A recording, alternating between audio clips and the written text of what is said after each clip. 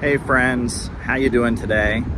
I'm letting you know, the Center for Political Innovation, we are about to do, on July 12th, the biggest event that we have ever done. It will be our national gathering in Chicago on July 12th. And it's going to be really, really special. We are talking with a number of important anti-imperialist voices, a lot of different communities. There's going to be musical performances, dance performances, there's going to be great speeches, and it's going to be a whole day gathering dedicated to anti-imperialism. I am committed, and CPI has always been committed to building an in real life network of people. And we carry out real operations. We were at the inauguration of Trump with our Trump and Kim banner saying only peace can make America great again. We were on the streets of Chicago at the Democratic National Convention with a book exposing what Kamala Harris and who she really is and what she's really about, and it was really, really important. We have 1,000 copies of our book about the Houthis that are being distributed with the poster of the convention on the back to people who would never go looking for this. We are putting door hanger flyers on doors of people, again, that would never go looking for this. We're not performing and trying to make ourselves feel good. We're actually trying to build a network of people that can be anti-imperialists in America. And it's not easy to do. It's very difficult in these times to build a real in-life organization. People have their issues. We live in a very strange time, but we have to do it. And we are committed to continuing this project. This video is basically me telling you we need your support. In order to pull off our convention that includes our 7-day program for our members around the country to come to Chicago, includes our huge convention on July 12th, where we're gonna fill up the Midwest Convention Center, in order to have an effective national planning meeting and gathering in Chicago the day after on July 13th. In order to do what we need to do, we need to fill up that auditorium and we need money. And there's really no way around that. We need you to donate to the Center for Political Innovation. We have set up a GoFundMe, and a lot of people have already contributed. We already raised a couple $1,000, but it's not enough.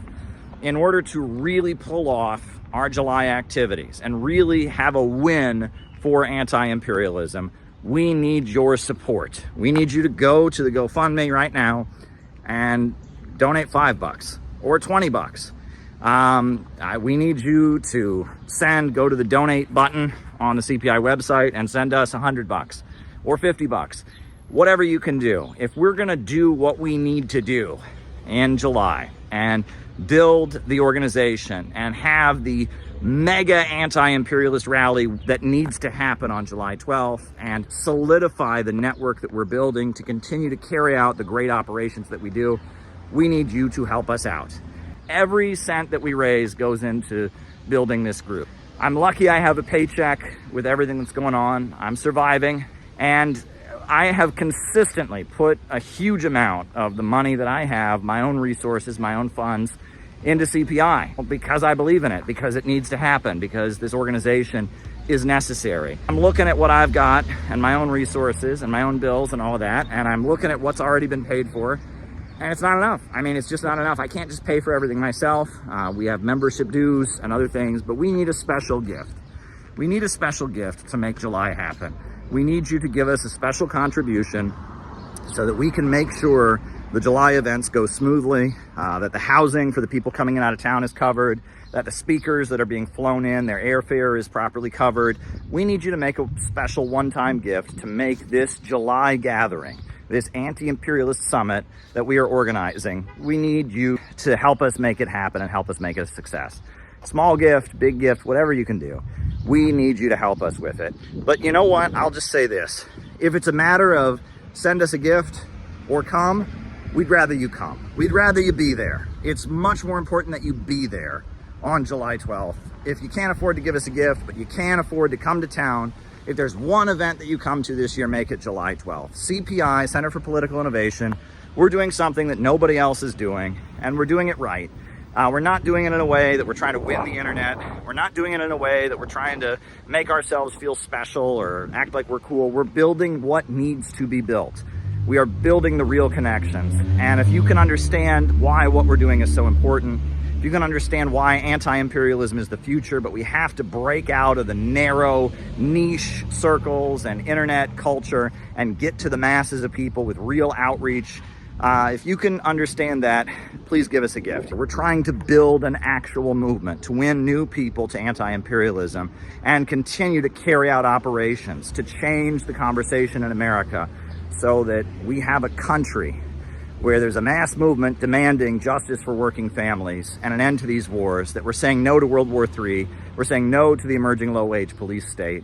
That's what we urgently need. So if you can help us in any way, send us a gift. If you can be there on July 12th, be there.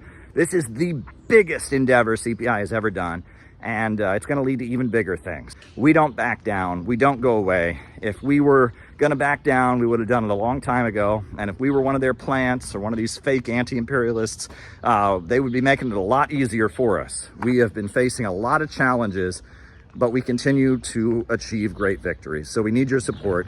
Please send us a contribution. Please be there on July 12th at the Midwest Convention Center in the Chicago area. It's right near the O'Hare Airport. It's going to be awesome. We need you there. Thank you.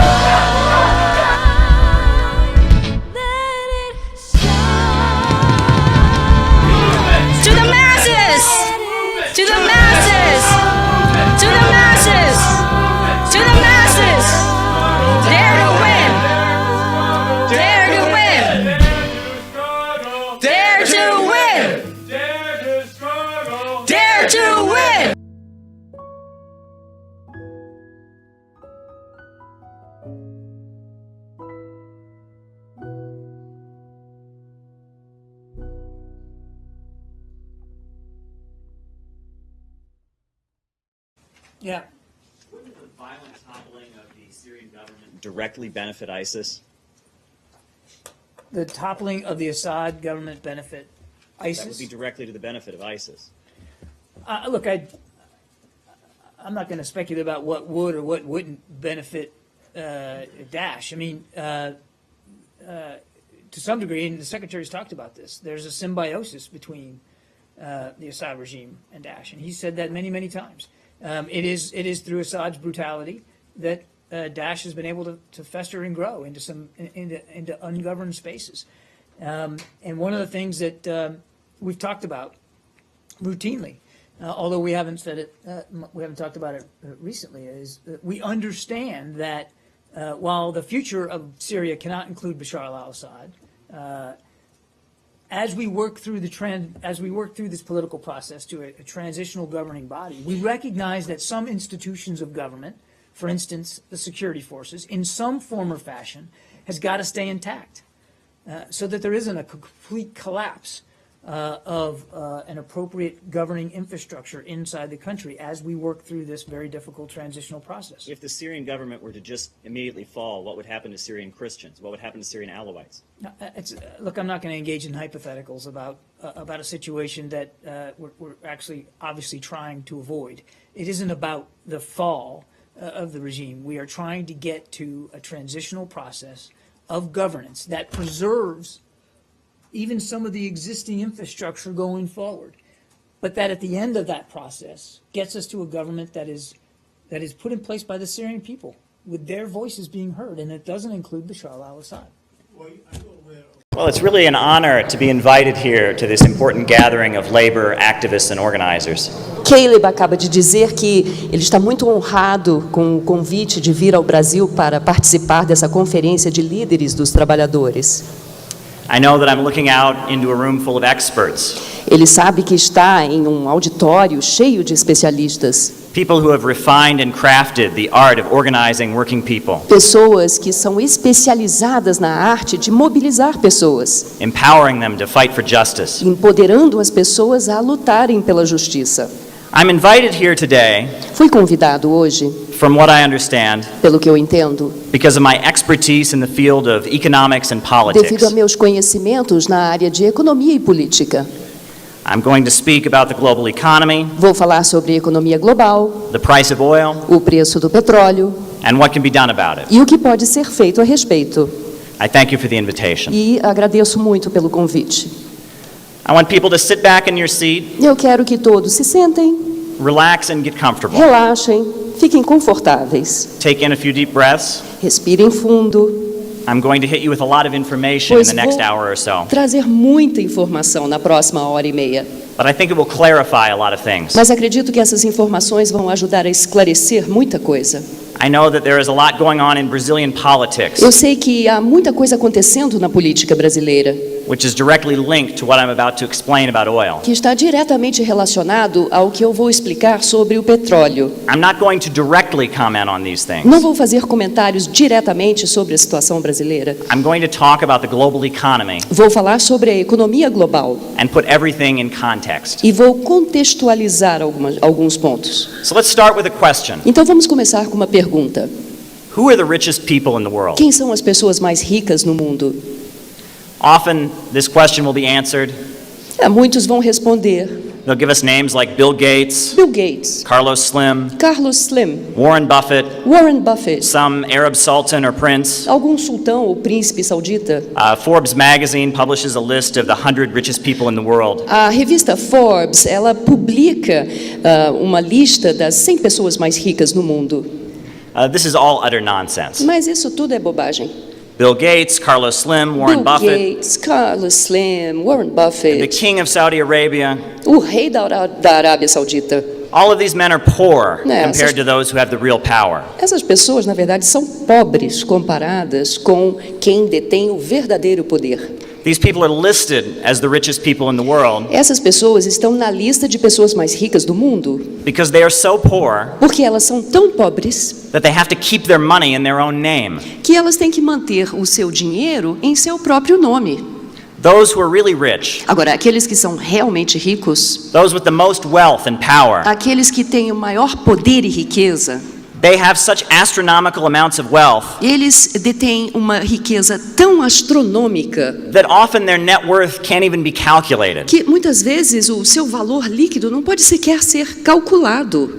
The richest people in the world, As pessoas mais ricas no mundo they can really be described with two words: podem ser descritas com duas palavras: oil bankers. banqueiros do petróleo.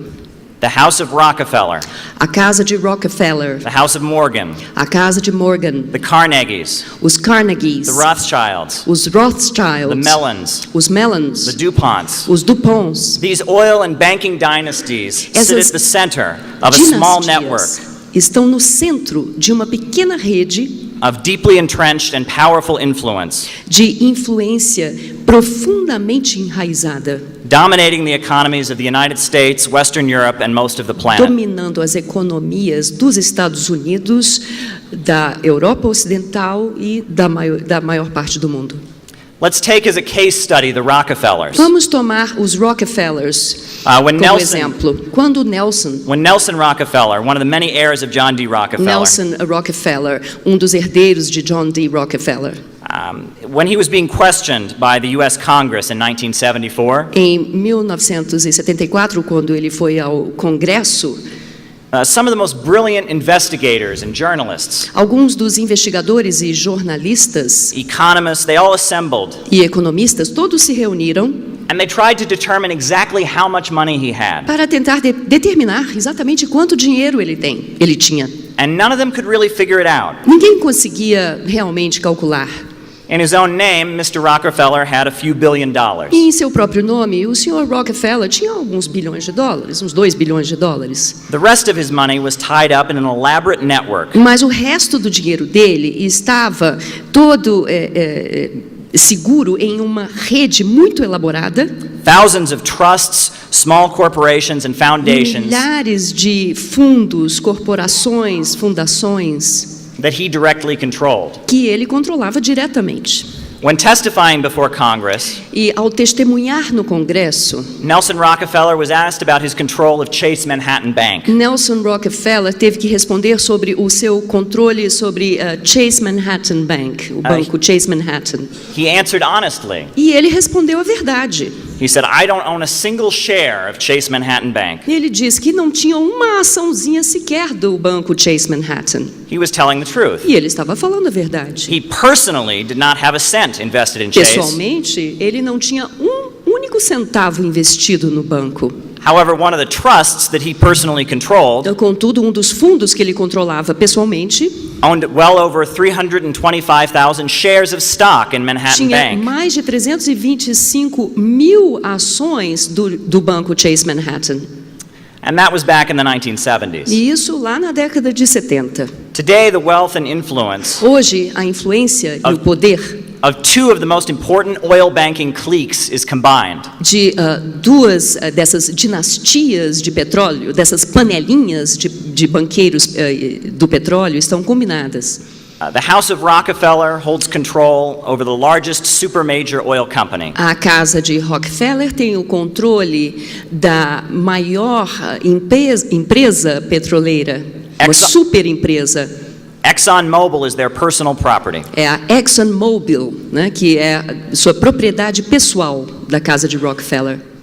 In addition, this powerful family jointly controls an entity Além disso, essa família tão poderosa, ela controla uma entidade called JP Morgan Chase chamada JP Morgan Chase. with the Morgans. Então ela controla juntamente com os Morgans, The Morgans are another powerful family in the United que States. são uma outra família muito poderosa nos Estados Unidos. They're the owners of General Electric, the E sixth largest são corporation os in the United States. proprietários da General Electric, a sexta maior empresa dos Estados Unidos. If you look at the billions of dollars in the hands of the Rockefellers and the Agora, Morgans, quando você olha os bilhões de dólares nas mãos dos Rockefeller e dos Morgans, as they exercise control over the biggest bank, eles exercem controle sobre o maior banco, the biggest oil corporation, a maior corporação de petróleo, the biggest electronics manufacturer, o maior fabricante de produtos eletrônicos. you can see that their money and their ownership has also bought them a large amount of power and influence. Vemos que o dinheiro deles e essas propriedades também vieram junto com muito poder e influência. There is no key aspect of the global economy Não há nenhum aspecto único, fundamental da economia global that the oil bankers haven't put their stamp on and tried very hard to influence. que os banqueiros do petróleo não tenham deixado sua marca e tentado influenciar. General Electric ranks 21st A General Electric, ela está entre as 21 among corporations that are contracted by the US maiores military. corporações contratadas pelas Forças Armadas Americanas. This entity, controlled by the Rockefellers and the Morgans, Essa entidade, que é controlada pelos Rockefellers e pelos Morgans, has over 6,600 contracts with the tem Pentagon. mais de 6.600 contratos com o Pentágono, They bring in $2 billion a year in US military projects alone. controlando mais de 2 bilhões por ano em termos de projetos militares nos Estados Unidos. You can bet that the US military brass is very concerned E a alta patente militar americana, naturalmente, about making sure that the Rockefellers and the Morgans are very happy about whatever decision they make. quer que os Rockefellers e os Morgans estejam, né, satisfeitos. So we just loaded up the banner and the PVC pipes, and we're headed up to Central Park. Let's see how this goes. Away, away, away, away, away, away. We have the banner out, and now we're getting the zip ties on. How's it going, guys? All right. All right. 1, 2, 3. Away, away. Beautiful. Nope, nope, nope, it's not gonna. Nope, it's not gonna hold.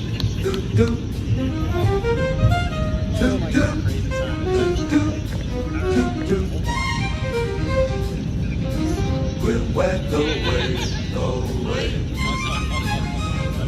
away, away, away. We're wet away, away, away. So now we want to cut some poles and cut the other pole in half. Away, away.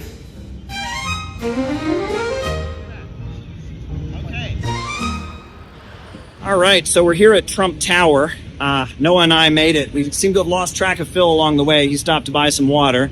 Hopefully he's with us soon, but mission is accomplished. We got the banner to Trump Tower. Only peace can make America great again. This is the man that we want Donald Trump to be. Here on this banner, you will see the greatest thing that Donald Trump did in his entire presidency. He went and became the first president to ever visit the Democratic People's Republic of Korea, North Korea. This is a country that's been technically at war with the United States since the 1950s. Donald Trump shaking hands with oligarchs told you we're our enemies. They told you these people are horrible. They told you these people are terrible, that they will never do anything good for us. There's a reason for that. It's called money. It's called power. They want to weaken you mentally. They want to capture your spirit, stomp you out, and tell you, why bother? Why get out of bed in the morning? Why do anything worthwhile? No. Understand, peace is possible, but you must give it a chance. Giving peace a chance is giving yourself a chance. We are here to say that only peace can make America great again. And that what Donald Trump did on North Korea, that was awesome. And we want that to continue. We want more peace negotiation. We want more trade. We want more diplomacy. The real America is not with the bankers, it's not the criminals on Wall Street. We don't control our government anymore. And our republic is being run by powerful forces that are very much unelected or subverting our democracy. Rebuild America. Rebuild our country instead of bombing countries around the world. We need Donald Trump to stand up to the military-industrial complex. We need Donald Trump to stand up to the war lobby. We want to put America first and not the criminals who are lining their pockets on Wall Street with American taxpayer money to go bomb children overseas. Believe the oligarchs at your own peril. Believe them and sleep under a bridge. Believe them and not have a job. Believe them and understand you'll never have health care. Believe them and see what you get. Let's believe in one another. Let's believe that peace is possible. It's going good. I mean, people have been reacting well. Small crowds will form when we have the bullhorn out, and then we'll take a break for a little bit and they'll disperse. Earlier, the Secret Service came by. I thought that was interesting. I think we're making an impact. Russia's not our enemy. China's not our enemy. North Korea is not our enemy. Our enemy is the war lobby. Our enemy is the military-industrial complex. And if we really love America, we should demand that they take all the money they spend on bombs and tanks and weapons and rebuild this country. Only peace will make America great again. We need to go back to this moment when Donald Trump, the President of the United States of America, went to a country that we have technically been at war with since 1952 and said, let's give peace a chance. We want Trump to be a peace candidate. Every poll says that the American people want peace. We're out here doing amazing work today, speaking out loud and proud about what we should be doing about making the world a better place. I'm really excited about it. Everyone has been amazing. Our message is getting through to people. I heard people actually talking as I walked by, saying give peace a chance. We need jobs and schools and healthcare and education in this country, not wars around the world, not death, destruction, and militarism. Only peace can make America great again. Why is it that people in North Carolina are left stranded while the National Guard is in the Middle East? America's working families have been left behind while our leaders focus on wars in other countries. America first means working families first. It means no more wars. It means offering a hand of friendship and cooperation to countries around the world. We are out here in front of Trump Tower today to say we deserve that and we do not want World War III. That's right. They want to weaken you mentally. They want to capture your spirit, stomp you out, and tell you, why bother? Why get out of bed in the morning? Why do anything worthwhile? No. Americans don't want their tax dollars to be dumped into a hole, funding wars around the world so that bankers on Wall Street can play a game of dominating the economies of the world, while Americans are starving in ditches all across this country, while there are homeless people sitting 3 blocks from the White House. In the richest country on the face of the earth, so-called, you have homeless people on every block, on every street, on every city. Why is that? Only peace can make America great again. Only peace can make America great again. Only peace can make America great again. If Donald Trump wants to get back in the White House, he's saying that he needs to do what the American people want him to do, and that is to make peace around the world. Let's stand up for each other. Let's believe in one another. Let's believe that peace is possible. Only peace can make America great again, and this is the man that you want Donald Trump to be. This brought tears to my eyes. I was so moved when this happened. To see the President of the United States and the President of North Korea shaking hands. This is what the new world could be. This is who we want Donald Trump to be. We want him to be a peace president. We want him to be a peace candidate in this election. I'm hungry. I'm really, really hungry. I mean, it was hard work walking it over here. It was like, what, like a 2-mile walk? Yeah. Felt like it. And it's the wind. It's like a big sail. Challenging but rewarding. Yeah. We actually had fun. We're the Center for Political Innovation, and we are out here saying only peace can make America great again. So, Caleb, if you're up for taking that first opening, and then we can kick it over to Adam, thanks again for being here, and the floor is all yours. Sure. Well, I'm a reporter, and in the last 4 or 5 years, I've been traveling all over this country. Red states, blue states, white communities, black communities. Everywhere I go in this country, I hear the same story. I hear people saying that the government is not working for average Americans. It's working for a small group of rich people.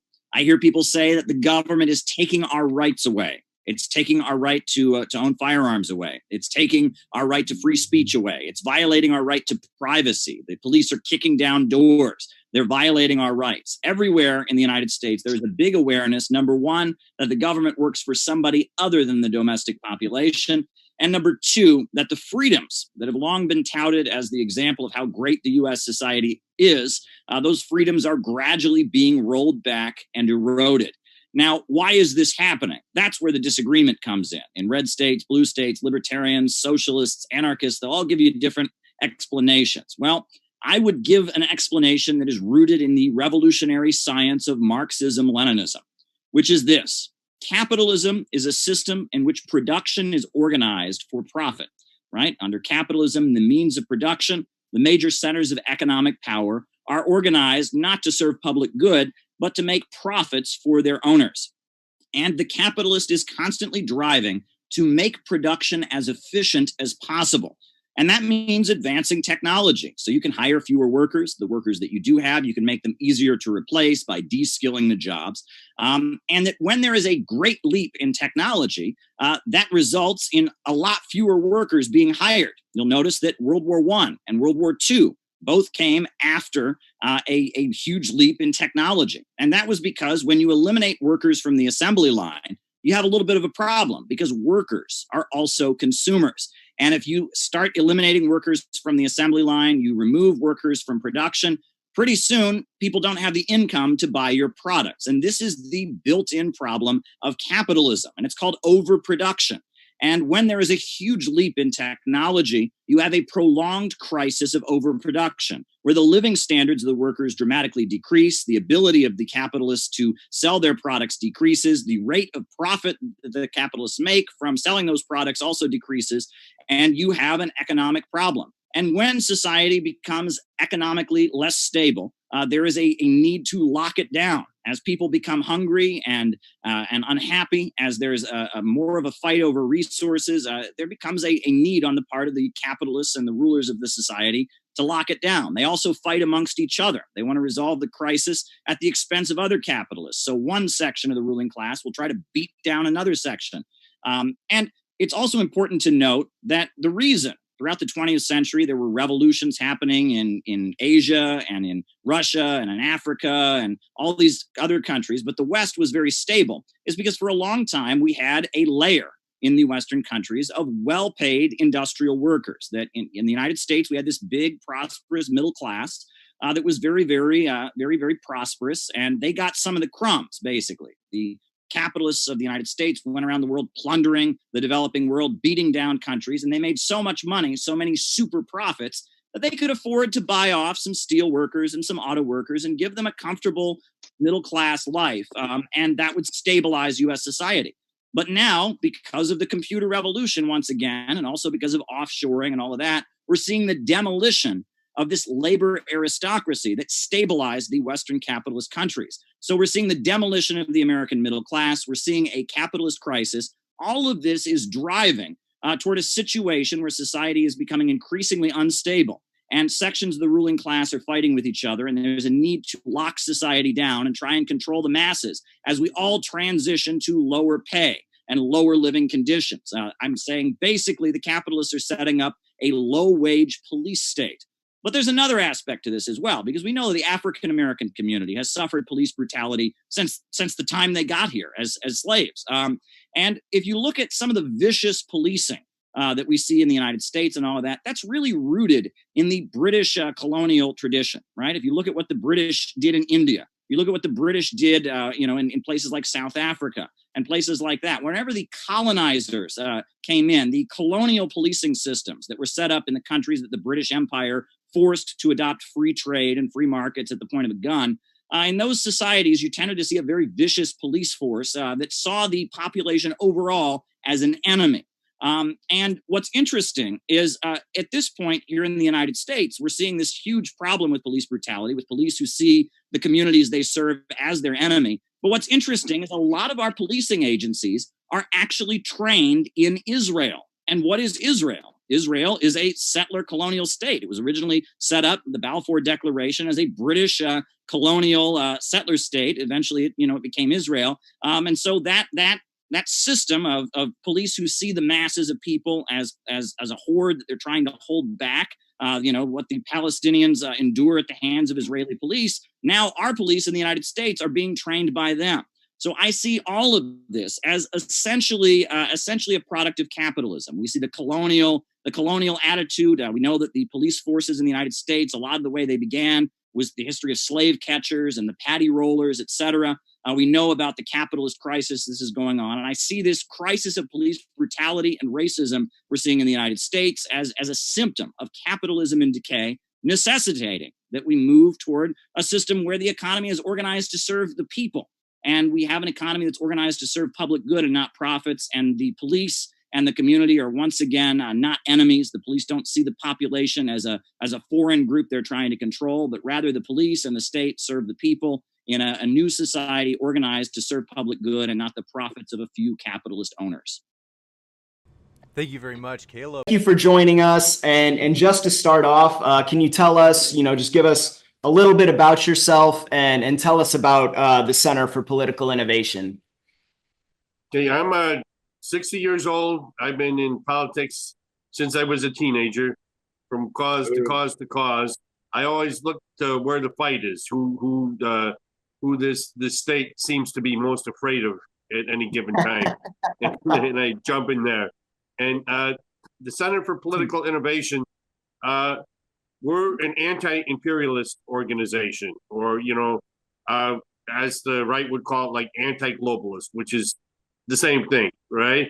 It's this how power is being concentrated in fewer and fewer hands, and they're keeping their system afloat by stealing it from other countries, right? They want to subjugate most of the world, and you either sign up or you're on their enemies list. And ironically enough, the people who refuse to sign up are the people who are prospering right now. This system of imperialism or colonialism here in the United States, it's falling apart. Our life expectancy is going down, right? Our infrastructure is crumbling. Whereas China, they lifted 1 billion people out of poverty in just 20 years. And that's the most amazing fate.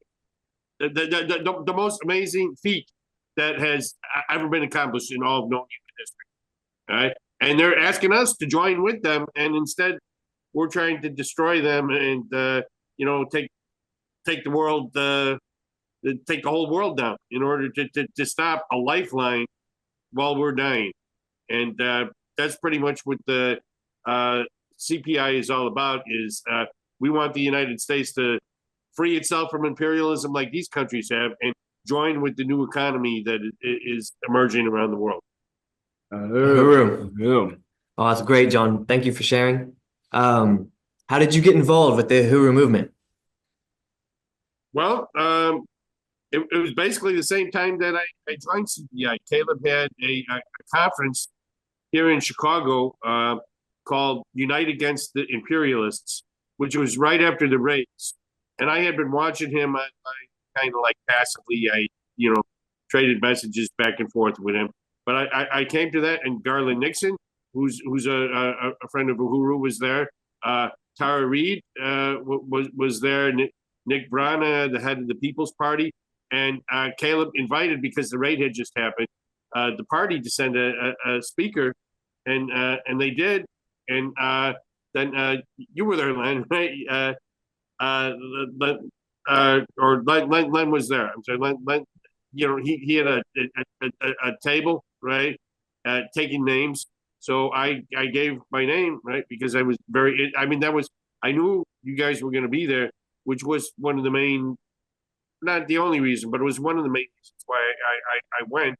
And then a few months later, did a USM convention, right, in St. Louis, which is not that far from Chicago. So I decided to go, and I would go no matter what, to find out what the fight was about. And as it so happened, I had the honor of becoming like a liaison between CPI and Uhuru, which I love that, because the state is trying to destroy both organizations, and we're stronger in solidarity than we are alone. Absolutely, Uhuru, and I want to talk about what you said earlier, like always looking for, the organization that, who's being attacked by the United States right now. It's, most of the time they've got something worth looking into, like look into, like, so, that's a good political North Star. Figure out, what those organizations are talking about. So CPI has stood with the Uhuru 3 since that state attack, right out of the gate. Why, and you kind of touched on this actually just now, but why is it important for other political organizations to stand in solidarity with the Uhuru 3 and CPI? Oh, okay, well, it's always the right thing to do to defend somebody when they're under attack, especially if it's a colonized or oppressed group. But the thing about this case, what makes it even more important, is usually they come up with some kind of crime to frame you up for, right? Yeah. But here, the whole crime is speech. Yeah. And not just speech, but particularly, the most important thing is like whether or not we're going to have a thermonuclear war. You got like a fake democracy, like a tabloid democracy in this country. Everybody can have an opinion. Should Biden have pardoned his son? Or, how many bathrooms should we have in a building, right? But Joe Biden right now, right, lame duck Joe Biden, right, who lost the election in a large part because this war with Ukraine is so unpopular, right?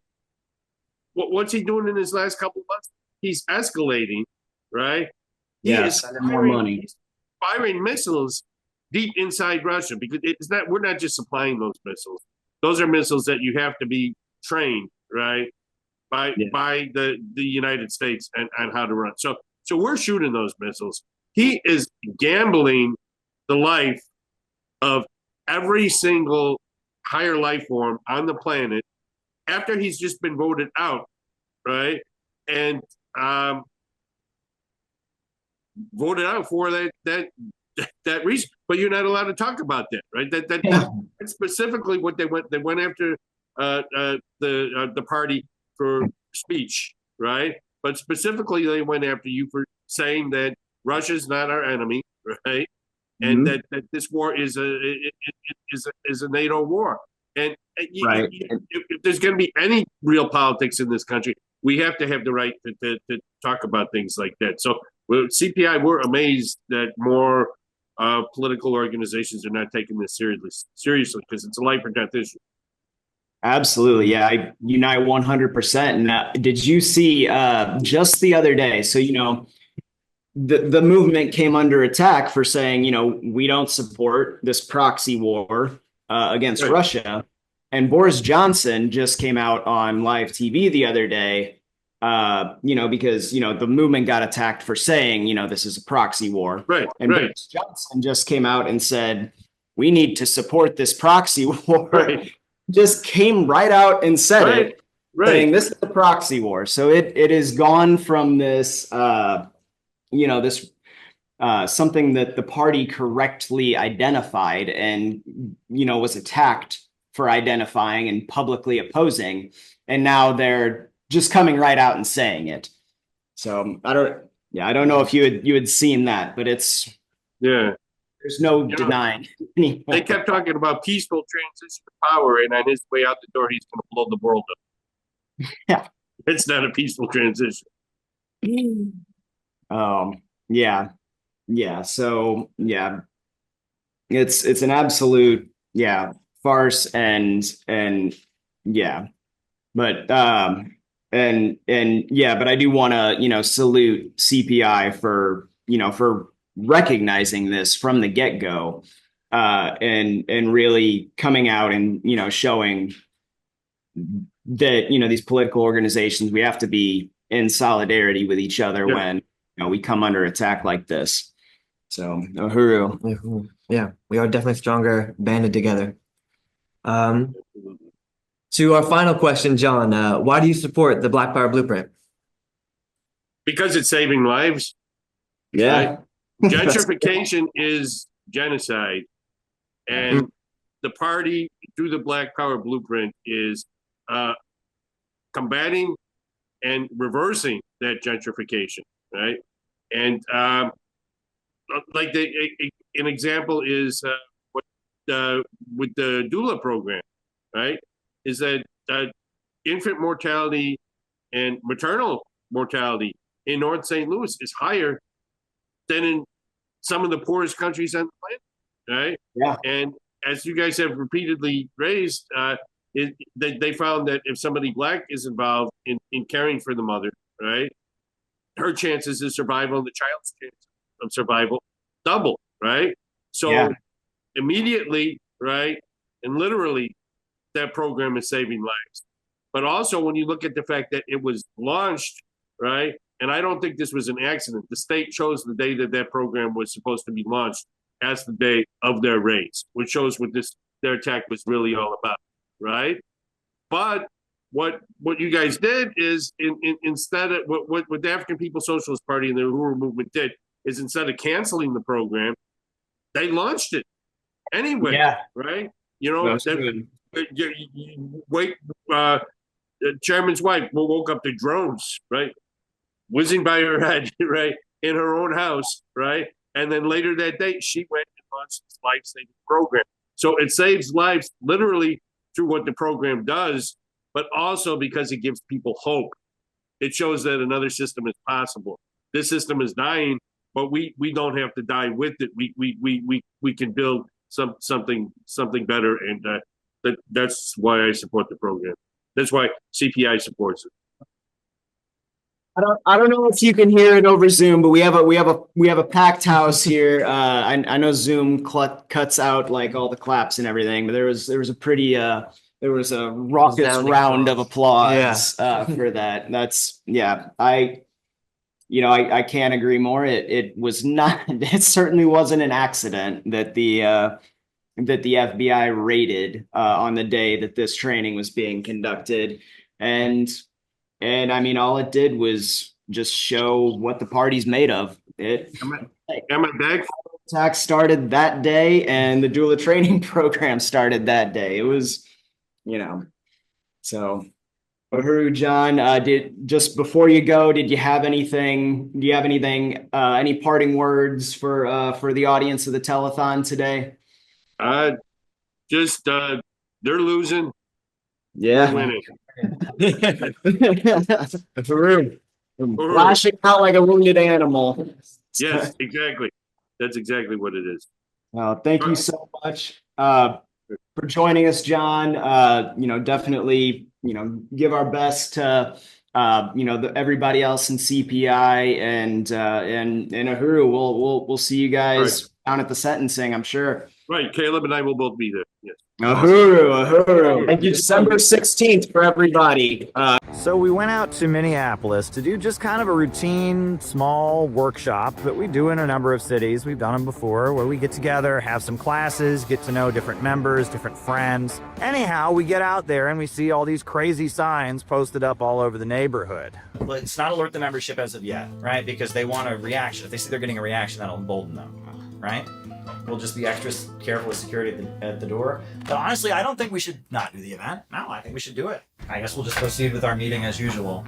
Okay, so the first thing is that the break time is the most important, right? The break time when we're actually talking to people is the most important time, right? Actually, when I'm speaking and all of that, it's not that important. What's important is when we're talking with the people. On Saturday morning, our main concern was the lack of heat. The Airbnb had not turned the heat on, and it was record low temperatures. It was a very, very cold night, so we're inside the house, and we're figuring we can't really start the workshop until the heat comes on. So then we see them outside. Burger King! Burger King! Burger King! Burger King! Burger King! It is 8:30 in the morning. And it's like 20 below zero. We're gonna wake up the whole neighborhood. Yeah. Everyone's in the neighborhood's gonna hate them. The house across the street looks abandoned or dilapidated. I don't think they're worried about fascism. They're worried about putting food on the table. We're worried about getting the heat turned on. Yes, It's a little cold here. The heat hasn't been turned on in our Airbnb. And these guys start preemptively gloating that nobody is showing up. No, we expected to be like turning the attendees away. This is amazing. It seems like no one is coming. Wow. Not knowing that we literally don't have heat, and we're not gonna start the thing without heat. It was actually like a solid hour after they left before we got the heat, and then we had people start coming. Well, actually, I take that back. There was one gentleman they did get to try to intimidate out of attending, a disabled gentleman, which, you know, that's cool. They shouted at him, "Don't go in there, they'll rape you." He attended, though. He was not scared of them. Hello, Gabby. I've seen you. I've seen you on the Can we see video. what they gave you? Hello. Can we see what they gave you? Morning, this is a cult. Press TV. Oh, wow, it's Dugan. Press TV. Oh, man, Linda LaRouche, and your name's on here, too. Really? Yeah. What? Famous. Right? You're a failed political candidate and dedicated follower of Caleb Maupin's. You know, we're inside and like laughing about it. The whole thing just looked completely insane. At 8:30 in the morning, in record cold temperatures, you have 15 kids out there wearing COVID masks with signs about spanking and fascism and cults. I mean, the whole thing just had to look completely insane. What are they saying? Robin runs the CPI. He's a weird little guy. One of the chants that they had, which I absolutely loved, was Caleb owns CPI. He's a weird little guy. Caleb owns the CPI. He's a weird little guy. They're calling you weird, dancing around with signs that no one understands. Now, I thought that was very funny. And by the way, don't you find some of their stuff to just be plain weird? At one point, Peter Coffin walked out among the protesters. I immediately thought of the scene in The Wizard of Oz where Dorothy wakes up and she's walking among the munchkins. Come out, wherever you are. Because they were all like really short in comparison to him. And it made me think that the guy on the bullhorn or one of the people that had thought of that chant, they must have been called a weird little guy at some point in their life. You're so out of touch. You think CPUSA would be a viable force to put together a picket like this? It's amazing. They were on the bullhorn talking about communist inside baseball. Colt, I mean, you started in the RCP, so it's used to Colt. Gospels are a joke even to trots. No, we're trying to show you we care enough to tell you guys what's going on here. We want you guys to get out of the cult. We're trying to show you we care enough. No, we're trying to show you we care enough to tell you guys what's going on here. We want you guys to get out of the cult. We are gonna have some fun with them, but we don't want to be too mean to them.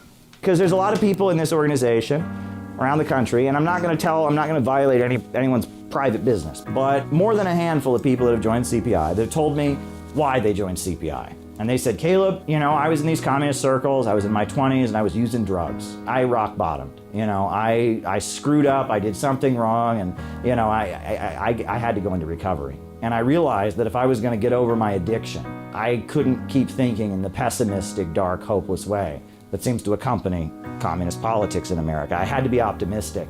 And I suddenly started hearing you, and you were the only communist I could stand to listen to anymore. You were the only one that was putting out a hopeful, optimistic message that wasn't tearing people down, that wasn't preaching resentment. I believe there were people out there that are in that same category. Do you know what I honestly believe deep in my soul? I believe that there were people out there today that will eventually join CPI.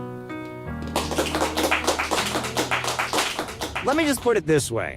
You can never say that the Center for Political Innovation, or myself, or Peter, you can never say that we're irrelevant. The fact that we had a small meetup was so important to some people. They woke up on Saturday morning, went out in freezing cold temperatures, and made a huge ruckus to tell everyone just how upset they were about the fact that we exist and we continue to do our work. You know, we were ready to defend ourselves, but they weren't a threat to us at all. They were kind of embarrassing, and they were kind of clowns. And I'm embarrassed for whatever organization let this happen, was involved in making it happen. And I'm also embarrassed for the people that did this protest, because you were out there making fools out of yourselves while we were inside talking about the serious issues and how to change the future of our country, how to fight against imperialism, globalism, how to fight for working families.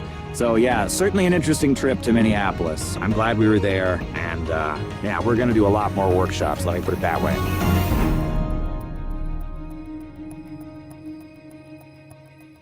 Now, at the time the Vietnam War was happening, Dr. Martin Luther King Jr., this is the holiday in his memory, Dr. Martin Luther King Jr., he came out against it in 1967. And he was condemned by the NAACP for coming out against it. They told him not to come out against it. It was hurting the civil rights movement. He should just focus on civil rights. Estimated that we spend $322,000 for each enemy we kill in Vietnam, while we spend in the so-called war on poverty in America only about $53 for each person classified as poor. The promises of the Great Society have been shot down on the battlefield of Vietnam, making the poor, white and Negro, bear the heaviest burdens both at the front and at home.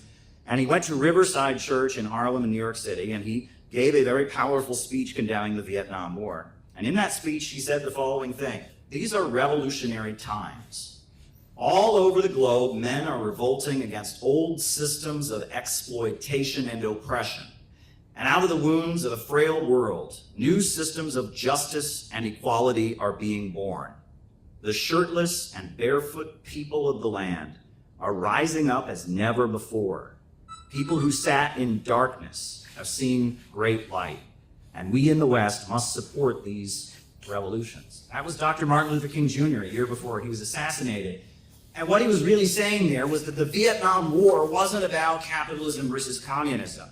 It was about Vietnam, which is a deeply impoverished country historically, fighting in order to industrialize, fighting to take control of its country and build itself up. That they were under the domination of the French, they were under the domination of American and British corporations, and they wanted economic independence so they could build themselves up. That was really what the issue was. And Noah and I, we got to attend the World Youth Festival in Sochi, Russia. And we actually got to meet people from Vietnam, representatives of the mass youth organizations of Vietnam. And right now, Vietnam is experiencing what the World Business Forum has called an economic miracle. They have given their country a high-tech upgrade, internet access all across the country. They have provided education on massive scale. Since the end of the Vietnam War, they've seen their life expectancy go up by 17 years, and it just continues rising. The Vietnamese government has proceeded to raise people up from poverty. And it's not just Vietnam. I mean, you go to another part of the world, part of the reason we're pushing this bridge is because there is an economic expansion happening very, very rapidly. The rise of the BRICS countries. There's whole sections of the globe that we were taught about in school that they just kind of glossed over. It was like they weren't even important. Big sections, big land masses in Russian Far East, Mongolia, Central Asia, all these places that they just didn't used to matter. They're becoming electrified. And there's railway going through them. And there's people rising up from poverty and getting running water and electricity and modern technology. And what is happening in the Far East is very, very exciting. Meanwhile, here in the West, our economy is getting worse and worse and worse. I tell people that they're unpaving roads in the United States while they're paving roads in the most rural, isolated parts of China. They're literally unpaving the roads here in the United States. 27 different states have situations where local municipalities can't afford to maintain paved roads. They pull up the asphalt. We saw the Francis Scott Key Bridge that collapsed. Remember that? That was in this part of the country. More recently, we saw the wildfires raging in Los Angeles. And then we found out part of the reason that the wildfires got so bad is because the local Democratic Party, Samantha Power and Joe Biden and Kamala Harris sent a bunch of the fire protection equipment to Ukraine. And that, and so rather than having it there to provide and protect people, the fires were raging because they didn't have the proper equipment. Absolutely outrageous. And it seems that our leaders in the United States are not loyal to the United States. They're loyal to an international financial system. They're loyal to defending this British Empire, globalist, imperialist way of doing things. They're loyal to Atlanticism and the international financial system that concentrates wealth in great cities like Wall Street, New York, like the London Stock Exchange. And not only does it suck the life out of the countries under its domination, but it's sucking the life out of the heartland of America. I want to begin by saying I'm deeply honored to be part of this panel, part of this conference as a non-Muslim. And that points to the question that I get asked so often. People ask me, they say, Caleb, you know, you're an American guy from Ohio. You're a Christian, you're a leftist, you're a socialist. Why do you talk so much about the situation in the Middle East, the plight of Shia Muslims, about Iran? Why do you talk about this so much? And I've had to think about how I answer that question. And the answer that I've come up with is something like this. I tell the people who ask me this, I say, I want you to imagine that here in the United States of America, there was some kind of priest or preacher. And he was going around the United States and saying that he believed in not capitalism, but Christianity. And that he said that he was for the oppressed. And that his movement believed that all people were equal in the eyes of God. And that no racism could be tolerated. That no discrimination of any kind could be tolerated. And that his mass movement lifted up the most downtrodden people. And then he called for a war of poverty against wealth and mobilizing the poor for justice. And millions of people followed this movement and made great sacrifices. And that organizations were built called the Mobilization of the Oppressed that began building hospitals and schools and providing basic services to people. And I say to them, if such a movement was taking place in the United States, if you call yourself a progressive, if you call yourself a socialist, if you call yourself someone who is concerned about social justice, you would have to have something to do with that movement, right? You might disagree with it on one point or another, but you would have to relate to it in some way. And I tell people that's what Imam Khomeini was in Iran, and that's what Sheikh Ibrahim Zakzaki is in Nigeria. Amir al-Amir, the sheikh who was brutally killed by the Saudis, that's what he was doing as well. And that if you call yourself a progressive, you can't put up a barrier and say, well, these people have a different religion than me, I can't associate with them. Or these people, they think this way, or they disagree with me about this issue, I can't associate with them. That's not what progressive people should be doing. And I want to say that it seems like something that you can learn very easily when you look throughout history.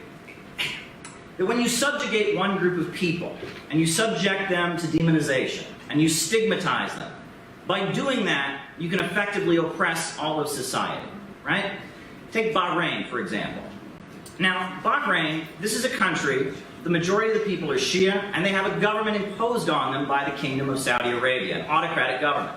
And there are all kinds of people in Bahrain who want democracy. and freedom, and the right to associate with who they want to associate with, and the right to say what they want to say. There's all kinds of people who do that in Bahrain. But the way that the Western media and the way the regime there has been able to suppress the people in Bahrain who don't want to be oppressed any longer is to say, oh, this is Sunni versus Shia. This is an ethnic conflict. Don't pay any attention to it. This is something you can't understand. And you look at, Nigeria. This is a country that has been colonized. It's one of the richest countries on the African continent. At this point, it's actually the top oil exporting country on the African continent. But the people there are deeply impoverished. The life expectancy is very low. The rate of literacy is very low. Child labor goes on there at very high rates. You can look at some of the pictures of the Niger Delta region. This is the richest, most oil-rich region in all of Africa. And you can see beaches that are black with oil and children playing on these oil beaches with nothing. I mean, the poverty that people are living in. Such a wealthy country, but so impoverished by the rule of Western bankers and corporations. And how have the imperialists been able to keep the country so poor? By playing the Christians against the Muslims, right? By fomenting ethnic and religious divisions to keep the country impoverished. And yet you have Sheikh Ibrahim Zakzaki, a Muslim, who was trying to bring together these two communities and create dialogue and was doing everything he could to move the Muslim community away from the terrorists like Boko Haram and to have dialogue with Christians and to try and bring people together. And now you have the military dragging him away, attacking Zaria, attacking the Shia community, the Islamic movement of Nigeria. Or you can take the situation in Yemen. The way U.S. media talks about Yemen, they say, well, this is a war that you can't understand. That's their message to average Americans. This is too complicated. You can't understand it. And there are these people called the Houthis, and they're somehow involved with Iran, and it's just a big mess, and just look the other way. And in reality, if you look at the situation in Yemen, it's not just the Ansar Allah organization. It's the entire country. There is the southern movement of people in the south of Yemen that want to bring back the Democratic People's Republic of Yemen. There is the followers of the former President Saleh, nationalists. But all of them don't want Yemen to continue to be a colony of Saudi Arabia. But by whipping up this stigma and saying that this is simply a Sunni-Shia conflict, that this is simply the Shia versus the Saudis, and it's a way of marginalizing and obscuring the truth about what's actually taking place. And probably the most insulting way that this narrative is put forward is that they try to present these conflicts that are taking place, like the people in Bahrain struggling for democracy, like the people of Yemen trying to control their own country.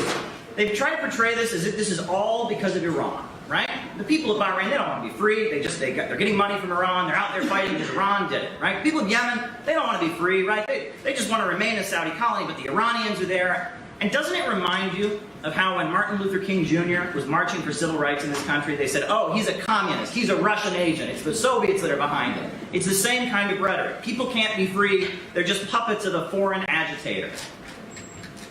And I went on a ship, as was mentioned in my introduction. I went on the Iran Shahid ship with the Red Crescent Society of Iran. I got on that ship, and it was a life-changing experience. I was on that ship for 13 days, and when you're on a ship, in the middle of the Gulf of Aden, for 13 days, and there's very few people on that ship who speak any English, and you're like me, a product of our great American educational system, and you don't speak any foreign language except English,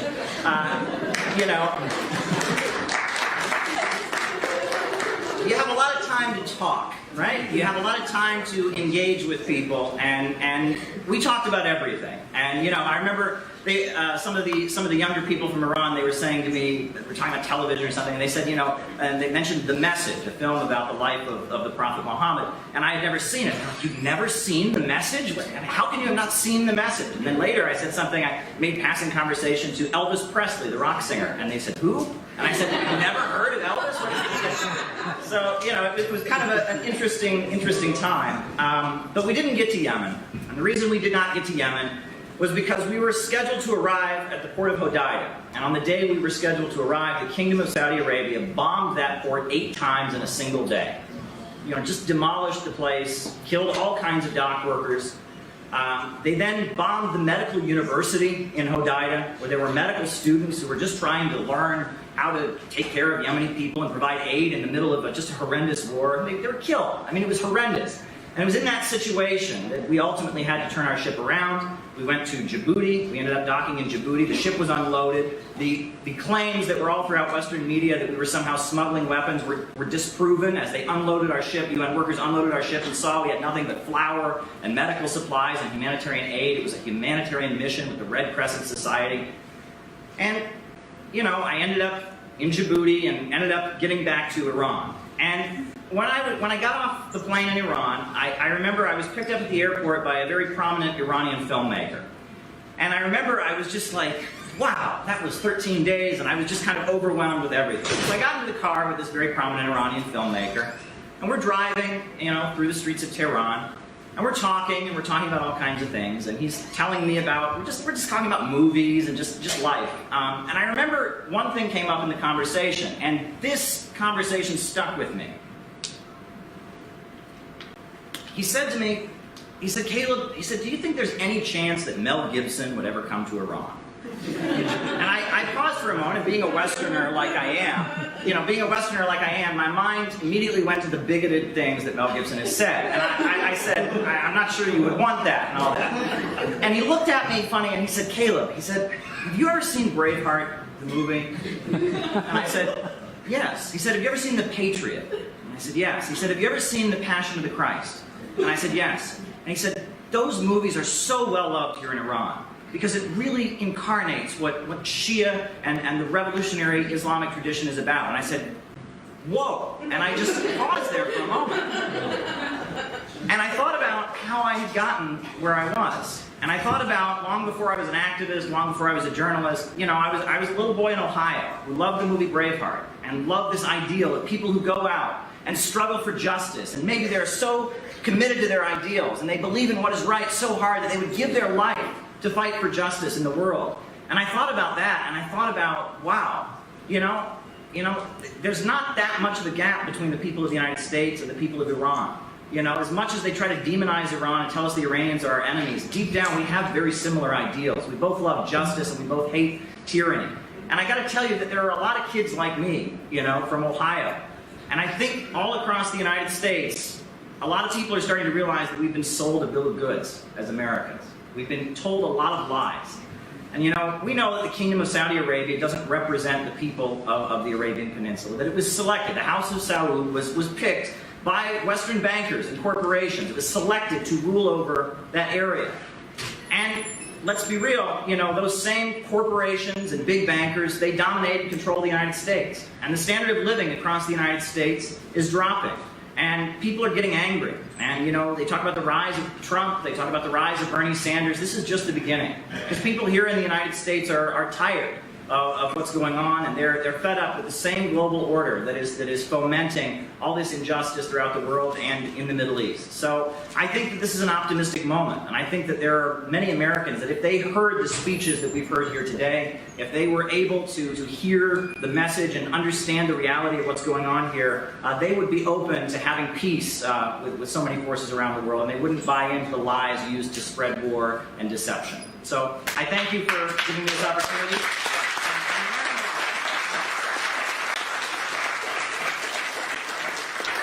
Let's start the Q&A with Caleb, if I could get you to answer this question. Let's start with the country that doesn't get reported at all, Nigeria. We are told this is another place which is where there's a... The Occupy Wall Street movement from its early planning stages and has been involved in many struggles for social justice. He is an outspoken advocate of international friendship and cooperation, as well as a 21st century socialism. Please welcome Caleb Mupp, and thanks for being here, Caleb. Sure. Now I want to talk about your book here. Here's your book, BreadTube Serves Imperialism. Explain. Now, I don't know most of the people in this book. I thought I was going to know everybody. I don't know any of them. So tell people what BreadTube is, and then tell people how they serve imperialism. Well, you know, I got kind of sucked in. I was asked to debate somebody, and so somebody wanted to debate me about socialism. So I debated this character, Destiny Stephen Bennell, and we had quite an interesting debate about socialism, and it was very odd. And so then from there, I was sucked into this internet subculture, this internet universe that presents itself as left-wing, that presents itself as socialist or Marxist or anarchist, but is really just a way to rile up young people who associate with progressive causes, anti-racism, workers' rights, and get them supporting the U.S. political establishment against the right wing. And so the more I kind of observed this internet subculture, these people are getting hundreds of thousands, millions of views. They're being promoted by the New Yorker magazine, and they're speaking in the name of Marxism and socialism and leftism. But the essence of what they say is that the United States and U.S. imperialism, they are the good guys against, these authoritarian regimes around the world. They're spreading freedom. They say that socialism is just an employee stock ownership program. They don't question the rule of profits. They just want to kind of experiment with worker cooperatives, basically. And it's pretty clear that they are getting propped up by one wing of the establishment. Now, in the book, I go into the evidence of that. But then we have further evidence of that thanks to the work of Max Blumenthal and the Gray Zone. We now know that one of these voices, Abigail Thorne, was directly being subsidized by the British government, by foundations tied to USAID and to the British royal family and such. So, what I said in the book based on estimates, right, based on some of the people in the background advising them that I heard about and other things, has now been pretty well confirmed. These folks are basically some kind of psyop to get young people that have socialistic or anti-imperialist instincts and get them to serve the empire. So you're saying there's evidence to back this up, that there are YouTubers in the political lefty space, and a lot of them. You're saying a lot, not just, but a lot of them, and they're called BreadTube, and you're saying that those people are somehow being co-opted by the intelligence communities to push an agenda? Sure. I mean, I received quite a bit of information about who was advising them. There's an individual who's tied to military psychiatrists who appeared on CNN calling for mass deprogramming of the country after January 6th. And there are other things that point to some kind of covert support, the mainstream media highlighting some of these people and celebrating them. And then their foreign policy stances could come directly from CNN.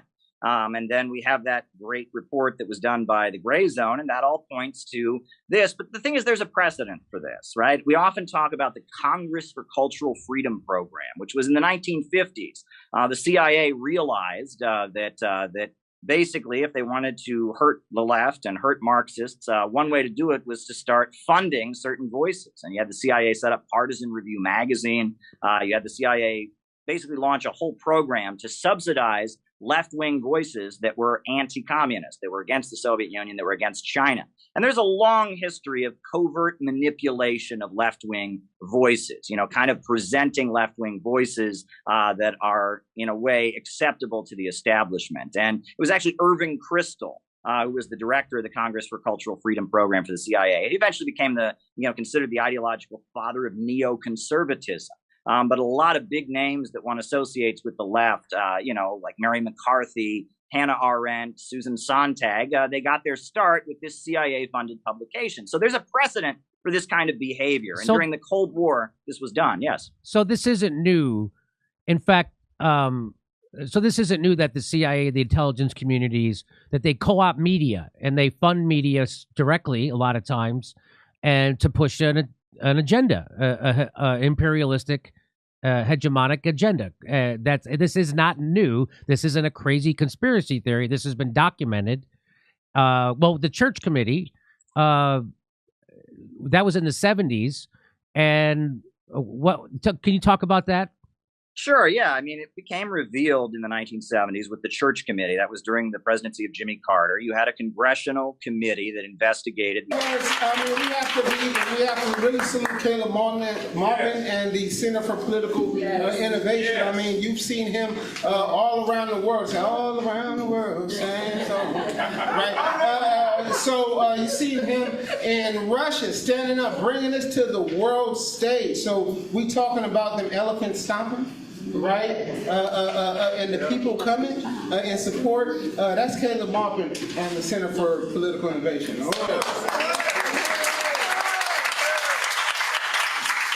humbling to be in this room with so many lifelong fighters against imperialism. It's really an honor to be here. And I'll be brief, but I just want to say this. I'm an Irish American. I'm a Protestant Christian, but on my finger you will find an Islamic Akek ring. The reason that I wear that is because when I visited the Islamic Republic of Iran in 2015, I learned the origin of this, and that apparently the temple at Mecca, before it was conquered by Islam, was full of idols. And so the Prophet Muhammad, his followers smashed the idols. And he wore a piece of one of the idols on his finger to commemorate the victory of the one true God over falsity and idolatry. And when I heard that story, I was forced to think of what I read in the work of Thomas Carlyle, the Scottish philosopher. Yep.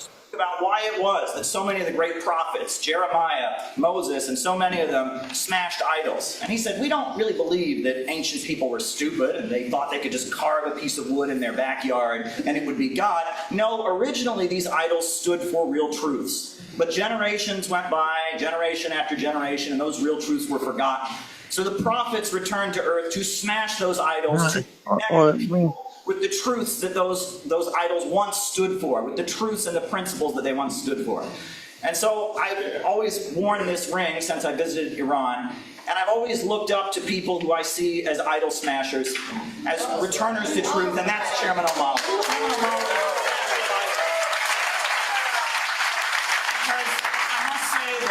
the Democrat Party is an idol. The white left is an idol. And I am high time ready to celebrate and stand up for those who smash the idols that hold us back in the struggle to defeat colonialism. It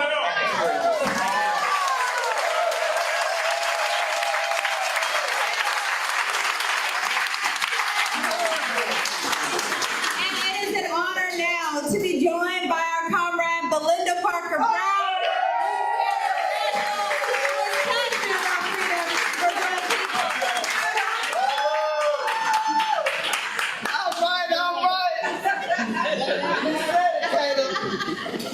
Wow, it feels good up in here. And this is the anniversary. I mean, we're hitting the anniversary of the fall of the Soviet Union. So this is a really important time to talk about what all of this means, because, the role that U.S. communists and U.S. leftists played at the time of the fall of the Soviet Union, the way politics in Russia kind of played out in the early 90s is really important to understand. This term red-brown alliance that we hear being so widely used, it goes back to this time. This term Nazbol, National Bolshevik, it goes back to this time as well.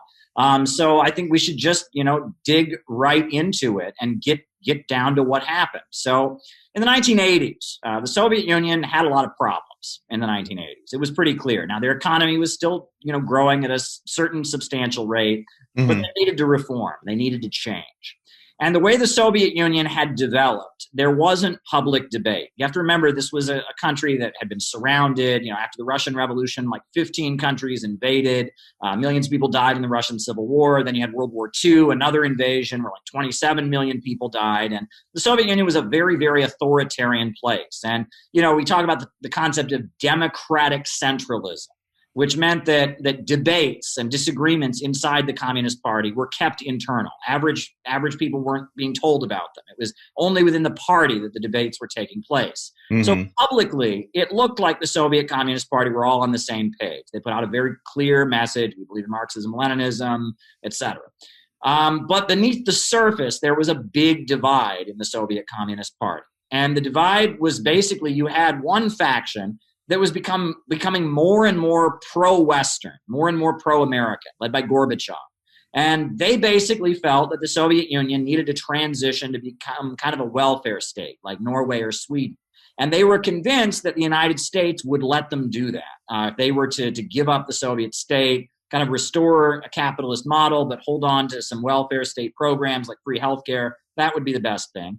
And then there was another wing that was increasingly critical of the United States, felt the United States was their enemy, but they were framing things up not in a Marxist way, but in a more traditionalist and conservative way. The Russian Orthodox Church was brought back. It was actually during the Second World War. Stalin re-legalized the Russian Orthodox Church, and there started to be more of a conservative Russian Orthodox narrative among what you can call the hardliners. And American media and American intelligence picked up on this immediately. And if you read the U.S. media during that time, the New York Times, they would talk about the reformers like Gorbachev and the hardliners like Brezhnev or Andropov. That's how I remember learning about this in like school. Yeah, I mean, if you look at it, there was an article that was talking about an argument between these two and used that exact same framing. I can't remember what the article was at the moment. It was a month or two ago. But Gorbachev was like the good guy. Yeah, Gorbachev was the good guy, and the hardliners, as you have pointed out, Caleb, were the bad guy.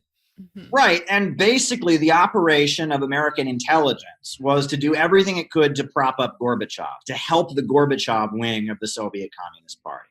One great example of that is 1988. There was a TV special on American television and on Soviet television. It was called Free to Be a Family. And it was a joint broadcast in English and Russian with the Muppets. It was a show for children promoting single motherhood, because at the time there was a rise in single motherhood in the Soviet Union. And the more conservative hardliner wing was saying, no, we need to preserve the Soviet family. We need strong families to have a strong country. Whereas the more Western-oriented Gorbachev wing was saying, well, no, we need to be more modern. This is women gaining more freedom, etc. So the U.S., I mean, not the U.S. government, but ABC, a major TV network, and a whole lot of, U.S. TV stars, Robin Williams, Bon Jovi, the Muppets, others did this whole broadcast. It was basically a way to promote the Gorbachev wing of the Soviet Communist Party, which was basically favoring dismantling the Soviet Union and kind of reaching an alliance or an agreement with the United States in order to do so. This was a method of covertly propping them up. Yeah, this was one of the things that I wanted to really make an explicit comparison with BreadTube with that broadcast, because that broadcast, I mean, I don't think that it's good to have an economic coercion that forces a specific mode of family a la Ingalls, but it comes as kind of the sugar that makes the medicine go down in terms of the Western agenda here, because it props up the wing of the Communist Party, which is overall basically trying to dismantle all of the various gains that the Soviet Union had made over the previous regime. Right. And it came with this idea that the United States was a paradise. And I mean, I've talked to many people who went over to the Soviet Union in their final years, and there was widespread belief in the Soviet Union that the USA was just this land of milk and honey where everyone was happy. And if you tried to talk to people about, racism in the United States, poverty in the United States, police brutality, people would roll their eyes and say, oh, yeah, that's just propaganda from the government. There was a lot of confusion. Well, there are no cats in America. What? Do you remember the American Tail, the Fievel movie?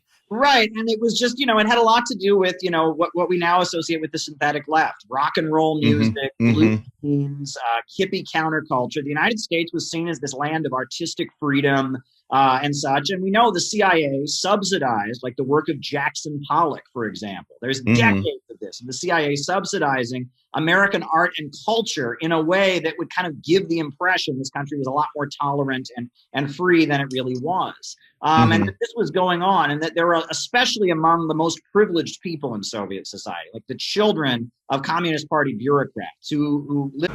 Russia is not our enemy.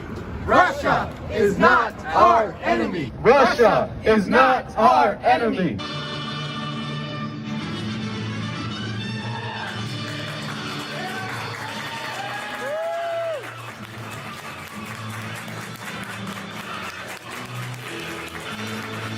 The energy revenue to rebuild the industries of Russia, and he made Russia once again a strong economy. And that is why U.S. media demonizes Russia. That is why the U.S. government toppled the government of Ukraine in 2014 with the Euro-Maiden coup and installed a fanatically anti-Russian regime in Kiev. I saw a CNN reporter claim that Ukraine was a peaceful country until now. Well, this is the monument in Donbass to all the children who have died of the shelling and the bombing being carried out by the U.S.-backed regime in Kiev. 14,000 plus people dead, children who have died. It hasn't been a peaceful country. The people of Donbass have been subject to 8 years of bombing, 8 years of shelling, 8 years of a food blockade, and Russia is now moving in to protect them and bring an end to this. The Wall Street money sharks hate Russia. They hate China, Cuba, Venezuela, Iran, and many other countries because they have governments that stand up to the international bankers and their monopolistic corporations. And it's not a good situation. People are dying and it needs to end. And we need there to be a negotiation. We want there to be peace in Ukraine, and that means that our leaders sit down and negotiate. It doesn't mean that Boris Johnson gets on the phone and wrecks a peace deal just because he wants people to keep dying. Global food crisis spawned by a war. That's right. Russia is not our enemy. Russia is not our enemy. Russia is not our enemy.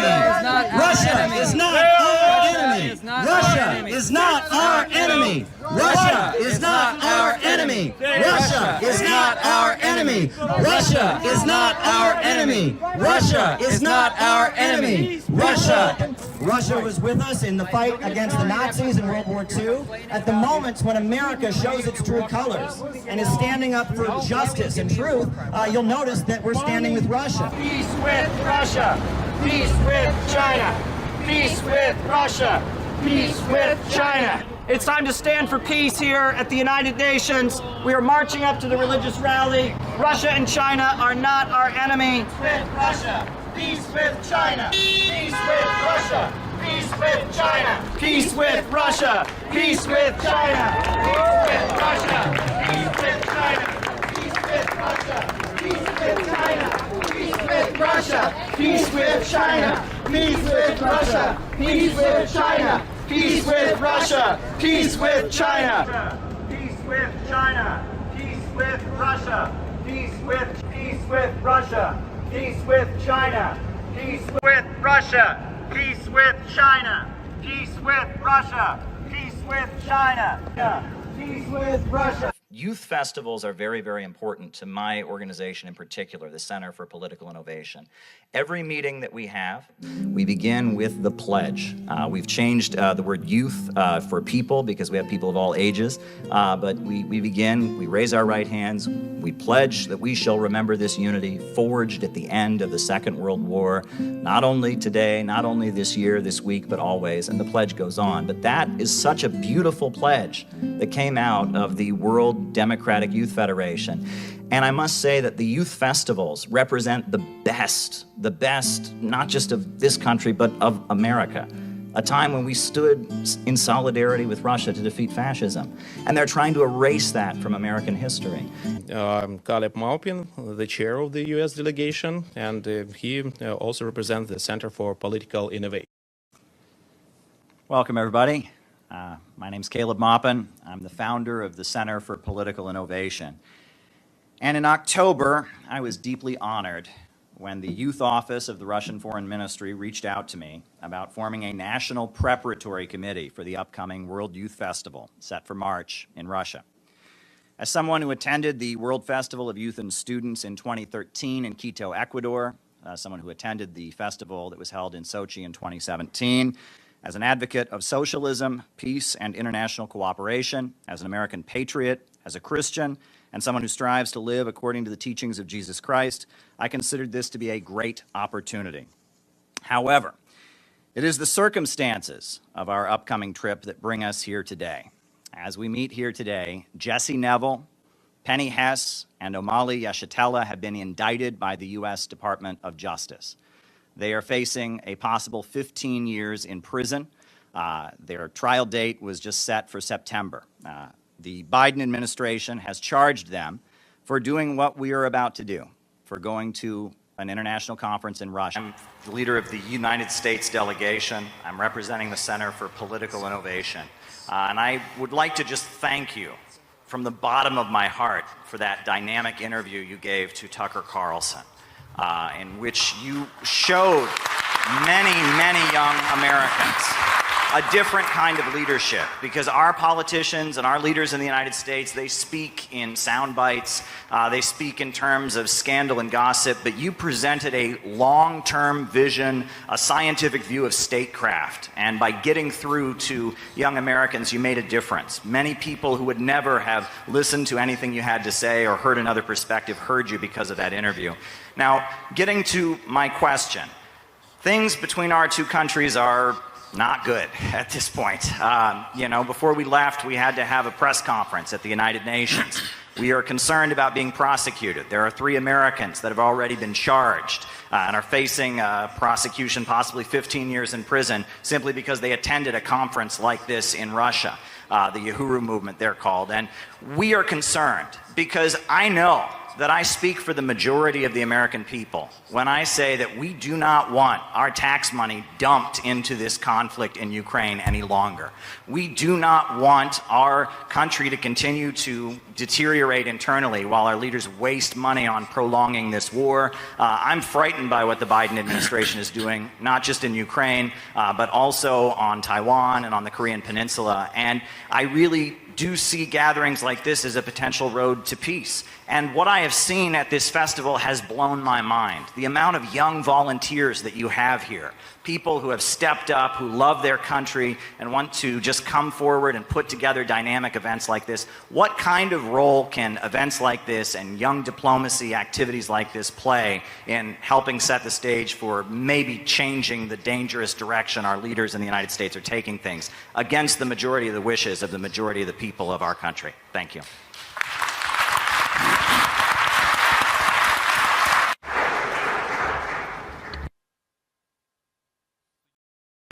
The United States of America is a huge and unique country.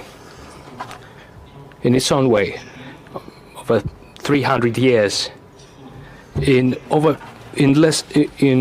just 300 years, which is a small period of time compared to our history, but thanks to the talents of the Americans, it became a superpower, which is an obvious fact. We know outstanding American politicians, we know outstanding American business people, cultural activists, which is an obvious fact. We used to be allies during 2 world wars as we fought Nazism and fascism. What happened recently? After the war, after the alliance, the United States and the Soviet Union started dividing the world, and they did so successfully. And based on this balance of powers, they created international relations and created the modern system of international law. Then the Soviet Union ceased to exist for a number of reasons. I will not go into detail, but they were mainly internal reasons. There is one superpower remaining, represented by your country. The way your elites use this monopoly to global domination is dubious. In my opinion, the United States failed to bear this burden of responsibility that they happen to bear. They created monopoly, strengthened it. I don't mean the American people, I mean the ruling elites. While strengthening their monopoly, they soon faced a situation where the overwhelming majority of countries disliked it. And so, step by step, it became obvious to everyone that there is resistance to the forming global order.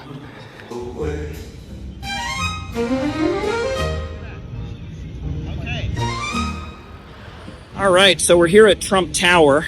They told you these people are horrible. They told you these people are terrible, that they will never do anything good for us. There's a reason for that. It's called money. It's called power. They want to weaken you mentally. They want to capture your spirit, stomp you out, and tell you, why bother? Why get out of bed in the morning? Why do anything worthwhile? No. Great again. This was a great moment when Trump talked to Kim Jong-un and started the process of peace on the Korean Peninsula. And we want to see peace not just with North Korea, but with Russia, with China, with many countries around the world. It is outrageous that billions of dollars is being spent on prolonging the war in Ukraine when our people can't get relief in North Carolina. People are left behind in Georgia and North Carolina. They can't get the relief they need. This is outrageous. Our government is more concerned with waging wars around the world than for caring for our own people. That we need a president who will put America first, a president who will bring peace around the world. Only peace can make America. Big crowd of people. Huge crowd of people here to support Donald Trump, pouring in to watch the inauguration ceremony in the Capital One Arena.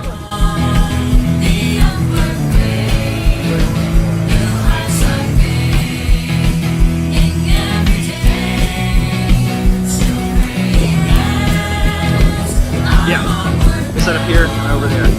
How you feeling? How you feeling? I'm good. I'm good. It was fun to pass out pamphlets at the hotel there. Everybody was asking for more. Great. Excellent. We need to heal America as well. We need to pray for America. We need to make our country great again. We need to take over. The people need to take over to make our country better again. And I hope Trump can help us with that. Donald Trump for one of the greatest moments of his first presidency, when he went to a country that America has technically been at war with since the 1950s and gave peace a chance. We want to make peace around the world. We're here in front of the Spoon Bridge in Minneapolis to support peace talks between Russia and Ukraine. We have confronted our government multiple times. We don't need this war. You know, we might not agree everything what Trump is doing, but we need peace. I don't want my child to be going in a war that's not ours. Our tax dollars not coming in our country. You know, the infrastructure is crappy. There's holes all over Chicago.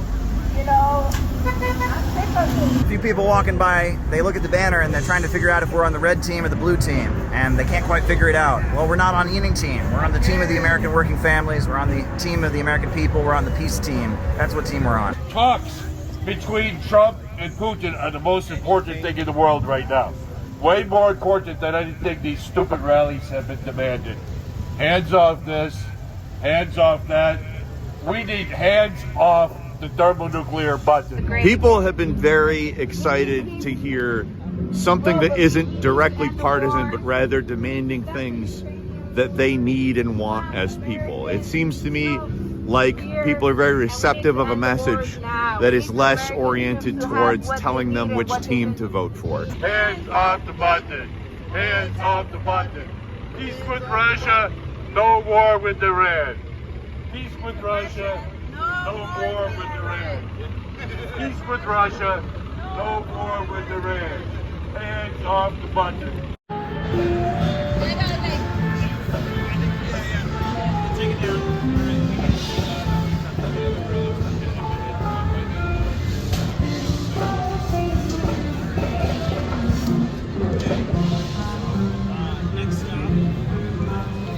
You know, I wrote the new textbook, Out of the Movement to the Masses. And in chapter 4, I talk about the case of Lynn Marcus. Lynn Marcus was a Trotskyite communist in New York City. And he eventually stopped being a communist. And he started his own thing called the LaRouche movement. His real name was Lyndon LaRouche. He started the LaRouche movement.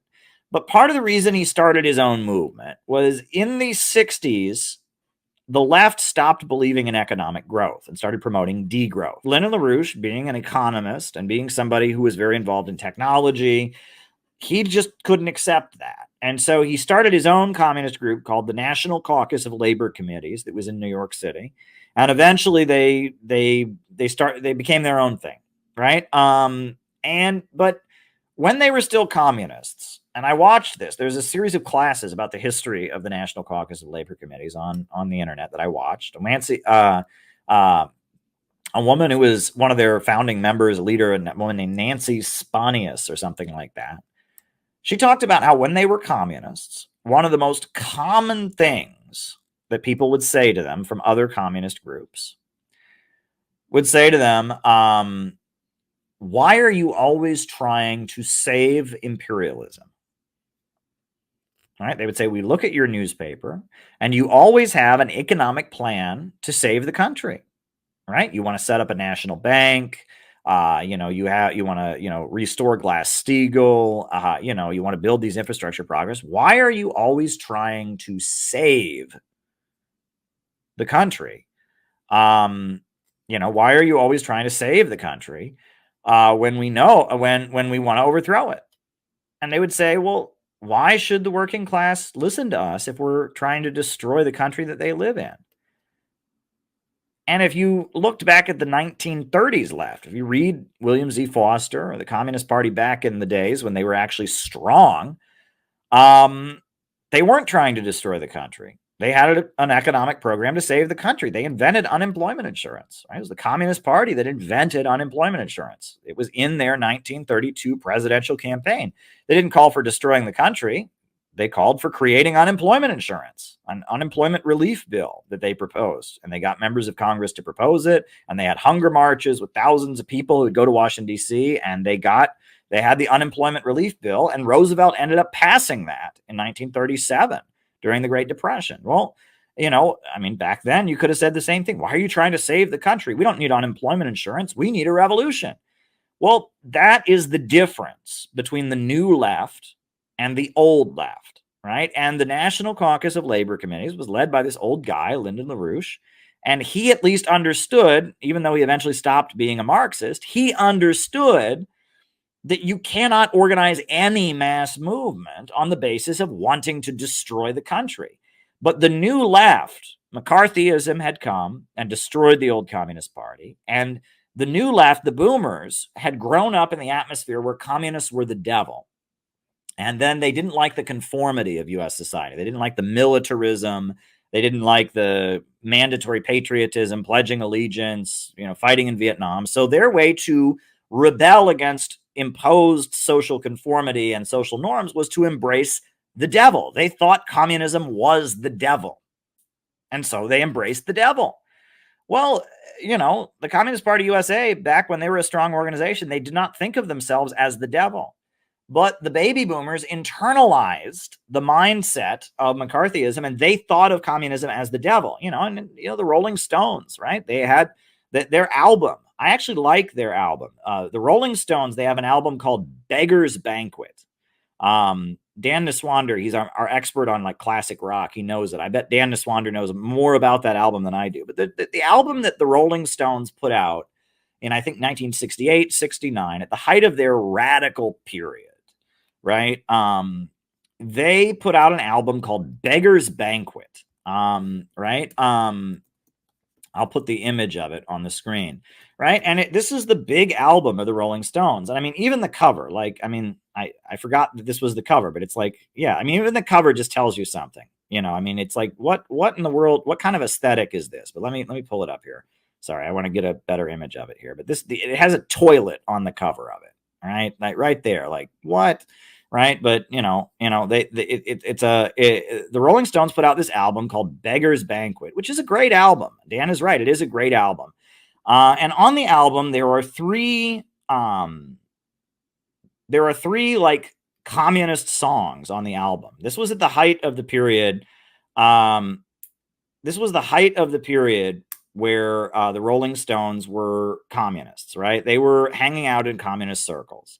And so they put out this album with a toilet on the cover, right? And graffiti. And there's a song on the album called Street Fighting Man, which I really liked, but it's very much a song about libidinal release, right? It's about getting your anger out, right? And it's it's like the joy of libidinal release, and it's Street Fighting Man. It's like, let me see if I can find a version of Street Fighting Man I can play on here. Wow, I didn't think I was going to start talking about the Rolling Stones tonight, but that shows you these streams take on a life of their own, and they're the best when they take on the life of their own. When I come on here with a big plan, it's not always as good as when I just start talking. But anyway, let's do Street Fighting Man. Let's see if I can have a cover of Street Fighting Man by the Rolling Stones, a version I can play on here. I can't play the original version on here, obviously. Let me see if I can find a version of Street Fighting Man that I can play on here. Scrolling. Fighting Man. It's a fun song. And it's about getting your anger out. It's about like having a riot. And I remember I have a particularly emotional attachment to this song because when I was a senior in high school, I went to go see the movie V for Vendetta, which is still to this day one of my favorite movies. And the credits, the end of V for Vendetta, it's about this oppressive authoritarian regime that's like oppressing people and killing all the Muslims and killing all the gay people and faking terrorist attacks. It's an attack on the Bush administration more than anything. It's based on a comic book from the 1980s. And at the end of the movie, the parliament blows up and all the people that have been martyred fighting for freedom are like seen in the crowd of people as they take their masks off. And then the credits come up and they play Street Fighting Man. And so I have a particular attachment to it. I'm telling you that these things are all very complicated. But anyway, this is Street Fighting. This is Street Fighting Man. This is somebody playing the Rolling Stones' Street Fighting Man.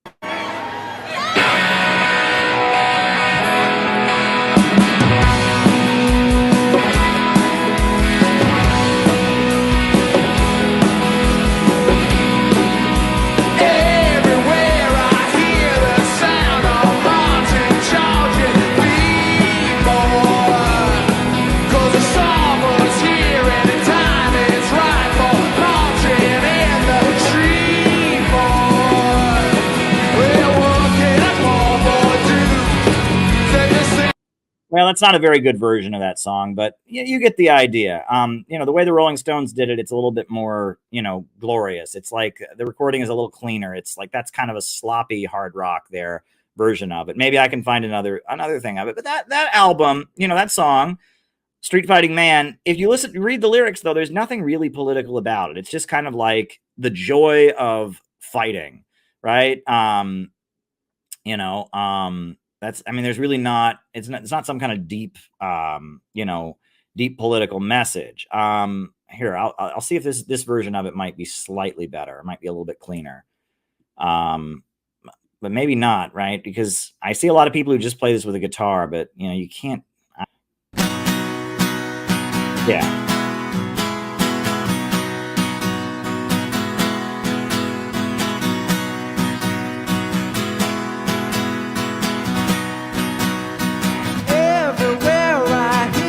Sound of marching, charging feet, boy.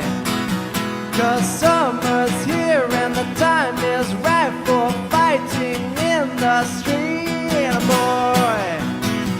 Well, now what can a poor boy do? Set the scene for a rock and roll band.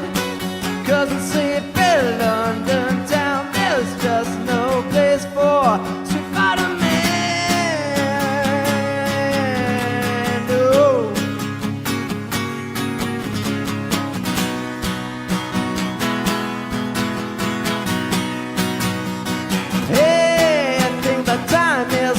For a palace revolution, but where I live, the game to play is compromise solution. Well, now what can a poor boy do? Set to sing for a rock and roll band. 'Cause in sleepy London town, there's just no place for Street Fighter Man.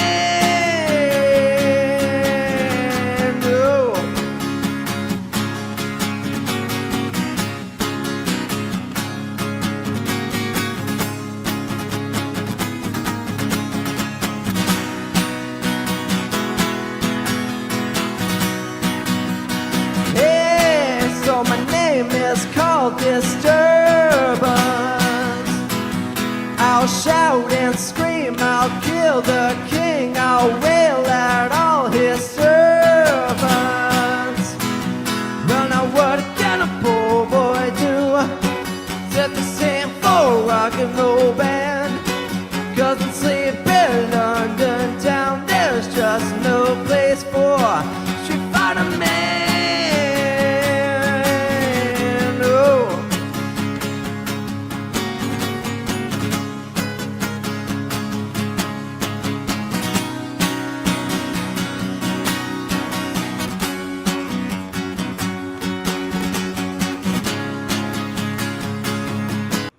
Anyway, so that's Street Fighting Man. And I love that song on some level because it felt very liberating at the end of V for Vendetta.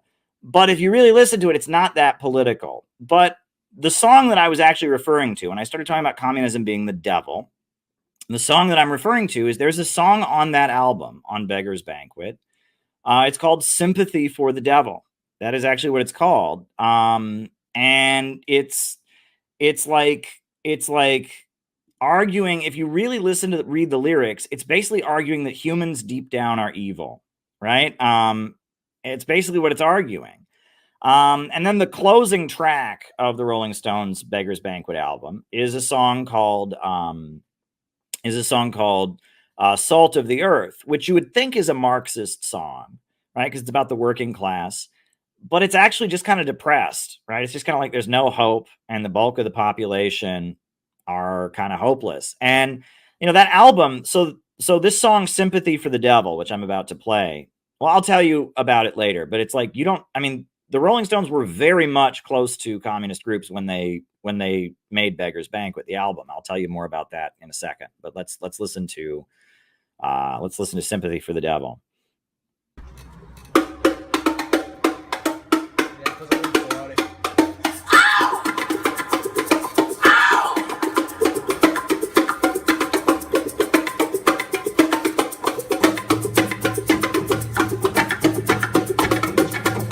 Please allow me to introduce myself.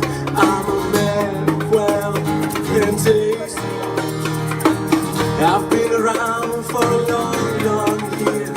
Stole many a man's soul and faith. I was around when Jesus Christ had his moment of doubt and pain.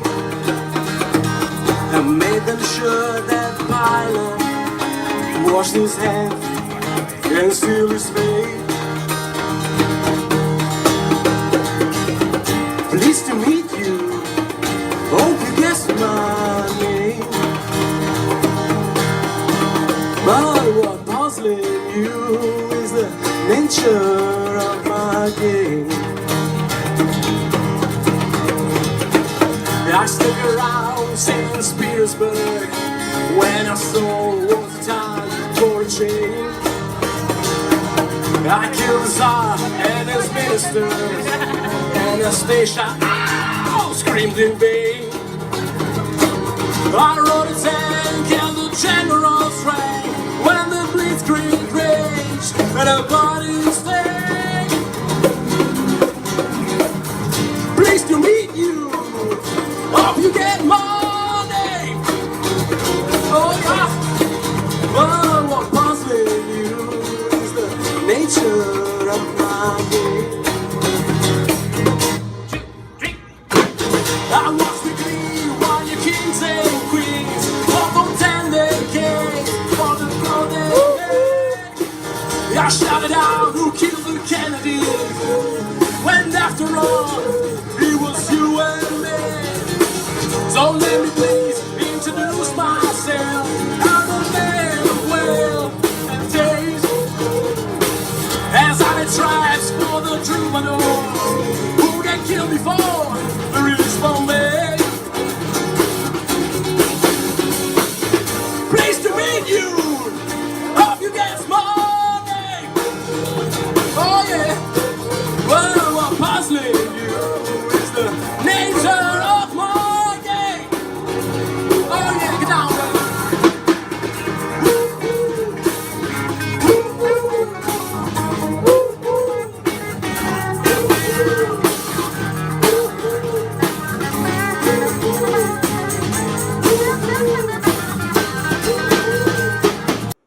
So that's a song called "Sympathy for the Devil." So they had one song about rioting and "Street Fighting Man" about the libidinal release of rioting. It took the words out of my mouth, Paul. And then the next song they had, the other song on the album, is called "Sympathy for the Devil." They hired a Maoist communist to make a version of the film. Jean-Luc Godard, who was a Maoist communist. He was in one of the Maoist communist sects. He was a French filmmaker. Jean-Luc Godard, who worked with Jane Fonda, personal friend of Jane Fonda. He made these like very artistic Maoist communist films during these years. He was from France, and he made a film that I really kind of enjoyed called Tout va bien. Jean-Luc Godard, they hired him to make the movie version of "Sympathy for the Devil." And if you watch the movie version of "Sympathy for the Devil," it has all these like odd little skits in it. You should go watch it. And it's the Rolling Stones recording the song, right? And it's the actual studio sessions of the Rolling Stones recording that song. With these odd like political sketches. One of the political sketches is a group of Black Panthers have kidnapped a white woman, and they're in a junkyard full of old cars, and they're reading "Soul on Ice" out loud to her. Another one is that there's a store that sells pornography. And when people come into the store to buy the pornography, before they buy it, there's a couple of hippies that are chained in a corner that say stop the war in Vietnam and have like anti-war stuff. And they're like chained up in a corner. And before you buy the pornography, you have to slap the hippies, you know, and it's like talking about consumerism and exploitation or something. I mean, and the film it's like a Maoist communist film about, you know, and it's just, and then it ends. Apparently Jean-Luc Godard, the filmmaker, didn't want to include the full version of the song in the movie, but they forced him to, when the credits come up, play the actual full recorded version of Sympathy for the Devil. But it has the studio sessions of just the Rolling Stones recording it, mixed in with all these like weird kind of communist sketches. So that's how into communism the Rolling Stones were in these years. The fact that they found a Maoist communist filmmaker and made this like weird new wave artistic communist film about them recording the song. But anyway, and then the closing track of the album is the song that everyone says is the most Marxist song on Beggar's Banquet. You know, and I will play a version of that song on here too. It's called Salt of the Earth, which again, I like all three of these songs. All three of these songs are great songs, right? This is all great art, but we can still critique the political line. So continue.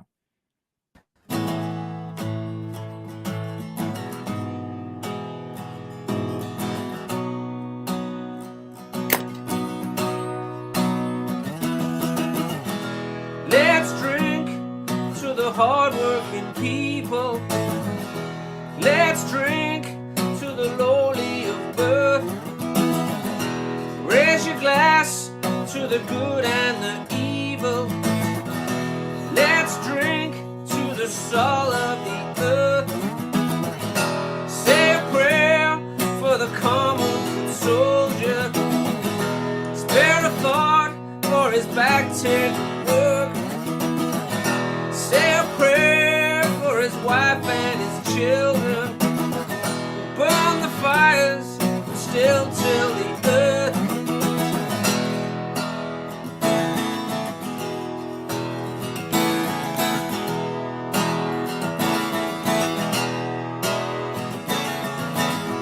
When I search a faceless crowd, swirling my song grays and black and whites, they don't look real to me. In fact, they look so strange.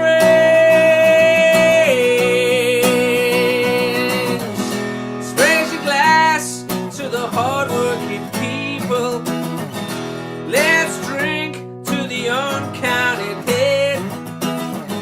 Let's think of the wavering millions who need leaders but got gamblers instead.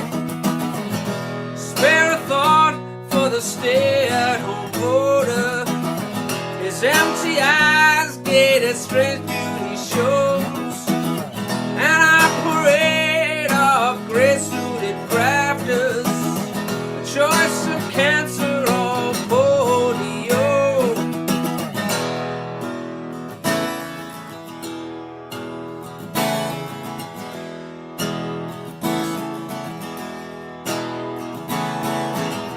When I look in the faceless crowd, swirling my soft grays, blacks and whites, they don't look real to me.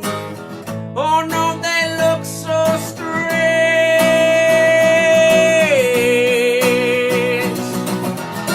Let's drink to the hardworking people. Let's think of the lowly of birth. Spare a thought for the ragtaggy people. Let's drink to the soul of the earth. Let's drink to the hardworking people. Let's drink to the soul of the earth. Let's drink to the 2,000 millions. Let's think of the homeborn of birth.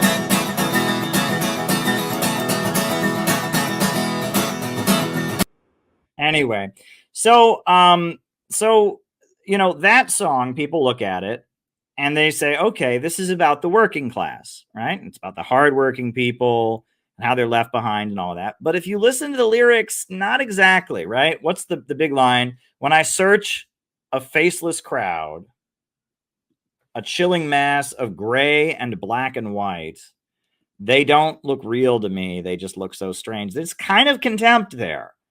It's not looking, it's almost feeling sorry for the working class. Like they're just this, ugh, you know what I mean? They're just kind of, they're uninteresting, gray and black and white, and they don't look real to me. They just look so strange. I mean, it's almost like we feel sorry for the working class, but we don't really love them. We certainly don't see them as the saviors of humanity. I mean, this isn't really Marxism. And that's kind of what I'm getting at, right? Beggar's Banquet, that album, even though they hired a communist filmmaker to make the movie of it, and even though it was very probably inspired by a lot of the communist activism that was happening back then, it's pessimistic. It's about the libidinal release of rioting. It is about sympathy for the devil, right? That human beings deep down have, Satan is just humanity, right? There's no, it goes over all these, the Russian Revolution and Hitler and the 100 Years War and all of that. It's all just human beings deep down are Satan. And, it's a really hard time for the working class, this mess of gray and black and white, but, they're not so good. It's actually not that different from another Rolling Stone song from another album called Paint It Black, which is just like, I look at the world and I have contempt for the world. It's actually a pretty dark, pessimistic message. Now, I did want to talk about the name of the song, though, and this is very interesting. So the name of the song is Salt of the Earth. Now, what is that from? Well, for those of you who may not be familiar, that comes from the New Testament. That's from the Sermon on the Mount. Jesus Christ says to his followers, "You are the salt of the earth. But if the salt loses its savor, how can it be made salty again? It is no longer good for anything except to be thrown out and trampled by men."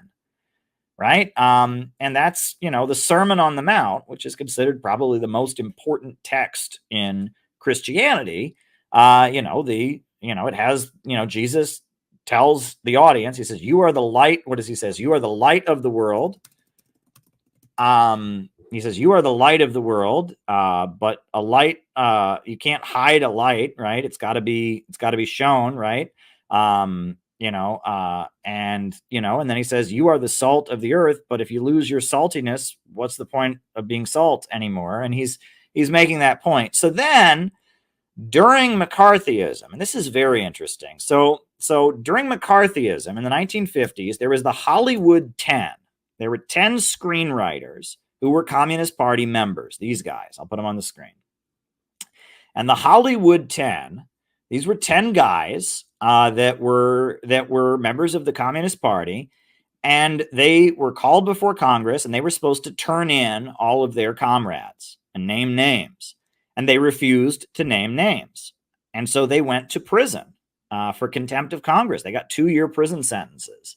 And they went to federal prison for refusing to name names. And they were all banned from working in Hollywood. They were all blacklisted. So they pooled all of their money, all these 10 guys. They were screenwriters, which is a pretty good paying job, especially back in the 1950s. That was, these guys were millionaires. But they got called before Congress to name names. And they refused to turn in their comrades. So they were all, they went to prison for contempt of Congress. They pooled all their money and they made a movie called The Salt of the Earth, which is about Chicano miners. Right? It's a movie about Chicano miners, who are organizing a union. And it's called The Salt of the Earth. And I'll put the trailer on for you. And it's a low budget film made by mostly volunteer actors from a communist controlled union out in I think New Mexico or Arizona. And the actors were, primarily, Chicano Americans who they volunteered to make this movie to promote the labor union and promote the rights of the workers. And they pooled all their money to make this low budget movie. which is actually really good if you get a chance to watch. I'm just going to put the trailer on. This is Salt of the Earth, the 1954 movie.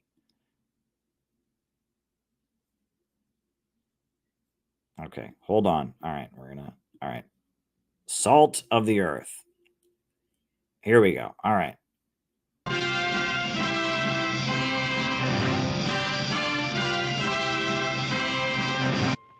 My name is Esperanza. Esperanza Quintero.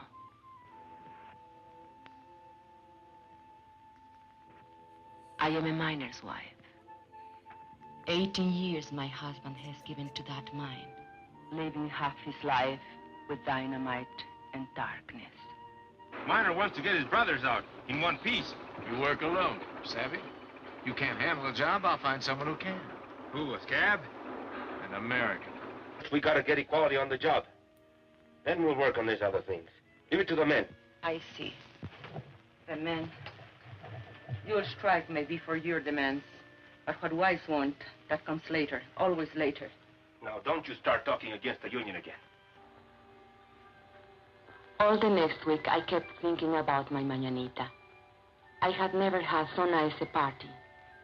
It was like a sun running through my mind.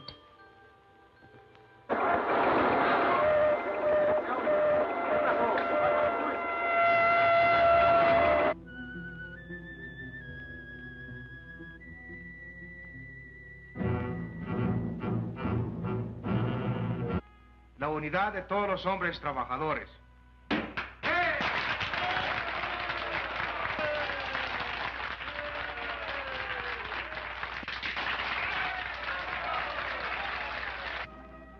Much like any other strike. There would be no settlement, the company said, till the men returned to their jobs. Coffee.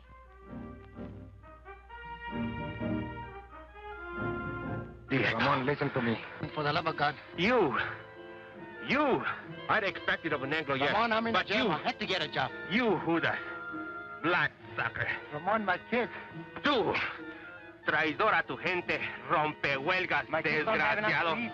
You think my kids have enough to eat, you rat? I know it's wrong. Just let me go. I live down. Just let me go. It's only fair if the women be allowed to vote. Especially if they have to do the job. Women who had nothing to do with the strike. Somehow they heard about the women's picket line, and they came. Standing by the water, we shall not be moved.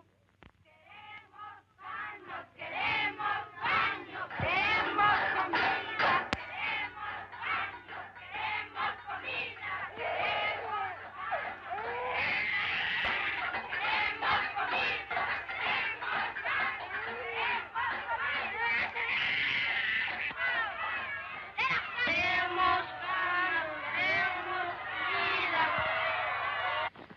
They ran away. With Ramon's pride, I spoke out of the bitterness in me, and he was hurt. But anyway, that's The Salt of the Earth, classic movie created by blacklisted communist filmmakers. That's probably why the Rolling Stones called their supposedly Marxist song The Salt of the Earth, right? It's the biblical allusion, but then it was used by communist filmmakers, to make this communist film that was kind of famous during McCarthyism. It was like the blacklist film. So, that's probably why. But my point is that when the National Caucus of Labor Committees is confronted by Maoists who say to them, why do you want to save the system? It's because, they may be reading the same books as the National Caucus of Labor Committees. They may be reading the same Marx. They may be reading the same Lenin or Mao. But the Maoists are listening to Beggar's Banquet. And Beggar's Banquet, you listen to that, and it is all about tear it down. And it does have kind of contempt for the working class. And it does see communism as identifying with the inner Satan within the people. And that, the National Caucus of Labor Committees, those people were adamant, followers of LaRouche still are, that you should only listen to classical music. Now, I don't go that far. But they very much feel that that rock music and the new left and all that is bad for your brain and causes mental illness, causes depression, and that you should only listen to classical music. And so they were listening to Beethoven and Bach, and they were reading Marx as how do we mobilize the working class to fight for a whole new world.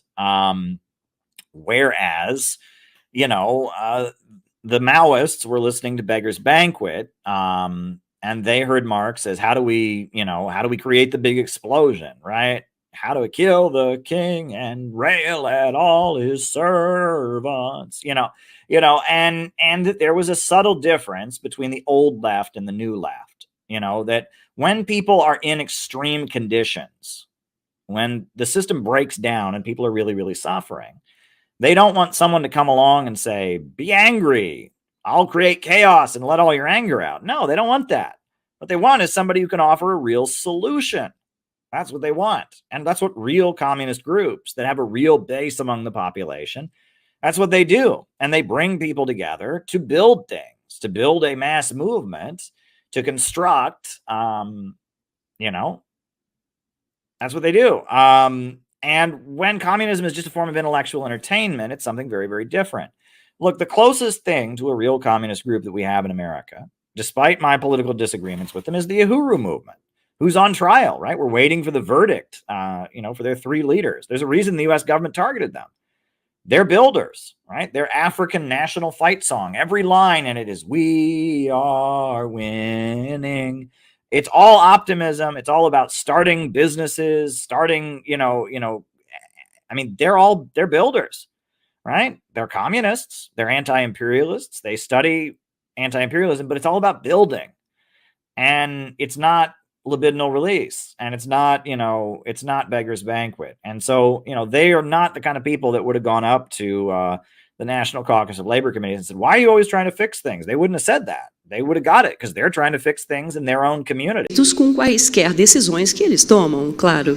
Furthermore, além disso, the global media conglomerate called NBC Universal, o conglomerado global de mídia chamado de NBC Universal, is their personal property. É propriedade pessoal dessa família. Universal Studios, A Universal Studios, one of the big 6 in Hollywood, que é uma dos 6 principais estúdios de Hollywood, it's also their property. também é propriedade dessa família. Most art museums in the United States, A maioria dos museus de arte nos Estados Unidos, depend on money from the Rockefellers and the Morgans. depende do dinheiro dos Rockefellers e dos Morgans. If it weren't for their influence, então, com sua influência, we might never have heard the names Andy Warhol or melhor, Jackson Pollock. Se não fosse pela influência dessas famílias, talvez não ouvíssemos falar de nomes como Andy Warhol ou Jackson Pollock. Almost every major college and university in the United States depends on money from Rockefeller foundations. Quase todas as faculdades e universidades nos Estados Unidos dependem de dinheiro dos Rockefeller. So academia is under their direct control as well. Então a academia também está sob a influência direta dessa família. The U.S. Central Intelligence Agency, A agência de inteligência central, a CIA, a CIA, it crafts its policies and conducts its research in a private foundation. formula suas políticas e conduz suas pesquisas com uma fundação privada, It's called the Council on Foreign Relations. chamada de Conselho para Relações Externas. ExxonMobil A ExxonMobil and a variety of Rockefeller foundations e diversas fundações Rockefeller, and the Ford Foundation, junto com a Fundação Ford, they bankroll this powerful institution. financiam esta instituição tão poderosa. The Council on Foreign Relations, O Conselho para Relações Externas, controlled by the oil bankers, controlado pelos banqueiros do petróleo, is essentially the brain of the CIA. é essencialmente o cérebro da CIA.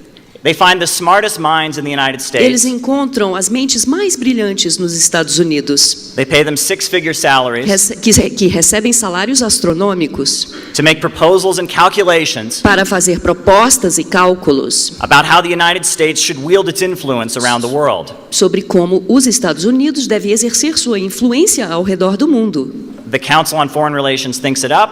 Então, o Conselho para Relações Exteriores formula And the CIA does it. E a CIA executa. Even the manner in which the CIA operates around the world Até o modus operandi da CIA ao redor do mundo is directly accountable to the Rockefeller, Morgan, and Ford é dynasties. diretamente influenciado pelas dinastias Rockefeller, Morgan e Ford. The CIA does very little work on its own. A CIA faz pouco trabalho por conta própria. CIA agents aren't generally the ones getting their hands dirty, Não são os agentes da CIA que sujam suas mãos, conducting coups, com kidnapping people. sequestrando pessoas, conduzindo golpes de Estado, Torturing people. torturando pessoas. The CIA generally has the job of finding dupes and allies Na in the country of verdade, interest. a CIA, ela é responsável por localizar aliciadores e aliados nos países de interesse. They advise them, Eles aconselham essas they pessoas, instruct them, instruem essas pessoas, and they let them carry out the tasks that E deixam- serve the interests of U.S. foreign policy. que essas pessoas então executem as tarefas que atendem aos interesses de política externa americana. And the key to the CIA E a chave in helping their dupes and allies para que a CIA ajude esses aliados e aliciadores is connecting them to Wall Street controlled é vinculando-os, conectando-os com non-governmental organizations, NGOs, organizações não governamentais and Rockefeller controlled foundations. Controladas por Wall Street e fundações Rockefeller. The CIA goes into a country, A CIA entra num país, it finds people to carry out its mission, localiza pessoas para executar suas missões. and then the network of wealthy families E aí a rede de famílias poderosas that control the 4 biggest oil companies in the world que controlam as 4 empresas petroleiras, as maiores do mundo, they pay them to do it. são elas que financiam esse trabalho. The National Endowment for Democracy, O Fundo Nacional para a Democracia, the Open Society Institute, o Instituto Sociedade Aberta, a whole network of organizations controlled by George Soros, toda uma rede de organizações controladas por George Soros, they are part of the effort são todos parte do esforço to maintain the power para manter o poder of the oil bankers. dos banqueiros do petróleo. You can find the money of the wealthy oil banking families in the United States Podemos localizar o dinheiro dessas famílias de banqueiros petroleiros nos Estados Unidos? You can find their money all over the world. Podemos encontrar o dinheiro deles The oil, por todo o mundo. the oil banking dynasties, As dinastias de banqueiros do petróleo, they use their money like sports gamblers, eles usam o dinheiro como apostadores profissionais, but like expert sports gamblers. mas eles são especialistas. They realize if you bet on both teams, Eles perceberam que se você apostar You're almost- nas duas equipes, nos dois times, you're almost guaranteed to win every game. é garantido ganhar todos os jogos. If you want to find the people who run the world, Se você quer localizar, identificar as pessoas que mandam no mundo, the quietly powerful global elite, essa elite global silenciosa e poderosa, you don't have to look for the Illuminati or the Freemasons não são os Illuminati, não são os maçons, or some secret society. nenhuma sociedade secreta. Look at the major oil companies Olhem para as maiores empresas de petróleo and the banks that are connected to them. e os bancos conectados a elas. The 4 major oil companies in the United States, As 4 maiores empresas de petróleo nos Estados Unidos, the super majors, chamadas de super grandes, Chevron, Chevron, British Petroleum, British Petroleum, Royal Dutch Shell, Royal Dutch Shell, that's owned by the Rothschilds, que é tudo dos Rothschilds, and ExxonMobil, e a ExxonMobil, controlled by the Rockefellers and the Morgans. que é da família dos Rockefellers e dos Morgans, They function as much like a trust or a cartel funcionam como se fosse um truste, um cartel, as is legally possible in the United States. porque isso é legalmente possível nos Estados Unidos. They set the prices of gasoline together. Eles fixam o preço da gasolina juntos. They discuss increases and drops in production among each other. Eles discutem as altas e baixas no preço da produção entre si. There's a number of smaller corporations which are indirectly owned by the same people that own the Big Four. Existe um número de corporações menores que são indiretamente propriedade das mesmas pessoas que são donas dessas 4 grandes. For example, an oil company called Marathon Por exemplo, uma empresa petroleira chamada Marathon. is technically an independent company, Tecnicamente é uma empresa independente, but it's really just a subdivision of ExxonMobil, mas na verdade é uma subdivisão da ExxonMobil, another descendant of Standard Oil, que é outra descendente da Standard Oil, started by John D. Rockefeller. que foi criada por Rockefeller. U.S. foreign policy cannot be separated from the big four oil companies. E a política externa americana não pode ser separada dessas corporações poderosas de petróleo. This should be obvious from a distance. Isso deveria ser óbvio quando olhado à distância. What countries have been the biggest enemies and military opponents of the United States in the last 3 decades? Por exemplo, quais países foram os principais inimigos e oponentes militares dos Estados Unidos nas últimas 3 décadas? Iraq, Libya, Venezuela, Russia, Iran. Iraque, Líbia, Venezuela, Rússia, Irã. All of these countries are major oil exporters. Todos eles grandes exportadores de petróleo. Who pays for the Council on Foreign Relations? E quem paga, quem financia o Conselho sobre Relações Exteriores? Who does business with the Pentagon? Quem é que faz negócios com o Pentágono? Who owns the banks at the center of the European Union? Quem é dono dos bancos que estão no centro da União Europeia? Who funds both the Democratic and Republican parties in the United States? Quem financia tanto o Partido Democrata quanto o Republicano nos Estados Unidos? Who funds the Labour Party? Quem financia o Partido Trabalhista? The Conservative Party? O Partido Conservador? And the Liberal Democratic Party in Britain? E o Partido Democrata Liberal na Grã-Bretanha? The very ground on which the United Nations headquarters is built Até o terreno onde a sede das Nações Unidas foi construído was a personal donation from the Rockefeller family. foi uma doação pessoal da propriedade da família Rockefeller. Henry Kissinger, one of the most influential figures in setting U.S. foreign policies, uma das figuras mais influentes no desenho da política externa americana, is a complete creation of the oil bankers. É uma criação completa dos banqueiros do petróleo. He worked for the Rockefellers. Ele trabalhou para os Rockefellers before he worked for Washington. Antes de trabalhar para Washington. If you look at the think tanks where decisions are made by powerful leaders, se analisarem os grupos de pesquisa onde as decisões são tomadas por líderes poderosos, you'll see that roughly the same people work at all of them. Vocês vão ver que são mais ou menos as mesmas pessoas que trabalham em todos eles. The same people fund them also. E também são financiados pelas mesmas pessoas. The Asia Society, a Asia Society, Sociedade Asiática, the Brookings Institute, o Instituto Brookings, the American Enterprise Institute, o Instituto da Empresa Americana, the Hoover Institution, the Heritage Foundation, o Instituto Hoover, Heritage Foundation. It's not hard to find out where all of these policy-setting institutions get their money. Não é difícil saber de onde todas essas instituições elaboradoras de políticas conseguem seu financiamento. And you can trace it to the oil bankers. E você pode rastrear esse financiamento de volta aos banqueiros do petróleo. So with that in mind, I'm going to answer the following questions. Com isso em mente, eu vou responder as seguintes perguntas. Why did the oil price drop in 2014? Por que o preço do petróleo caiu em 2014? Why does it remain around $30 a barrel? Por que ainda está abaixo de $30 o barril? What is the relationship between oil and development? Qual é a relação entre petróleo e desenvolvimento? And why is the global economy facing a crisis? Por que? On behalf of the Center for Political Innovation, I would like to just give and express our deep admiration for the 3 defendants and what they put up with, what they struggled, how they endured. I also want to say that the Foreign Agents Registration Act, an absurd piece of legislation, was the basis of this prosecution. And that piece of legislation needs to be overturned. The Foreign Agents Registration Act is a threat to all Americans who advocate peace. It essentially criminalizes being friendly to other countries, and that piece of legislation needs to be overturned. That law is a threat on all Americans who advocate peace.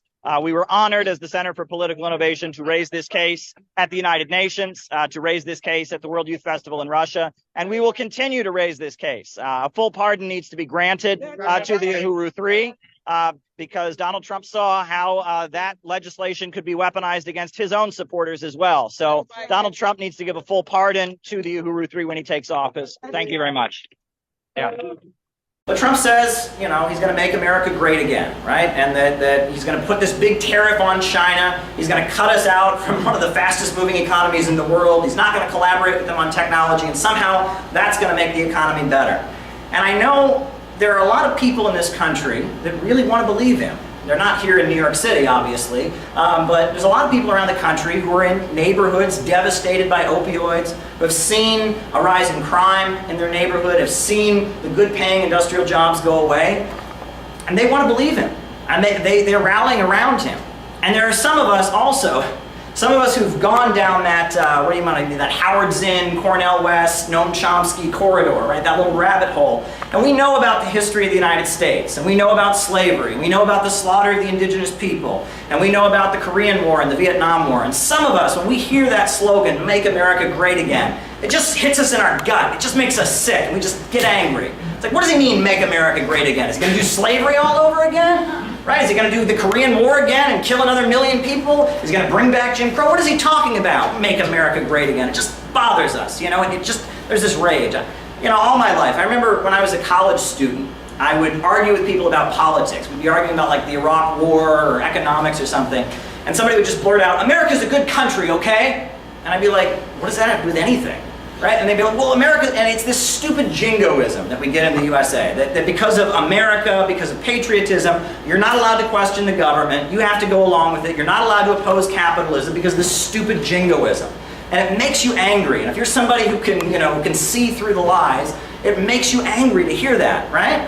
And that's why a lot of leftists, I think, are out there burning American flags and are out there saying things like America was never great, right? It's a reaction, it's rage in response to that stupid jingoism that says you're not allowed to question the government because of American patriotism. You know, but you won't ever catch me doing that kind of thing anymore. And I'm going to tell you why. I'll tell you why.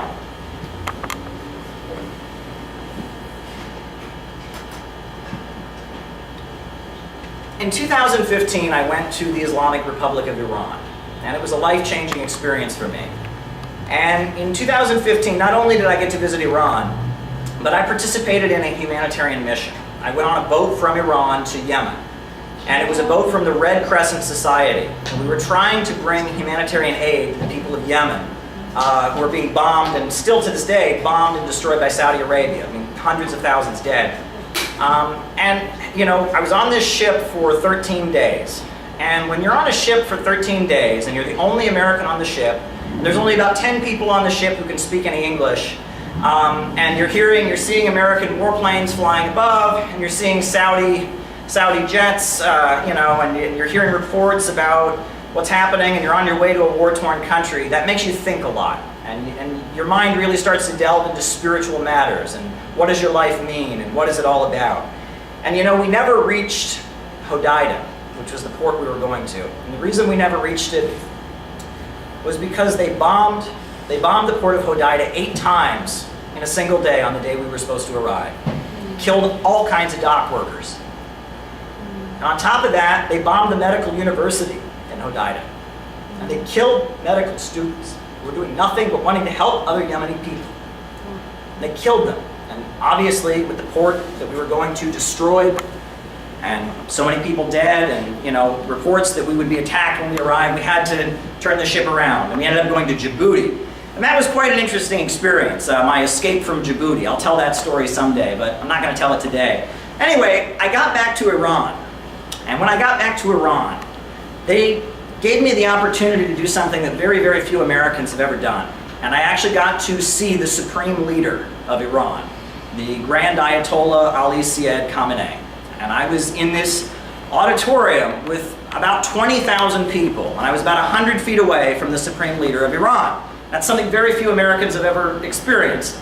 And I remember, you know, I was there, and I was with a lot of Chinese diplomats and diplomats from Africa, and we all had our earpieces on, and we're standing there in our suits, and we're very formal, and some of us had chairs, and we're standing there.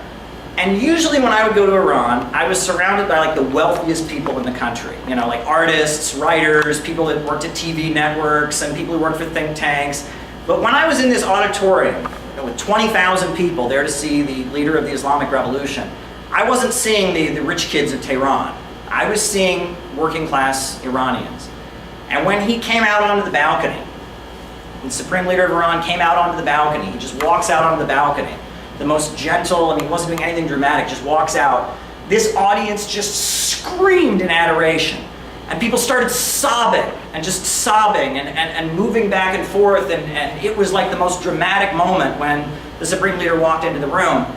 And the reason for that was because if it weren't for the Supreme Leader of Iran, these people wouldn't have running water. And they wouldn't have electricity. They saw the Supreme Leader, Ayatollah Khamenei, they saw him as the one who fought for their interests against the rich and powerful. And so I stood there in this mausoleum with my earpiece on, and I listened to the speech. And it was interesting, because at the time, negotiations were taking place between the USA and Iran. The nuclear deal was taking place. So I stood there, and I'm listening to the conversation. And, he's going on. I remember he said that we oppose both the crimes of ISIS terrorists and the crimes of police brutality in the United States, because they're both the same, and you must always oppose brutality. And I remember he said that the westernized Islam that works with the USA and terrorist Islam are both distortions, and we have our true version in Iran. But there's one moment that I will never forget. One moment that just touched me, because he was talking about the negotiations that were taking place between the USA and Iran. And he said that these negotiations are taking place, that he was allowing the USA and Iran to negotiate around the nuclear issue. He said, but the USA and Iran would never be allies, he said. And he said that Iran would never align with American imperialism. And then something happened that I will never forget.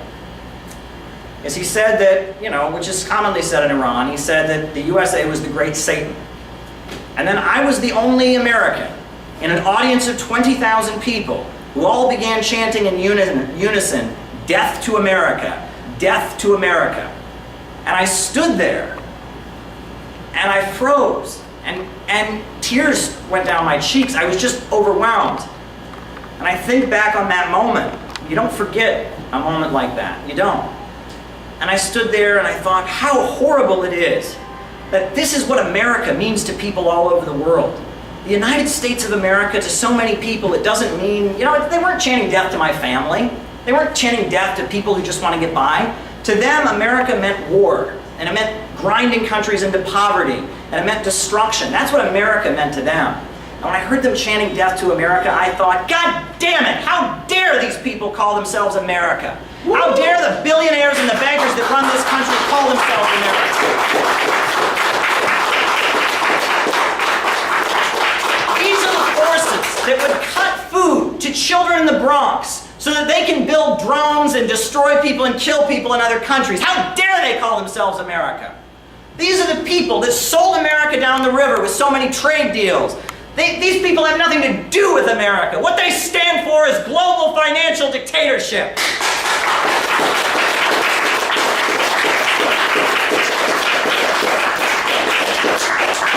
And what people around the world need to know is that there's two Americas. Yes, there's an America of Wall Street billionaires and bankers, and militarists and prostitute politicians, sure. But there's another America. There's an America of people who just want to survive and feed their kids and live a decent life. There's an America of all the people who fought for social justice around the world and stood against empire and war. There's an America of all the people who've organized for women's rights and LGBT rights and so many struggles for justice that have taken place. There's another America. And no, now is not the time to say, make America great again.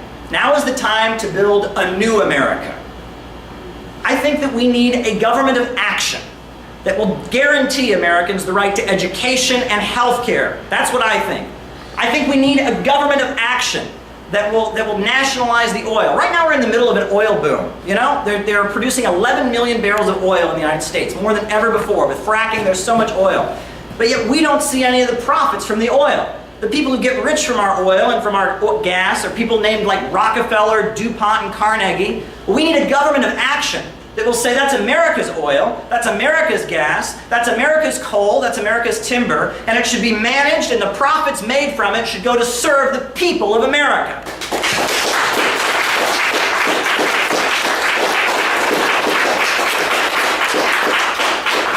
We need a government of action that will work to provide education and actually, there was a time where the United States was churning out some of the greatest scientists and engineers in the world. Why can't we be doing that now? Why are we so focused on bombing and destroying other countries? And why are we so focused? I wasn't going to bring this up, but China is doing this amazing project with the Belt and Road. the FBI and CIA, and they revealed a number of things, including Project Mockingbird, which was, the CIA's wing that was handling the media, as well as Project MK Ultra, which was about promoting hallucinogens and drugs on college campuses and into left-wing and radical spaces, and that there was all kinds of foul play. And again, this is documented.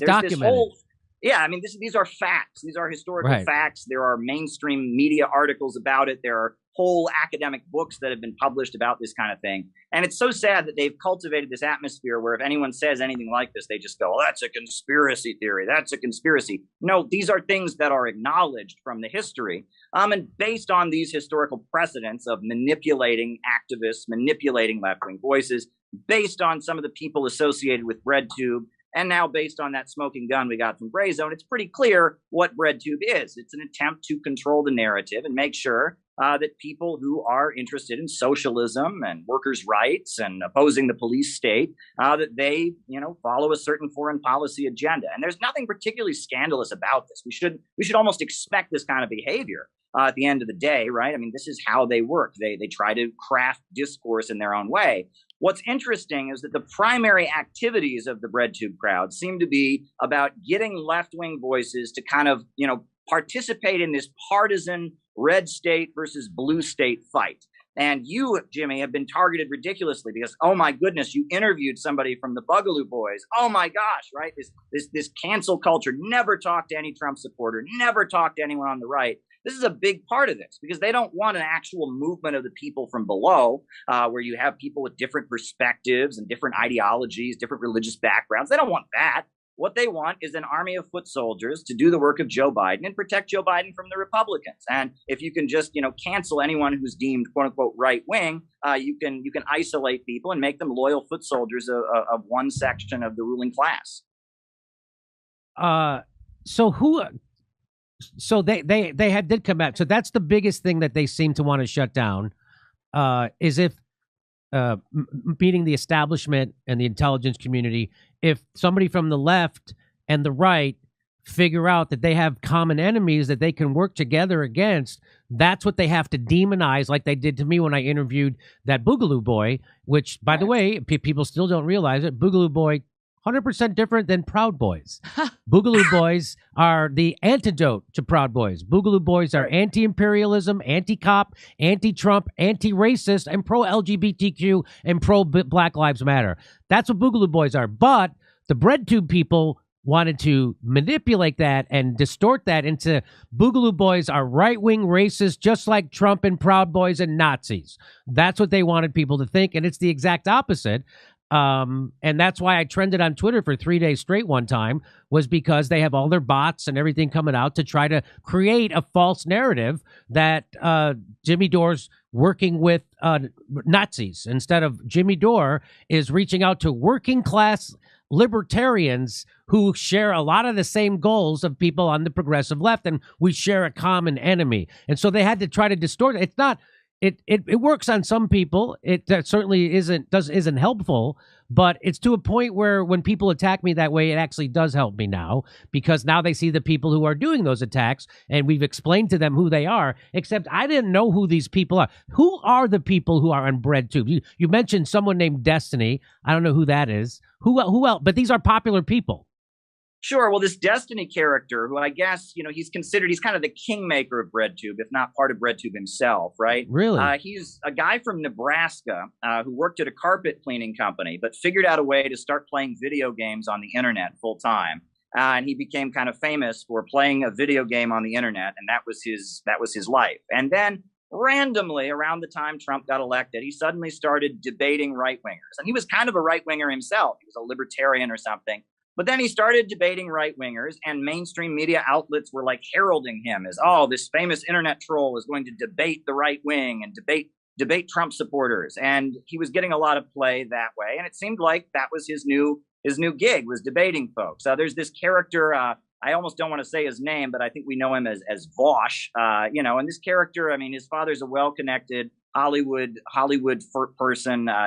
He's from Beverly Hills, and he right now is just a cheerleader for the Azov Battalion and the far right extremist forces in Ukraine. He's gone all the way in to he wants this war to keep going. He wants Russians to die. He wants a big war between the United States and Russia, and he's made that clear. And again, if you watch his streams, what's kind of amusing is that he's not very familiar with left-wing politics at all. He has handed lists of quotations, from Lenin, from Marx, and he'll read them off as if that means you should vote for Joe Biden. And it's really kind of pathetic to watch. But one thing that I find to be interesting about all of this, you talk about the importance of people coming together.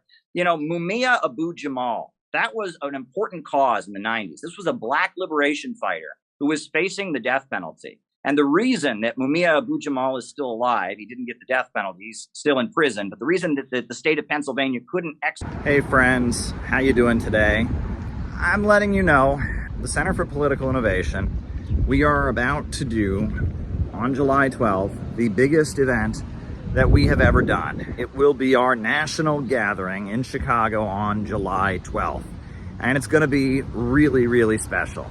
We are talking with a number of important anti-imperialist voices, a lot of different communities. There's going to be musical performances, dance performances, there's going to be great speeches, and it's going to be a whole day gathering dedicated to anti-imperialism. I am committed, and CPI has always been committed to building an in real life network of people. And we carry out real operations. We were at the inauguration of Trump with our Trump and Kim banner saying only peace can make America great again. We were on the streets of Chicago at the Democratic National Convention with a book exposing what Kamala Harris and who she really is and what she's really about, and it was really, really important. We have 1,000 copies of our book about the Houthis that are being distributed with the poster of the convention on the back to people who would never go looking for this. We are putting door hanger flyers on doors of people, again, that would never go looking for this. We're not performing and trying to make ourselves feel good. We're actually trying to build a network of people that can be anti-imperialists in America. And it's not easy to do. It's very difficult in these times to build a real in-life organization. People have their issues. We live in a very strange time, but we have to do it. And we are committed to continuing this project. This video is basically me telling you we need your support. In order to pull off our convention that includes our 7-day program for our members around the country to come to Chicago, includes our huge convention on July 12th, where we're gonna fill up the Midwest Convention Center, in order to have an effective national planning meeting and gathering in Chicago the day after on July 13th. In order to do what we need to do, we need to fill up that auditorium and we need money. And there's really no way around that. We need you to donate to the Center for Political Innovation. We have set up a GoFundMe, and a lot of people have already contributed. We already raised a couple $1,000, but it's not enough. In order to really pull off our July activities and really have a win for anti-imperialism, we need your support. We need you to go to the GoFundMe right now and donate $5 or $20.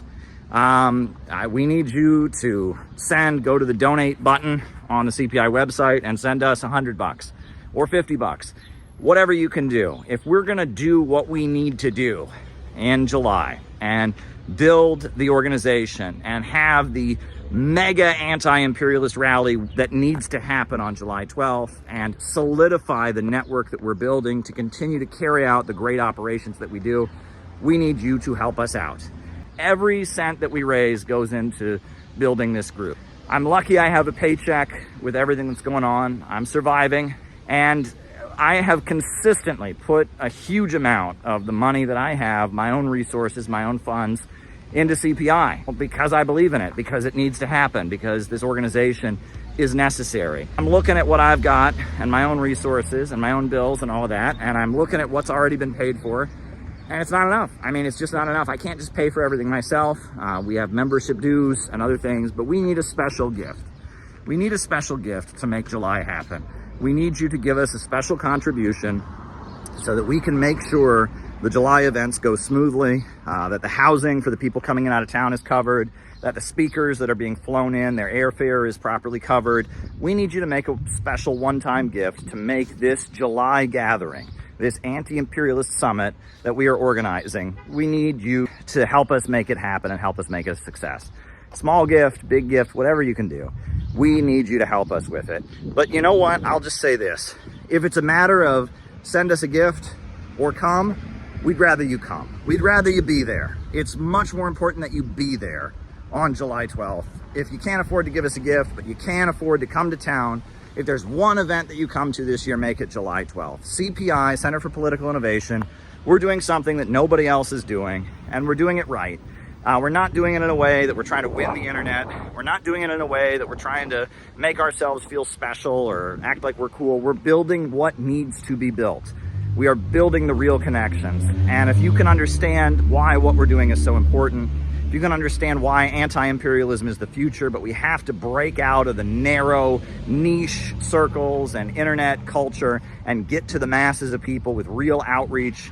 If you can understand that, please give us a gift. We're trying to build an actual movement to win new people to anti-imperialism and continue to carry out operations to change the conversation in America so that we have a country where there's a mass movement demanding justice for working families and an end to these wars, that we're saying no to World War III, we're saying no to the emerging low-wage police state.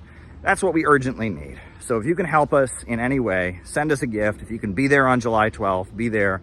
This is the biggest endeavor CPI has ever done, and it's going to lead to even bigger things. We don't back down. We don't go away. If we were going to back down, we would have done it a long time ago. And if we were one of their plants or one of these fake anti-imperialists, they would be making it a lot easier for us. We have been facing a lot of challenges, but we continue to achieve great victories. So we need your support. Please send us a contribution. Please be there on July 12th at the Midwest Convention Center in the Chicago area. It's right near the O'Hare Airport. It's going to be awesome. We need you there. Thank you.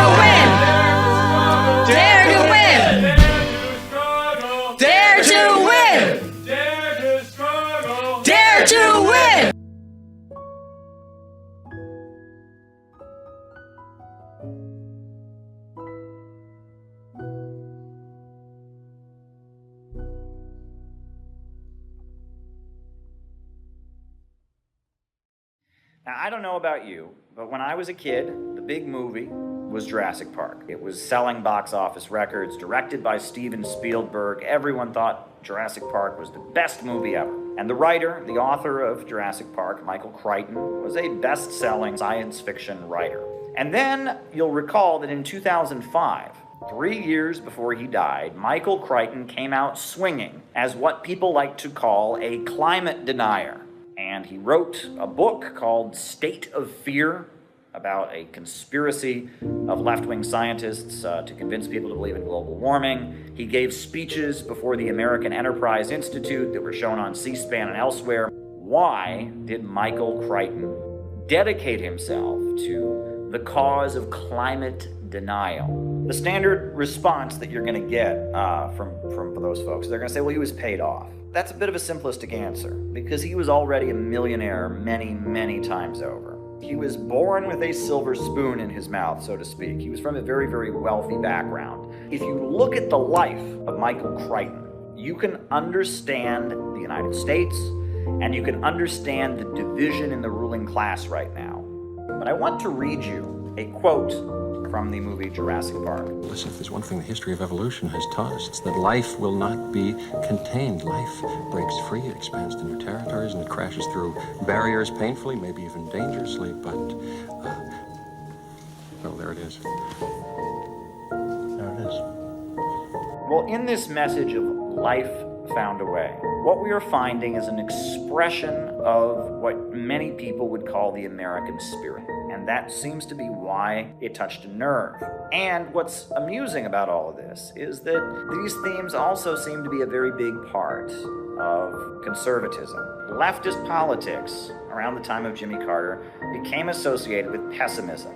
Jimmy Carter was a big promoter of the concept of overpopulation. There are too many people in the world. I mean, almost everyone in his administration had come out of something called the Trilateral Commission, which was a think tank set up by the Rockefellers. And the Trilateral Commission was talking about overpopulation and the need to control the people and the danger of democracy.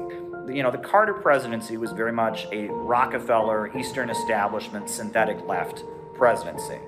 Well, Reagan, his rise as a political figure was about repudiating that and appealing to these sentiments that I'm describing. This go west, young man, achieve something, achieve your dreams, work hard, life will not be contained, life breaks free, it expands to new territories, crashes through barriers painfully, even dangerously.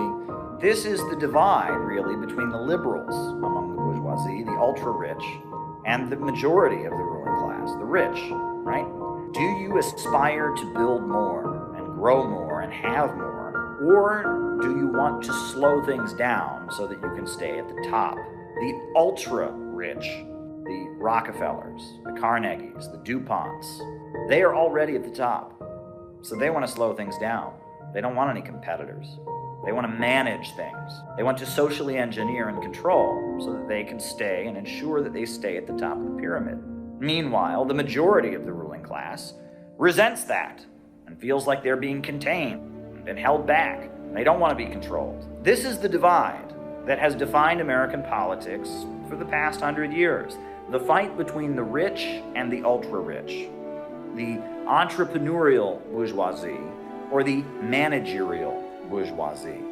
This is the divide between the pessimistic outlook of the ultra-rich who want to control humanity, fear humanity as a dangerous horde that could potentially get out of control, want to slow down growth and hold everything back so that they can stay at the top of the pyramid, and the optimistic view of the majority of the American bourgeoisie that want to get rich or die trying, get more money, work hard, work relentlessly, get to the top. This is the divide.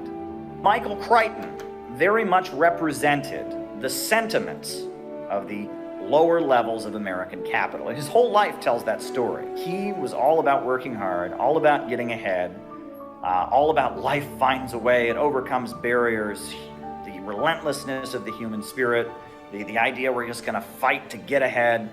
The pessimism that dominates a lot of those raising the climate alarm was a big threat to him.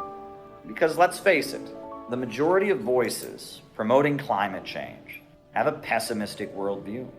They say human beings have gone too far, we're using too many resources, we're reproducing. Growth is bad. Economic growth is bad. We need to stop growing.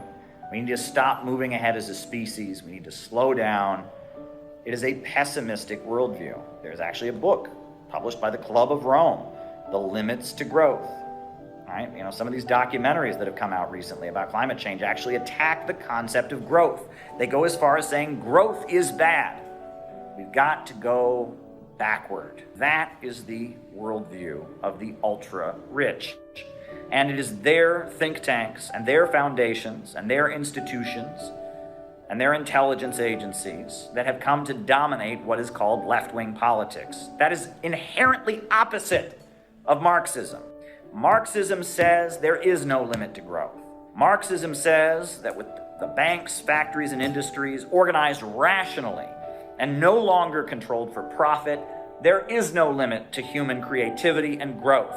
That we can continue to grow and grow and grow. That's what Marxism says. Marxism says that not only can we have it better than we have it today, but with rational control of the means of production, by eliminating the anarchy of prophets in command, that humanity can grow and grow and grow, and that so much abundance can be created, so much prosperity can be created, so much peace can be created, so much comfort can exist, that eventually the need for any coercion at all can go away. The state as an institution will wither away. That is the vision of Marxism, is that with rational planning of the economy, without the greed of the capitalist in command, without the capitalist exploiting the worker, but with all of society owning and controlling the wealth together, with the major centers of economic power, the banks, the big factories, the big box stores, the airlines, the means of communication, the means of transportation, with the major centers of economic power, the oil wells and the coal mines, with all these things being consciously, rationally planned and owned by all of society and organized to work in the interests of all of society, growth will be unlimited, and that humanity can get to astounding heights, and that all of us can be far, far wealthier and far, far more comfortable than the richest billionaire in our time. Marxism is an optimistic ideology. It is an ideology that says human creativity and human brilliance is unrestrained. Read Frederick Engels and his writings about the role of labor in the transition from ape to man.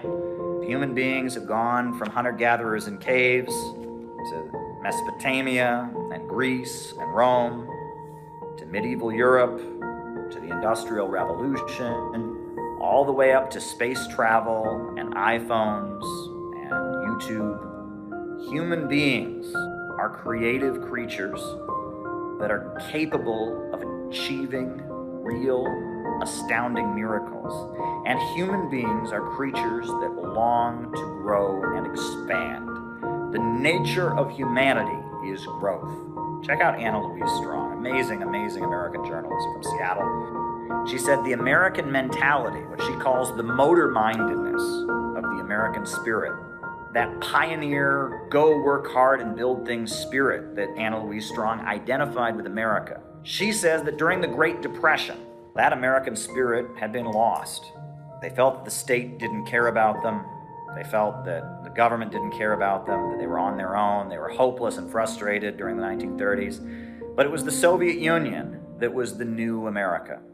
The Soviet Union was where that optimism was found, where people believed that tomorrow could be better than today. And the smartest engineers and scientists and writers were all going to the Soviet Union and marveling about it. And that the Soviet Union, with its 5-year economic plans, with its big construction projects, with its campaigns to wipe out illiteracy, building new schools and hospitals all over the country, what Stalin was doing in the Soviet Union, the economic achievements of the 1930s, where one of the poorest countries in the world, Russia at the time, one of the poorest countries in the world, became a superpower and industrialized itself with the biggest hydroelectrical power plants in the world. The best music was coming out from Shostakovich, the best ballet performers in the world, the best films with Sergei Eisenstein. Everything that the Soviet Union was achieving in the 1930s, people in the 1930s, they said that the Soviet Union is the new America. Where is the go get 'em, go out and achieve your dreams mentality found today? In China. Absolutely. China is building high-speed railway all across the planet. It's raising impoverished countries around the world up, building electricity there, power plants. China very much has that same idea. You could say now that China is the new America, because it's China that is talking about the Chinese dream, is talking about the mass line, socialism with Chinese characteristics, One Belt, One Road initiative, the shared community and vision of all mankind. All of this stuff, all of the stuff that people used to associate with America, that work hard vision, that belief that we're going to build a better country, tomorrow's going to be better than today, people now associate it with China. The right wing in the United States has wrapped up their optimism with ruthless, rugged individualism, with chauvinism, national chauvinism, bigotry, anti-communism, climate denial. Their optimism is simply an expression of the will of the lower levels of capital to make profits and a hostility toward anything that might get in the way of the ultra-rich and their desire to make profits. To be conservative in the United States in our time means that you are a worshiper of capitalism. That's all it means. Meanwhile, there's the American left wing. And as Marxism has faded away, the so-called left wing of American politics has been infected with pessimism, this dark view, and this contempt for humankind. Populism is the greatest evil, according to the American liberal, because populism means that the rabble are getting together. The inferior, uneducated masses are coming together and organizing for their rights and demanding things and protesting. They're not smart enough to do that. No, we need smart intellectuals to manage them and control them. Give them phones to dazzle them all the time. Give them drugs to take and control their minds. Just let the broad masses of people, this vulgar mob that threatens the intellectual, let them be carefully controlled. Let them gradually die off. Manage them, control them, educate them so that they're not racist, sexist, homophobic, and uneducated.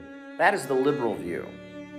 So what do you do as an American Marxist? What do you do? The answer is you get to the masses. You get to the masses with two things. The first thing, which is American rebirth. And if you're going to get ahead as a country, we need to be reborn. I've said many times before, and I will say it again, that if something is conceived in an impure way, it is corrupted. If the way something is established is impure, the product is impure. In legal terms, they talk about fruit of a poisoned tree.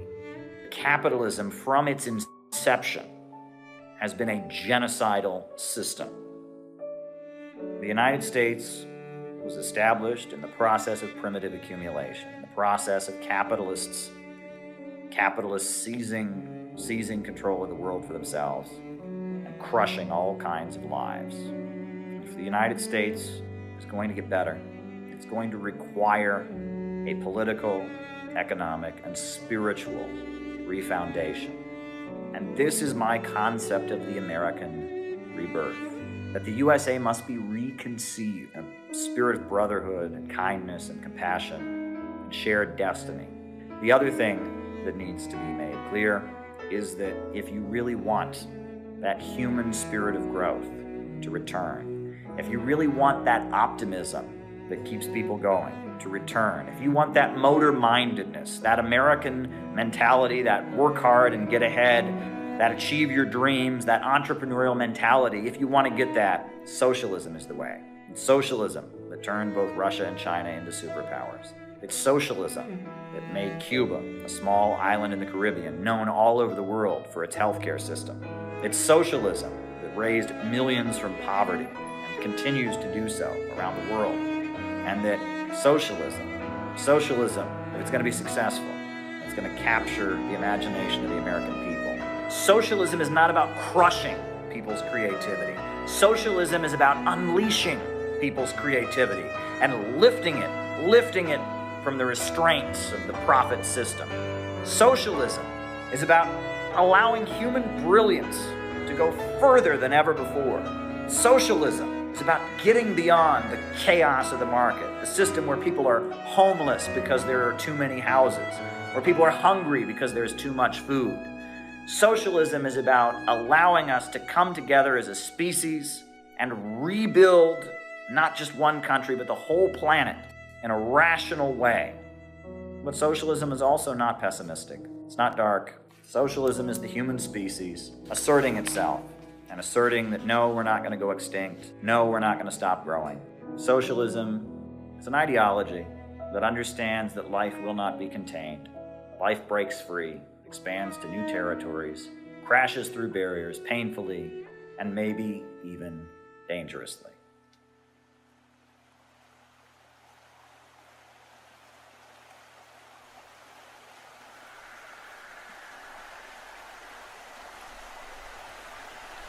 مهدی صلوات الله و سلامه علیهم و تهنیت عرض میکنم. The Islamic Revolution of Iran was a very pivotal event, led to the creation of the Islamic Republic, a country that is now at the center of opposing Israel throughout the Middle East region, one of the main opponents of American imperialism around the world. Now, why is it that at the time of the 1979 revolution in Iran, when many different factions were organizing, why is it that Khomeini and his followers were the ones that ended up taking power and leading the country? Well, that's because the main issue in the Islamic Revolution was anti-imperialism, was the fact that Iran had a huge amount of oil, and that oil was under the control of British and American oil companies, while the Iranian people were impoverished. Now, in the 1979 revolution, there were many different communist factions, but none of them were able to take power. Only Khomeini and the Islamic Republic was able to take power. Why? Well, that was because the communists had not been consistent in their anti-imperialism. During World War II, the Tudeh Party, or the Communist Party of Iran, had collaborated with the British when the Soviet Union and the British Empire invaded Iran to overthrow the Shah, who was aligned with the Nazis. And the Maoist communists of Iran, organized into the People's Fedayeen guerrillas, they were aligned with China. And China was a huge supporter of the Shah. They saw the Shah's regime, the US-backed dictator, as an ally against what they called Soviet social imperialism. China welcomed the Shah's wife and family members and gave them heroes' welcomes. So because of the fact that the main Communist Party had collaborated with the British, and because of the fact that China was backing the brutal dictator in the name of opposing the Soviet Union, Khomeini and the Islamic revolutionaries, the Ayatollahs, they took power because they were the ones that were trusted, because they had been consistently anti-imperialist for decade after decade after decade. With their conservative Shia Muslim views, they had always consistently opposed the imperialists. And that's why they were trusted by the Iranian people. And that's why they lead the Islamic Republic today.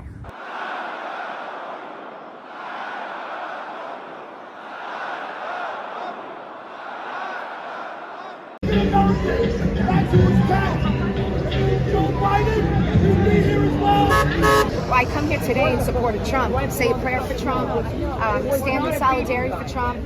Let Trump know we have your back, and we're not going anywhere. We're staying right here. And even though we may be back in Florida or New Jersey, Bedminster, or wherever he is, he would have been dead. He's blessed, and we're behind him. And we'll be wherever he goes, we will be there. They're your buddies. I don't know anybody in Antigua. I'm Antigua. My dad was my uncle. Okay, but do you agree with what happened? No. I don't.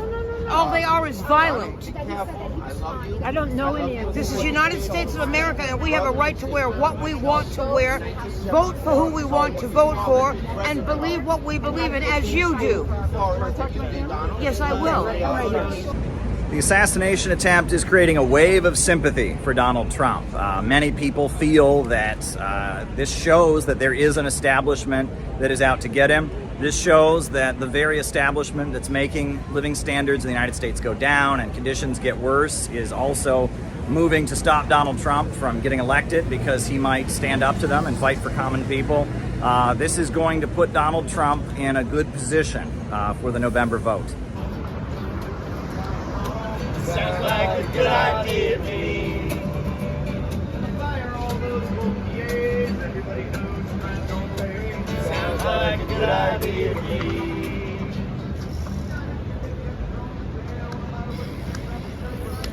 Sounds like a good idea to me. But also, not just Trump has lived here, other celebrities as well, like Derek Jeter had an apartment here for a few years. Cristiano Ronaldo sold his apartment in 2020 here. The princess, here's some great irony for you right here. In 2001, Donald Trump sold the 45th floor to Saudi Arabia for $4.5 million. They're warmongers for World War III. And all they do to make their money, Russia, Russia. Can you say Russia 3 times? Or you win the jackpot and you get a career automatic. and you don't have to worry about any kind of, headaches about getting fired or because you're in the in crowd. Well, the social media response to what's happened, it's not just people saying, what you quoted about how could you miss. There's also people claiming Donald Trump somehow staged this, as if he would, want someone to shoot him so close to his own head and hit his ear, which is ridiculous. But that shows how polarized U.S. politics has gotten.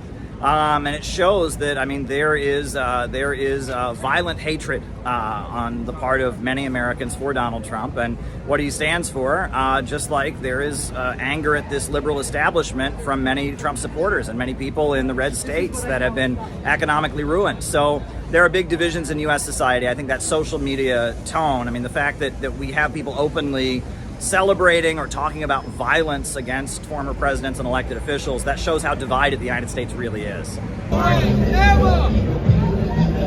What happened yesterday? Oh man. So TikTok, midnight 1, 2, 3. Midnight, we're gonna take this all the way to fucking November.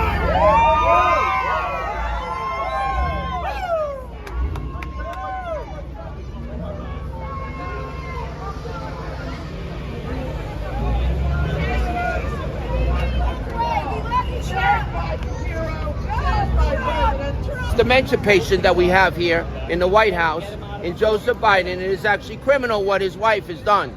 This is elder abuse. They're finally going to get rid of him, and I don't care who's going to run against Donald Trump. It's going to be a landslide victory for Donald. Trump 2024, baby. I love you, Donald, and I'll never forget in 1974 what your father did for my family. Israel loves you too, Donald. Well, U.S. President Ronald Reagan, who Donald Trump has very much tried to emulate, his big line from the 1980 election was, "Are you any better off than you were 4 years ago?" And that very much applies to the situation we're in, because the inflation in the United States, the conditions in the country, the global atmosphere, everything that Biden said he was going to fix, that Donald Trump has ruined, Biden has made far worse. A lot of people are looking back at the Trump presidency, saying the economy was better, saying the international situation may not have been great, but it was way better.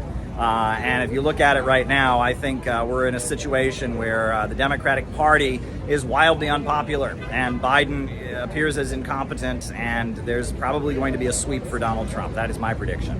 20,000 views. MAGA. What do you think happened yesterday? I think that somebody who heard the word Nazi enough times finally decided to grab a gun and finish the job that everybody else was talking about doing. So starting with Madonna saying, let's blow up the White House, let's shoot them, let's put bloody heads, we've heard all the pundits say it. So it was a continuation. Finally, one Democrat with enough balls, because it's very rare, they got very little balls, very little morals, said, fuck it, that's enough. I hate Donald Trump so much, I'm going to shoot him. So I'm surprised it took so long. Well, what do you think the Secret Service wasn't doing their job protecting him? The Secret Service, obviously, they failed. Their mission failed. This is a failed mission.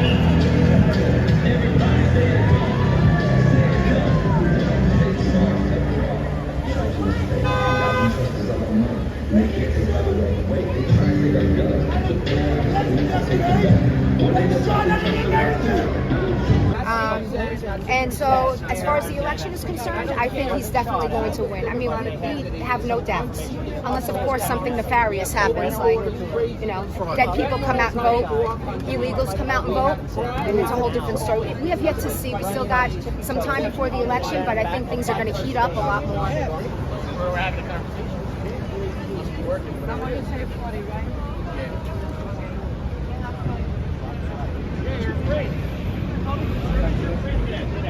That's her IQ right there. That's her average IQ. 1. 7 years I've been... Well, I think the parallel to John F. Kennedy actually really does apply. And I think what's interesting is that a lot of Trump supporters would agree with that. John F. Kennedy was considered to be a liberal. He was considered to be soft on communism.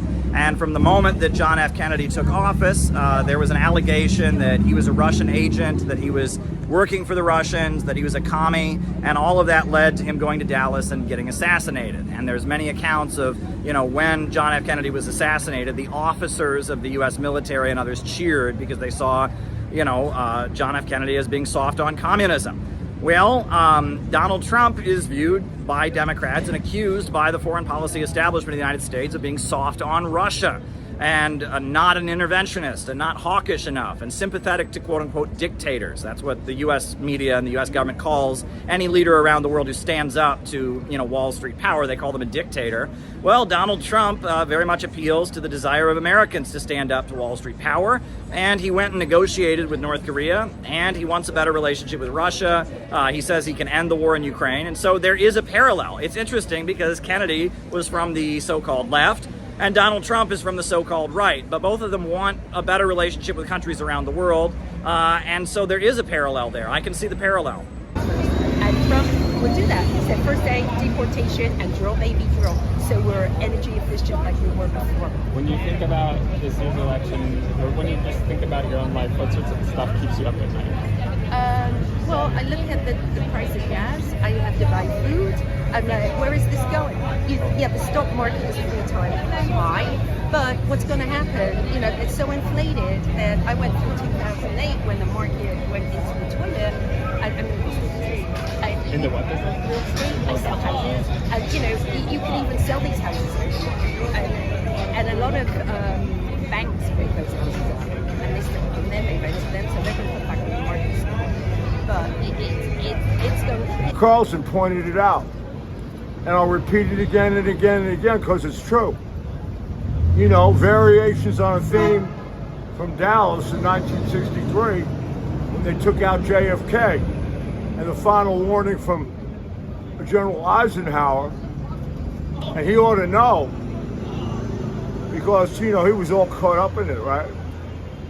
The military. He said, "Beware the military-industrial complex." Eisenhower said it, not Gary from Staten Island. And he meant it. And he well knew exactly what he was talking about, didn't he?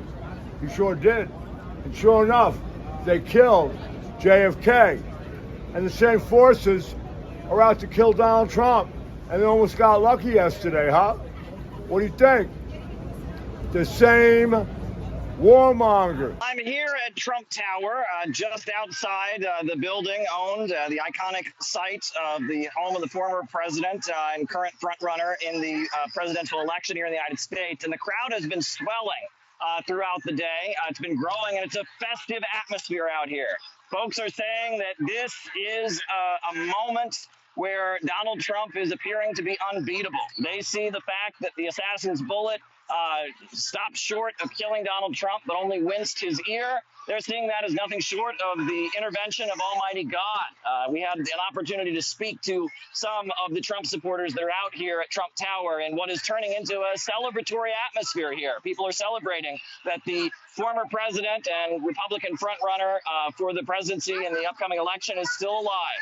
As far as the election is concerned, I think he's definitely going to win. I mean, we have no doubts, unless, of course, something nefarious happens, like, that people come out and vote, illegals come out and vote. It's a whole different story. We have yet to see. We still got some time before the election, but I think things are going to heat up a lot more. I remember when Obama used to come to this city, you could not see Obama's face or body anywhere. Okay, when he used to come into the city, they used to have like tunnels and this and that.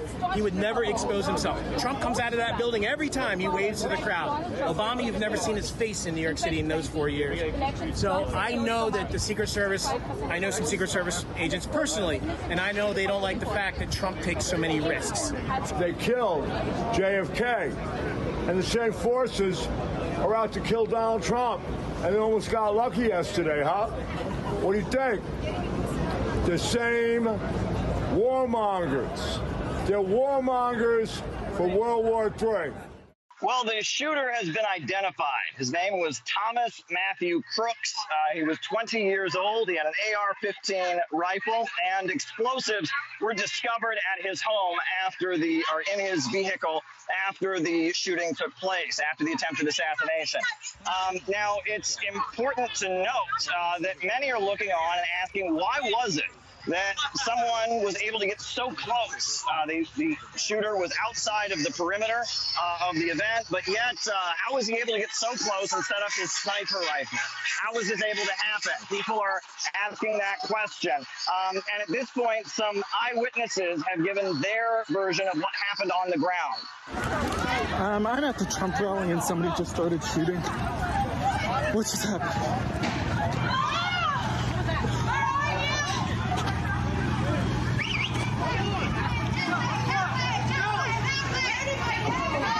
Oh my God. Go. CNN ran a headline saying Trump was injured, that Trump fell, and President Joe Biden refused to call this an assassination attempt.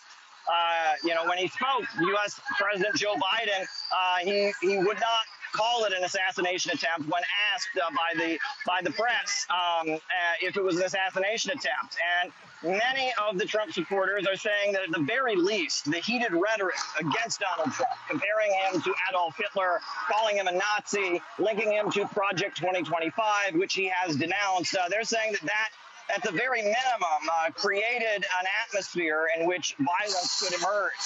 Here is some of Trump supporters at the event saying that they blame the media for what took place.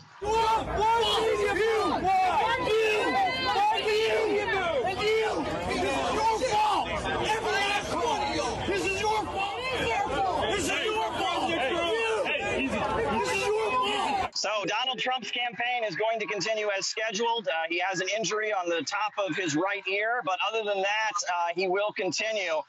People here at Trump Tower are jubilant. They view this as divine intervention, and they see this as a sign that he's unstoppable and that he'll soon be living in the White House once again. Next, please come up Caleb Maupin from Center for Political Innovation. None of us here ever had the opportunity to vote for the FBI. The FBI is not the elected government of the United States, but they seem to think that they are. If you look at what the FBI did in our previous election, covering up the Hunter Biden laptop scandal, because they felt that Joe Biden should win the election. And if you look at the details of this case, the FBI seems to believe it is above the law. I would encourage people to look into the testimony that went on and the conversations, or I guess the revelations that went on the witness stand. How it was revealed that the indictment that was leveled against the Uhuru 3 contained information that the FBI agents could not verify when they got up on the stand, and that the FBI has engaged in all kinds of dishonest activities. If they had told the truth about what evidence they had, this case never would have even gone to trial to begin with. And the FBI is putting itself above the law, and this is a threat to the freedom of all Americans. This is a threat to our civil liberties. This is a threat to our democratic rights. And I must say that the jury came back and said that it was very clear the Uhuru 3 were not acting as agents of Russia. So based on that, there should be no prison time, no jail time. This entire trial should be thrown out. This whole case should be thrown out. But I must also say that I don't consider the activities of the Uhuru 3 to be working against the interests of the United States. They travel around the world. They're connecting us with different countries, and they're working in the interests of America. Because the only future that America is ever going to have is with the new economy that is emerging in the world today. The Western financial system is falling, and the new economy of the world today, which is in Africa, which is in Russia, which is in China, that is the future. And the only future America will ever have is to be part of that economy, connecting us with people around the world, making America really a country that could trade and interact with the world in a more prosperous way, in a win-win way, a way based on win-win cooperation, not a zero-sum game. That is the future. So there should be no jail time. The conviction for this conspiracy charge needs to be completely thrown out. The FBI needs to be charged for the way that they conducted themselves in this case and the way they are violating the freedoms of Americans. Thank you. Major drama at Lakewood Church today as Joel Osteen's service was disrupted by abortion rights activists who filmed their protest and then posted it on social media. It's my body, my choice. Okay, we had to bleep that out. 3 activists with Texas Rise Up for Abortion Rights stood up and shouted, you saw it there, my body, my choice, then stripped down to their underwear at the beginning of the Lakewood service. That was this morning. They continued their chant as they were escorted out of the sanctuary. And that precisely because of how ferocious this is, there is a basis for people to see it and be woken up in the millions to fight against it. But only if we get out there and challenge them with the truth and struggle with them fiercely to wake up and join this fight now before it is too late. RiseUpForAbortionRights.org mobilized beautiful, powerful protests on International Women's Day, March 8th. One thing I will say, the Revolutionary Communist Party, I was briefly around them. They were the group that was the most visible when I was in high school. They had a bookstore I used to hang out at. And, you know, the Revolutionary Communist Party, RCP, the Maoists, they're getting a lot of bad press right now. And they don't deserve it, right? I don't agree with what they're doing. I gave a whole speech about abortion. I personally, I personally think abortion should be legal because we don't have a religious government in the United States. I think we don't have a religious government here, and that whether or not a fetus is a life is a question of religious belief. So we should be, and I think that Roe versus Wade should have stayed intact. I'm against overturning it, but my position is that we can't play into the polarization around it because that's feeding what the capitalists want, But the RCP, Sansara Taylor, who's a member of the Revolutionary Communist Party, abortion is her issue for years. I mean, she's a very militant pro-choice activist. I mean, that's her history as being pro-choice. And so Sansara Taylor has organized this group called Rise Up for Abortion Rights. And honestly, I do not agree with what they're doing. They're disrupting church services. I think that's reprehensible. They shouldn't be doing it, right? What they're doing, they went into Joel Osteen's church and they disrupted it and all that. But to be fair, I just want to point this out, and I'm actually going to send out the article because, right, so what RCP is doing, right, is that they are becoming the most extreme voice of what the liberals are doing, right? That's what they're doing, right? They're just, the liberals are all fired up about abortion right now. And so, they're just doing what communist groups in America tend to do, which is whatever the liberals are doing, they do it louder. And liberals are screaming about abortion. And so the RCP, right, they're pandering to liberals and they're disrupting church services and they're acting crazy. Okay, I mean, I don't agree with it. I think what they're doing, the Revolutionary Communist Party, what they're doing is not good, but that's what they're doing. That's what communist groups in America tend to do at this point. Whatever the liberals are doing, that's what they do. So they're doing what communist groups generally do. And so you would think the wokes, right? The wokes are just going to love them, right? The Vosh and ContraPoints and those people should love the RCP. Well, they're being canceled. They're being canceled. This is an article the Daily Beast ran, and it was picked up by Yahoo News, and it went everywhere. Is this communist cult trying to hijack the abortion movement? I'm serious. They're being canceled. They're being canceled by the wokes. They're doing exactly what the wokes say to do. Scream and yell about abortion, offend people, run and take your clothes off in churches, act like nuts. They're doing exactly what the wokes want them to do. And are the wokes going, wow, well, we may not agree with you about Mao Zedong thought, but we respect. No, they are not doing that. They're trying to cancel them. And they're being canceled now because the wokes don't need us. We got to get this through our heads. They don't need us.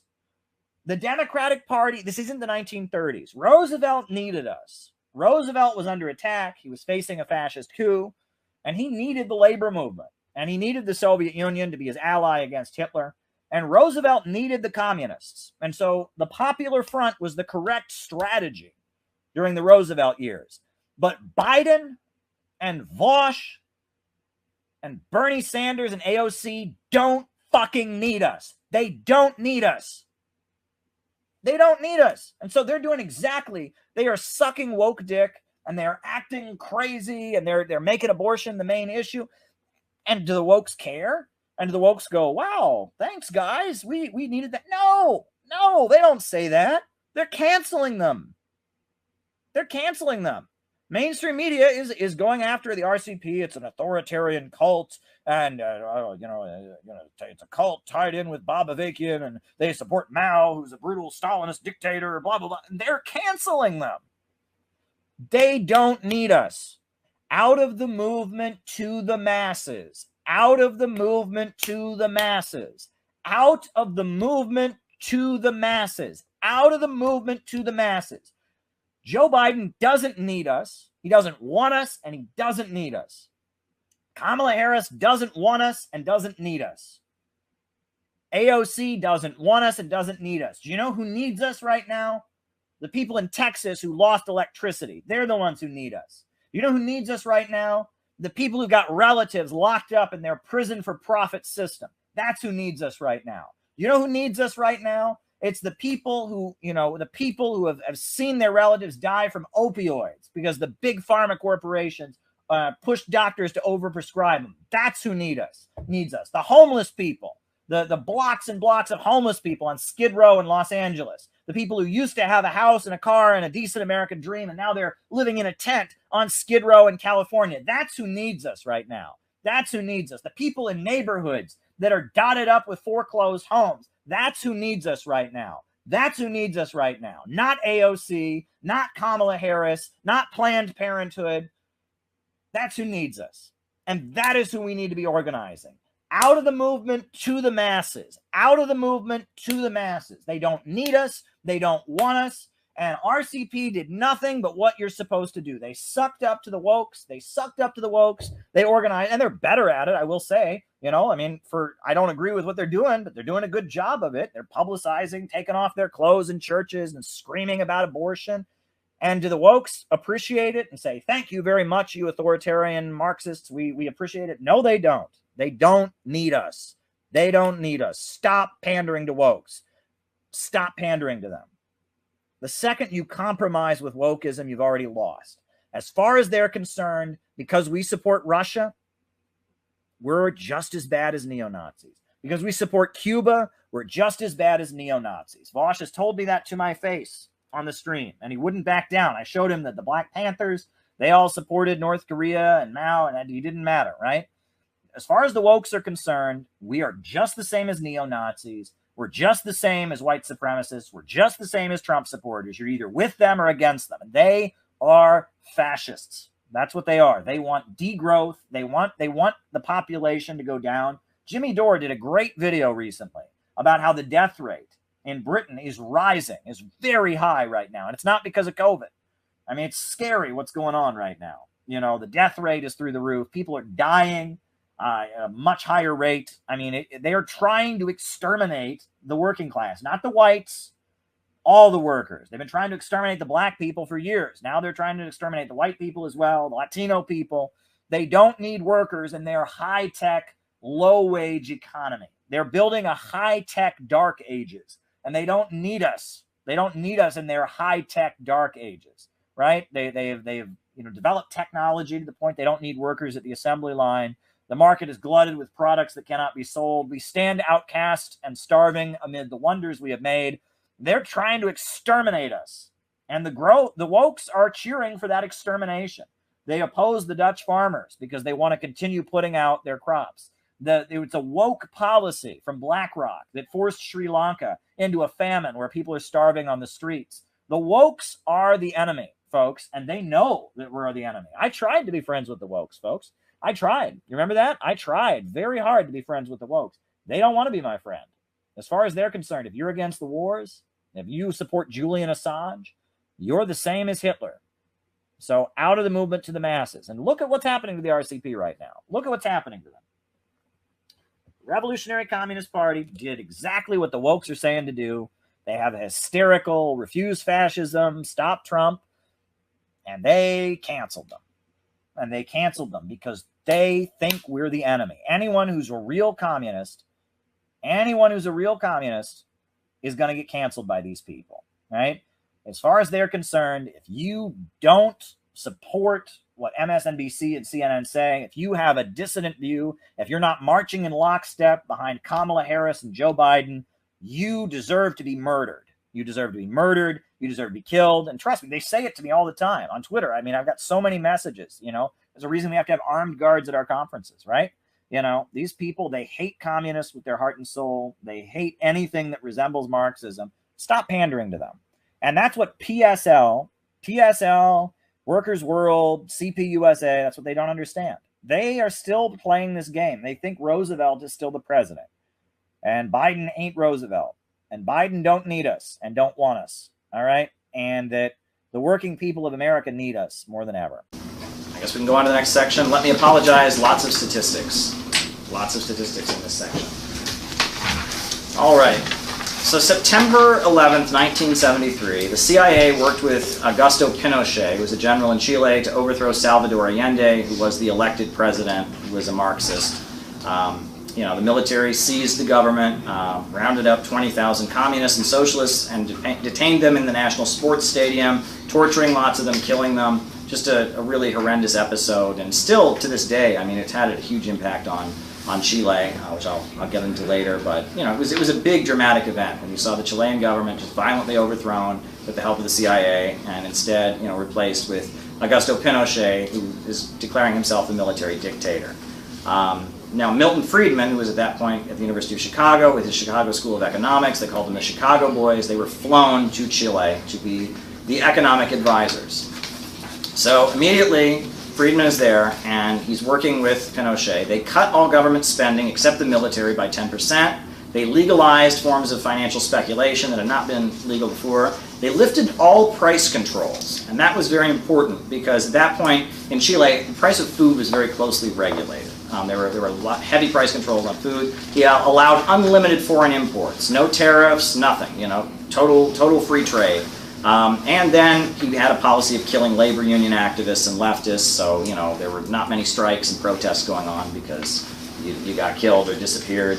One thing they would do is they would dump the bodies of people who've been killed, leftists who've been disappeared, in the streets. There's a lot of pictures of dead bodies of leftists. You know, someone would be known to be a communist or whatever, and then their body would show up in the street a couple of weeks later, you know, just as kind of a message like, you know, don't be a communist, don't be a leftist. You know, the other thing is that, and there was a huge underground Marxist movement. Like people would talk about, like they would, you know, they would, on the roof of buildings, they would have stacks of leaflets like tied with string, and they would like light a candle and then run away, and then when the candle burned, the paper would break, and then the leaflets would scatter and fall from the building, and people would collect it. And there was a widespread underground resistance to the Pinochet government. But yeah, it was pretty brutal. If you were a leftist or a Marxist, you were killed. That was pretty much their policy. And the result was 20 to 30% unemployment. They laid off the government workers in big numbers, and also you had, you know, all these domestic companies now were competing with products coming in from all over the world, so they went out of business. You had 117,000 industrial jobs eliminated. But more importantly, and this is really one of the most shocking things about Pinochet's government in Chile, is the price of food skyrocketed. The average family was spending roughly 74% of their income on food. Can you imagine 74% of your income on food? Like, what do you have left for rent? The average calorie intake dropped to less than 1,200 calories. Now, the school milk program, that was one of Allende's programs, is they were giving kids milk in school, right? Well, they eliminated it. And there was widespread instances of children fainting in school from lack of food.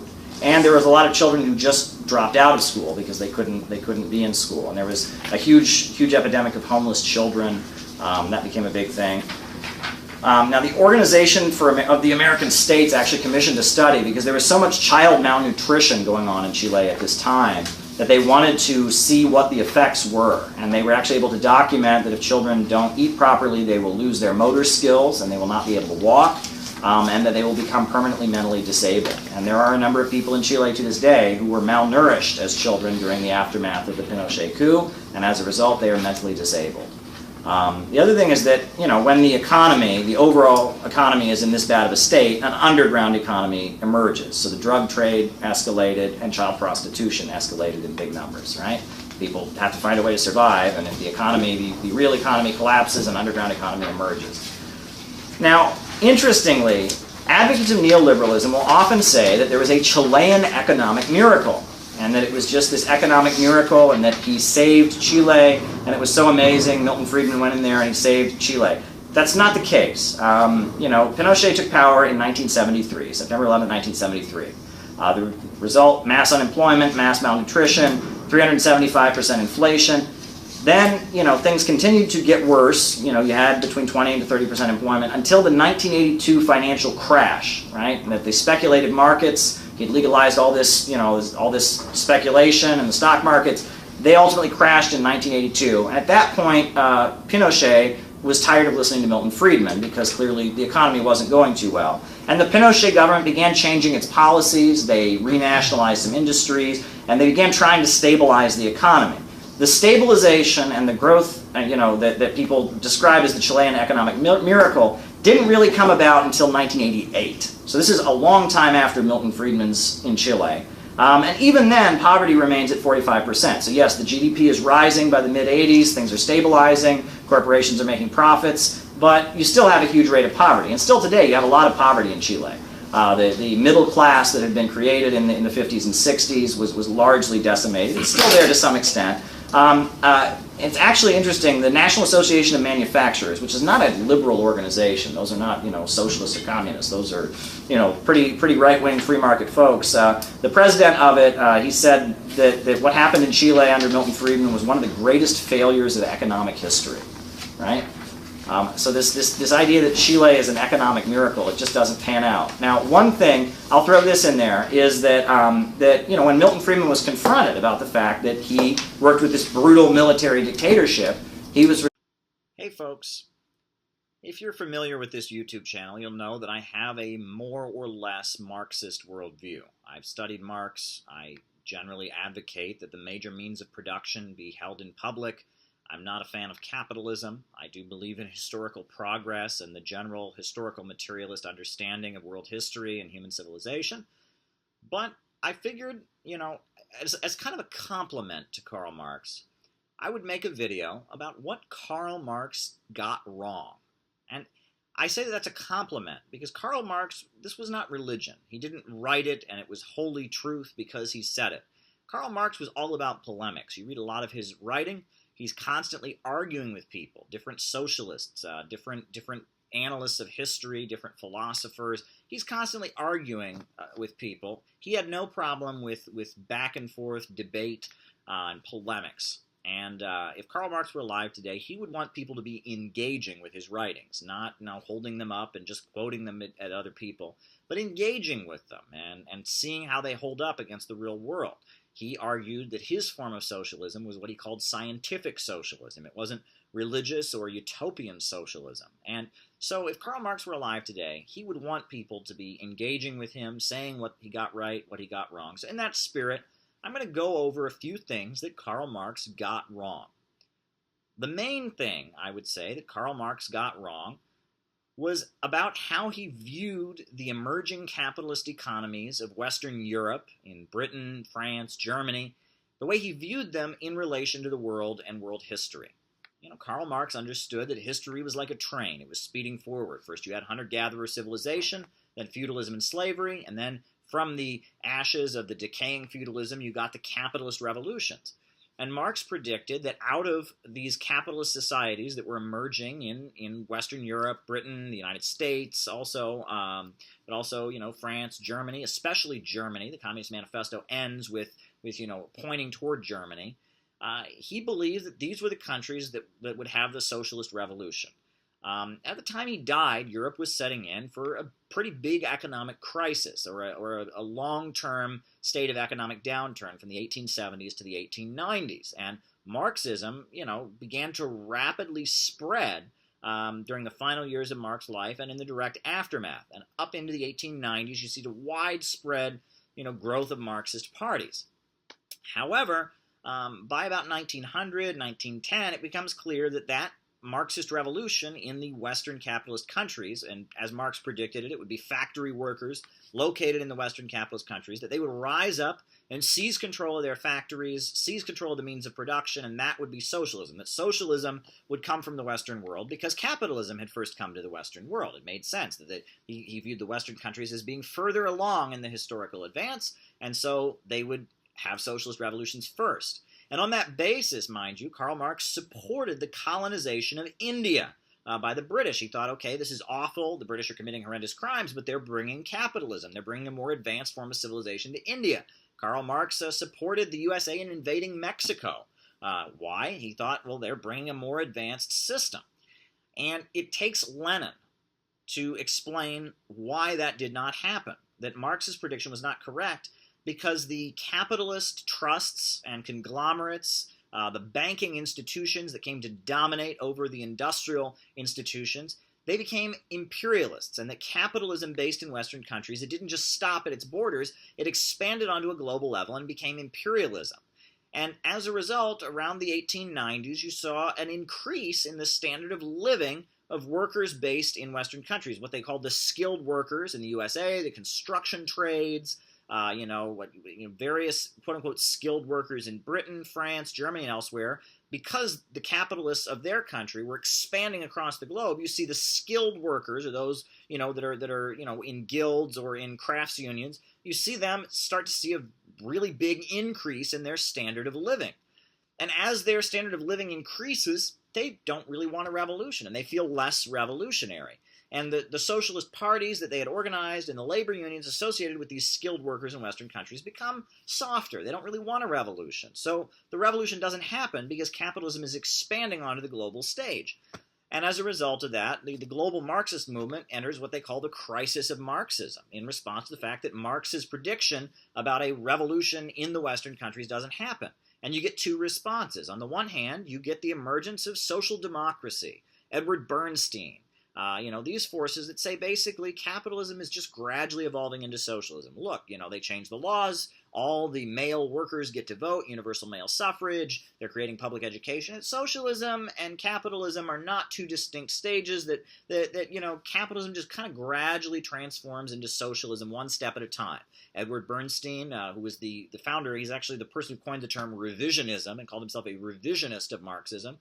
He said that essentially the movement was everything and the goal was nothing. And furthermore, you get a lot of these social democrats and Marxists who responded this way and saying that you didn't need a revolution. You get them saying that the Western capitalist countries are the most advanced, and they should, and they agreed with Marx that the British should colonize India, and that the USA should take over Mexico and seize Texas and New Mexico and Arizona and Southern California from Mexico, right? They should do this because look, this is bringing a more advanced system. So that's the emergence of social democracy. On the other hand, you have the emergence of Bolshevism and Lenin. And it was Lenin who said that capitalism was becoming imperialism and dividing and stratifying the working class within the Western countries. And as a result of that socialism would not emerge from the West, but from the East. And that countries in the oppressed world, countries in Africa, Asia, Latin America, countries like Russia, whose ability to develop had been blocked by these Western capitalist countries that wanted to maintain a monopoly, Lenin maintained that it was these countries that would have socialist revolutions. Instead of it being the most technologically and economically advanced countries, it would be those countries that were being held back and were unable to advance.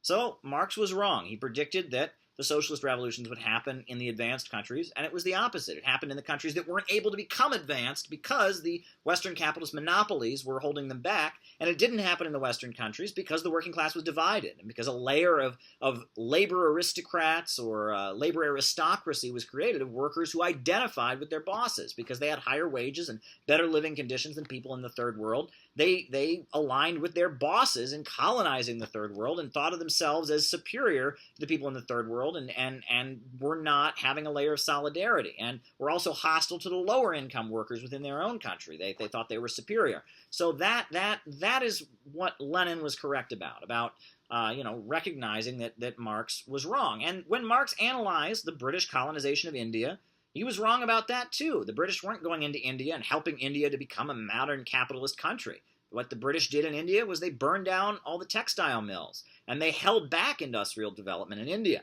Marx also was wrong about the fact that he thought that the USA was bringing capitalism to the parts of Mexico that were seized during the Spanish-American War, the Mexican-American War, during the Mexican-American War. And in reality, what the USA was doing was expanding its most primitive and barbaric section, the slave economy. This was a war for slavery. It was a war to help try and attempt to preserve the slave system. So Marx was wrong on those points. And, Karl Marx was right about a lot of things, but he was clearly wrong in how he viewed the relationship between Western capitalist countries in the world. And in the aftermath of his life, the decades immediately following his life, that played out very clearly.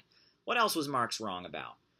Well, Marx argued that all nationalism was inherently reactionary. He said, workers of the world unite. He did not believe in any organization on the grounds of nationality. And he argued that workers should simply identify as workers and that nations should just be disregarded. However, even Marx, his views started to change in the final years of his life. In the final years of his life, he was living in Britain, and he became a big supporter of the Irish people in fighting for their independence. And he started to recognize that the Irish people might fight for their independence on the basis of being Irish and not British or English. They might fight for their independence on the basis of being Roman Catholics, but that was still a progressive struggle, and that this idea that it was simply the workers and the bosses, that nations didn't exist, Marx himself started to question that in the final years of his life. And he was clearly wrong. And in fact, most of the socialist revolutions that have happened throughout world history have actually happened on the basis of nationalism. The Russian Revolution is an exception to that. But other than the Russian Revolution, the Chinese Revolution, Korean Revolution, Vietnamese, Cuban, the Bolivarian revolutions of Latin America, the Ba'ath socialist revolutions of the Arab world, they've all happened on the basis of nationality. They've argued that for a country to start developing, it needs to break out of the domination and control of the Western capitalists, and the working class has been the leader in the revolutions, that the capitalists of those countries are so weak that the working class becomes the vanguard in fighting for the liberation of the nation. Lenin and especially Stalin understood that, but Marx himself was wrong about that. And I just want to critique Marx on one final point, which is that if you read Marx, Marx was very good at understanding economics and understanding class forces and how people benefit and how people don't benefit and how some groups struggle against others. He analyzed the Civil War very brilliantly, understanding that northern capitalists were fighting against the southern slave system, and he very brilliantly understood that. But you have to remember that Karl Marx was doing most of his work in Britain, and he was working at the British Museum, and this was the age of Charles Darwin. This was the period, just shortly after Marx. You have the rise of Sigmund Freud, and that this kind of mindset, what people might call, the mindset of that period, the Romantic period, this belief that human beings are animals, essentially, and that human beings aren't special, they don't have souls, they're not special, they're simply animals, and they respond to pleasure and pain and stimulation. That comes across in Marx. You can see Marx kind of viewing human beings as an animal. And Marx, even in some of his letters, he finds himself asking himself, why am I doing this, right? He sees human beings as simply these creatures that go through the world seeking pleasure and avoiding pain and acting strictly in their economic interest. So how do you get a Marx or a Lenin or a Che Guevara? How do you get people whose economic interest is one thing, but they go against it and they strive to be part of something bigger? And that Marx himself doesn't seem to recognize what you might call the spiritual aspect of man, or of humanity, this idea that human beings are capable of working against their own economic interests for what they believe to be a higher good or a higher form of morality. And Marx, because he has this strict, economically focused view, because he's working in Britain, which is, the home of, the British Empire and the rise of, terms like survival of the fittest and social Darwinism, he's in an atmosphere where people, it's considered revolutionary. It's considered a breakthrough in the modern world in which, the church and state are being separated and science is being heralded. He thinks it's such a breakthrough to view human beings as just animalistic. And And he was clearly wrong about that. That, throughout the history of the 20th century, even in Marx's day, you see a lot of people acting in the interest of something that is higher, and a drive to achieve something, and a higher morality. And furthermore, part of the problem with capitalism is that capitalist societies gradually increase what you might call alienation. Marx wrote extensively about alienation, but as he's writing about alienation, he's not really understanding that alienation has a spiritual quality to it, and that a socialist society could possibly have issues with alienation, and the fact that people being ripped apart from each other, that this is about something deeper than economics. So overall, Marx was correct. He understood how capitalism functioned. He understood capitalism better than the capitalists did. His book Capital is brilliant and basically explains the modern economy, about wealth centralizing in the hands of a few, about the great advances into technology leading to greater poverty, about the big contradictions of capitalism. He understands, the worker and the capitalist. He understands the solution, which is society seizing control of the major means of production and operating them in a rational way and not for the benefit of some capitalists so that civilization can advance. He's brilliant. And the Chinese Revolution and the Russian Revolution before it, in which both of these countries were impoverished and became world superpowers by taking control of the means of production, they very much show that Marx was correct. But Marx is not above criticism. Marx is not a god. He's not infallible. He's a human being. He's a social scientist who understood some aspects of how the world worked. He was right about a lot of things, but on these points, Marx was wrong. And so I will say that. As someone who learned a lot from Karl Marx, someone with vast amounts of respect for Karl Marx, I will say that Karl Marx was wrong on those points. And I'd like to think that if Marx were alive today, he would probably look back at world history and agree with me and say, I was right about a lot of things, but I was wrong about a few things. And I will say the same thing about myself, mind you. I've made some mistakes before. I've said things that I regret. I've taken political positions that I no longer take. That's part of being human. And I think we should all be willing to recognize both our own mistakes and the mistakes of our idols, as well as the mistakes of those we disagree with strongly. It is now official. CNN projects that Donald Trump has been elected president. Donald Trump has won the state of Wisconsin, which means he is the winner of this race and will return to the White House. A sweeping and stunning victory unlike any in our history. Donald Trump has won the presidency for a second time. Donald Trump, a convicted felon who survived 2 assassination attempts, making a remarkable comeback to become the next president of the United States. He's so evil! Nazi! Break out the boat! It was a terrible night. Look what happened. Is this crazy? Dear President Donald Trump, we've all spent the last year being told Donald Trump can never win again. But as we went and spoke with regular voters, that's never been what they seem to think. As we predicted, you won. Because the system that dominates the world, the system these people live in, is in complete crisis. Imperialism, the old order of the world ruled by big banks and monopolies, is becoming more unstable by the day. It is relentlessly driving working families' living standards down and pushing us towards new wars. Americans voted for you because you promised peace. You promised peace. You promised peace. They said, he will start a war. I'm not going to start a war. I'm going to stop wars. Americans voted for you because you promised swift government action to improve their lives. Together we can truly make America great again for all Americans. African American, Hispanic American, Asian American, Arab American, Muslim American. Success is going to bring us together. Americans voted for you because you promised to protect our freedoms. We want to have security. We want to have things be good, safe. I will not rest until we have delivered the strong, safe, and prosperous America that our children deserve and that you deserve. Americans voted for you because you promised to stand up to the rich and powerful. You promised to stand up to the rich and powerful. To the rich and the greedy. You promised to stand up to the rich and powerful. And put the people's needs first. And put our needs first. I want you to imagine how much better our future can be if we declare independence from the elites who led us from one financial and foreign policy disaster to another. While many exclusively focus on the negative realities of a political campaign, we remember your Quantum Leap speech, where you rolled out some extraordinary ideas for completely rebuilding this country. Past generations of Americans pursued big dreams and daring projects that once seemed absolutely impossible. They transformed American life with the interstate highway system. Magnificent it was. and they launched a vast network of satellites into orbit all around the Earth. But today, our country has lost its boldness. Under my leadership, we will get it back in a very big way. Our objective will be a quantum leap in the American standard of living. We're writing this letter to let you know who we are. We are the Center for Political Innovation. The Center for Political Innovation.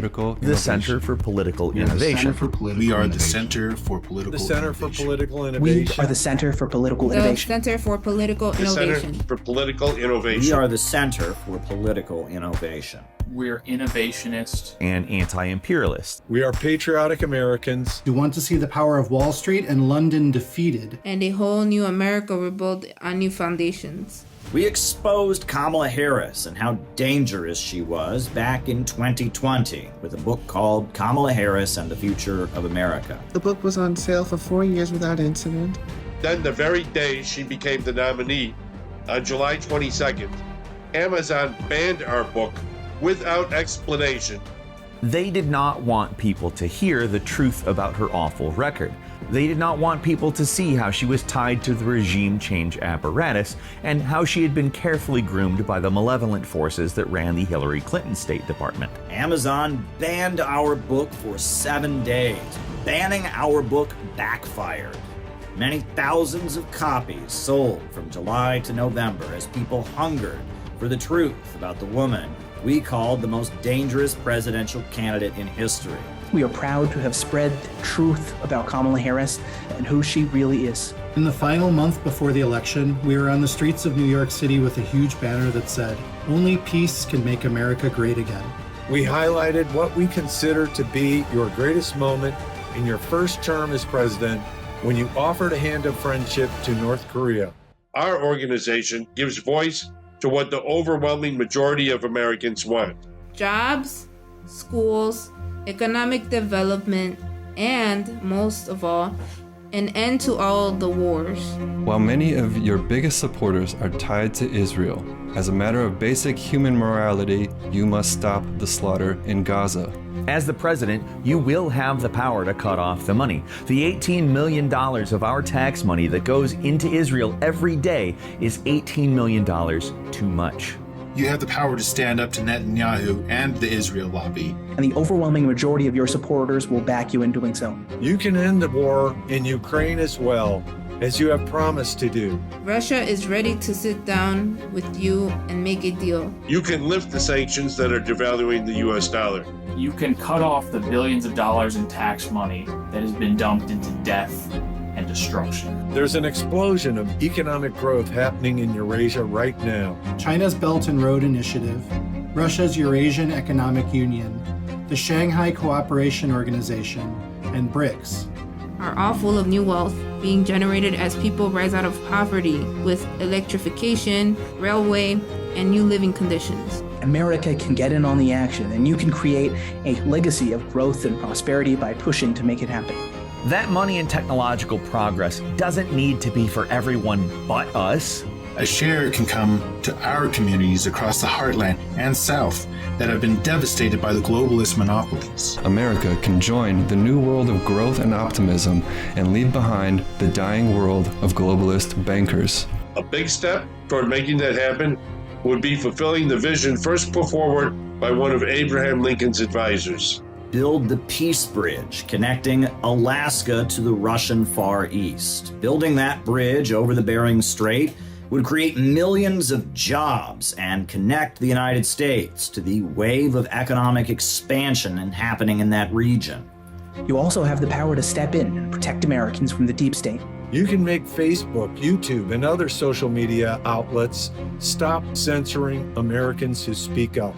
You can free Ross Ulbricht. You can free Leonard Peltier. We have paid particular attention to the Uhuru Three, Penny Hess, Jesse Neville, and Omali Yeshitela. Tucker Carlson highlighted their case in his program. As part of the liberal Russia, Russia, Russia hysteria, they got charged with being foreign agents for their work building economic development among black people in Florida and Missouri. You can pardon them for the absurd conspiracy conviction they received after being acquitted of the primary charge of being Russian agents. You can repeal the absurd Foreign Agents Registration Act, a vaguely worded law used to prosecute those who want to change U.S. foreign policy or do business overseas. We know you can't do this alone. If you do, as you have promised, and clash with the deep state and the big monopolies, you'll soon realize that there is one ally you desperately need: the American people. The bulk of the population, those who voted for you because they just can't take it anymore, need to be pushed into action. The American people are like a sleeping lion that can awaken and roar louder than ever when the time is right. The country needs a mass movement. It's happened before, and it will happen again. We defeated the British Empire. We smashed the slavocracy of plantation owners. We built the labor unions and won women the right to vote. We ended the Vietnam War, and we destroyed legal segregation. The changes that the overwhelming majority of the American people want will not come about as a result of some savior in the White House. No matter how adept of a political leader you might be. The masses of people in their millions are the makers of history. And it will take an upsurge of democratic participation to bring about what this country really needs. A government of action. A government of action. A government of action. A government of action. A government of action. A government of action. A government of action. To fight for working families. You are in a very important position as arguably the most powerful person in the world right now. President of the United States. We urge you to stop the emerging low-wage police state. We urge you to stop the march towards World War III. We urge you to help energize and mobilize a population to assert their will over the greed of the rich and powerful.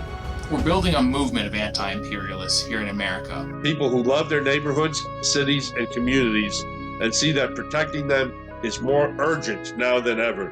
We consistently look to the future optimistically and see many promising possibilities in your re-election. However, as with all politicians, especially presidents, we cannot and will not offer blind support. Our goals are peace and prosperity for all, and we won't hesitate to criticize you if you stand in the way. Millions and millions of working families are counting on you, Donald. Not just here in the U.S., but around the world. Find the strength within yourself and your relationship with God to be the hero the world desperately needs. It may not be your first instinct, and it may even fly in the face of much of what you've said, believed, and even promised. But it is a surefire way to find your name imprinted in the history books for centuries. We train our members to understand the world and how it works. More importantly, how to change things. You will hear a lot from us in the next 4 years. And if and when you stand up to the forces of darkness and empire, we will always have your back. See you at the inauguration.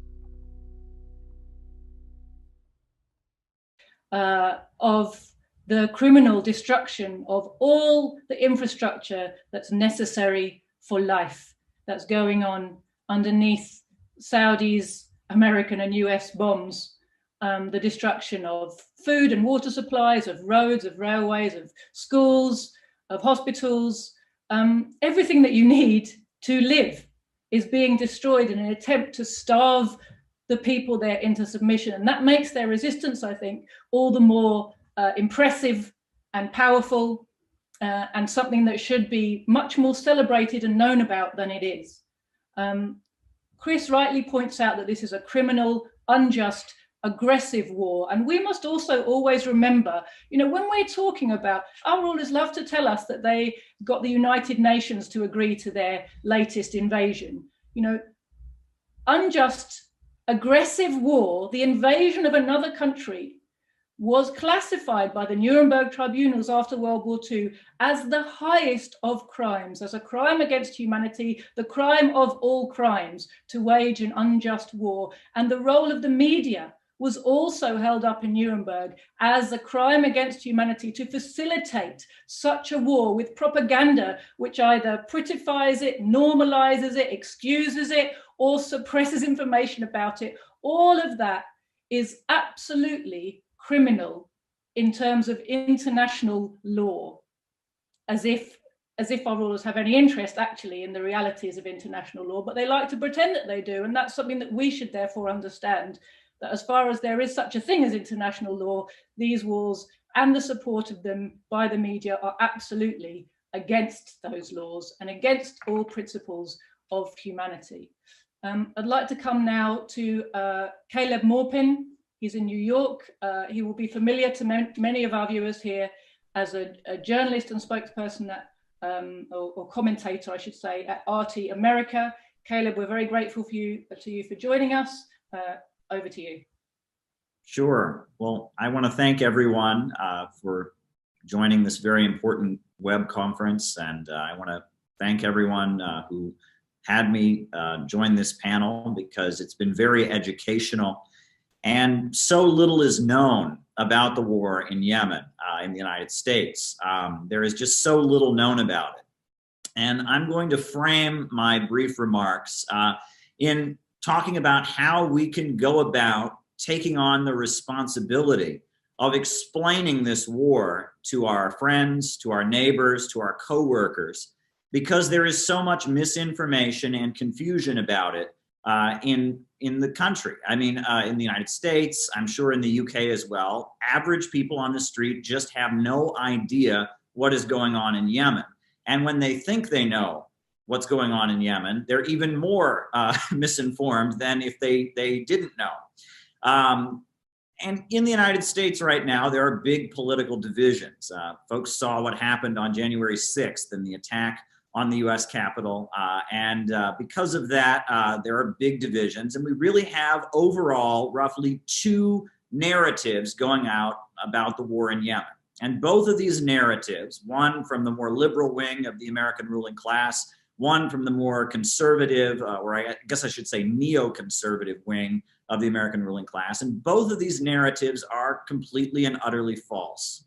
The first narrative that we hear from American mainstream media, from outlets like MSNBC and CNN that lean closer to the Democratic Party, the narrative that we hear is that this war in Yemen is just complicated. It is an ethnic and tribal conflict. These are groups of people that have been fighting with each other for thousands of years. It's something we in the West just can't possibly understand. So you should change the channel and look the other way and just assume that this is something that only people with PhDs in Middle Eastern history and such can actually understand. That's the way liberals would like us to understand it. Well, that narrative is completely and utterly false.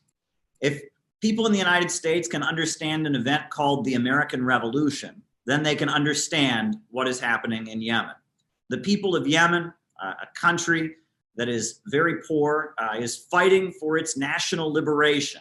It doesn't want a foreign king and a foreign regime to dominate their country and keep it economically destitute. They are fighting for their national liberation. It's quite interesting that often one fact that is obscured by American media, when they'll talk about the Houthis and Ansar Allah, one thing that they won't talk about is their logo. You very rarely will see the logo of the Ansar Allah movement.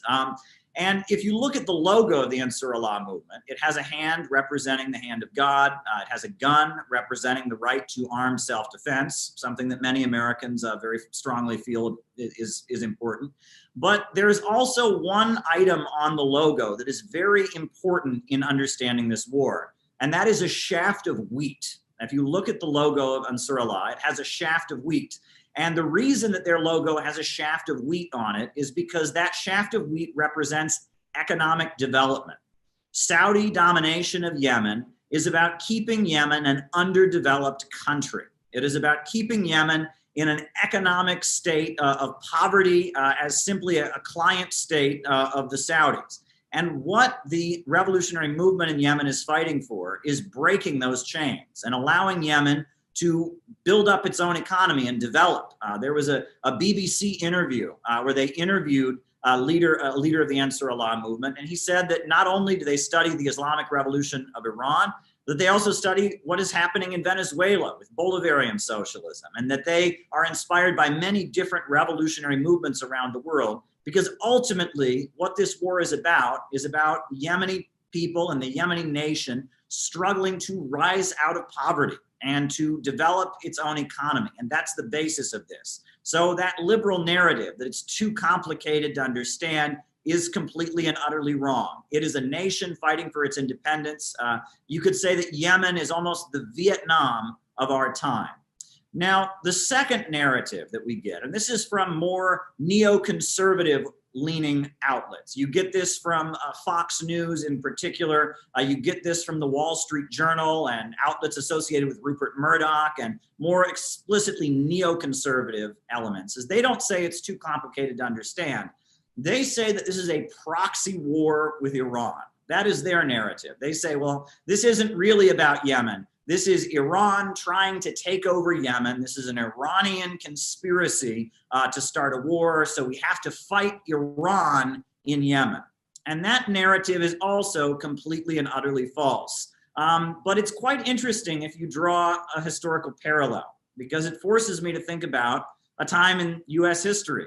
You know, you go back to the 1950s, 1954, you had an event called the Montgomery bus boycott, where the African-American community was mobilizing in the thousands against Jim Crow segregation and protesting. And what did American media say about the massive protests that were happening in the US South? They said that this was a conspiracy from the Soviet Union. It was a communist plot. The civil rights movement was a communist conspiracy. It's not that the black people of the United States want freedom and the right to, you know, eat in whatever restaurant they want and be able to vote and drink out of the same drinking fountains as white people. Oh no, this is all a conspiracy from Moscow. Now, there was a grain of truth, right? Let's not forget that the Communist Party had organized for civil rights long before any other progressive forces in the United States had. Let's not forget that at the UN, the Soviet Union brought the petition called We Charge Genocide and called out the racism of the United States at the United Nations and gave a platform to people like William L. Patterson and Henry Winston and Paul Robeson and many great African-American activists to expose racism. So there was a grain of truth in that narrative. But overall, the reason that Dr. Martin Luther King Jr. and millions of people in the United States were protesting for civil rights was not because of the Soviet Union. It was because of their real conditions becoming intolerable and the demand for justice being widespread. And if this war in Yemen were simply an Iranian conspiracy, it would have been over in a week, right? The Kingdom of Saudi Arabia has the fourth largest military budget of any country in the world. Meanwhile, Yemen is one of the deeply poorest countries on the planet. It's really a country where people are facing just impoverished conditions. And the fact that the people of Yemen have continued to fight against the largest military budget, the fourth largest military budget in the world, and completely continued to withstand this criminal blockade that has prevented them from getting medicine and supplies. The fact that they have held out so long and continued to resist as just, you know, mass deaths of malnutrition, bombing of civilian infrastructure. The fact that in face of all of this, they have continued to resist is about as much of a solid proof that this is not a conspiracy from Iran that could ever be. If there was not widespread support for the national liberation movement of the people of Yemen, then this war would certainly not have continued so long. I'm forced to think of a very important quotation from Mao Zedong, the founder of the Chinese Revolution. In one of his last statements that was delivered, he said that the people of a small country can surely defeat aggression by a big country. This is a law of history, but only if they dare to rise in struggle. And those words just ring in my ears every time I think about the conflict in Yemen, because this is the people of a small country facing aggression by a big country, but rising in struggle and resisting. And this law of history that Mao Zedong talked about seems to be very well alive. I will just conclude by saying that in 2015, after this war had just started, I had the honor and the privilege of accompanying the Red Crescent Society of the Islamic Republic of Iran on a ship to try and deliver humanitarian aid to the people of Yemen. And for me, as someone from the United States, this was a life-changing experience. I spent 13 days on that ship. We had all kinds of wheat and all kinds of medical supplies. We had surgeons on board. We had technicians of an operating theater. And it was a purely humanitarian mission by the Red Crescent Society. And we were unable to reach the port of Hodeida in 2015 because the port of Hodeida was bombed 8 times on the day we were chartered to arrive. It was bombed 8 times, and to prevent this humanitarian mission from arriving, they murdered basically a number of dock workers, a number of medical students. They bombed the medical university in Hodeida, and we were forced to turn our ship around.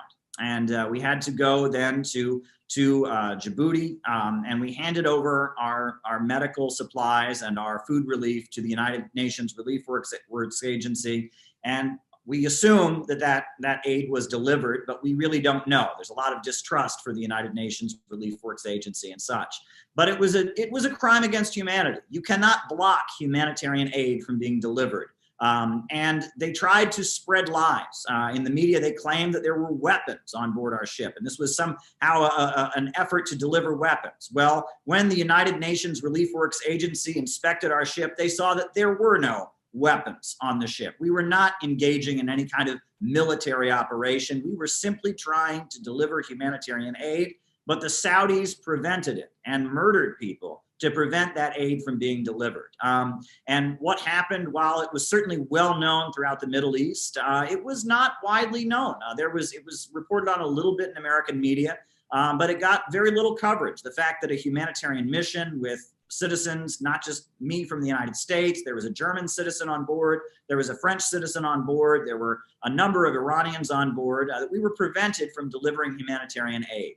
And that shows how ruthless the Saudis really are, that they have been given a free pass when it comes to violating international law, committing war crimes, committing atrocities, not just internationally, but against their own people as well. Let's not forget the horrendous way that the Shia oil workers of Saudi Arabia are treated, the way they are viciously exploited, the way Sheikh Namir al-Namir, a leader who had fought for the civil rights of the Shia oil workers of Saudi Arabia, was brutally executed. So we need to continue to raise awareness about what's going on. We need to continue to talk to our friends, to our co-workers, to our classmates if we're students at universities, and get the truth out there about what is taking place in Yemen.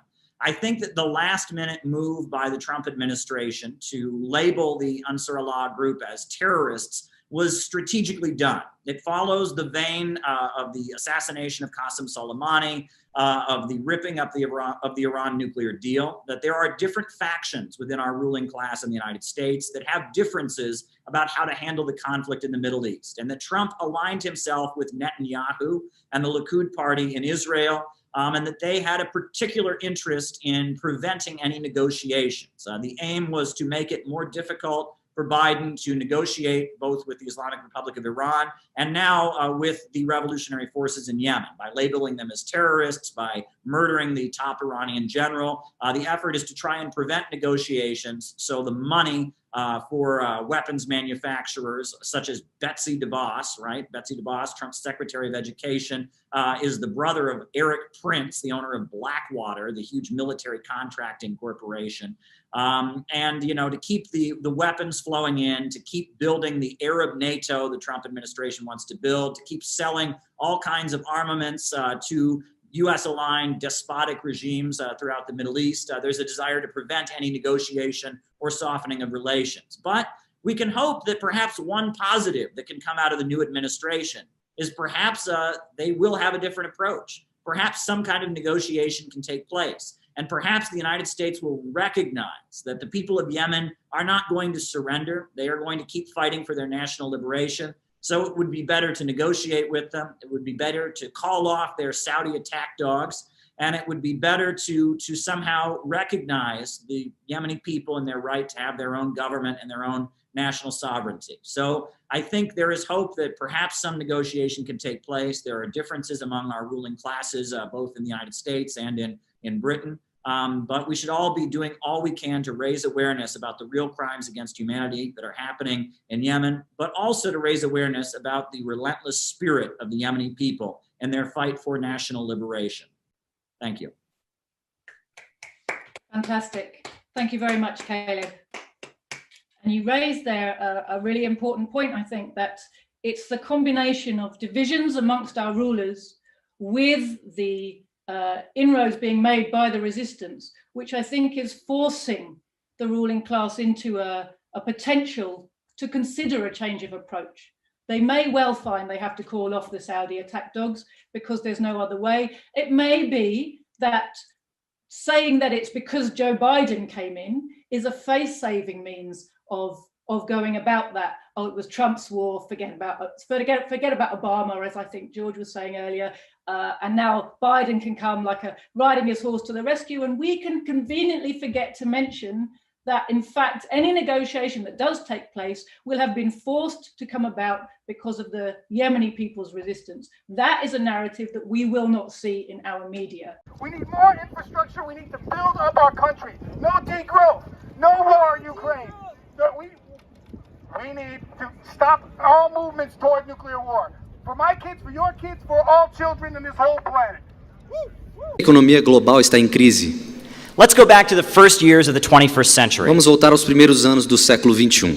Following 2001, depois de 2001, the policies crafted by the Council on Foreign Relations and carried out by the Bush administration, as políticas desenhadas pelo Conselho de Relações Exteriores e executadas pela administração Bush, they had a very obvious impact. Tiveram um impacto muito óbvio. They drove oil prices up. Fizeram os preços do petróleo subir. When Iraq was invaded on March 19th, 2002, quando o Iraque foi invadido em 19 de março de 2002, the US military destroyed the country's infrastructure. As forças armadas americanas destruíram a infraestrutura do Iraque. With a torrent of missiles they called shock and awe, the country was destroyed. Com uma saraivada de mísseis que ficaram conhecidos como Operação do Choque e Pavor. It was removed from the world market. O país foi destruído e removido do mercado mundial. Millions of Iraqis died. Milhões de cidadãos do Iraque morreram. And the price of oil went up. E o preço do petróleo subiu.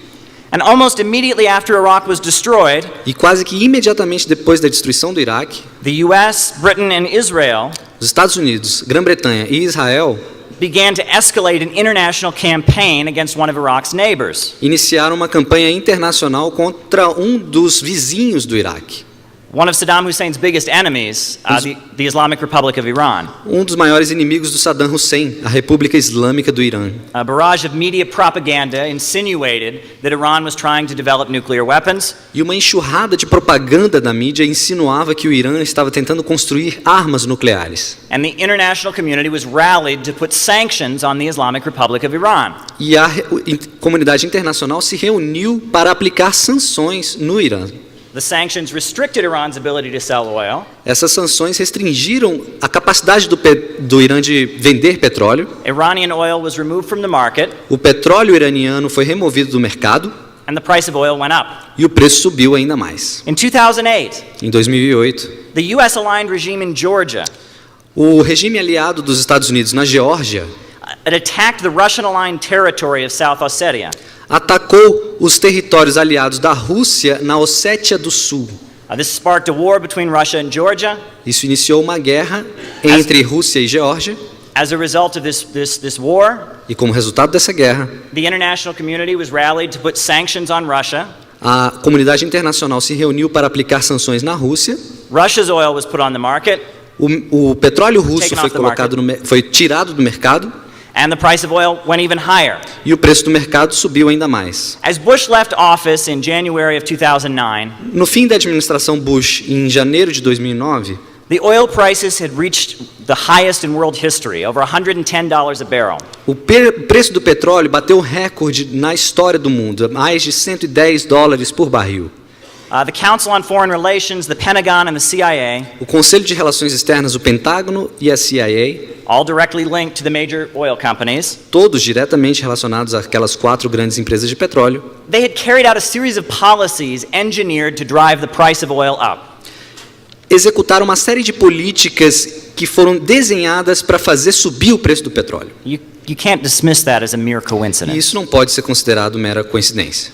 However, in the process of engineering U.S. foreign policy toward making astronomical profits, mas nesse processo de desenhar a política externa americana para atingir lucros astronômicos, the four supermajors had created a problem for themselves on the international markets. Essas 4 super grandes empresas petroleiras criaram grandes problemas para elas próprias nos mercados internacionais. In 2003, em 2003, as oil prices were rising, conforme os preços do petróleo subiam, Chavez drastically altered the nature of Venezuela's nationalized oil resources. Hugo Chávez drasticamente modificou a natureza dos recursos de petróleo estatais da Venezuela. He reoriented Venezuela's oil so that the proceeds would go almost entirely to the domestic budget.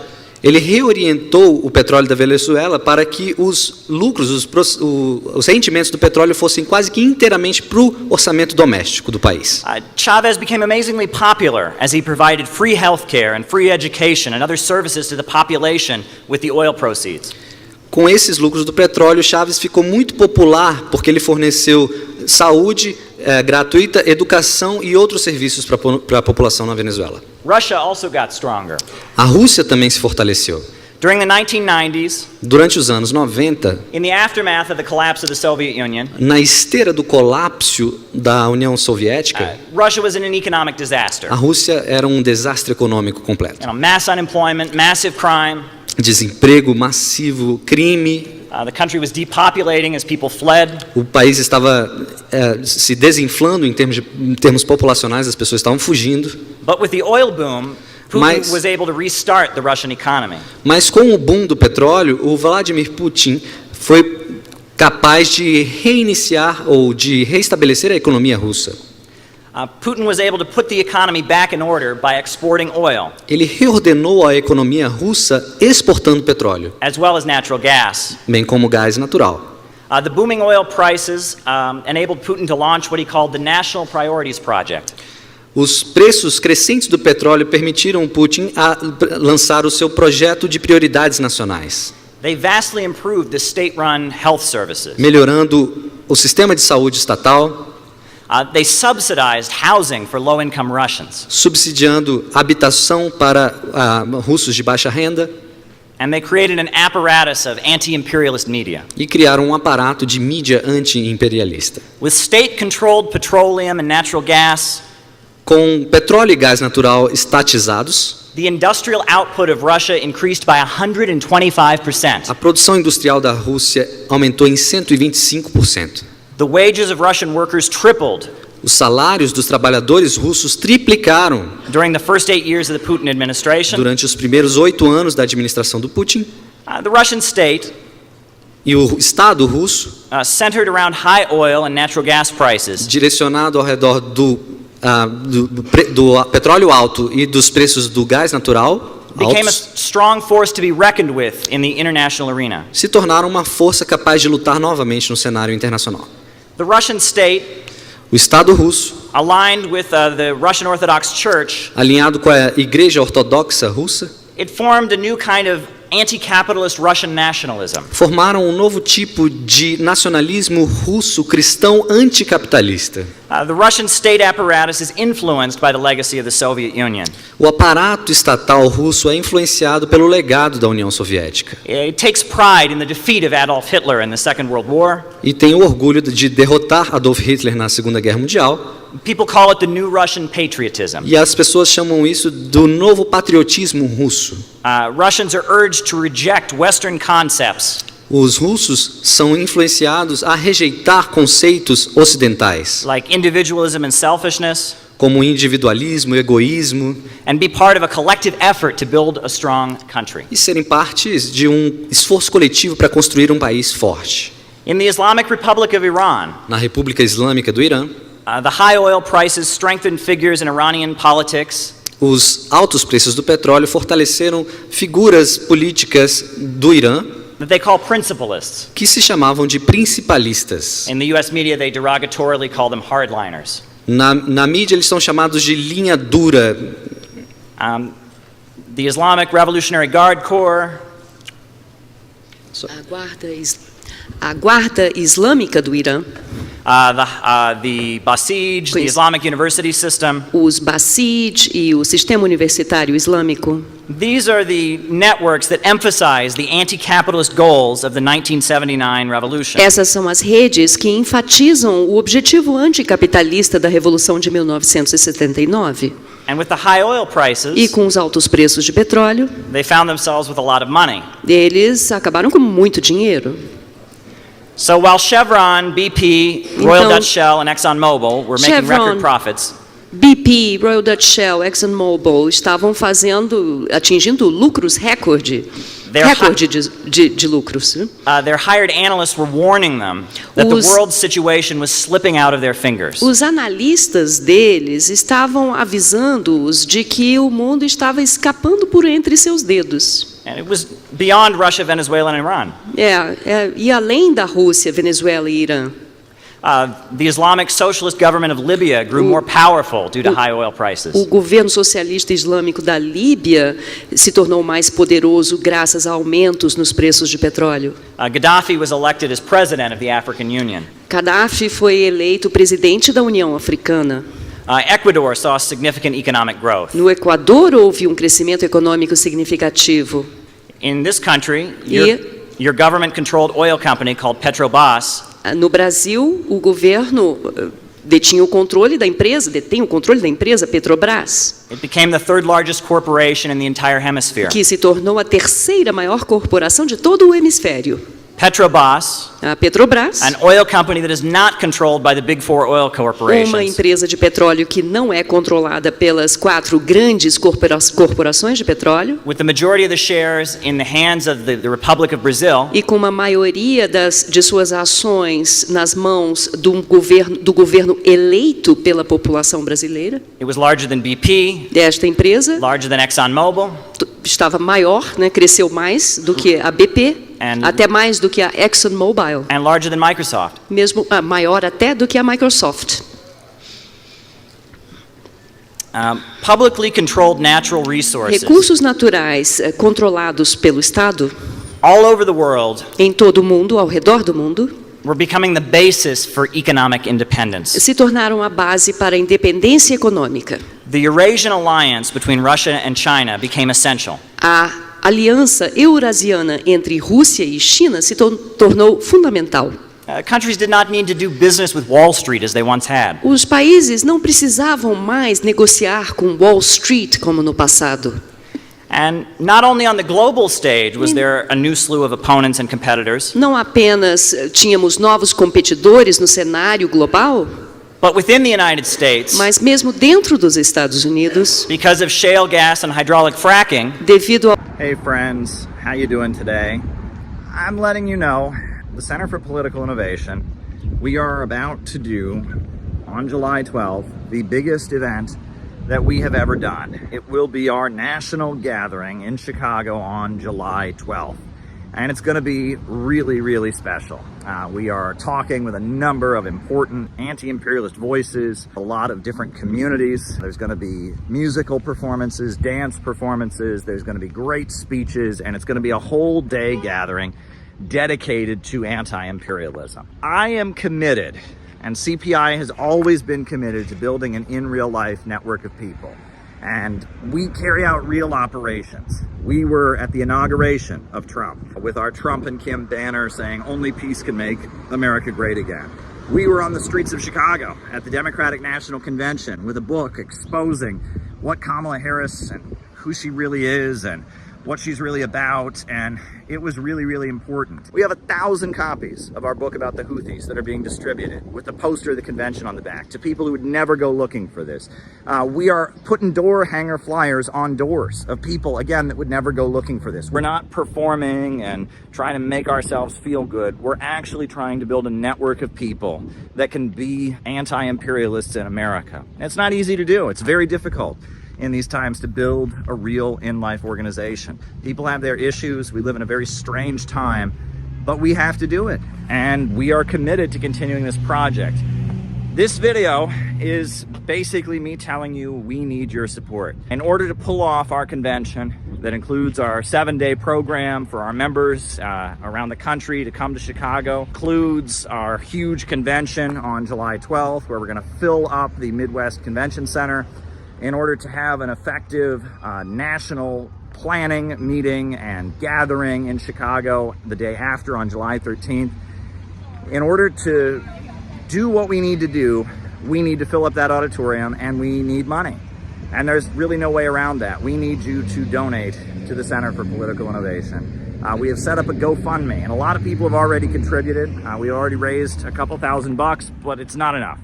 In order to really pull off our July activities and really have a win for anti-imperialism, we need your support. We need you to go to the GoFundMe right now and donate $5 or $20. We need you to go to the donate button on the CPI website and send us $100 or $50, whatever you can do. If we're gonna do what we need to do in July and build the organization and have the mega anti-imperialist rally that needs to happen on July 12th and solidify the network that we're building to continue to carry out the great operations that we do, we need you to help us out. Every cent that we raise goes into building this group. I'm lucky I have a paycheck with everything that's going on. I'm surviving, and I have consistently put a huge amount of the money that I have, my own resources, my own funds, into CPI because I believe in it, because it needs to happen, because this organization is necessary. I'm looking at what I've got and my own resources and my own bills and all of that, and I'm looking at what's already been paid for, and it's not enough. I mean, it's just not enough. I can't just pay for everything myself.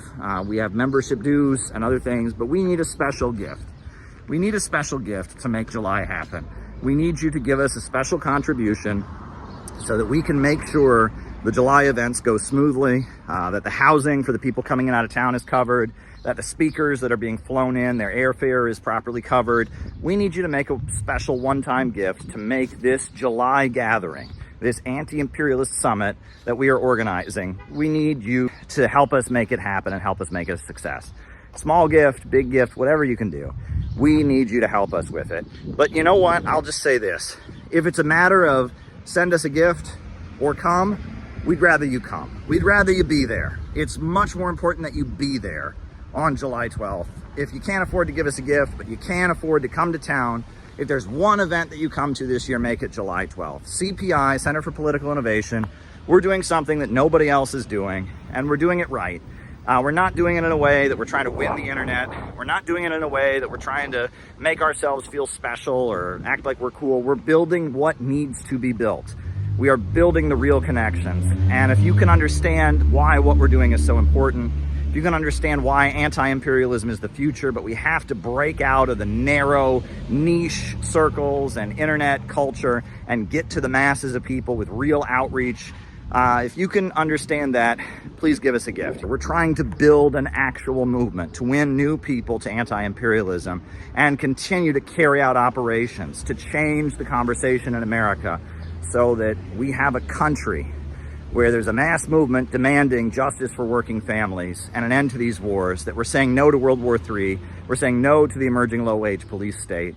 That's what we urgently need. So if you can help us in any way, send us a gift. If you can be there on July 12th, be there. This is the biggest endeavor CPI has ever done, and it's going to lead to even bigger things. We don't back down. We don't go away. If we were going to back down, we would have done it a long time ago. And if we were one of their plants or one of these fake anti-imperialists, they would be making it a lot easier for us. We have been facing a lot of challenges, but we continue to achieve great victories. So we need your support. Please send us a contribution. Please be there on July 12th at the Midwest Convention Center in the Chicago area. It's right near the O'Hare Airport. It's going to be awesome. We need you there. Thank you.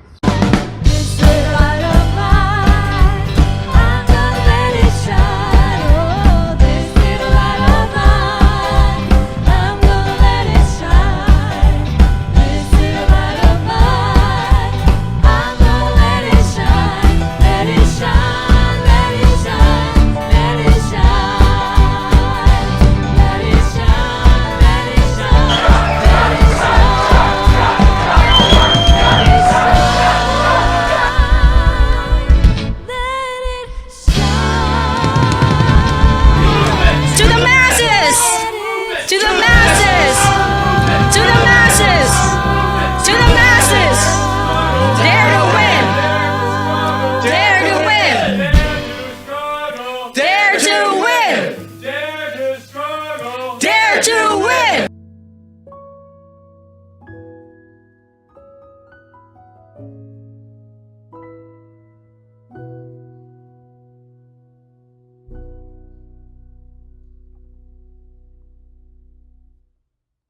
Response was, well, eventually Pinochet was overthrown, and that proves that capitalism leads to democracy, right? And so I had to do what I did in order to, you know, and free markets eventually create democracy. So, you know, that was his argument. And actually, Pinochet was removed by a widespread mass democratic uprising, protests, people in the streets fighting back, and the people leading it, surprisingly, were the underground socialists and communists in a lot of cases. So. But after the coup in Chile, you had, you know, the populist leader Isabel Perón in Argentina. She was removed by a coup by her military. They brought in Chicago school economists. The military dictatorship in Brazil also started following. Uruguay followed them, and that was kind of widespread. It started out in the Southern Cone with Chile and then Argentina, and it started spreading all throughout Latin America in the 1980s. Now, you get an individual in 1985 named Jeffrey Sachs from Columbia University. And he's a little bit different than Milton Friedman. Now, Jeffrey Sachs, he is from Columbia University, and in 1985, you know, Bolivia has an election, and, you know, he moves in and he becomes an advisor to the new government. And they're able to carry out a lot of the similar policies, where they privatize things very quickly, and by 1987, they're having 25% to 30% unemployment, mass layoffs, wages go down by 40%, the number of people with jobs with retirement pensions goes down by 61%. So they're getting rid of the pensions of people who were working. Eventually in 1995, the Bolivian president auctions off the state industries at a hotel, and it's kind of like a carnival atmosphere, and he's selling off the oil and the railways and the phone companies, and you know, the price of water goes up by 300%. But what's different about Jeffrey Sachs is Jeffrey Sachs was able to carry out Pinochet-style economic reforms without a big, brutal military dictatorship. There was no war in Bolivia. There was no, you know, military junta seizing power. He's able to carry out Pinochetism without Pinochet, right? And so that's why he's widely praised. And, you know, the economy does start to improve. The GDP is going up, poverty is increasing, wages are going down, but people are making profits. It's not a huge economic disaster. So Jeffrey Sachs, you know, he's kind of the superstar of the International Monetary Fund and the World Bank, and he becomes kind of the superstar. And he hangs out more with liberals, like, you know, the Democratic Party. He's not an extreme right-winger. He's more considered a liberal. And he makes friends with a Hungarian billionaire by the name of George Soros. People have heard of George Soros. Now, George Soros is a Hungarian billionaire, and one of the main things George Soros did was he funded protest movements in Eastern Europe against communist governments. You know, the Solidarity movement in Poland, a group of workers who were striking the Roman Catholic dock workers didn't like the communist government. Well, they're being funded by Soros. Charter 77 in Czechoslovakia, various anti-communist artists in the Soviet Union. Soros is, you know, paying them. And Soros is a liberal. I mean, he's very liberal-minded, but, you know, he doesn't like communism. And he's working with the U.S. CIA to help kind of coordinate these protests all over Eastern Europe to help bring down the Marxist governments. And we know that the Soviet Union fell in the fall of the Soviet Union, and he's paying a lot of these protests and supporting them. And he's a friend of Jeffrey Sachs, and he actually pays for Jeffrey Sachs' travel across Europe. Whenever Jeffrey Sachs, as communist governments are falling, Jeffrey Sachs comes in, and his airline tickets are paid for by George Soros. And interestingly, in the mid-90s, George Soros actually starts to question. He doesn't believe in free markets and neoliberalism anymore. He starts to say, well, he's for more of a Keynesian model, and he backs away from all of this after he'd been the main sponsor of Jeffrey Sachs throughout the early 90s. And so then, in 1993 in Russia, you have the constitutional crisis. The Soviet Union has fallen, they have their first election in Russia, and they elect a communist majority to the parliament. And the communist majority, it's Yuganov, the Communist Party of the Russian Federation. They're trying to stop Boris Yeltsin from implementing free market reforms, from selling off state industries, from privatizing things. So at that point, Yeltsin then uses his power in the Constitution to dissolve the parliament, right? And to just say, nope. So, you know, the communists who are elected to the parliament say, well, we're not going to leave. So at that point, you know, people pour out into the streets. There's a big mobilization of people to defend the parliament. The military is sent in to clear the parliament. 187 people are killed. It's just a mess, right? The constitutional crisis of 1993 in Russia. And now you would think, and I wanted to throw this in there, you would think that while something like this was happening in the former Soviet Union, while elected socialists and communists are being kicked out and are defending their right to be in the parliament, you would think that Marxists, especially all over the Western world, would be out in the streets supporting their comrades, right? That didn't happen. In fact, all over the Western left, this memo got sent out that because the Communist Party of the Russian Federation was aligning with a lot of Slavic nationalists and right-wingers, that this was a, quote, red-brown alliance. And they were saying this is a fascist gathering, this is a red-brown alliance. And there was very little solidarity. There were a couple protests in support of the Communist Party of the Russian Federation, but very little. And there was this saying that if this feeling among Western leftists that if you go out and support the Communist Party of the Russian Federation, you're supporting anti-Semitism, you're supporting fascism, you're supporting Russian nationalism, and there was very, very, very little solidarity with the Communist Party of the Russian Federation during the constitutional crisis in 1993. And so, of course, Jeffrey Sachs comes in, and he's the advisor to Boris Yeltsin. So he comes in, privatization, selling off state assets. 80% of Russian farms go bankrupt. 70,000 state factories close down. And what's interesting is a lot of these state factories, they're sold, and Western companies buy them, American companies buy them, and just shut them down. And what's that about? Well, because if they're producing, they're in competition. Right? And at this point, as the farms are going bankrupt, as the factories are going bankrupt, Russia starts importing huge amounts of products and food, especially from the United States. So the farms are going bankrupt and all that. So they're buying American food, they're buying American products. In 1989, before the fall of the Soviet Union, there were around 2 million people in the country that were in poverty. By 1996, that number is 72 million. 70 million people go into poverty. 1 in 4 Russians are living in poverty at that point. 37 million are living in conditions described as desperately poor. The number of drug users, this is according to the Russian Ministry of Drugs, increases by 900%, right? The suicide rate doubles.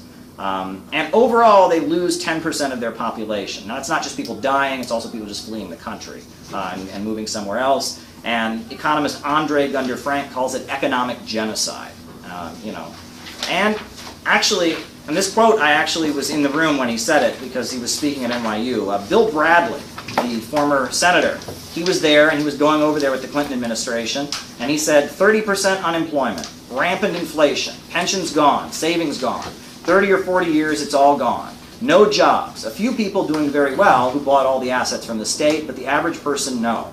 O gás de xisto e o fracionamento hidráulico, the competitors with the big 4 oil companies, as empresas concorrentes das 4 grandes empresas, they got stronger as well. Elas também se fortaleceram.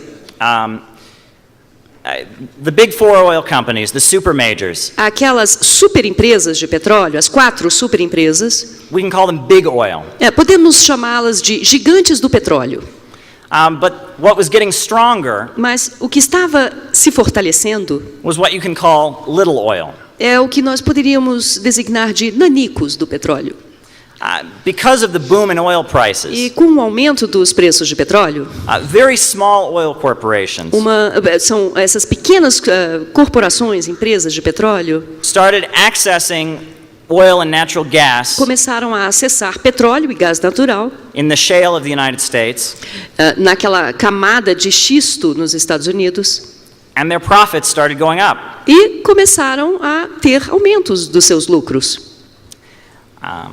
Now, ExxonMobil, a ExxonMobil, the Council on Foreign Relations, o Conselho para Relações Externas, the entrenched old money oil bankers, e aqueles antigos banqueiros do petróleo, they began to move into the Democratic Party around 2007 and 2008. Começaram a se mover na direção do Partido Democrata aí por volta de 2007, 2008. This is a rational decision for anyone who closely follows US politics. É uma decisão racional para qualquer pessoa que observa a política americana. Demographics are shifting. A demografia está mudando. The white middle class of elderly conservatives, aquela classe média branca, conservadora, the traditional base of social conservatism, a base tradicional do conservadorismo social, it's dying off. está acabando. A much larger percentage of the U.S. public is black or Latino. Uma porcentagem cada vez maior do público americano é composta de negros ou latinos. And young white people tend to vote for Democrats and have liberal views as well. E jovens brancos tendem a votar nos democratas e também têm pontos de vista liberais. As big oil moved out of the Republicans, à medida que as grandes empresas, as gigantes do petróleo, deixaram os republicanos, the fracking companies, little oil, moved in. Os nanicos do petróleo vieram preencher o espaço. Now, big oil is sophisticated in its politics. Os gigantes do petróleo são sofisticados em suas políticas. It has huge think tanks studying trends in global economics. Muitos pensadores que se dedicam a estudar as tendências na economia global. But little oil isn't so sophisticated. Mas os nanicos do petróleo não são tão sofisticados. Sarah Palin, the governor of Alaska. Sarah Palin, governadora do Alasca. She was nominated as the vice presidential candidate. Ela foi nomeada candidata à vice-presidência. She would scream, "Drill, baby, drill." Ela costumava gritar, "Perfurem, queridos, perfurem." And what she was really saying was open up Alaska to the small oil corporations. Mas o que ela realmente queria dizer é: vamos abrir o Alasca para as pequenas empresas de petróleo. She brags that she fought against big oil as governor of Alaska. Ela se gabava de lutar contra as gigantes do petróleo como governadora do Alasca.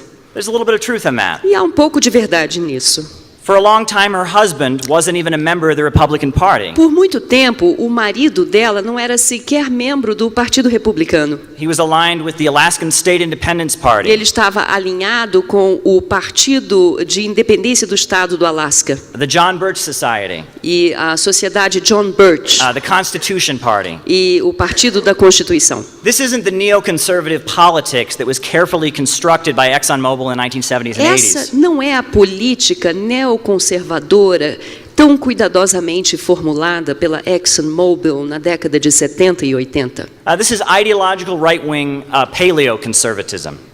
Esse é o conservadorismo da direita ideológica. These are forces that were driven out of the Republican Party in the 1960s. São forças que foram expulsas do Partido Republicano na década de 60. People who think President Dwight Eisenhower was a communist. Pessoas que acham que o Eisenhower era comunista.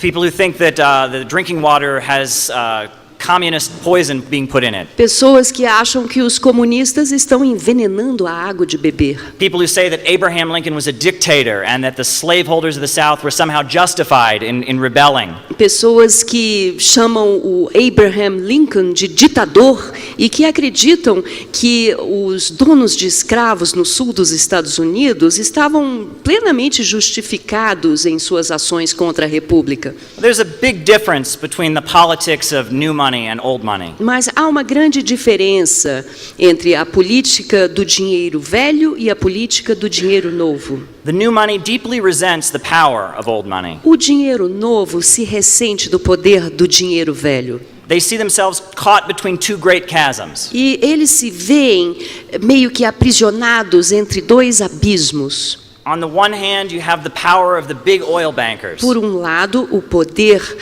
dos grandes banqueiros do petróleo. That seeks to put them out of business. Que quer tirá-los do mercado. On the other hand, you have the rising people's movement for justice Por around the outro world. lado, o aumento dos movimentos populares pela justiça ao redor do mundo, which threatens to redistribute their wealth to the people. Que ameaça redistribuir a riqueza entre todos. They oppose both. E eles se opõem a ambos os lados. They look to the past. Eles só querem saber do passado. Some people call this politics emerging from little oil fascism. Alguns diriam que essa política dos nanicos do petróleo chamariam de fascismo. I don't know if that's completely accurate. Não sei se isso está inteiramente correto. The Democratic Party hates two men in particular. O Partido Democrata odeia duas pessoas especificamente. They've become kind of the symbol of little oil. Pessoas que que simbolizam os nanicos do petróleo. Their names are Charles and David Koch. Charles e David Koch.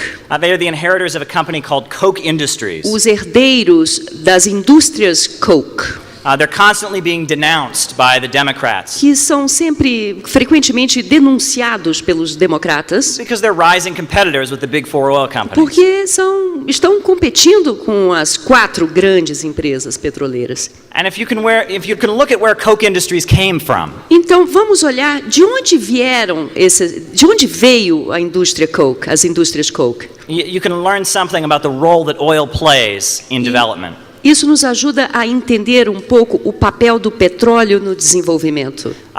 The father of the Koch brothers, O pai dos irmãos Koch his name was Fred Koch. se chamava Fred Koch. He invented a new method of thermal cracking. Ele inventou um novo método de craqueamento térmico. The process by which crude oil is transformed into O gasoline. processo pelo qual o petróleo cru é transformado em gasolina. The big oil bankers tried to put him out of business. As grandes petroleiras tentaram eliminá-lo do mercado. And they took him to court 44 times. Levaram ele para os tribunais 44 vezes. In one instance, they actually were proven to have bribed a judge to rule against him. Eles chegaram a subornar um juiz para que tomasse uma decisão contra as indústrias Coke. Fred Koch was nearly ruined in the United States. Ele quase foi à ruína, à falência. But this was 1927. Mas isso era lá em 1927. And there was another place to turn. E havia outro lugar, havia outra possibilidade. The Soviet Union. A União Soviética. Prior to the Bolshevik Revolution, Então, antes da Revolução Bolchevique, the Russian Empire had been one of the leading oil exporting countries. o Império Russo era líder na exportação de petróleo. 150 different oil companies had invested in the Baku oil fields of Azerbaijan, part of the Tsarist Empire. 150 diferentes empresas de petróleo tinham investimentos nos campos de petróleo de Baku, no Azerbaijão. The Baku petroleum output was larger than the entire domestic output of the United States. Com uma produção superior à produção total dos Estados Unidos. Half of the oil in the entire world was being produced in areas controlled by Russia. Metade do petróleo produzido no mundo estava sob controle russo. As a result of its important role in the world economy, E como resultado de seu importante papel na economia mundial, Baku was one of the few areas in Russia to even have electricity. Baku era uma das poucas áreas na Rússia a ter acesso à eletricidade.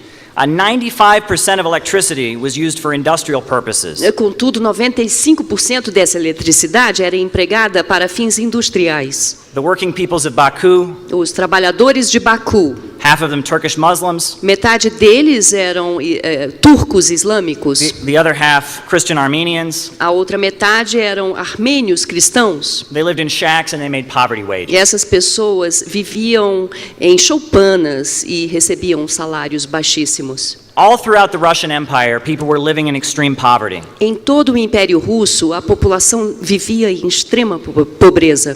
But Russia was supplying the world with oil. Mas a Rússia era fornecedora do mundo, fornecia petróleo para todo o mundo. The victory of Britain in World War I A vitória dos britânicos na Primeira Guerra Mundial was dependent on the Russian oil. se deveu em grande parte ao petróleo russo. A famous incident occurred in 1901. Aconteceu um incidente famoso. I'm in New York City near Times Square, and I noticed that there's all this confusion about what woke means. So I thought I would just take a few minutes to explain what wokeism and woke actually means. Now we know the word and the term woke goes back to the black community. There was use of it during the 1970s and even earlier than that. But that's not what the word means any longer. It's taken on a new meaning. And basically, when I talk about wokeism and when people in the United States in general talk about wokeism, what they're referring to is a cultural and political movement that is a complete distortion of leftist politics. It is a hijacking of left-wing aesthetics to serve the ultra-rich. Essentially, during the Cold War, there was something created by the U.S. Central Intelligence Agency. It was called the Congress for Cultural Freedom. And it was about hijacking left-wing aesthetics and manipulating them and using them against the Soviet Union. They wanted to take the feelings of rebellion, the feelings of anger at the status quo and the ruling elite that communists generally used, and they wanted to hijack them to serve U.S. intelligence and to serve the interests of American capitalism. And the culmination of that, what was started with the Congress for Cultural Freedom, with Partisan Review magazine, and a lot of the different operations, they funded the work of Theodore Adorno and others. The culmination of it was the color revolutions, where George Soros, a Hungarian billionaire, was used to essentially fine-tune the art of overthrowing governments that the United States didn't like, staging uprisings against governments that the United States didn't like. They brought down the various Marxist-Leninist governments of the former Soviet Union. They brought down various governments around the world by staging, with manipulation of media, staging protests to overthrow governments. Basically, socialism has always been a movement of the working class struggling to seize control of the banks and the factories and the industries and organize the economy to serve public good. Wokeism is simply tapping into people's desire to harm other people, people's desire to rebel, people's desire to push back against authority, people's desire to punish people they perceive as having more privilege or power than them. And wokeism is stripping the economics and politics away from leftism and reducing leftism to simply the libidinal sexual release, the drive of rage and anger, the rage of children against their parents, the rage of people against authority, the inner sex drive, which is connected with rage. It is a psychological manipulation that strips left-wing politics of its economics, of its understanding of capitalism and imperialism, and reduces it simply to the release of impulses. It is the sexualization and pornographication of politics, and it's being used now by the ultra-rich. The richest and most powerful people are trying to save capitalism by grinding the world into poverty. And so they've created this psychological manipulation, this hijacking of left-wing aesthetics to serve their own ends. And basically that's what wokeism is. Wokeism has nothing to do with socialism. Socialism, Marxism, communism, these are movements of working people striving to build a world where there is not instability, but there is order. They're striving to build a society where the means of production function to serve the public, where people are lifted out of poverty, where wealth can be created, where people can live in prosperity. Wokeism seeks to create chaos, death, and destruction in order to save capitalism.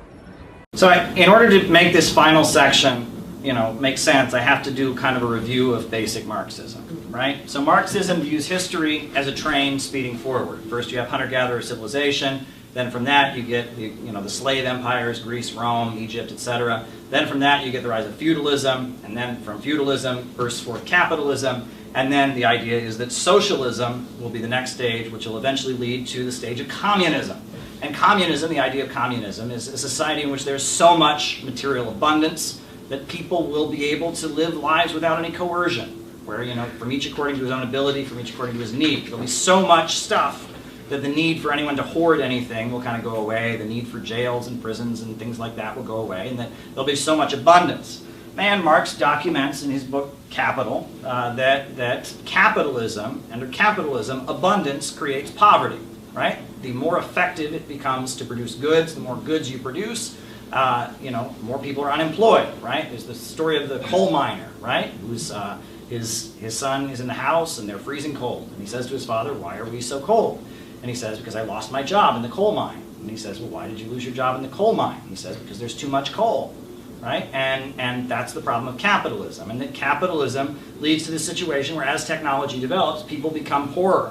And that's the problem with capitalism. And so socialism is when the banks, factories, and industries, and the major centers of economic power are organized to serve public good and not profits. And so the surplus of society can just continue to go up. And as a result, we can get closer to that final goal of communism. That's basic Marxism. And, Marx thought socialism would come in the first world first. Well, it didn't. It was countries that were kept chronically poor by Western capitalism and imperialism that developed socialism. And one of the main things socialist governments have done in history is industrialize and raise living standards in developing countries. For example, Not only, the Soviet Union became a world industrial superpower, electrified with socialism. China has become, at this point, the second largest economy in the world with socialism, but it was socialism that built the huge power plant and electrified Egypt under Abdel Nasser. It was the Soviet Union and Egypt that built it, right? And that there are many great construction projects, that the goal of Marxism has always been to raise the level of productive forces, right? And the idea is you can get closer to this final goal of communism by raising the level of productive forces. The more material abundance exists in society, the closer you can get to communism.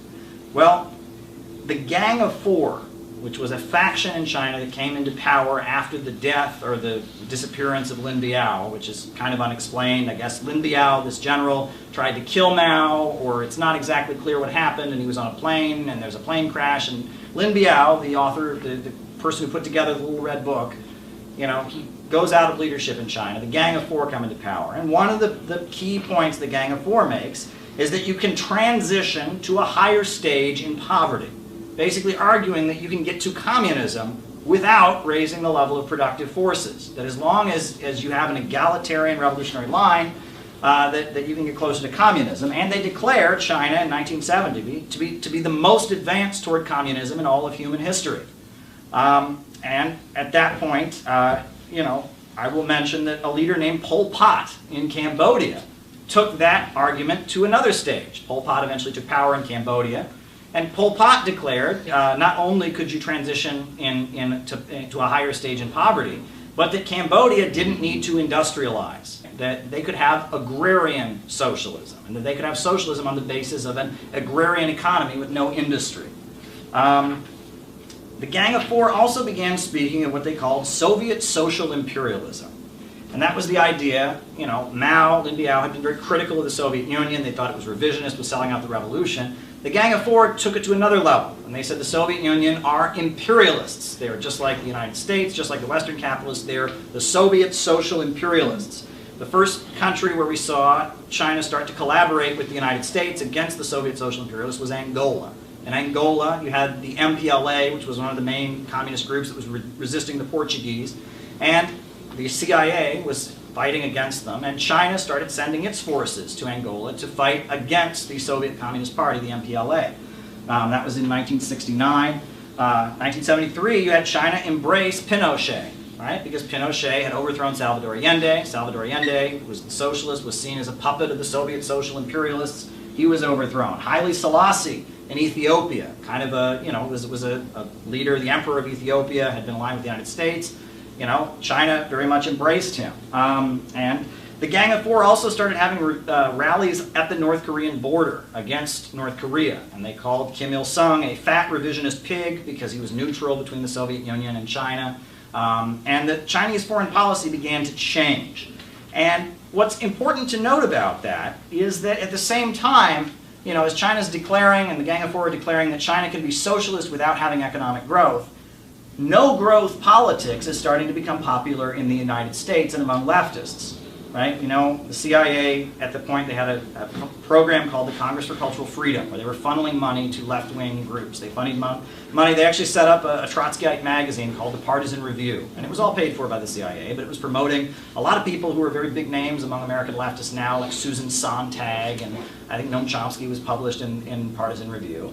And the Frankfurt School, which was a cultural criticism school in Germany, had originally been aligned with the Communist Party, that kind of became independent. There was a lot of funding that they covertly received, and that there was a left that was getting funding from Western capitalist intelligence agencies, and one of their big differences is that they didn't believe in economic growth, right? And they talked about a post-industrial United States. And if you read like Abby Hoffman and Jerry Rubin's writings, they almost envision the United States becoming less industrialized, right? The idea is, well, we're going to leave the cities with their big authoritarian factories, and we're going to go farm in the countryside. And the Dalai Lama had been somebody who China had fought against, but suddenly in left-wing circles, the Dalai Lama becomes very popular. Tibetan Buddhism and some of these Eastern religions become very popular. The Hare Krishna movement, which is a religious sect in India that is very, very right-wing, right? Probably really the enemies of the communists in India. They're really popular at anti-war rallies, and a lot of... You look at the economic crisis. It's a crisis over production. It's a ridiculous society where people go hungry because there's too much food. People have no clothes because there are too many clothes produced. People have no houses because we've got too many houses. There was a time, ladies and gentlemen, when people starved because there wasn't enough food. There was a time when people didn't have houses because there were not enough houses. Under the conditions of capitalism, people starve because there is too much food. The system has outlived its sell-by date. It is time to dispose of it. And the only way working people can begin to live happily, free of destitution, free of deprivation, free of unemployment, is when this system is got rid of. What have we got here? First of all, the crisis of overproduction takes place. The bankers have played their part in bringing it to fruition, whereby you would find that hundreds of millions have been given by each of the imperialist countries to their bankers to rescue them from the very market forces that they claim are the bedrock of our stability, that the market will correct itself. The market does not correct itself. The bankers have been given money. As a result of it, the states are nearing bankruptcy. And what are the bankers doing? Bankers have come back to the merrymaking. They're making lots of money now and are telling the governments, unless you get rid of the deficits, we are not going to lend you any money. You are going to be without money. So the governments are tightening the screws and imposing cuts in expenditure and increasing taxation. And over the next 4 years, in Britain, 113 million is due to be taken out by the government through taxes and through imposition of cuts. And that means millions of people more will lose jobs on top of the 7.6% who are unemployed already. Ever since 1825, the productive forces have developed to such an extent that they are out of control of the people who run them.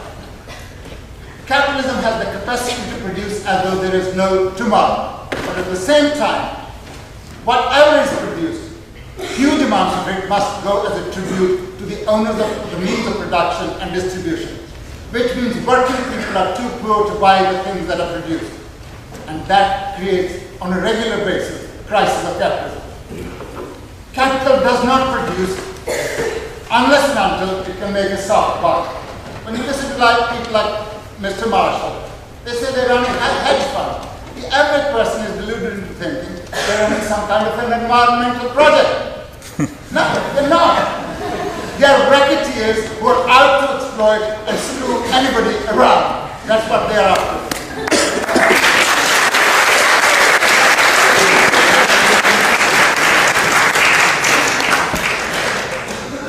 Under capitalism, the means of production cannot be used to produce unless and until they have first been converted into capital. Which means the capitalists must be able to make some money out of that. And if the working people are poor and they cannot buy the product produced by capitalism, then there is a crisis of capitalism. I actually admire the audacity of these people that at a time when financial giants are collapsing, housing market is slumping, the stock market is plunging, and capitalists have to be bailed out by the government. They have the temerity to come and say here, capitalism can save the world and socialism has nothing to offer.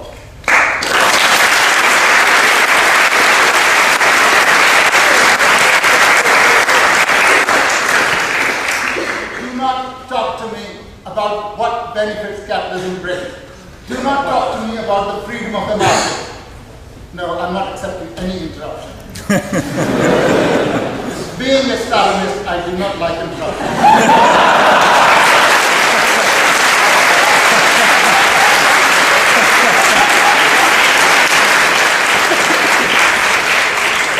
You are telling me about the freedom of the market. I know you are students, some of you students even of economics at this august university. And the bourgeois professors are constantly telling you about the freedom of the market. Freedom of the market disappeared about 1890 or the turn of the century. Certainly by the year 1900, the freedom market had disappeared. But that is monopoly capitalism. But that's not just because it's monopoly. Monopoly capitalism has certain characteristics.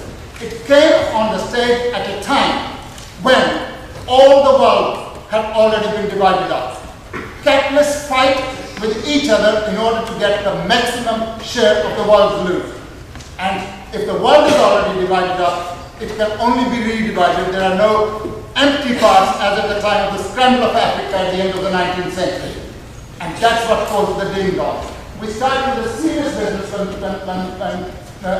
the President of the Union led you to pay homage to those who died in the First World War. I'm surprised that neither my side nor the other side has referred to the question, why did so many millions die in the First and the Second World War?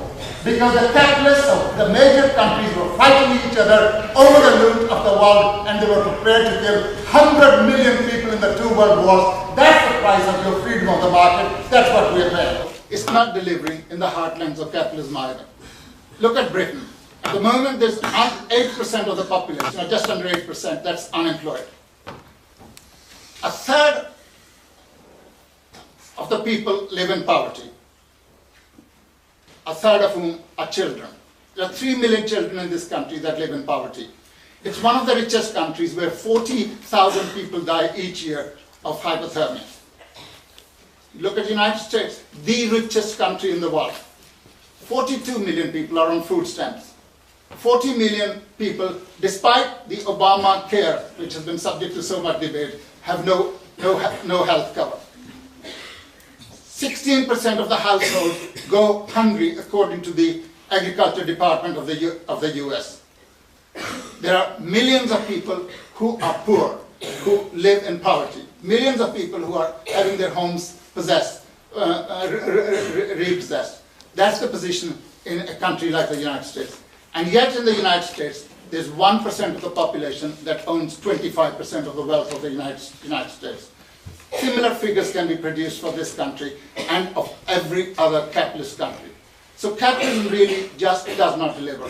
On top of that, it's involving people in endless wars, not only the First and the Second World War, the war in Vietnam, the war in Korea, the war against Yugoslavia, the war against Syria, the war against Libya, the war against Iraq, which killed over 2 million people, the war against Afghanistan. It's constantly waging war against people abroad, and it's attacking working people at home.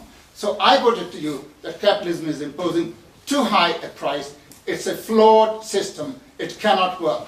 Lived a much more comfortable life than average Russians and average people in the Soviet Union. There was this belief that the United States was just this paradise, this land of freedom, etc.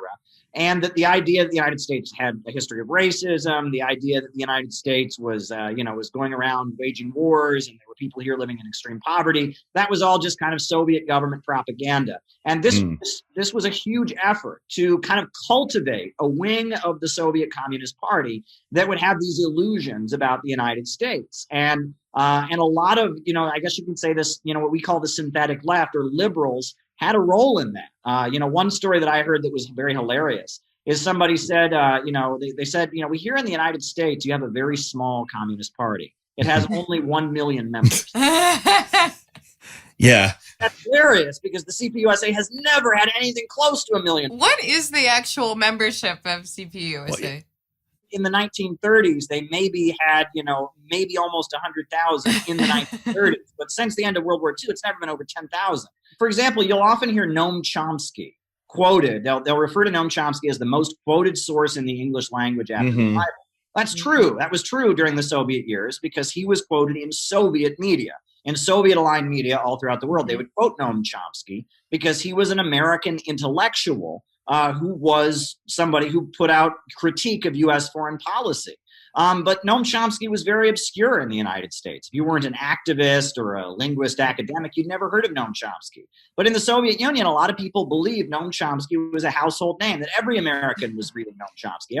He was on the TV news every night or something. There was just this confusion about that. And it was all about kind of creating the idea that, okay, sure, there is anti-communism in the United States, but it only comes from Ronald Reagan. It only comes from the right. But the Democrats, they're your friends, and they want everyone to get along. And Bernie Sanders, we saw during the recent election, the New York Times did this big hit piece on Bernie Sanders for the fact that he went over to the Soviet Union and was talking with the KGB and all of that. But that was part of creating the illusion, right? Bernie Sanders is very much an outlier in American politics, right? But he was going over there and had a sister city, and I think it was Belarus. It was like Minsk was the and, playing up the idea that, look, there's this whole wing of the U.S. power structure that is your friends, guys, and you can throw in the towel, you can surrender in the Cold War, and we won't mess with you. We'll be all right. We'll let you turn into Norway or Sweden, and that'll all be good. And that part of that, that was really a big factor in winning the Cold War.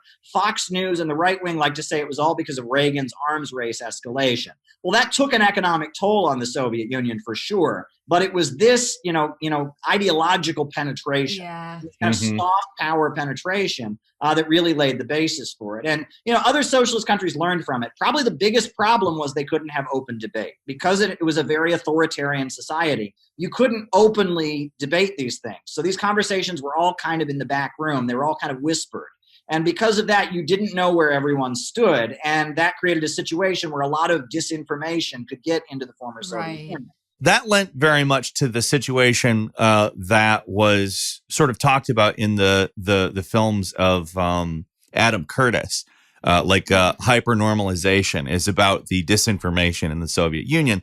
And I think that part of the big problem, like he asserts that it's just this evil scheme to control the population. But I think what you're talking about, in my opinion anyway, contributes pretty heavily to that environment. It's funny, you point out various connections between capitalists and you're an anti-Semite, according to people who say the word conspiracy theory. But to me, and this is where it comes from too, you have your democratic centralism putting that public face forward where everybody has the same opinion. So people make assumptions like they're all attempting to push the same thing. And so it's all must be part of the plan. And it's not. Right. Well, yeah, I mean, originally the Soviet Union, when it was formed, it had three political parties. There were three political parties that recognized the Soviet Constitution: the Bolsheviks, the left Mensheviks, and the left Socialist Revolutionary Party. And then they fought a civil war against the other political parties that didn't recognize that constitution. But then a member of the left Socialist Revolutionary Party shot Vladimir Lenin. And the Menshevik Party was also involved in that. So both those parties were outlawed, as they were seen as kind of a place that conspirators would move. And everyone who really supported the Bolsheviks moved into the Bolshevik Party. And then you had Lenin coming out and actually banning factions in the Bolshevik Party, right? Because at this point, the country's been invaded by 15 different countries. They're facing a barricade. They can't get basic medical supplies. And in the face of that, you have to kind of have a rigid authoritarian, development. You have to lock down. Yeah, and that's what they were doing. And then you have to add to the fact that, people talk a lot about the Kronstadt revolt. Well, what was the Kronstadt revolt? That was this anarchist uprising against the Bolsheviks. What was it about? Well, it was these sailors in Kronstadt who, when they were trying to centralize, have a central military authority, they said, oh no, they said, we want Soviets without communists. We don't want there to be any central authority. Well, if you're fighting off an invasion by 15 different countries, you're going to need to have central authority. And they took up guns against the Bolsheviks at that point, and the Bolsheviks really had no choice but to put it down. It was considered a great tragedy because these were their comrades, revolutionaries, but they needed to centralize to defeat, the foreign attack. But then, you fast forward, and just about 20 years later, you have World War II, 27 million people killed when the Nazis invaded. And a country that's under those kind of conditions is going to become more rigid and authoritarian. And, we know about there was a lot of fear, and we don't know exactly. I don't think anyone knows exactly what was going on. But, there were the Moscow trials where there were a lot of people that were very high up in the Soviet government that were arrested and charged with having been involved in a Nazi conspiracy against the government. And at that point, a lot of average people in the Soviet Union got the memo, stay out of politics, right? That politics is not a safe place to go, right? That, if you want to just live your life, that's fine. But if you get involved in politics, it could get messy. And so a lot of average people in the Soviet Union were not very politicized. And that kind of set the stage for what happened later with the fall of the Soviet Union, which was that there was not open political debate happening at the time. And it's funny because if you go to Cuba now, and if you go to socialist countries now, they've learned from this. There is a big effort to bring people into political debate. In Cuba, there are anti-communists, and they don't, drag them away in the middle of the night. In fact, what they do is they have the population argue with them, and local people in the community will get up and debate them and argue against them. And you can see what's happening with the Bolivarian circles in Venezuela and the citizens' power councils in Nicaragua. There's an understanding that if you create an atmosphere where people are afraid to speak up, where there's just kind of a chill effect, that in the long term doesn't help socialism. even though you might feel it's necessary temporarily. And it's interesting to see how all of this has adjusted. But, you know, in the 1980s, there was a lot of confusion in the Soviet Union because they needed to change. The way they were operating in their economy, it needed to change. I think they probably needed to do something like what China did and have some market reforms, have like a market sector to help strengthen socialism. But they were very rigid in the way that they were set up. And so you had one wing of the party that was saying, you know, that we need to continue to maintain a socialist economy, but then starting to view things more in a conservative, traditionalist, and orthodox way. And then you have another wing of the party that is saying, well, we can become like a Western social democratic country. Now, one thing I want to add, and this is really important, is that that some of these more conservative voices in the Communist Party we're talking about the Russian Empire. And when we hear empire, what do we think? We think imperialism, right? Well, you really ought to go see, if you have a chance, there's a great movie made during World War II called Ivan the Terrible. I don't know if you've ever seen it, but it's one of the most famous Soviet movies. Sergei Eisenstein made this movie, and it's about a czar from like, you know, hundreds of years ago. And he's the czar who unified Russia. And they're joining us on Zoom from Pennsylvania. Hi, Oprah. Hi, Madam Vice President. It's nice to be with you all. Yes. Hi. And so what did you want to say to the Vice President? So, Madam Vice President, we are, like many, many young Americans, just experiencing a very high cost of living. We ended up giving up our apartment, moving in with our parents who were so gracious to take us in for over a year so that we could save money and ultimately buy a home, because that's what we thought the American dream was, to get married and buy a home and have a baby. And now here we are, and our mortgage is incredibly higher than what we thought it would be. And we really would love to know what your plan is to help lower the cost of living.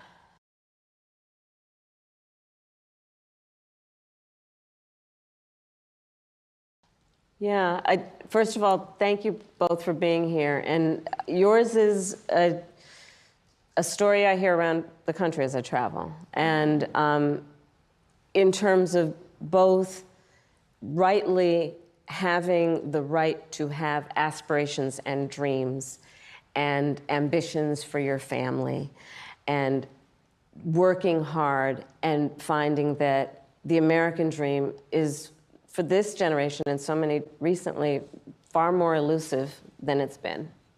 And we need to deal with that. And there are a number of ways. One is bringing down the cost of everyday necessities, including groceries. What is on your heart to say to the American people as we have 47 days until November 5th? We love our country. I love our country. I know we all do. That's why everybody's here right now. We love our country. We take pride in the privilege of being American. And this is a moment where we can and must come together as Americans, understanding we have so much more in common than what separates us. Let's come together with the character that we are so proud of about who we are, which is we are an optimistic people. We are an optimistic people. Americans, by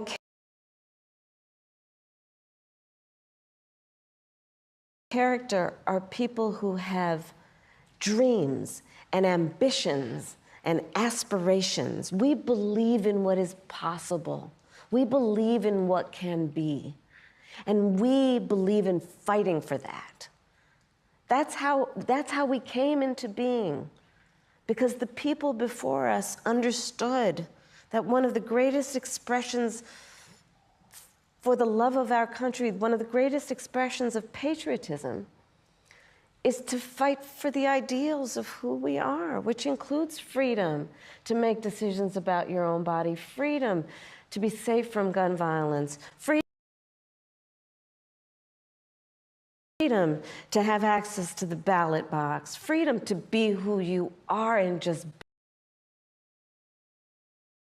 be, to love who you love openly and with pride, freedom to just be. And that's who we are. We believe in all that.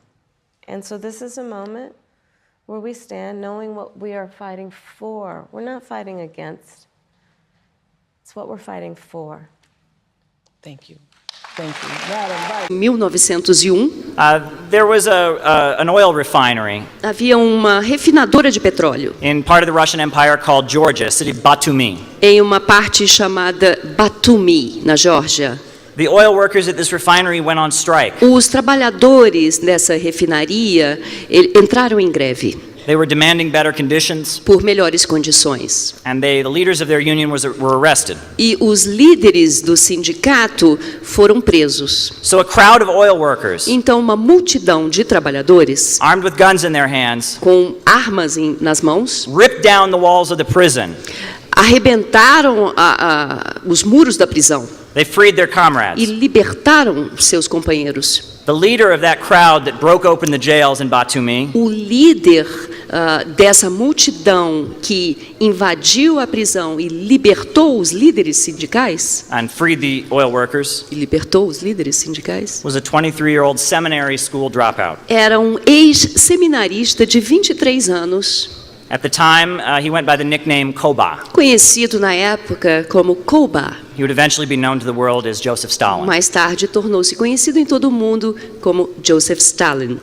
The peoples all throughout the Russian Empire, Toda a população do Império Russo, they knew in their bones that they were supplying the modern industrial economy of the 21st century with oil. eles sabiam que estavam alimentando a economia industrial moderna do século 20 com petróleo. They were making a lot of bankers rich, Eles sabiam que estavam enriquecendo muitos banqueiros, but they themselves were poor. mas eles eram pobres. In the aftermath of the Russian Revolution, Após a Revolução Russa, the British armed forces were sent to seize the oil in Baku. as forças armadas britânicas foram chamadas para capturar os campos de petróleo de Baku, tomar posse. It was a hotly contested area. Era uma área muito contestada. In 1928, as Russia began to rapidly industrialize, Em 1928, quando a Rússia começou a se industrializar, this is when Fred Koch came from the United States to the Soviet Union. foi aí quando Fred Koch veio dos Estados Unidos para a União Soviética. He watched as in a few short years, Ele assistiu isso por alguns anos this third world country became an industrial power. e viu esse país de terceiro mundo se tornar uma potência industrial. Between 1928 and 1936, Entre 1928 e 1936, the Soviet Union became the biggest producer of steel in the entire world. a União Soviética se tornou a maior produtora de aço no mundo inteiro. The Soviet Union also produced more tractors than any other country in the world. A União Soviética também produziu mais tratores do que qualquer outro país do mundo. Of course, oil production went through the roof, Claro que a produção de petróleo disparou and the country was lit up with electricity. e o país inteiro foi iluminado com eletricidade. The huts of rural villages where Soviet peasants had lived Então, as vilas onde os trabalhadores rurais viviam were replaced with modern apartment buildings. foram substituídas por prédios de apartamentos modernos. Running water was provided to the entire country as well. Água encanada foi fornecida no país inteiro. Illiteracy was wiped out. Analfabetismo foi eliminado. And this was the 1930s. Isso nos anos 1930. The rest of the planet was having a Great Depression. O resto do planeta estava sob grave depressão econômica. Now, the Soviet Union was not the workers' paradise many of the Marxists and communists had expected. Mas a União Soviética não era o paraíso que muitos marxistas esperariam. It was clearly not heaven on earth. Certamente não era o céu na terra. It was a society with many big problems that eventually played a role in its destruction. Era uma sociedade com muitos problemas que levaram eventualmente à sua destruição. But what the Soviet Union did between 1928 and 1936 Mas o que a União Soviética fez entre 1928 e 1936 was go from being an impoverished country foi passar de um país empobrecido, controlled by Britain and France as a semi-colony, controlado pela Grã-Bretanha e pela França, quase que como uma semicolônia, to becoming a superpower. a se tornar uma superpotência. This doesn't require Marxism-Leninism. Isso não requer marxismo nem leninismo. This doesn't require Soviet-style command economics. Não requer um estilo soviético de comando da economia. It requires economic independence. mas apenas independência econômica. It requires mobilization of the people. Requer a mobilização das pessoas. It requires a leadership that loves the homeland, not the international bankers. Precisa que as lideranças amem sua pátria e não os banqueiros internacionais. Fred Koch.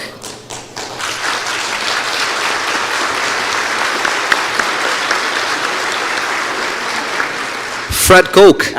His sons certainly hate communism. Seus filhos certamente odeiam o comunismo. They hate cooperation and solidarity. Odeiam cooperação, solidariedade. And now they represent a faction in US politics. E agora eles representam uma facção na política americana That is competing with the four major oil corporations. que está competindo contra as 4 principais indústrias de petróleo. In 2014, em 2014, the high oil prices that had been engineered by US foreign policy came to a sudden, sharp end.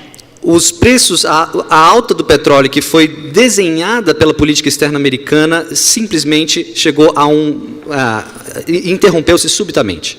Without any real justification, sem nenhuma justificativa real, any logical reason, nenhuma razão lógica, the Kingdom of Saudi Arabia began putting oil on the international markets. O reino da Arábia Saudita começou a despejar petróleo no mercado internacional. They started putting tens of millions of barrels a day out onto the markets. Dezenas de milhões de barris foram despejados no mercado todos os dias. This huge influx of oil, esse grande influxo de petróleo, it caused the price to drop. Causou a queda nos preços.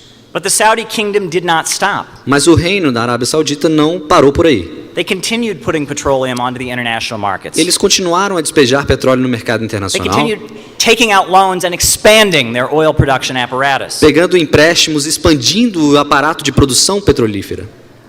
By today, the price of oil has dropped so much. Hoje o preço do petróleo caiu tanto that the Saudis are laying off workers in mass. Que os sauditas estão demitindo trabalhadores em massa. They are having huge internal problems. E tem grandes problemas internos hoje. At this point, the Crown Prince, King Solomon's son, nesse momento, o príncipe, o filho do rei Salman, he's saying that he wants to move Saudi Arabia away from oil. Está dizendo que ele quer que a política da Arábia Saudita saia de ser direcionada para o petróleo. Now, this is a strategy that might work in Russia or Venezuela. Essa é uma estratégia que pode funcionar na Venezuela ou na Rússia. But not in Saudi Arabia. Mas não na Arábia Saudita. This country is a desert. O país é um deserto. It has 2 things, oil and sand. Só tem 2 coisas, petróleo e areia. Why is Saudi Arabia doing this? Por que a Arábia Saudita está fazendo isso? Why are they bankrupting themselves? Por que eles estão se falindo? They're doing it because their bosses in the 4 major oil corporations are ordering them to. Eles estão fazendo isso porque os chefes dele, aquelas 4 grandes empresas de petróleo, estão mandando eles fazerem isso. Since the 1940s, desde os anos 40, when US President Franklin Delano Roosevelt, quando o presidente americano Franklin Roosevelt established a relationship with the House of Saud, estabeleceu uma relação com a casa dos Saud. Since that time, the oil has never really belonged to the Saudis. Desde essa época, o petróleo nunca mais foi propriedade de verdade dos sauditas. The Saudi Oil Corporation Aramco, a empresa petrolífera saudita Aramco, they're just vassals, they're just middlemen, they're just agents. Eles são apenas laranjas, são apenas agentes. The Saudis now have the 4th largest military budget of any country in the world. Os sauditas hoje têm o 4º maior orçamento militar de qualquer país do mundo. They purchase their weapons exclusively from the United States. E compram suas armas exclusivamente dos Estados Unidos. Saudi Arabia is just an extension. A Arábia Saudita é nada mais que uma extensão of the power of the big oil bankers in the US. Do poder dos banqueiros do petróleo nos Estados Unidos. They are getting their orders from the Council on Foreign Relations. Eles obtêm suas ordens do Conselho de Relações Externas.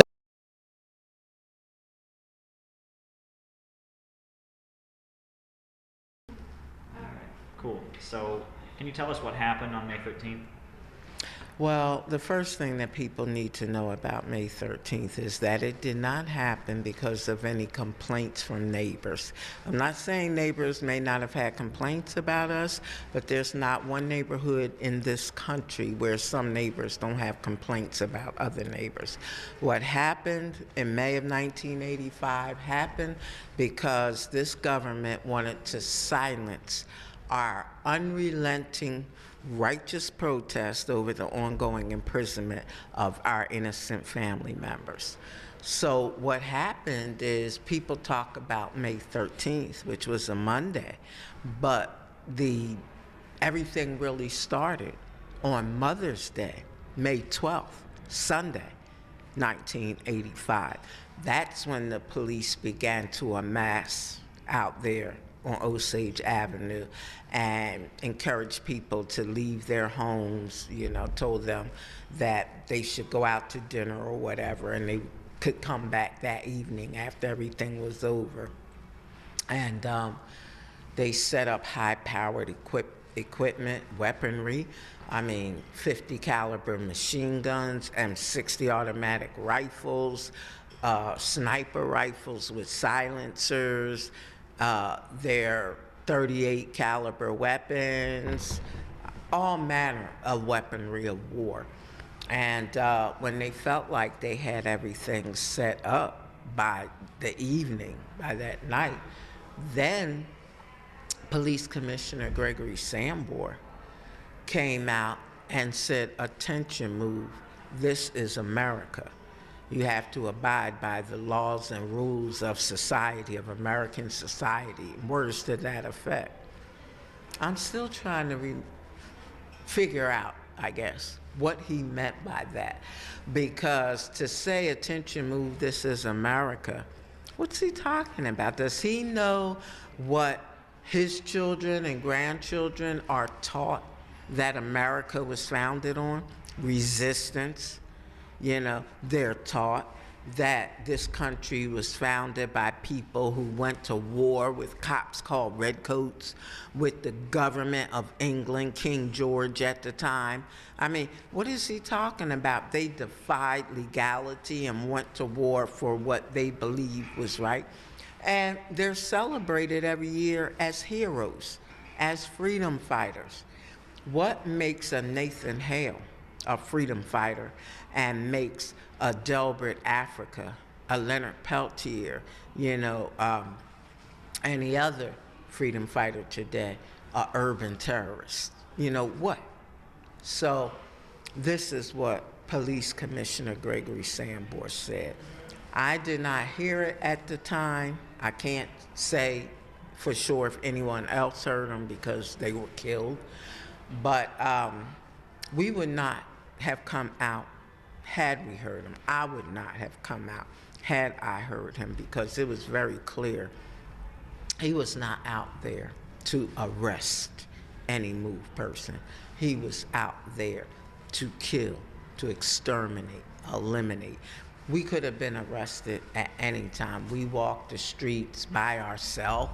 We took our kids over to the park right across the street regularly. We walked from one MOVE house to another all the time. They had us under surveillance. They were always right around there. They could have arrested us at any time if that's all they were trying to do, but they weren't. Their aim was to kill.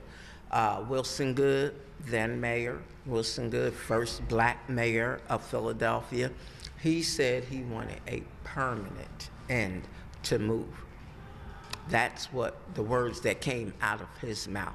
And that's what May 13th was all about.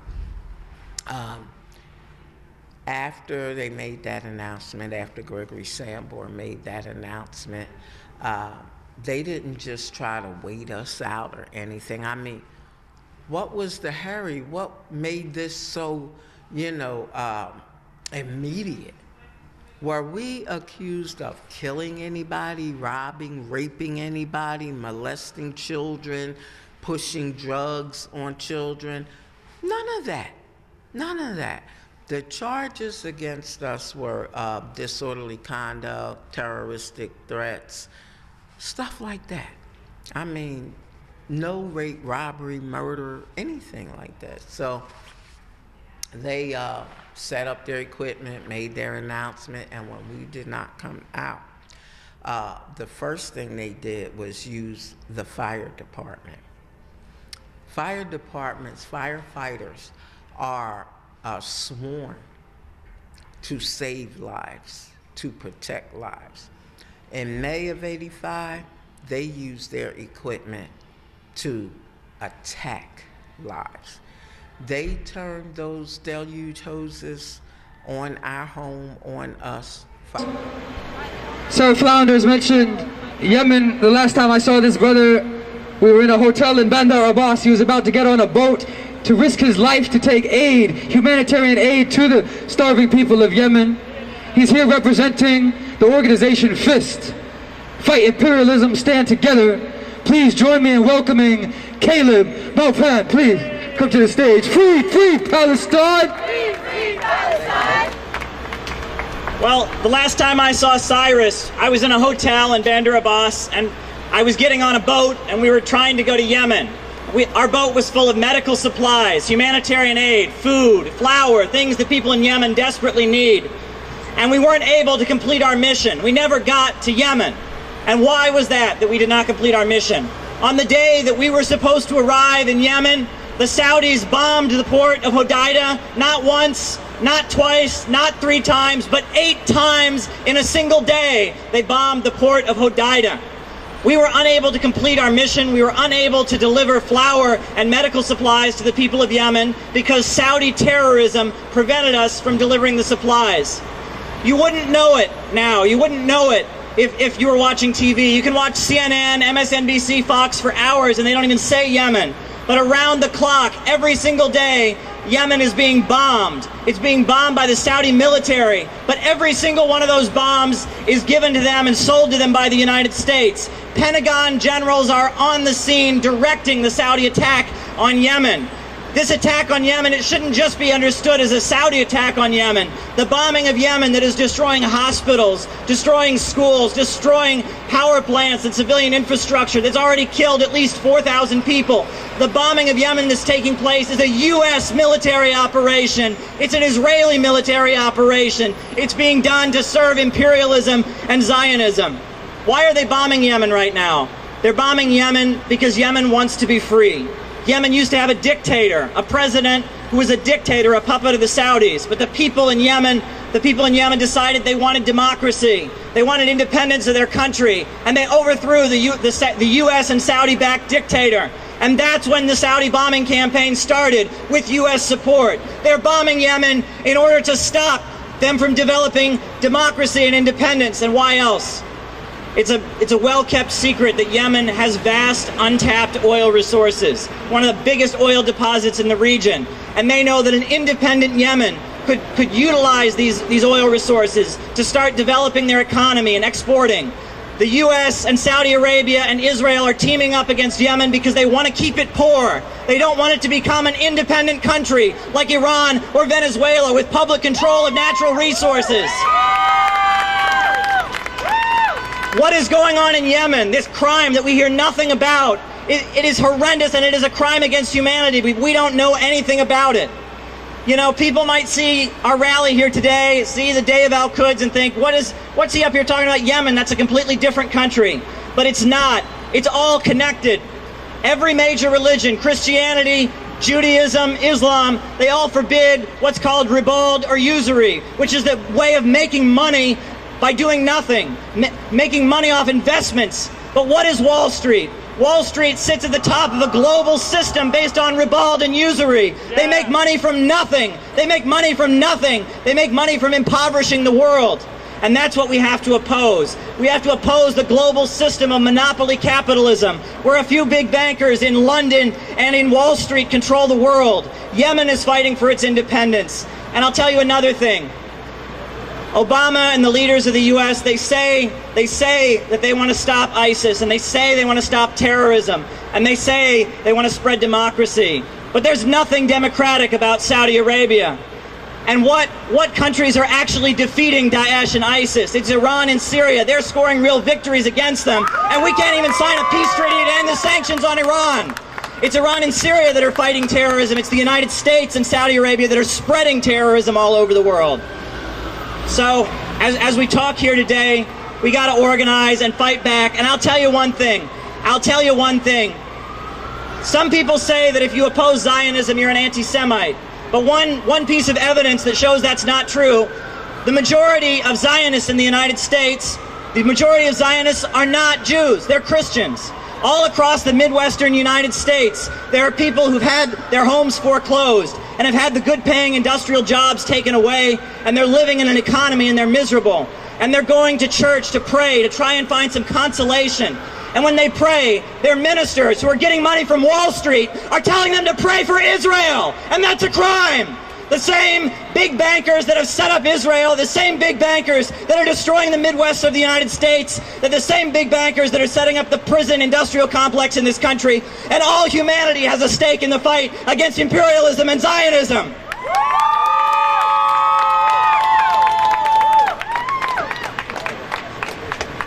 There's a reason that the Bolsheviks during World War II made this movie about Ivan the Terrible, because Ivan the Terrible, he was terrible, he was a strong authoritarian leader, but he brought all of those countries in that region together. He made them all together, and as a result of that, living standards were able to go up. And that's when you got things like education, and that's when you got things like infrastructure, and it was the beginning of modern Russia. It's very similar with China. You know, in China, there is this adamant, you know, they are adamant, they get very fired up about Taiwan, they get very fired up about Hong Kong and Tibet, because the way China was kept poor was by keeping it divided, right? When you had Tibet separate, Uyghur regions separate, you had Hong Kong separate, you had Taiwan separate. That was a way that China was kept poor. But one unified China, that has always been something that has made the country stronger, right? And that in China and in Russia and in the Eurasian, you know, the Eurasian hemisphere, where you have a lot of landlocked areas, you don't have a lot of access to the ocean. Generally, conditions are better when countries are unified, when the peoples of that region, different ethnic groups, different religions, different nationalities, when they are working together and trading with each other instead of fighting each other, that's when things get better. And you'll notice that, you know, U.S. intelligence knows this as well. Zbigniew, the main CIA. I know where you're going with this. Just kill all white people. Yeah.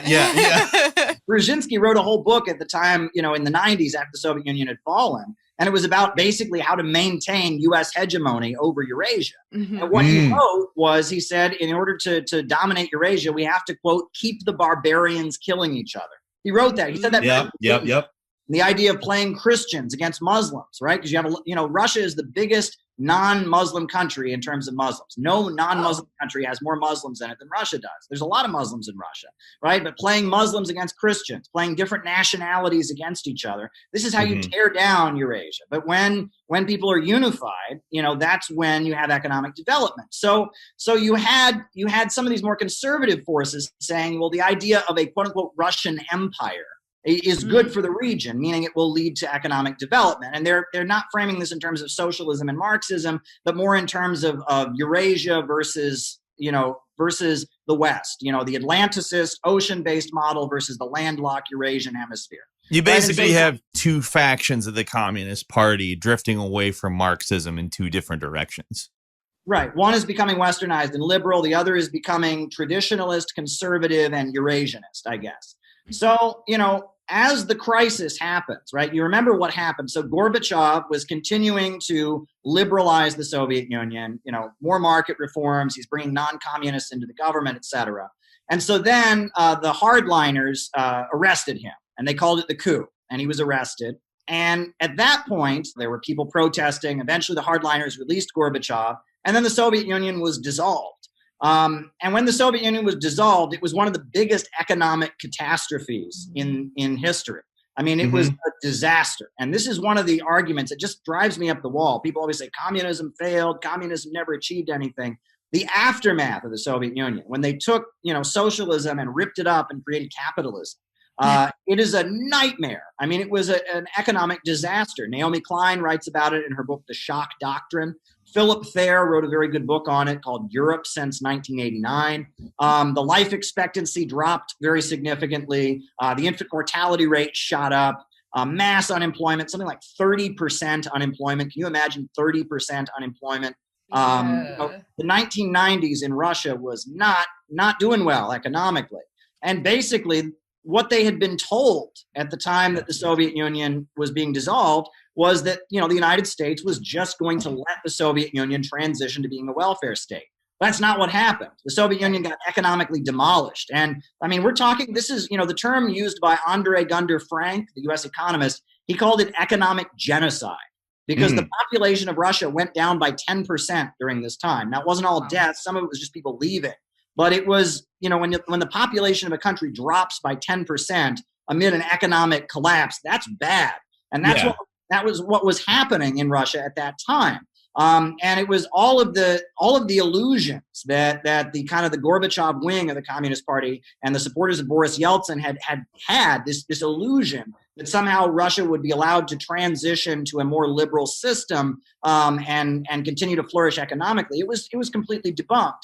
But the Western left was part of cultivating those illusions. Right. And that's a very important thing to talk about. The Communist Party of the United States, was probably the main back channel that U.S. intelligence used to funnel this kind of disinformation into the Soviet Union. There's a very important book called Operation Solo that's written about Morris Childs. And Morris Childs was an FBI agent who infiltrated the Communist Party for the FBI. And he smuggled money into the United States and gave it to the Communist Party leaders. In suitcases, basically. And he was an FBI informer. He was given the Presidential Medal of Freedom by Ronald Reagan for his work infiltrating the Communist Party. Now, back to the United States.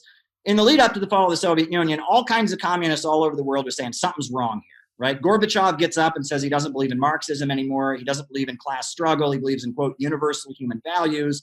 He gets up and says Ronald Reagan and Margaret Thatcher are good people and the Soviet Union likes them, and he's, everyone around the world is kind of raising the alarm bells. All British communists are speaking up. Dissident American communists are speaking up. Everyone's speaking up. The Communist Party of the United States says nothing about it. They just applaud it. And there was never any awareness about what was happening until the last minute. And at the last minute, when Gorbachev was arrested in the coup, at the last minute, Gus Hall finally came out and said, something's wrong. Gus Hall was the leader of the U.S. Communist Party, a longtime labor activist. He finally came out and said, okay, something is wrong. And at that moment, a number of members of the Communist Party immediately quit. I mean, there was mass resignations from the Communist Party. And a couple of years later, like 2 years after the fall of the Soviet Union, they had their national convention in Cleveland, Ohio. And at least half the membership walked out of the convention, including Angela Davis and a number of these people who were basically people who didn't believe in communism. They believed in kind of the social democratic liberalism. And it's apparent that they were being used by American intelligence to kind of cultivate a social democratic and liberal illusion among the Communist Party of the Soviet Union. And, that is certainly a sore point for the Communist Party, the role that they played. The fact that the fall of the Soviet Union took them by surprise, and then a number of their members quit in support of Gorbachev. That's pretty big. Yeah, it cut them all the way down to 500,000 members.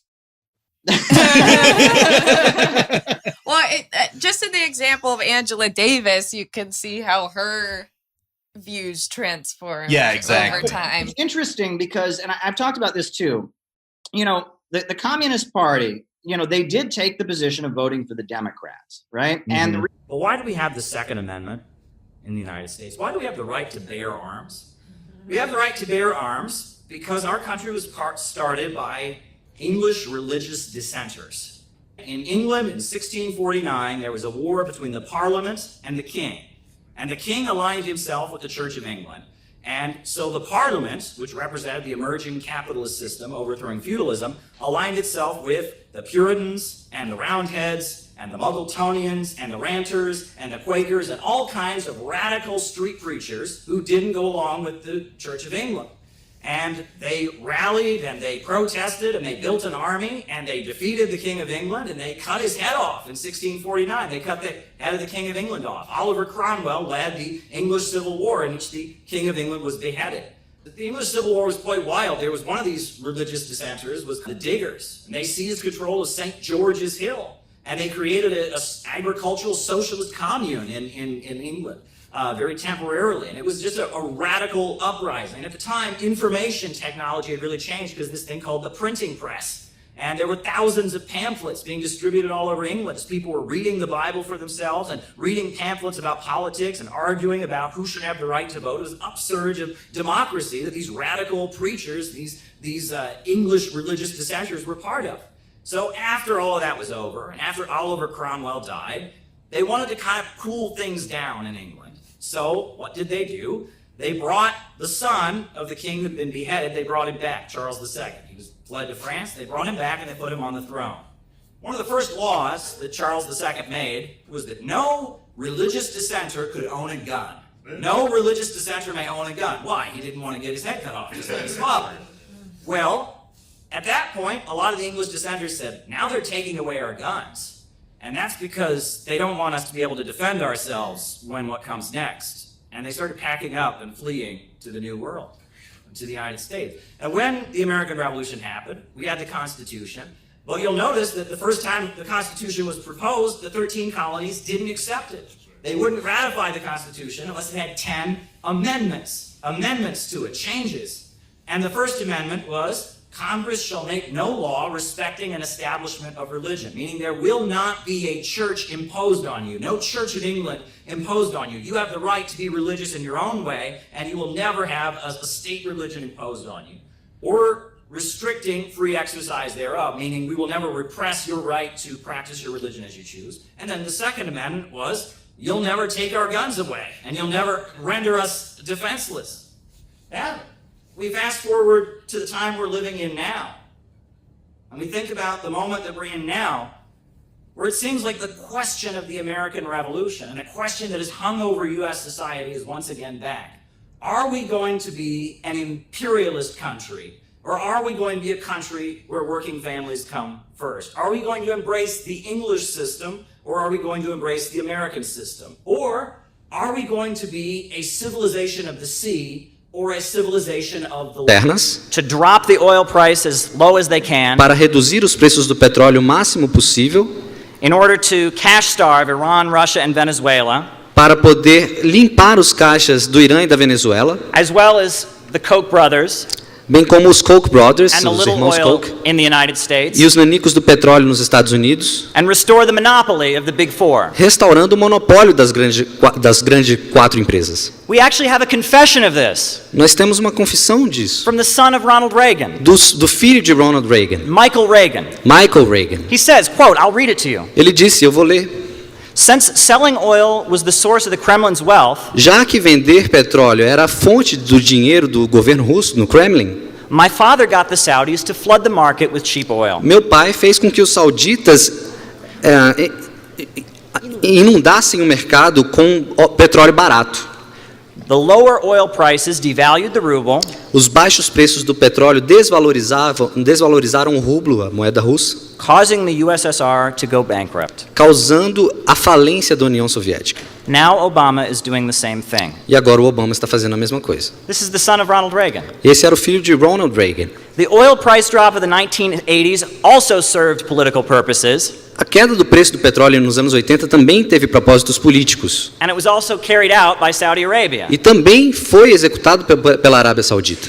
At this time, the Soviet Union was reorienting its economy. Dessa vez, a União Soviética estava reorientando a sua economia, It was trying to export more oil. tentando exportar mais petróleo. They constructed a huge pipeline. Eles construíram um grande oleoduto It connected an oil field in Siberia with France. que conectou um campo de petróleo na Sibéria com um na França. They put billions of dollars into this. Eles investiram bilhões de dólares nisso. But when it was completed in 1984, Mas quando foi finalizada a obra em 1984, the CIA and the Saudis had dropped the oil prices, a CIA e os sauditas fizeram cair o preço do petróleo. and it didn't even pay for itself. Ou seja, a obra nem se pagou. In the United States, we call this a Walmart scheme. Nos Estados Unidos a gente chama isso de estratégia Walmart. The company Walmart, it goes into a town, A empresa Walmart, o que ela faz é o seguinte, ela vai para uma cidade, it lowers its prices, baixa seu preço it puts all the stores out of business, para levar à falência todos os comércios locais then it raises the price back up again. e depois sobe os preços de novo. However, No entanto, there's a danger in this, existe um certo risco nisso, because the oil price drop, porque a queda no preço do petróleo it's taking place in the context of a bigger crisis. está acontecendo no contexto de preços mais altos. You'll notice a lot of Walmart stores across the United States and around the world are closing. Vocês vão notar que várias lojas nos Estados Unidos estão se fechando as portas.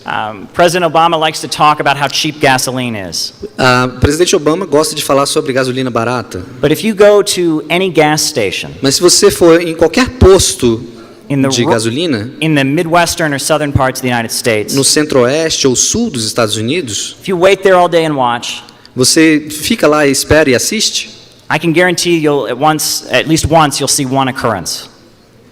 At least one time you'll see something. Pelo menos uma vez você vai ver algo estranho.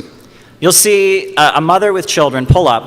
Você vai ver uma mãe com seus filhos estacionando. She'll very carefully put $2 worth of gasoline into her car. E com muito cuidado, ela vai colocar só $2 de gasolina no carro. You can't do much with $2 worth of gasoline. Não dá para ir muito longe com $2 de gasolina. But there's an economic crisis in the United States. Mas existe uma crise econômica nos Estados Unidos. And it's a global crisis. E é uma crise global. It's not just the price of oil that's down. Não é só o preço do petróleo que caiu. The price of steel is down. O preço do aço caiu. The price of copper is down. O preço do cobre baixou. The price of gold is down. O preço do ouro. The price of all the commodities are down. Todos os commodities estão com preços baixos. What's causing this? O que está causando isso? Well, this is a result of the computer revolution. Isso é um resultado da revolução dos computadores, da revolução informática. The process of production has become so efficient. O processo de produção se tornou tão eficiente that there isn't room for millions of people on the global assembly line any longer. Que não há mais espaço para milhões de pessoas numa linha de montagem mais. People are fleeing Africa for Europe. As pessoas estão fugindo da África e indo para a Europa. People are fleeing Bangladesh. Estão saindo de Bangladesh. People are fleeing the Philippines. Estão saindo das Filipinas. People are fleeing Central America. Estão saindo da América Central. The global economy has become so efficient. A economia global se tornou tão eficiente that they don't have room to employ millions of people. Que eles não têm mais espaço para empregar milhões e milhões de pessoas. In the United States, e os Estados Unidos, after the Second World War, depois da Segunda Guerra Mundial, the working people, a classe trabalhadora, at least the white ones, pelo menos os brancos, and the wealthy and the rich and powerful, e os poderosos e ricos, we had kind of an agreement. Fizeram um certo acordo. The agreement was that they got to go around the world. O acordo era que eles podiam ir ao redor do mundo. They got to carry out their coups. Executar seus golpes de estado. They get to murder people in Korea and Vietnam. Assassinar pessoas na Coreia e no Vietnã. They commit these horrendous crimes. Cometer crimes horrorosos. And we do nothing about it. E a gente não faz nada. And we wave the flag like patriots. E a gente balança a bandeira do patriotismo. And in exchange we get a house. E em troca temos uma casa, um carro, and a TV set, uma televisão. And the American dream. É o sonho americano. But the Soviet Union is gone. Mas a União Soviética já era. They don't need the American dream any longer. Eles não precisam mais do sonho americano. This agreement has been terminated. Esse acordo já era, acabou. At this point, production is so efficient. Nesse ponto, a produção está tão eficiente. Let me give you an example. Deixa eu dar um exemplo. At one time, certa vez, there were these places called bookbinderies. Existiam encadernadoras de livros. Hundreds, centenas, sometimes even thousands of people would be employed. Milhares de pessoas tinham esse emprego de encadernador de livros. They would spend the whole days just binding books. Ficavam o dia inteiro encadernando livros. Well, now they have a machine. Bom, hoje em dia é uma máquina. Where a single book can be published, can be printed. Um livro inteiro pode ser publicado, impresso. By simply uploading a computer file. Você coloca o arquivo já no computador. And pushing a button. E aperta o botão.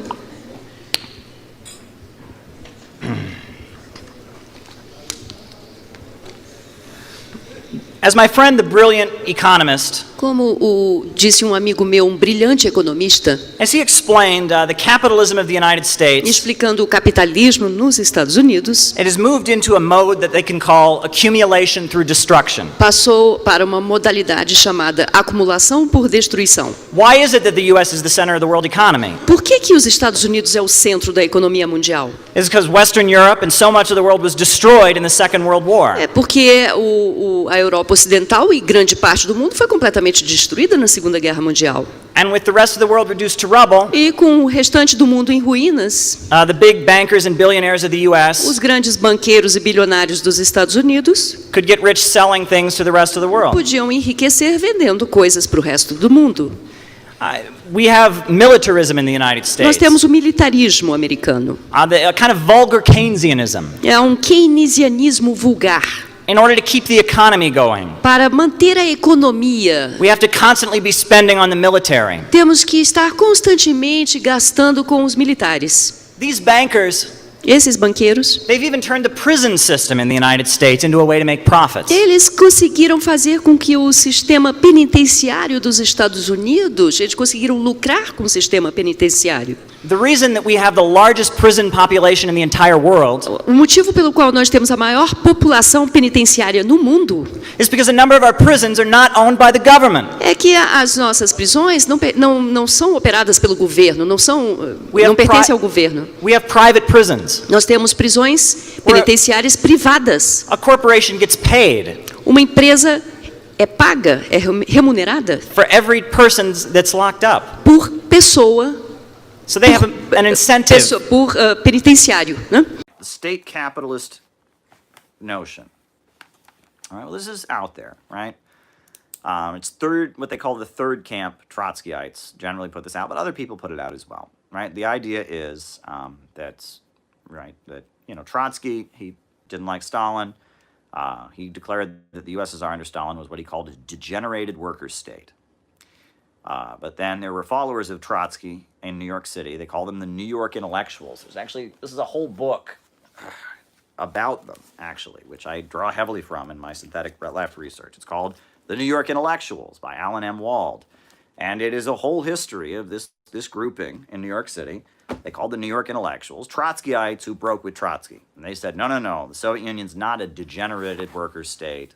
It's not a deformed workers' state. The Soviet Union is state capitalism. That was the New York intellectuals, they were called. Max Shachtman was probably the most influential figure among them. There was also James Burnham. There was also Martin Aburn. There was, who else? And eventually out of that you got Susan Sontag, you got Irving Kristol, the father of neoconservatism, but they broke with Trotsky. And Tony Cliff in the UK, very good one, Joseph, right, and they argued that the Soviet Union was state capitalism. State capitalism. In the Soviet Union, there was a new ruling class called in the state, and they were exploiting the workers, and the Soviet Union was capitalism, just everything was run by the state. Well, the problem with that argument is that there's a fundamental misunderstanding of what capitalism is. Capitalism is not simply one group of people owning and controlling the means of production. It's one group of people owning and controlling the means of production to make profits. Let me emphasize that. Friedrich Engels said that under capitalism, the means of production only function as preliminary transformation into capital, meaning houses only get built so money can be made off them. Food is only grown so money can be made off them. Under capitalism, profits are in command, as Mao said. Capitalism is a system of production organized for profit. So simply saying that in the Soviet Union, which is true, there was a party elite, there was a party bureaucracy, there was a nomenclatura, or what's the correct word for it? There was a group of people in the party, there were party elites who had bigger houses than other people, had nicer cars than other people. Simply saying that existed does not prove it's capitalist, because capitalism is production organized for profit, not saying that, there was this group of people who had, disproportionate power and a little more, wealth than other people, right? Soviet bureaucrats, maybe they had bigger houses, maybe they had bigger cars than everybody else, but they weren't, gazillionaires and millionaires and billionaires, right? They lived better than average workers did, no question about it, but their money, their wages came out of the same surplus that everyone's wages came out of, right? That they were bureaucrats. They were not capitalists, right? The capitalist's interest is contrary to the interest of his employees. The lower the worker gets paid, the more money the capitalist makes. The higher the wage of the worker, the less profits the capitalist gets. The capitalist wants to drive the wages of his employees down so that he can maximize his own profits. The worker wants to maximize his own wages, and that cuts into the profits of the capitalist. There is a contrary interest. The capitalist wants to hire as few workers as possible to maximize his own profits. The worker wants to be employed, right? So there are contrary interests there. The Soviet bureaucracy wanted the Soviet people and Soviet society overall to become wealthier so that they could get wealthier and their position would be more solidified, right? That the definition of a ruling class, not a ruling clique, not a bureaucracy, not a privileged group, but a ruling class. A ruling class has contrary interests to other classes. However, the Soviet bureaucracy had the same interests as the Soviet working class. They had privileges, they had bureaucratic privilege. But, you know, the fall of the Soviet Union, great example, right? The fall of the Soviet Union was the destruction of the Soviet bureaucracy. The Soviet bureaucracy was broken apart and Western capitalism set up shop in the former Soviet Union. Did that benefit Russian workers? No, right? If they were a separate class, right? If the bureaucracy of the former Soviet Union had been a separate class, right? If that class had been broken apart, it would have been good for the workers. Well, no, it was bad for them, right? I mean, you know, that simply arguing that there is a privileged bureaucracy in a socialist state does not make it capitalist. Capitalism is production for profit. And in the Soviet Union, you had state central planning, and production was not carried out to make profits. It was carried out according to a state central plan, right? The Soviet Union did all kinds of stuff that did not make profits for people, that it was good for society overall, like building huge power plants, like, you know, industrializing the whole country. They had a state central plan. They planned out their economy and carried it out. They didn't simply say, okay, what's, you know, okay, you're the bureaucrat and head of this industry, what'll make you more money? Okay, it's not how it worked. There was a state that capitalism is the rule of profits. Socialism is rational state central planning. The Soviet Union did not have a capitalist economy. It had a privileged bureaucracy.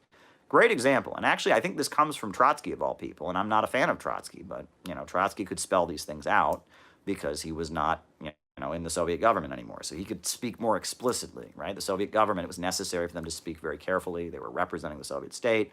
Trotsky, that's why I encourage people, you know, as much as I don't like Trotsky and I denounce his theory of permanent revolution, there's a little more candor and honesty there, and there's a nitpicky criticism, but he understood how the Soviet Union worked because he helped build it.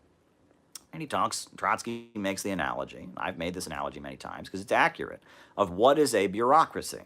So if you're building socialism in a country that is impoverished, right, in a country that has historically been poor, you're not going to have huge surpluses of food at first. There's going to be limited amounts of food. So you're going to have to ration the food and make sure that everyone gets some food. Make sure that one group of people doesn't get more food than other people and let other people starve. You're going to have to ration as you plan out the economy. You're going to have to say, okay, you get this much, and you're going to have to decide who gets what. So if you're rationing the food to make sure that everyone gets enough food, you're going to have a guard that makes sure that as they're handing out that bread to people, nobody cuts in the line and nobody punches somebody else and takes their bread. You're going to have a guard, somebody who's the guard who makes sure that the rules are enforced and that everyone gets their ration. But here's the problem. That guard is taking on way more responsibility than everybody else because he is taking on the responsibility of being the guard. He's not just one of the people in the line getting their little piece of food. He's taking on the responsibility of being the guard. So he's going to demand that, okay, fine, I'll be the guard, but I get a bigger slice of bread than everybody else because I'm taking on the line of being the guard. So he's going to get a bureaucratic privilege because he's the guard. That's the bureaucracy. But then the question becomes, how do you prevent the bureaucracy from just taking their bread and overturning socialism, right? How do you control the bureaucracy? And how do you prevent something like in the USSR? In the USSR collapsed because half the bureaucracy just threw in the towel. Half the government bureaucracy in the USSR, pretty big chunk of it, just said, you know what, yeah, we're done with this. And they threw in the towel and surrendered. How do you prevent that from happening? Well, Stalin and the 1930s Soviet Union, the way they prevented it was with a police state and Yezhovshchina. And, you know, had a secret police, and if you were conspiring or something like that, you disappeared in the middle of the night. There was a police state apparatus. There was a highly politicized secret police that made sure that anyone who seemed like they were going to dismantle socialism or work against socialism was dealt with. That was one way of doing it. You know, after Stalin's death, you have Khrushchev's secret speech, you have the bureaucracy becoming less and less revolutionary, and the Soviet Union eventually falls. Well, what was another method? Mao had a different method of dealing with the bureaucracy. He said, we're going to mobilize society to constantly be kicking the bureaucracy's ass, the Cultural Revolution, right? We're going to mobilize mobs of Red Guard youth that'll constantly be terrorizing the bureaucracy. Are you a capitalist roader? And raiding their, you know, and we're going to, instead of having a secret police do it, we're going to have a mobilization of mobs of people, and we're going to have like mob rule kind of to control and kick the ass of the bureaucracy. Well, that didn't turn out too well either. Didn't turn out too well, right? The Cultural Revolution was a nightmare. Mob rule, not good. Police state rule, not good. So how do you deal with this question of bureaucracy? This has been really the question that has defined 20th century communism. How do you deal with bureaucracy? How do you prevent the bureaucracy from doing what the Soviet bureaucracy did and surrendering? Well, China has found the answer. You create other ways for people to move up in society. You enable a market sector, right? If somebody in the Soviet Union, the only way you could get ahead, the only way you could get more money than everybody else was to get into the party bureaucracy. So a lot of people joined the Communist Party, didn't believe in communism. They just wanted a bigger slice of bread than everybody else. Well, that's a problem, isn't it? But in China, they said, okay, the Communist Party is for people who believe in communism. But if you just want to make money, go start a tech company.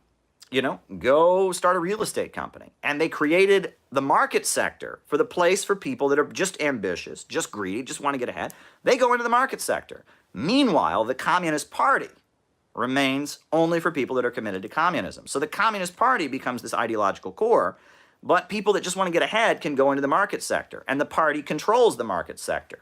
This is the method through which this problem of bureaucracy has been resolved, right? Is that if the bureaucracy is the only place where people can become wealthy, or the only place where people can, quote unquote, advance in a society, that's where the problem starts. Because, you know, at the time of the fall of the Soviet Union, about half the Soviet Communist Party didn't believe in communism, right? So you have to make an area for social mobility to take place, for people to be ambitious, for people to get ahead in the market sector.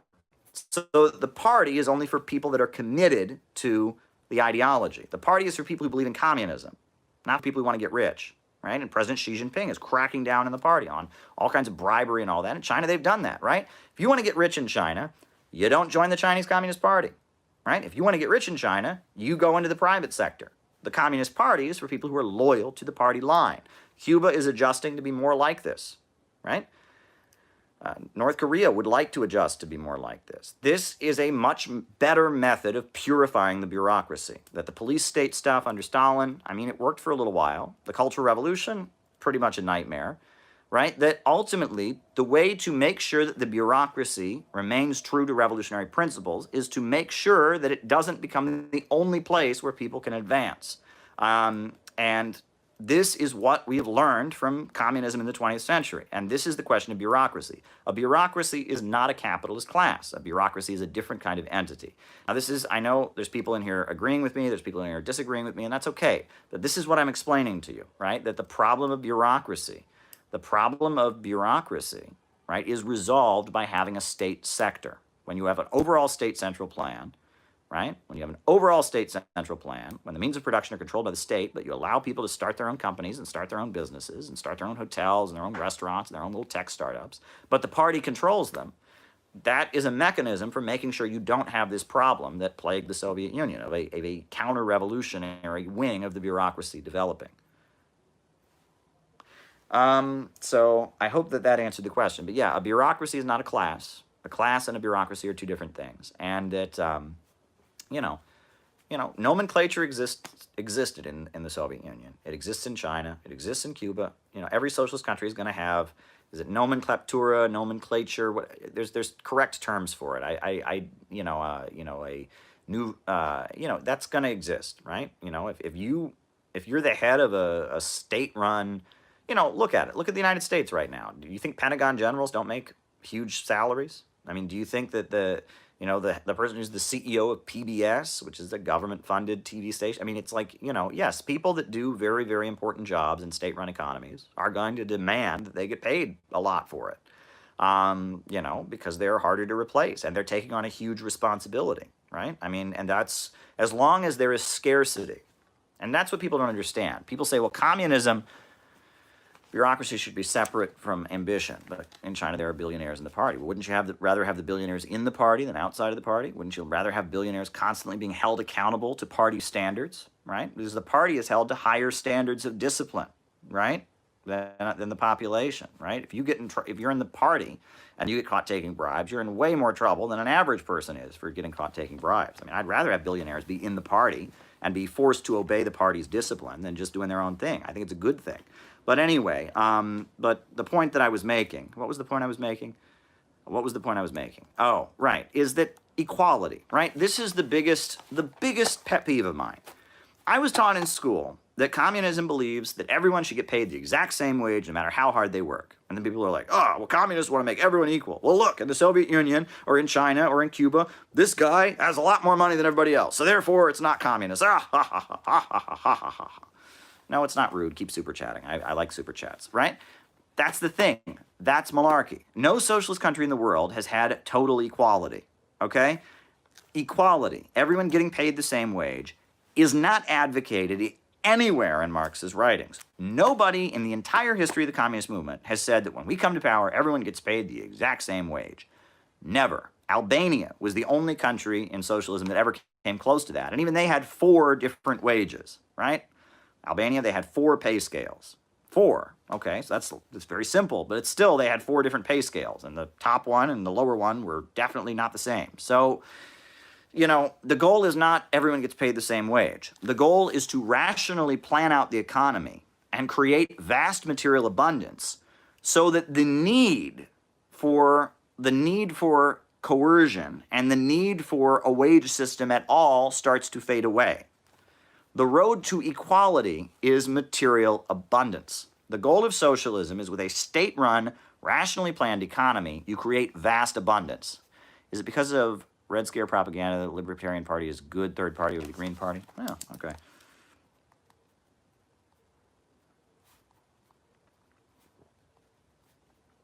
Over the Green Party. But yes, the goal is to create vast material abundance so that class differences and inequality and the need for anyone to hoard anything starts to fade away.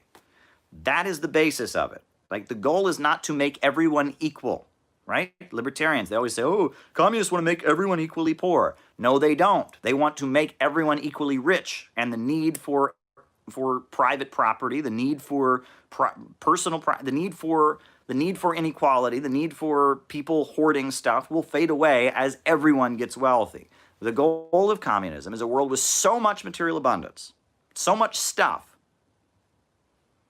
that no one feels a need to hoard anything anymore.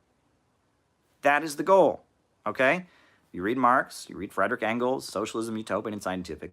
The goal is rational state planning of the economy so that we can get to a world in which there is no coercion because there's so much vast material abundance. Right? So this idea you have in your head, communism is where everyone gets paid the same wage. Communism is about making everyone equal. Forget it. That's the only way everyone can be equal is if you have a huge amount of material abundance. Abundance is what creates that equality, not the government. Okay, you're completely missing it. So people that say the Soviet Union is state capitalist because the bureaucrats had more money than the average worker have no idea what they're talking about. And that's what I've noticed. A lot of times Trotskyism and anarchist distortions, a lot of times it's not based on what communists actually think. It's an internalization of anti-communism.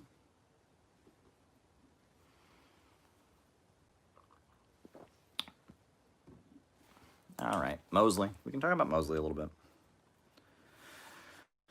Is internalization of anti-communism. All right? There was a friend of mine years ago who had another friend. He was a hardline Stalinist, tanky Marxist-Leninist. And he had a friend who was a Trotskyite. And they were quite friendly. But they realized that probably the biggest disagreement that they had was anti-communism. The Trotskyite, you know, when asked, you know, the question that anyone who believes in socialism or Marxism in the United States has to believe is, why in the United States is everyone constantly just really loaded with anti-communism? Why is that? Well, you know, if you asked my friend, who was a ML, who was a tankie, he said, well, that's because of anti-communist propaganda. But according to the Trotskyite, the root cause of anti-communism was reality, was Americans just knew how the Soviet Union was and didn't like it. Well, I'm sorry, Americans don't know how the Soviet Union was, right? I was taught my whole life that everyone in the Soviet Union was poor and starving the entire time. The Soviet Union never accomplished anything.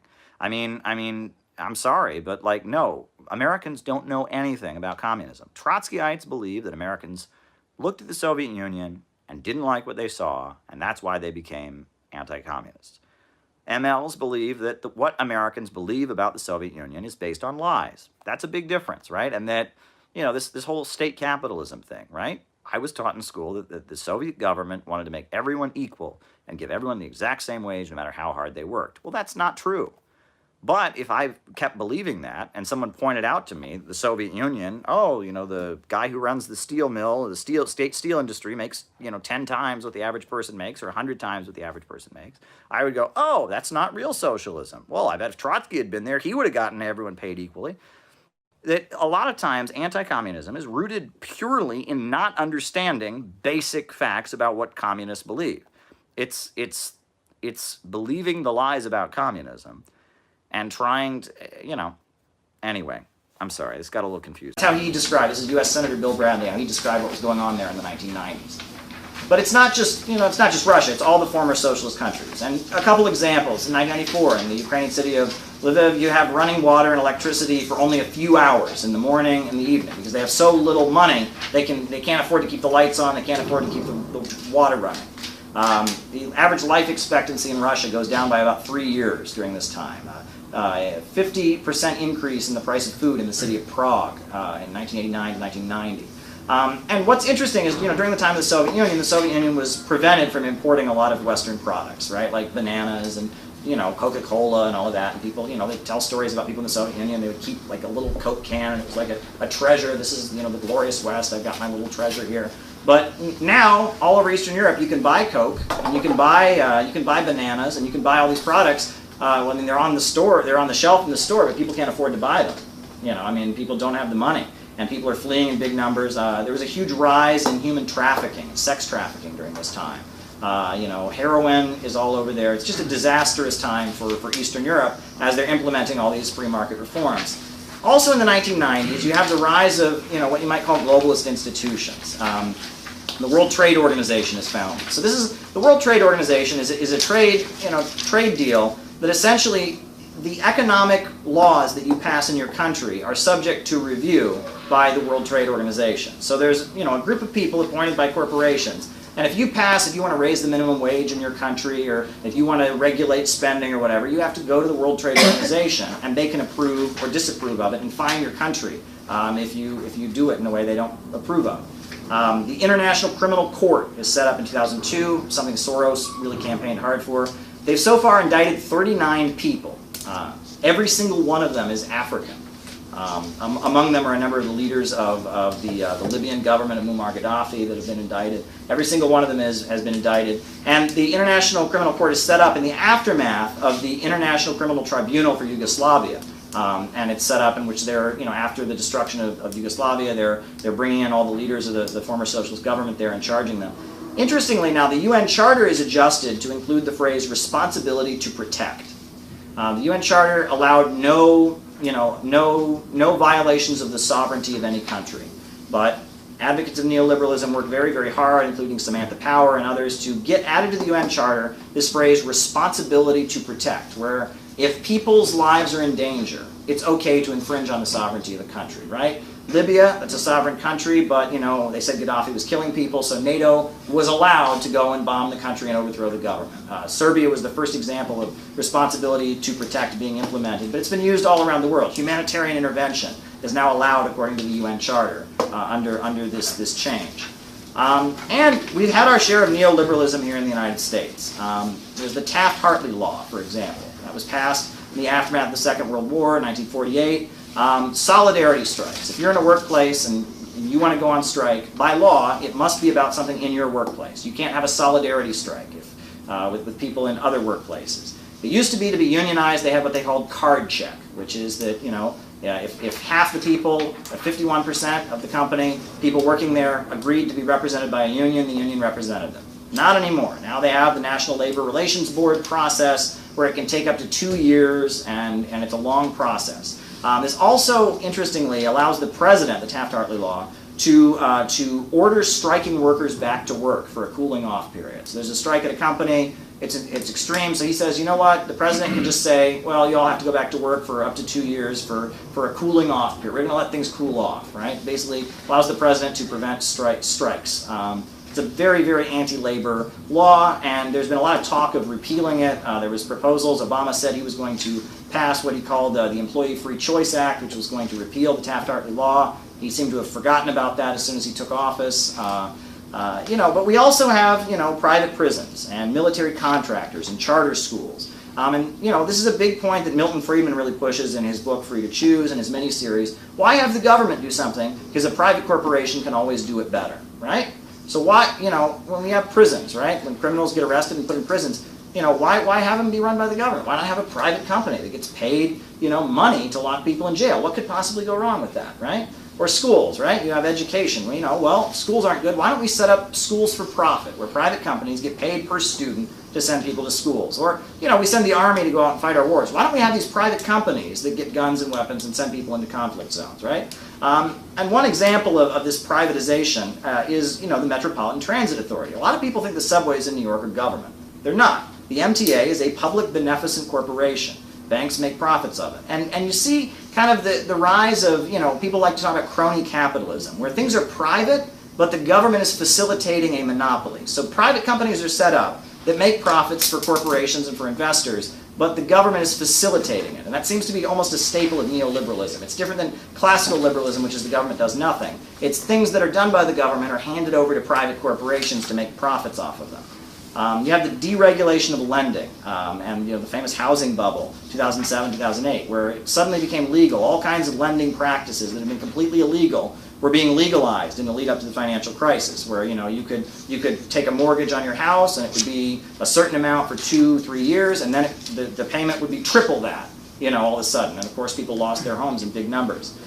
Student loans, for example. Most industrialized countries allow, the government provides education. In the USA, the government facilitates the lending of money for people to get into student debt for the rest of their lives to pay for their education. So that's neoliberalism in the United States. And I just wanted to throw this in there. Advocates of neoliberalism will often talk about how they believe in freedom, right? They believe people should be totally free to do whatever they want, government hands off. Well, take a look at some of these memes you can find on the internet, right? They love Augusto Pinochet, and they think it's very funny that during the aftermath of his coup, he had a policy of, I guess not a policy, but some of his supporters were taking leftists and communists and throwing them out of airplanes and helicopters, right? And so it's become like this big joke, and you can see this is quite popular among advocates of neoliberalism. So, these folks believe in freedom. It seems like, what they want to do to people that disagree with them is a little bit different than just allowing them to have their free speech. So on that note, that ends section 3. For hours. When there was no fire. After the water hoses were on us for hours, then the police department filled our home with tear gas. They filled it with tear gas. That did not bring us out. Then they opened fire on, First, they blew holes in the party walls, like Osage Avenue has row houses all attached. They blew holes in the walls on each side of our house. Then they threw tear gas in, tons of tear gas. Then they opened fire. They shot over 10,000 rounds of bullets in on us within 90 minutes. That did not bring us out. There was a law. That's when they sent for the police helicopter. They did not have to send for the explosives, the C4 and the Tovex. They did not have to send for that. They already had it there. They concocted the bomb, 2 bombs, not 1, They wanted a backup bomb. And they got in a helicopter, 2 members of the Philadelphia Police Bomb Squad and 2 state police, cops.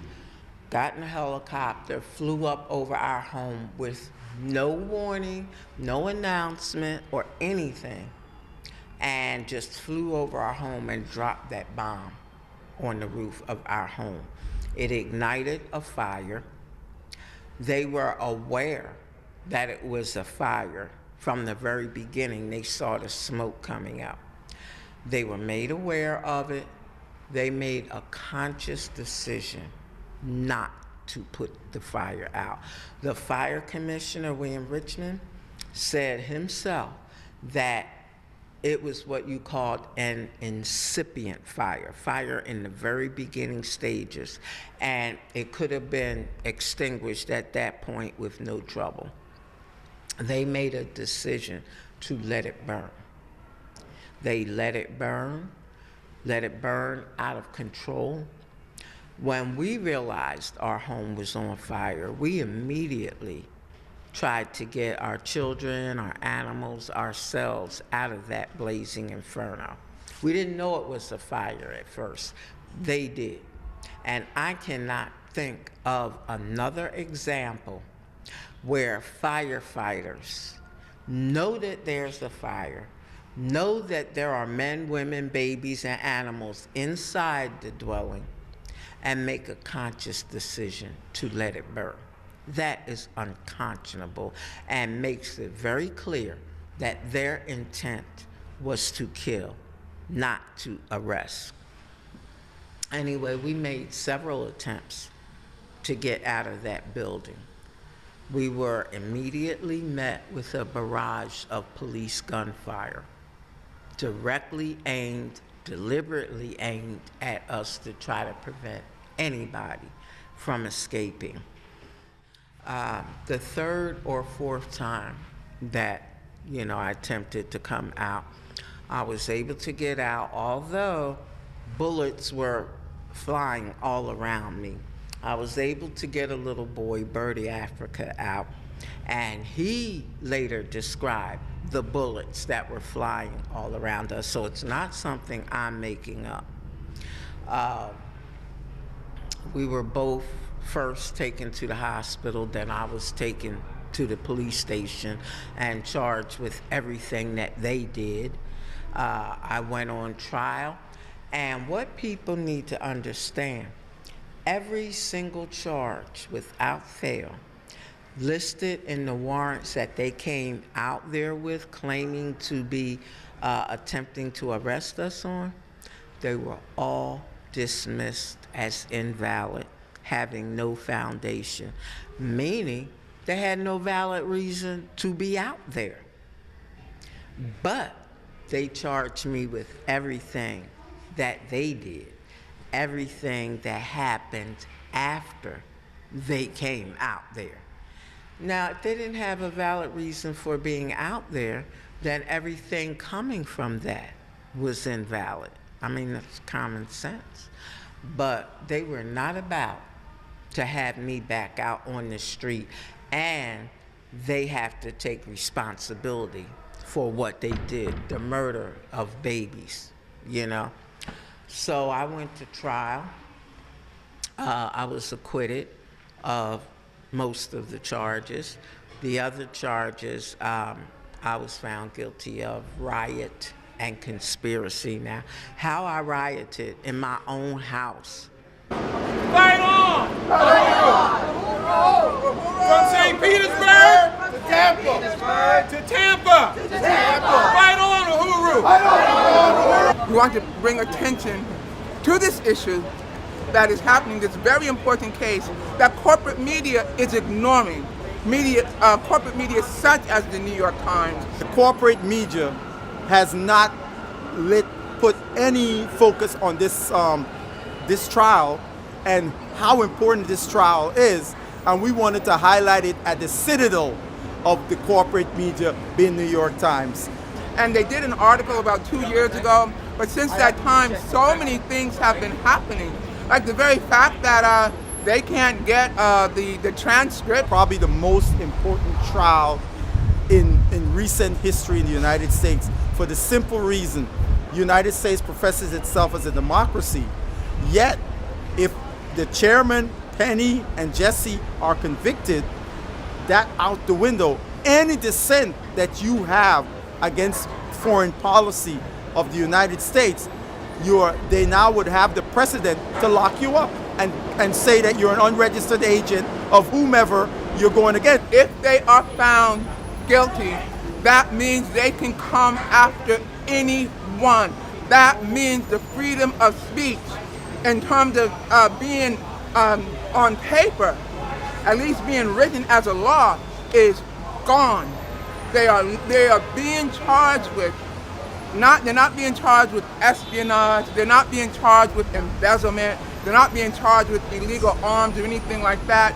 It is all about what they said. So that means what you and I are doing right now, they can criminalize that. So like what's going on now with Venezuela, people who are speaking out with the US nonsense about the elections in Venezuela are ripe to be thrown into prison.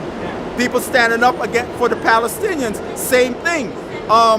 And so we could go down the line. So this is so important we don't have to agree on everything, but the fundamental principle of being able to put forward anti-colonial free speech is going down the pipes if these guys get convicted. He has been doing this his whole life. He worked with SNCC back in the, I want to say in the 60s, all of his life. And in 1980s, he's one of the people, his organization is the organization that popularized the term reparations. There is the doula program, that's for training the women to help women in childbirth. There is the re-entry from prison where they train people. They have a housing for them in St. Louis where they train people to be in the culinary arts because they have a food production, culinary arts building and store where they'll be selling pies and all kinds of food in St. Louis. We also have a market, flea market in St. Louis, as well as one in Philadelphia. That's called the one in Philadelphia. It's called the One Africa, One Nation Marketplace. So there's a flea market where people can build businesses outside the system, develop economic strength outside the business for the community. And obviously the other things that we do is, we have political education for the community every Sunday, both in St. Louis and in St. Petersburg. I mean, that's a little bit of some of the programs. Actually, also in South Africa, we're building a clothing factory there. Because so many black mothers, the infant mortality rate is so high in St. Louis, Missouri. So they were working on a doula training program. In fact, they were going to be having that training the day after that they ended up being attacked, and they still have the training. They work on like a community kitchen, so that people, to create jobs, to create an economic base, not based on capitalism, but based on true community support. They have community gardens there. Many people here in the United States disagree with the narrative about Ukraine and Russia. And Chairman, the party was up front, put it in context that this was part of the whole the colonial powers trying to destroy Russia, because Russia, as we know, Russia wants a multipolar world. Russia is against U.S. hegemony and Western hegemony, which is a threat, and which we as people fighting against colonialism are in solidarity with. Fight on, Uhuru! Fight on, Uhuru! Never give up! Never give up! Because we got your back! Because we got your back! Because we got your back! Because we got your back! We got your back! And how we gonna do it? The hard way! How we gonna do it? The hard way! How we gonna do it? The hard way! How we gonna do it? The hard way! Uhuru! Uhuru! Uhuru! Uhuru! Uhuru! Uhuru!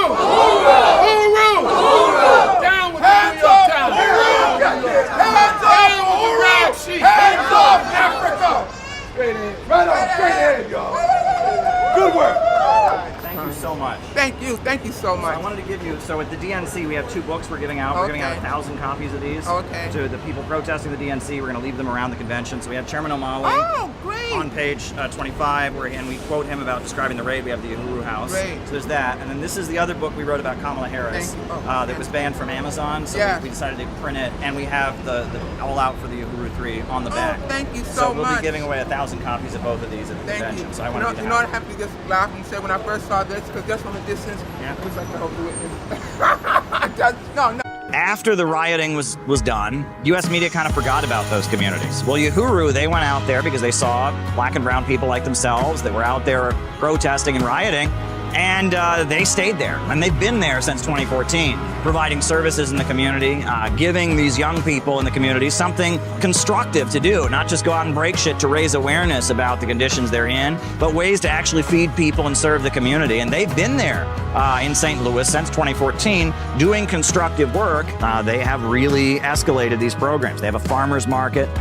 They provide classes and services to pregnant mothers, and in particular in St. Louis, Missouri, and in St. Petersburg, Florida. They're trying to undo the damage that the U.S. Department of Justice and the state police and the local police and all the forces have been doing in communities like Ferguson, Missouri. And at the same time that they've done this community work, the African People's Socialist Party has also taken a firm anti-imperialist stance. They support China. They support Russia. They support Cuba. They support Iran. And when the United States started piling weapons into Kiev, they defended Russia's right to intervene. This defensive war in Ukraine that Russia is actually waging against world colonial powers, not Ukraine as a single entity, but the U.S. and all colonial powers who have an interest in colonially dominating African people right here in this country and around the world and extracting resources from the majority of peoples on the planet. That system, this current system, is in severe crisis, and they cannot rule in the same old way. Because of that, their homes were raided. Then months later, the federal government came out with an indictment, and it's charging them with being Russian agents. And it's trying to allege that the election campaign that they ran in St. Petersburg, Florida, was somehow interference in the U.S. electoral process. 4 activists associated with the People's Democratic Uhuru Movement and the African People's Socialist Party have been indicted by the U.S. Department of Justice. The indictment from the U.S. Department of Justice accuses them of spreading Russian propaganda and cites simply some web conferences that they had, some Zoom meetings, some emails they sent out, as well as the fact that they have run routine election campaigns. Is this of concern to the Secretary General as an attack on human rights, freedom of assembly, etc.? I frankly was not aware of the case before you mentioned it. Let me look into it and I will get back to you. What's going on in Africa is directly connected to what's going on here. What's going on in Ukraine is connected to what's going on in Harlem. You know what I'm saying? It's an international global economy that's all connected. Because they go to conferences in Russia, this constitutes Russian meddling in the elections. The whole thing is ridiculous. It's completely, utterly ridiculous. They've been running these campaigns for years, since before I was born. Back in the 1970s, they were running people for office. Their platform of reparations, I mean, Marianne Williamson, she's a major Democrat candidate. She also says she believes in reparations. I mean, it's not a unique message that they have in that sense, but they have been targeted because they're doing what you're supposed to do. I mean, you know, at all of our meetings, we have a picture of Fred Hampton up on the stage because Fred Hampton, he built a free breakfast program. He organized what he called a rainbow coalition, uniting low-income people, white, black, brown, Arab, Latino, into one organization, you know, trying to build up community empowerment, trying to do community service projects while teaching Marxism and socialism. You know, we look at Fred Hampton as a great example of the American revolutionary tradition. And, you know, the African People's Socialist Party and the Uhuru movement, you know, they don't like that we wave the American flag. They don't like that we consider ourselves patriotic. They have their own kind of unique analysis. They talk about what they call the colonial mode of production. That's not traditional Marxist thinking. And we don't agree with them on a number of issues. But it doesn't matter. We support them. We all have to stand up and oppose the ideology of division and support an ideology of unity based upon our material interests, you know what I'm saying, to work together. People who can't understand that, people who can't get past, you know, this or that, like, we got to put aside our differences and say that if they come for them, they come for all of us. If they go after them, they got to deal with all of us. That needs to be the attitude among anti-imperialists. They have an incentive to keep crime going. E isso, então, é incentivo à criminalidade. This is insane capitalism. Isso é capitalismo insano. One of the biggest myths we hear the defenders of neoliberalism and markets dos mitos dos defensores do neoliberalismo e mercados. They put forward this idea that markets are the only way to have innovation and E eles creativity. defendem a ideia de que a inovação só é possível graças aos mercados. If you think that the free market and capitalism promotes innovation, Se você pensa que o mercado livre e o capitalismo promovem a inovação, tell me, why does Hollywood make the same movie over and over and over again? me digam o seguinte, por que Hollywood fica fazendo aquele mesmo filme, toda vez o mesmo filme, repetindo o mesmo filme? Yes, capitalists take risks, Os capitalistas assumem riscos, but they'd prefer not to. mas eles preferem não. They want to have a secure investment. Eles querem um investimento seguro, They want to maximize profits. querem maximizar os lucros. When were the first computers created? Quando foram criados os primeiros computadores?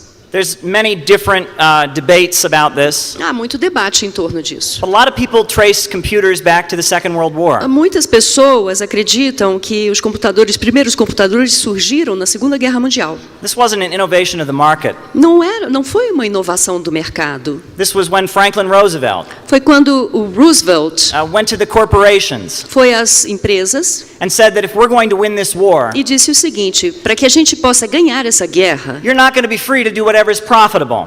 vocês não vão ficar à vontade para fazer só o que dá lucro.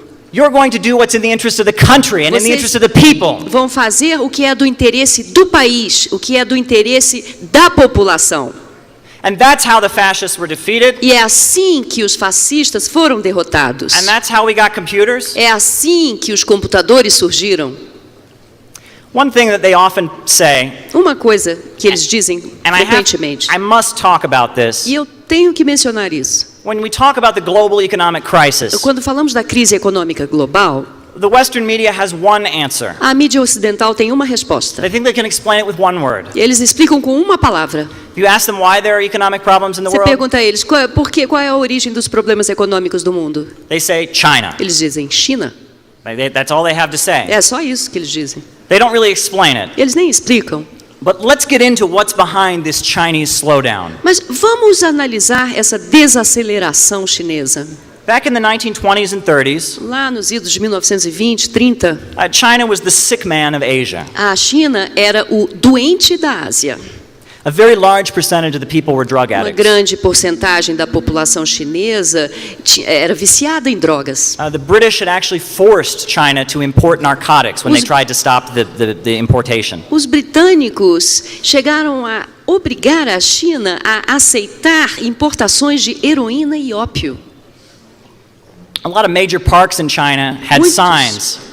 Muitos parques na China tinham avisos, placas. And the signs actually said, no dogs or Chinese allowed. Placas que diziam, não é permitido cachorros ou chineses. Can you imagine how humiliating that was? Imagina a humilhação que isso representa. For a people with such a vibrant history as the Chinese. Para um povo com uma história tão vibrante como é a história chinesa. You see, history's been rewritten by the Western imperialists. A história foi reescrita pelos imperialistas ocidentais. We're taught in the United States that Asia, Africa, and Latin America have always been poor. Nos Estados Unidos, aprendemos na escola que a Ásia, a África, a América Latina e o Oriente Médio sempre foram pobres. This is a lie. Mas isso é mentira. When my ancestors in Ireland and France were living in caves, Quando os meus ancestrais na Irlanda e na França moravam em cavernas, people on this continent had vibrant civilizations. as pessoas, a população neste continente aqui tinha uma civilização vibrante. The Incas, the Aztecs, the Os Mayas. Incas, os Aztecas, os Maias.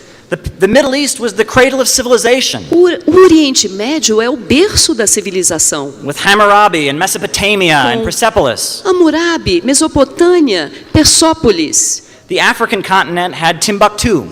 O continente africano tinha Timbuktu. They built the pyramids. Eles construíram as pirâmides. The Western colonizers are not civilizing people. Os colonizadores ocidentais não estão civilizando ninguém. They're not developing people. Não estão desenvolvendo ninguém. When the British Empire went to India, Quando o Império Britânico foi para a Índia, they didn't put the people of India to work in the textile mills. Eles não empregaram os indianos nas fábricas têxteis. They burned the textile mills of India. Eles incendiaram as fábricas têxteis na Índia. And they forced the people of India to buy their cloth from Britain. E forçaram a população a comprar tecido da Grã-Bretanha. Look at Mexico today. Analisemos o México. Once there was a vibrant agricultural industry in Mexico. No passado, uma indústria, uma agricultura vibrante no México. Since the intervention of Western corporations, desde a intervenção de corporações ocidentais, millions of Mexican farmers have been tossed out their land. Milhões de agricultores mexicanos foram expulsos de suas terras. And now they're forced to import food from the United States. E são hoje forçados a importar alimentos dos Estados Unidos.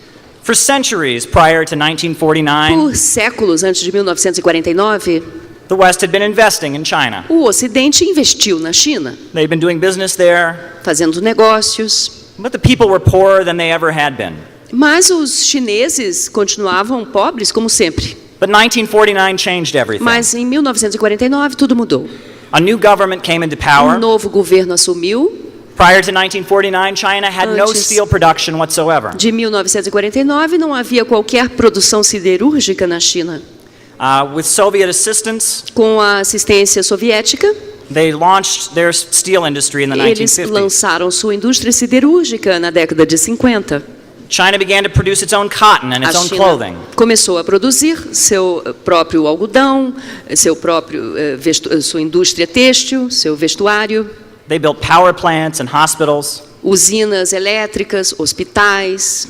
In 1961, the Soviet Union cut off aid to China. Em 1961, a União Soviética interrompeu o seu apoio à China. For a brief time, they tried to have the most egalitarian kind of utopian system that they could have. Por algum tempo, eles tentaram implementar um sistema totalmente igualitário, totalmente justo. In 1978, Deng Xiaoping said, "To get rich is glorious." Mas em 1978, Deng Xiaoping disse: enriquecer é glorioso. Now, many see this statement as somehow an embracement of capitalism. Muitas pessoas acreditam que ele estava, na verdade, abraçando o capitalismo. But it was the opposite. Mas é o oposto, é o contrário.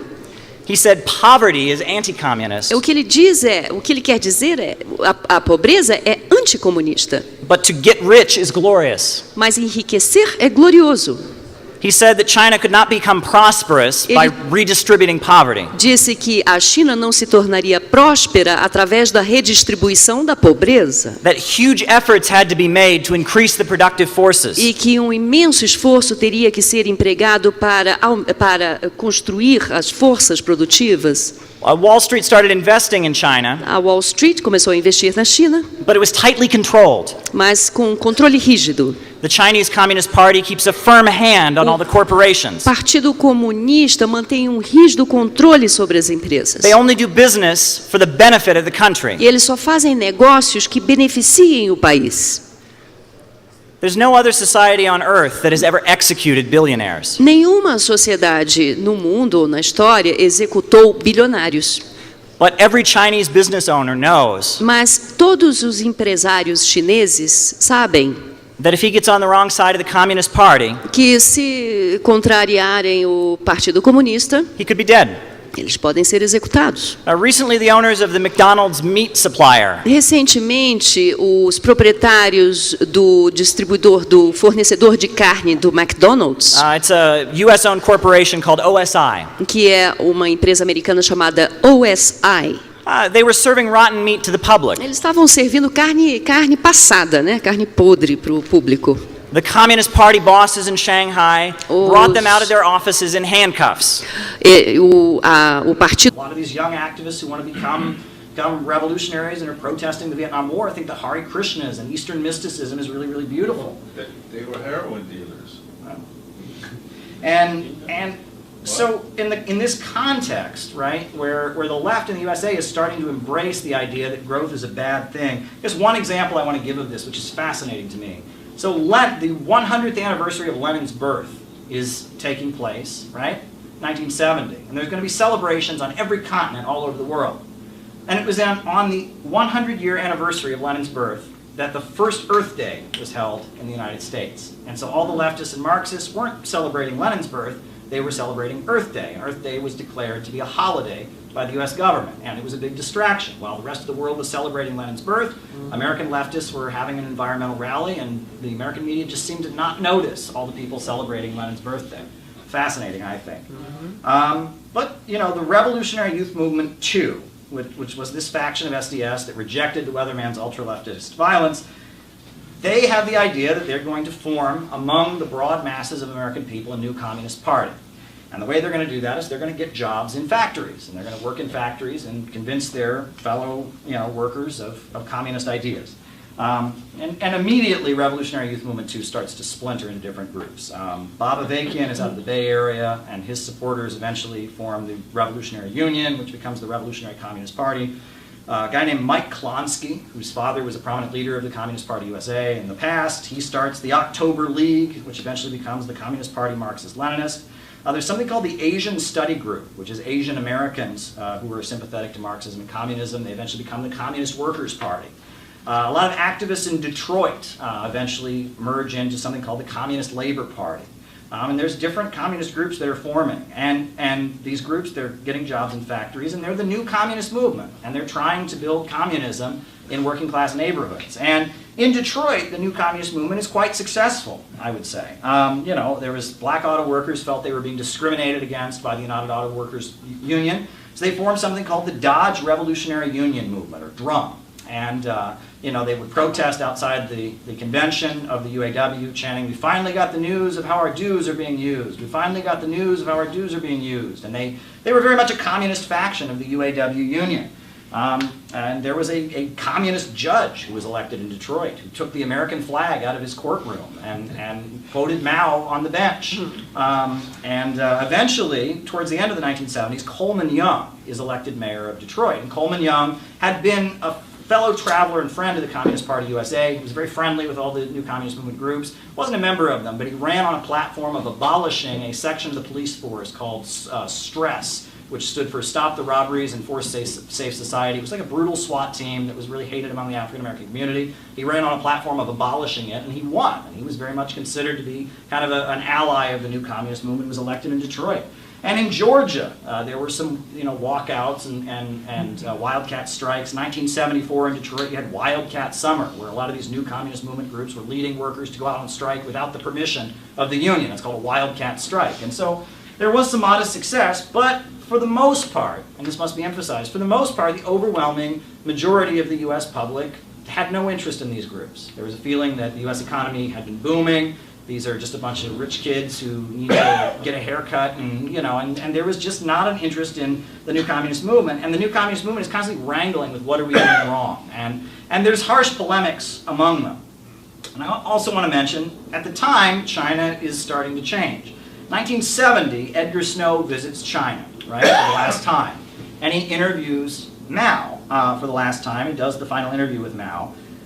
When he gets there, though, they take him around, and they take him to one of the universities where they're having struggle sessions at the university. And he sees young people get up and confess thought crime, basically, in front of groups of people. I had a counter-revolutionary thought the other night. I was thinking bad things about Mao. I'm so sorry. And Edgar Snow is kind of disturbed by this. This has taken on a character that he doesn't like. And Zhou Enlai, who is the person who arranged for him to interview Mao, he meets with Zhou Enlai, and he's asking Zhou Enlai, and Zhou Enlai very subtly says to Edgar Snow, he says, well, one of the things that Chairman Mao always taught us was that it was important to win people politically with arguments and not with violence.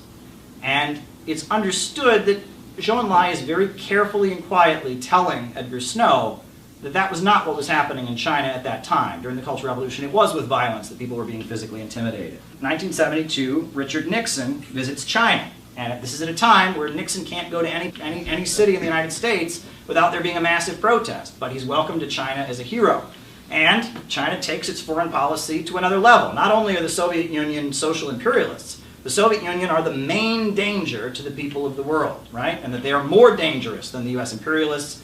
That becomes the foreign policy. And at the time, Nixon is meeting with Mao, and there's talk of U.S.-China relations expanding. And Nixon is following the strategy of Henry Kissinger. Henry Kissinger is, a Rockefeller creation largely. He's a strategist. And he's basically arguing, he sees the divide between China and the Soviet Union, and he's saying, well, we can use China as an ally against the Soviet Union. And he's trying to carry this policy out. But it's very controversial. Even among Republicans, Nixon is widely denounced for having relations with China. And in fact, the John Birch Society starts distributing bumper stickers everywhere with a picture of a syringe. It says, "Cut off China," and repeating this lie that somehow China is responsible for the global heroin trade, right? And, China is very sympathetic to Nixon. They see him as a guy who understands and wants to open relations with them. However, the U.S. Marxist movement hates Richard Nixon and thinks Richard Nixon is a fascist. And, the Revolutionary Communist Party, or I guess their predecessor, the Revolutionary Union, they're supposed to be the China-aligned party, but they formed something called the Workers' Committee to Throw the Bum Out, and are having national protests calling for Richard Nixon's ouster. Now, some of the other groups were closer to what China was saying, but it seemed to be contradictory. While China was seeing Nixon as their potential ally, someone who would open trade with them and get them out of the mess, the U.S. Marxist groups see Nixon as he must go, he must be driven out. It's kind of a contradiction. China announces the three worlds theory. And it's this belief that there are two imperialist countries, the USA and the Soviet Union. There's the second world, which is Western Europe, and then there's the third world, and that China is going to lead the third world in industrializing. And another incident happens in 1974. It's called the Glass Snail Incident. And it's a group of Chinese engineers from the 4th Ministry of Machine Building. They come to the United States, and they tour a factory where they're making color televisions. And at the time, you have to remember, there was an embargo against any technology going to Eastern European socialist countries. And so these color televisions are being made in the United States, and none of the countries in Eastern Europe have them. And so these engineers come up with the idea that China will, set up a joint venture with the American company that makes color televisions. They'll make color televisions in China, and China can sell them across Eastern Europe. And this is a way China can make money, because American companies can't sell color TVs to Eastern Europe. People in Eastern Europe would like to watch color TV, and it's this idea. And so, to seal the deal, the American company gives all the Chinese engineers a glass snail. It's just kind of a gift, right? And so they come back and they've been... When was the last time that Tehran put your mom into a hospital and would not allow her to get out of it because you do not have enough money to pay for her health care?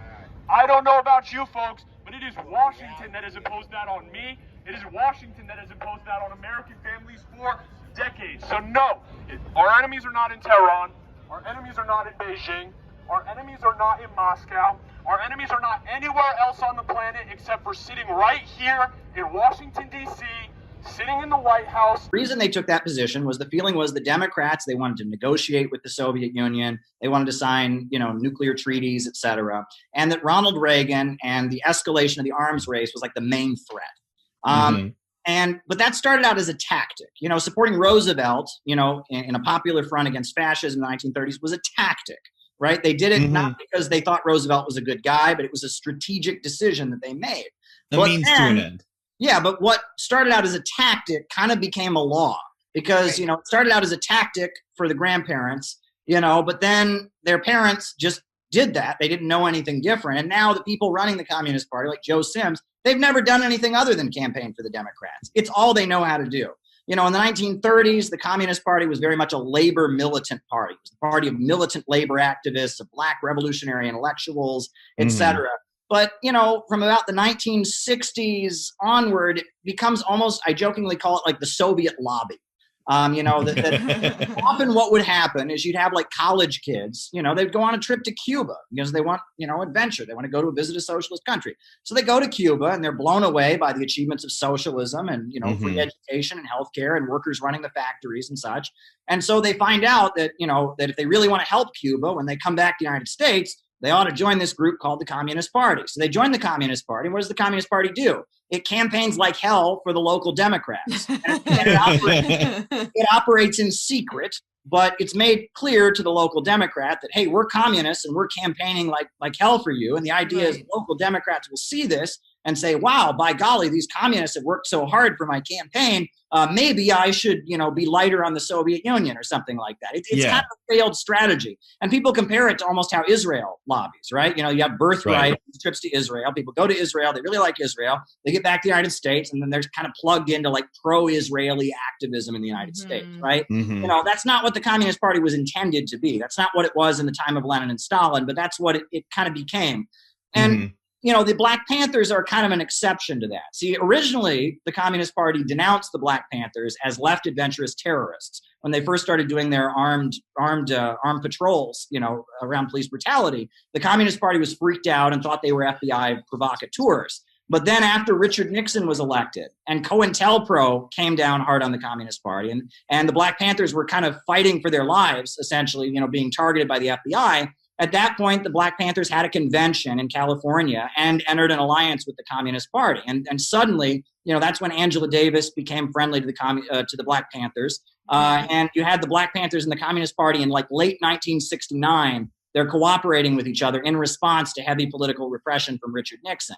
And the Black Panther, Angela Davis, that was kind of the exception. The Communist Party behaved in a very reformist manner, but, Angela Davis, put on trial and acquitted in a very widely publicized trial. And then she had her committee against political repression and racism. And other than, some of their activism in terms of Black liberation was bold and revolutionary. But in a lot of ways, the Communist Party kind of functioned as this kind of liberal, this kind of group of liberals that lobbied in defense of the Soviet Union and were trying to convince Democrats that the Soviet Union wasn't so bad. And that was kind of the role that they played. And I think that led to a lot of confusion, I guess you could say. But also going on during this time, and again, we're coming at this from so many different angles here, was the anti-nuclear movement. And this is really important also. So nuclear power in the United States is tied up with the production of nuclear weapons, right? It's linked to each other.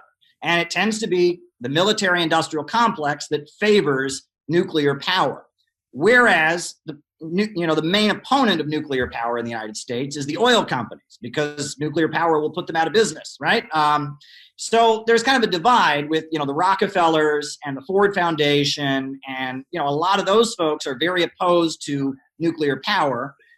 They're also very opposed to the military-industrial complex, and they're funneling money to the CIA. So you have the CIA and big oil, on the one side, opposing nuclear weapons, opposing nuclear power. You have the military-industrial complex favoring an escalation with the Soviet Union, supporting nuclear power, supporting a nuclear arms race. There's kind of a division. And so you have the anti-nuclear movement that emerges. And in like the late 70s, during the Carter administration, suddenly you have people protesting against nuclear power. After the 3 Mile Island incident, and then later you have Chernobyl in the Soviet Union, you start having protests against nuclear power. And at first, the Communist Party says, okay, we're not against nuclear power. We just want public ownership of it. We don't trust private companies, which is probably the correct position. Yeah, absolutely. That's the way you would want that to go. Right. We can't trust private companies with the health of the public. But, the idea that there's something inherently wrong with nuclear energy, that's not Marxism, right? When people are sitting up, you can't play God by splitting an atom. That's not Marxism, right? That's silly idealism. Right. But, the Communist Party eventually backs down from that position and just goes all in against nuclear power, because there's a feeling that Ronald Reagan and the military-industrial complex are the main threat. And so in the Soviet Union, you start having marches against nuclear power and against nuclear weapons sponsored by the Soviet Communist Party, by the Gorbachev wing of the Soviet Communist Party, by the government, on the same day as you have rallies in the United States against nuclear power and nuclear weapons. And these marches basically equate the Soviet government and their nukes with the American government and their nukes. And it's kind of creating this idea that, we're on both sides are to blame, right? And that becomes a big liberal mobilization. And it's kind of an anti-science mobilization. It's saying there's something inherently wrong with your energy. It's kind of Malthusian, right? We need to get back to Mother Nature. We need to get back. Exactly. We always have to return to Monkey. When we get into that stuff, it's the Ann-Prim crap, the anarcho-primitivist crap, the antinatalists, all these, just basically anti-human people will always come together and advocate for a form of austerity in opposition to what is somehow an evil force, which in the 1980s, like you said, is nuclear. Yeah, and so you had this situation where the Gorbachev wing of the Communist Party that was becoming more and more reformist, and the U.S. Communist Party and leftists in the United States are basically playing off of each other in a way that ultimately leads to the dismantling of the Soviet Union. The Soviet Union falls. The Communist Party wrote this big long article trying to link me to Dugin, trying to say that I'm a continuation of this. And this is a way to try and gloss over their history, because so immediately after the fall of the Soviet Union, Gus Hall, the longtime leader of the Soviet Union, he did denounce Gorbachev. And they did, at that point, all the people that were supporting Gorbachev, which was like almost the majority of the Communist Party, quit. And they published some very good books. They published a book called Socialism Betrayed by Roger Kieran, which is an analysis of the fall of the Soviet Union. They published another book called Heroic Struggle and Bitter Defeat. Hey friends, how you doing today? I'm letting you know, the Center for Political Innovation, we are about to do, on July 12th, the biggest event that we have ever done. It will be our national gathering in Chicago on July 12th. And it's going to be really, really special. We are talking with a number of important anti-imperialist voices, a lot of different communities. There's going to be musical performances, dance performances, there's going to be great speeches, and it's going to be a whole day gathering dedicated to anti-imperialism. I am committed, and CPI has always been committed to building an in real life network of people. And we carry out real operations. We were at the inauguration of Trump with our Trump and Kim banner saying only peace can make America great again. We were on the streets of Chicago at the Democratic National Convention with a book exposing what Kamala Harris and who she really is and what she's really about, and it was really, really important. We have 1,000 copies of our book about the Houthis that are being distributed with the poster of the convention on the back to people who would never go looking for this. We are putting door hanger flyers on doors of people, again, that would never go looking for this. We're not performing and trying to make ourselves feel good. We're actually trying to build a network of people that can be anti-imperialists in America. It's not easy to do. It's very difficult in these times to build a real in-life organization. People have their issues. We live in a very strange time, but we have to do it. And we are committed to continuing this project. This video is basically me telling you we need your support. In order to pull off our convention that includes our 7-day program for our members around the country to come to Chicago, includes our huge convention on July 12th, where we're gonna fill up the Midwest Convention Center, in order to have an effective national planning meeting and gathering in Chicago the day after on July 13th. In order to do what we need to do, we need to fill up that auditorium and we need money. And there's really no way around that. We need you to donate to the Center for Political Innovation. We have set up a GoFundMe, and a lot of people have already contributed. We already raised a couple $1,000, but it's not enough.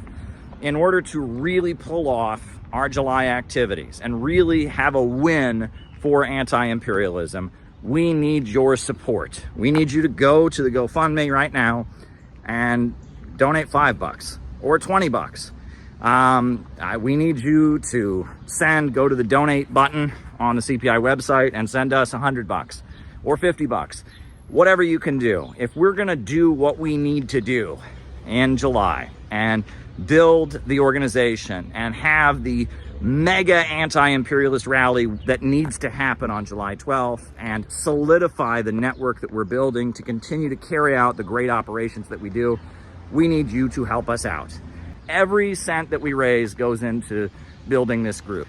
I'm lucky I have a paycheck with everything that's going on. I'm surviving, and I have consistently put a huge amount of the money that I have, my own resources, my own funds, into CPI because I believe in it, because it needs to happen, because this organization is necessary. I'm looking at what I've got and my own resources and my own bills and all of that, and I'm looking at what's already been paid for, and it's not enough. I mean, it's just not enough. I can't just pay for everything myself.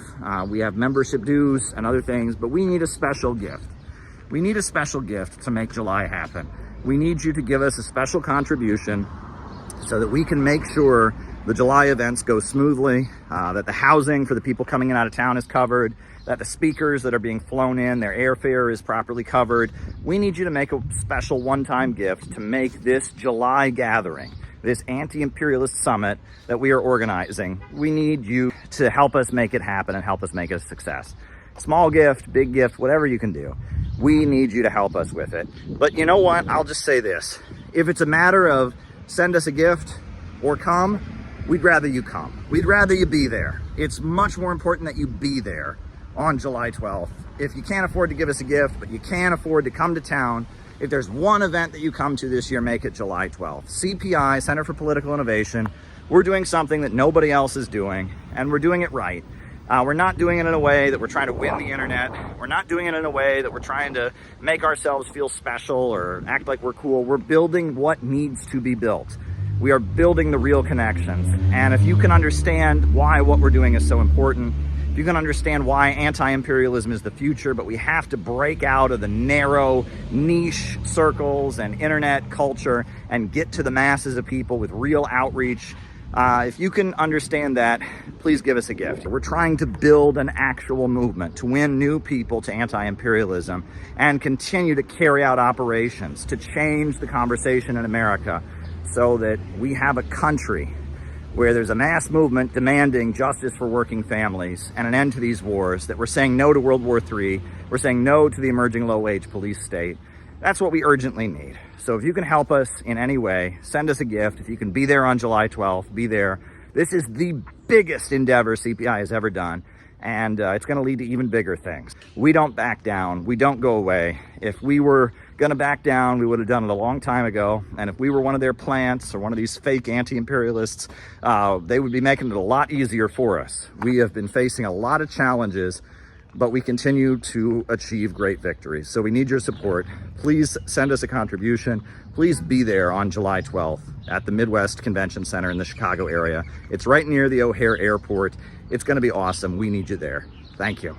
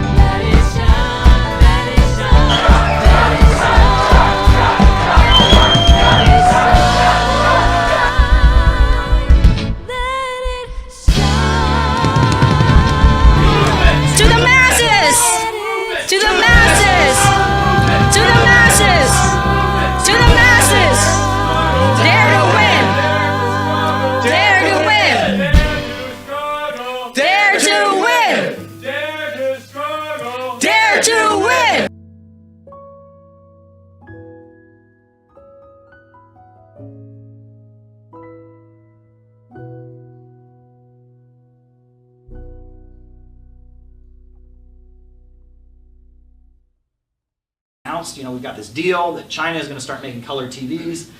So Mao's wife, who's one of the Gang of Four, hears about this. Furious. She goes and visits the factory, has a press conference at the factory denouncing this and saying that the glass snail is an insult, that this is an insult, this is a mockery of China, and that China would never want to make a Western decadent item like a color television. It was disgusting to even suggest it. And basically destroys the whole deal. And so China doesn't start making color TVs. And Zhou Enlai steps in and says well, he was going to carry out an investigation, comes to the conclusion the glass snail is not an insult, and basically saves these students from suffering even more. You know, April 9th, 1974, Nixon resigns. He resigns from the office of the presidency. And again, you know, Nixon was being thrown out, and many of the voices denouncing him were not, you know, low-income voices, but some of the most prominent and powerful voices in U.S. society seemed to be very critical of him. Nixon had escalated the Vietnam War with a massive bombing campaign, but then when it was clear the USA wouldn't win, he also arranged for the USA to withdraw from Vietnam.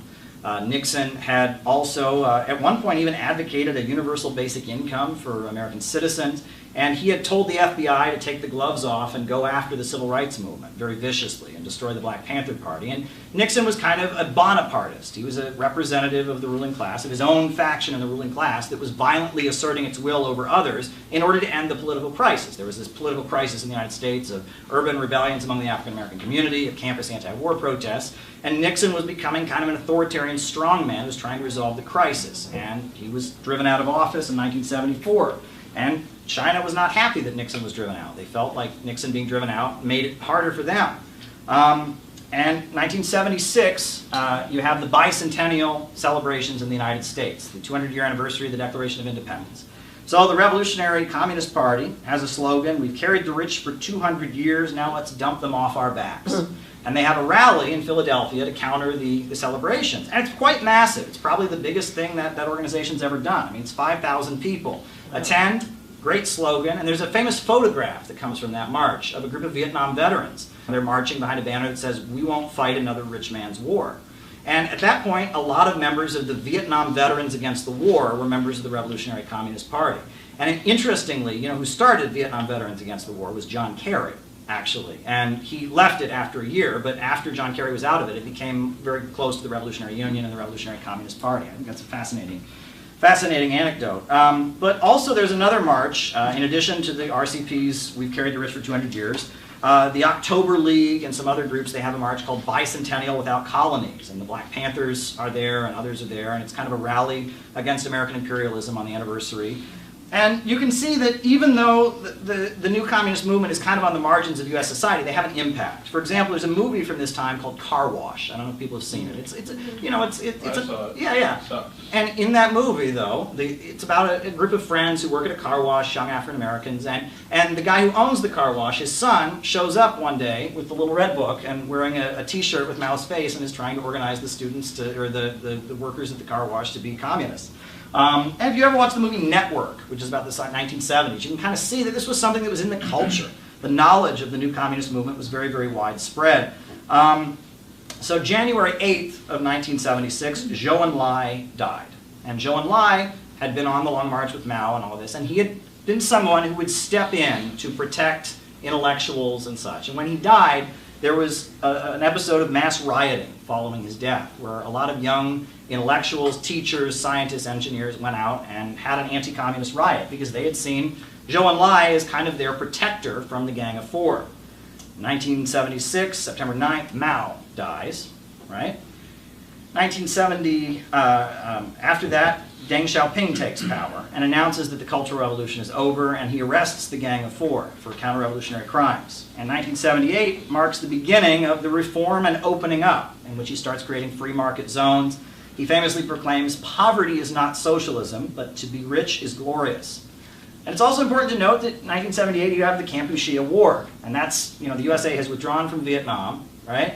And in Cambodia, the Communist Party is divided between supporters of Pol Pot, who doesn't believe in industrialization and saying agrarian socialism, and supporters of mainline Marxist-Leninist communism. Pol Pot supporters are slaughtering the mainstream communists, so Vietnam invades Cambodia to try and protect their allies in Cambodia. At that point, then China invades Vietnam to protect Cambodia from Vietnam, and you have a situation where communists are killing other communists, right? I mean, it's the Vietnamese communists are fighting the Chinese communists, and the Cambodian communists are killing other Cambodian communists. It's now been well documented that the USA was covertly funding Pol Pot, and that all kinds of weapons and financial support was going to Pol Pot as he was killing the communist wing of his own party. And this culmination where you have a war between with China invading Vietnam and a lot of death. And it's interesting because one of the defenses of the Vietnam War that you'll get from right-wingers is they will constantly say, well, look, after the USA pulled out of Vietnam, it was a bloodbath. Oh, the communists killed far more people. Well, that was because of covert U.S. efforts to manipulate communists against each other. And that was the reality. The Party for Socialism and Liberation advocates a position that is pretty indefensible. According to them, violence against fascists is always acceptable. Now, they take this position from their roots. It was originally pioneered by Sam Marcy, the founder of the Workers' World Party, in his book, Clan and Government, Foes or Allies. The position back then was that black people and other oppressed communities have the right to defend themselves from the Ku Klux Klan. That's a perfectly defensible position. But as a party that panders to liberals, the PSL has expanded the definition of fascism to mean anyone who opposes abortion. In addition, they have expanded the definition of fascism to include all Trump supporters. In fact, if one looks at social media, according to PSL, even other socialists and anti-imperialists who disagree with them, such as my organization, the Center for Political Innovation, we are fascists as well. Now, this isn't a very well thought out position. If one looks at the map of the United States and all of those red states, if one looks at the thousands of Muslims who attend their pro-Palestine rallies and are opposed to abortion, the idea of killing all these people is not very practical or logical. PSL obviously doesn't want to kill the thousands of Muslims who attend their pro-Palestine rallies that they hold. In addition to that, I think they probably, if you really press them, don't want to kill every Trump supporter. But that shows how repugnant and stupid their politics really is. If you actually listen to them, the only good fascist is a dead one. Anyone we label a fascist deserves to die. And then they label half the country as fascists. Every Trump supporter, everyone who opposes abortion, even socialists who disagree with them are fascists. The millions and millions of people that PSL openly advocates killing and jokes about killing, this is pretty scary.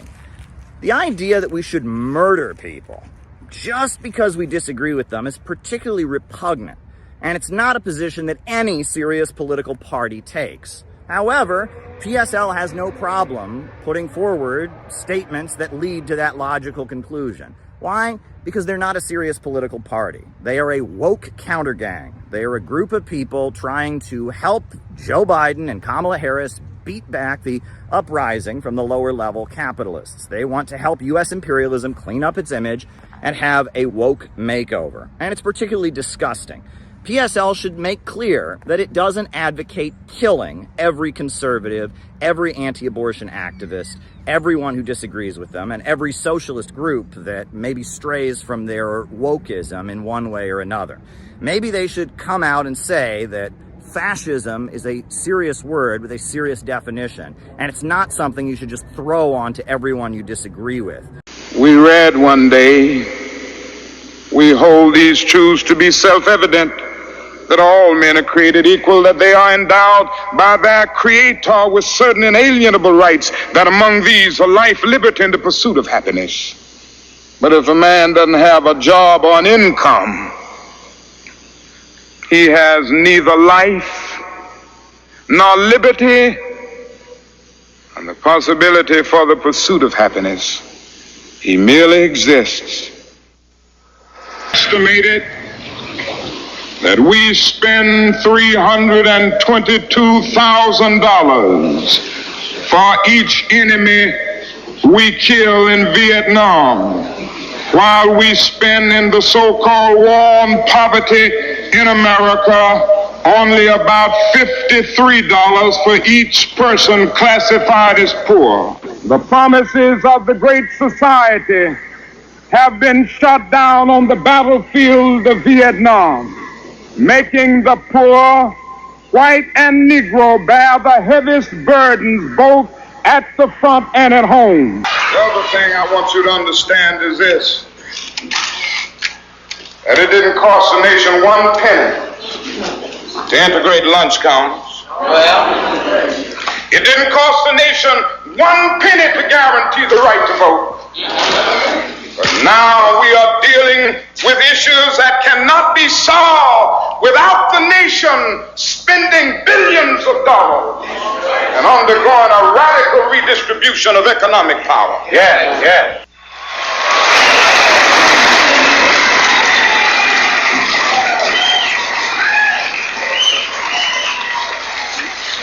All labor has dignity.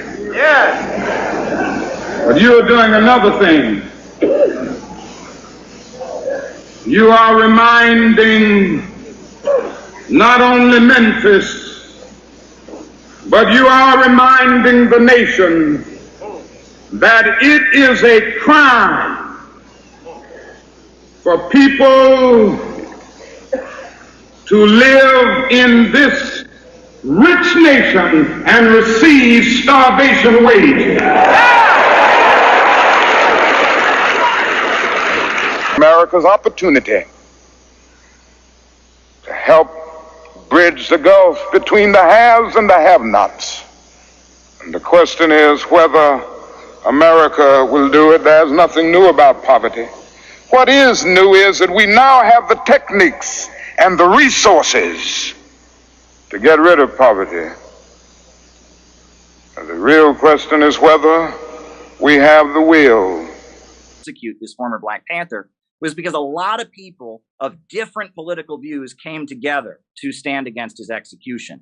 You had the far left, communists, anarchists, others. You also had Black nationalists, people with the Nation of Islam, Minister Farrakhan. You also had Catholic priests and nuns. The Pope stood against the execution of Mumia. You had Mennonites and Amish people. And in 1995, it was hundreds of thousands of people piled into Philadelphia with one demand: don't execute Mumia Abu-Jamal. And that's why Mumia, this Black revolutionary journalist, wasn't executed, because people came together, overcame their differences.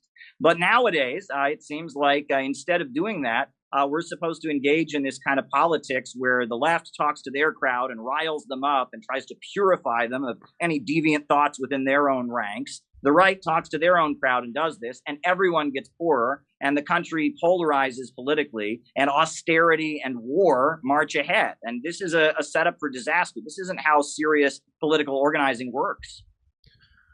I couldn't agree with you more, and that is the biggest threat to them, is the populist left, populist right, realizing we have a common enemy, realizing that we can organize together against the establishment, against the oligarchy, to stop war, to stop police brutality, to stop racism. We could do. There's a lot of things to help. Also, to help our economy and get a living wage for people.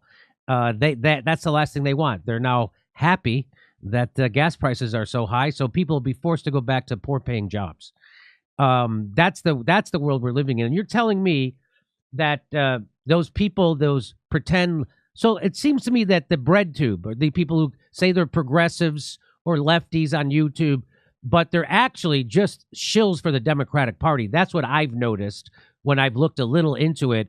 It's every time they're like, well, you have to vote for Joe Biden. You have to vote for Hillary Clinton. You have to vote for the squad. You have to vote for Democrats. And Democrats are better than Republicans. And they come up with crazy reasons why the Democrats are better than the Republicans. Meanwhile, more and more people fall into poverty. More and more people go bankrupt. More and more people can't get health care. And we have more and more billions and trillions of dollars for imperialism and wars, while they keep telling you to keep voting for them. I mean, and everybody does that, from Kyle Kalinske to Crystal Ball to, right? I mean, of course, the Young Turks. Would you consider those people bread tube? Because it seems like they're doing the same thing, telling everybody to keep voting Democrat. And that's so you can go off and have your Marxist theories, and you can criticize Democrats, but you have to, at the end of the day, vote for them. And you can't ever entertain a third party. That's what I see that comes out of bread tube. Would you consider that? Sure, well, it's the same script. They're reading from the same script. There's no question about it. I think BreadTube is more specifically aimed at teenagers, people in their early 20s. Okay. And it's got more of a grunge vibe. You know, it's people sitting in their basements streaming. It's documentaries and things that are more alternative looking. It's got that more punk rock alternative aesthetic. But it's the same script that Young Turks is using, the same script that Kyle Kalinske is using, same narrative. What I find interesting is, again, they've gone after you because, oh my gosh, you interviewed a Bugaloo boy, right? But none of this cancel culture ever applies to Joe Biden. Ever.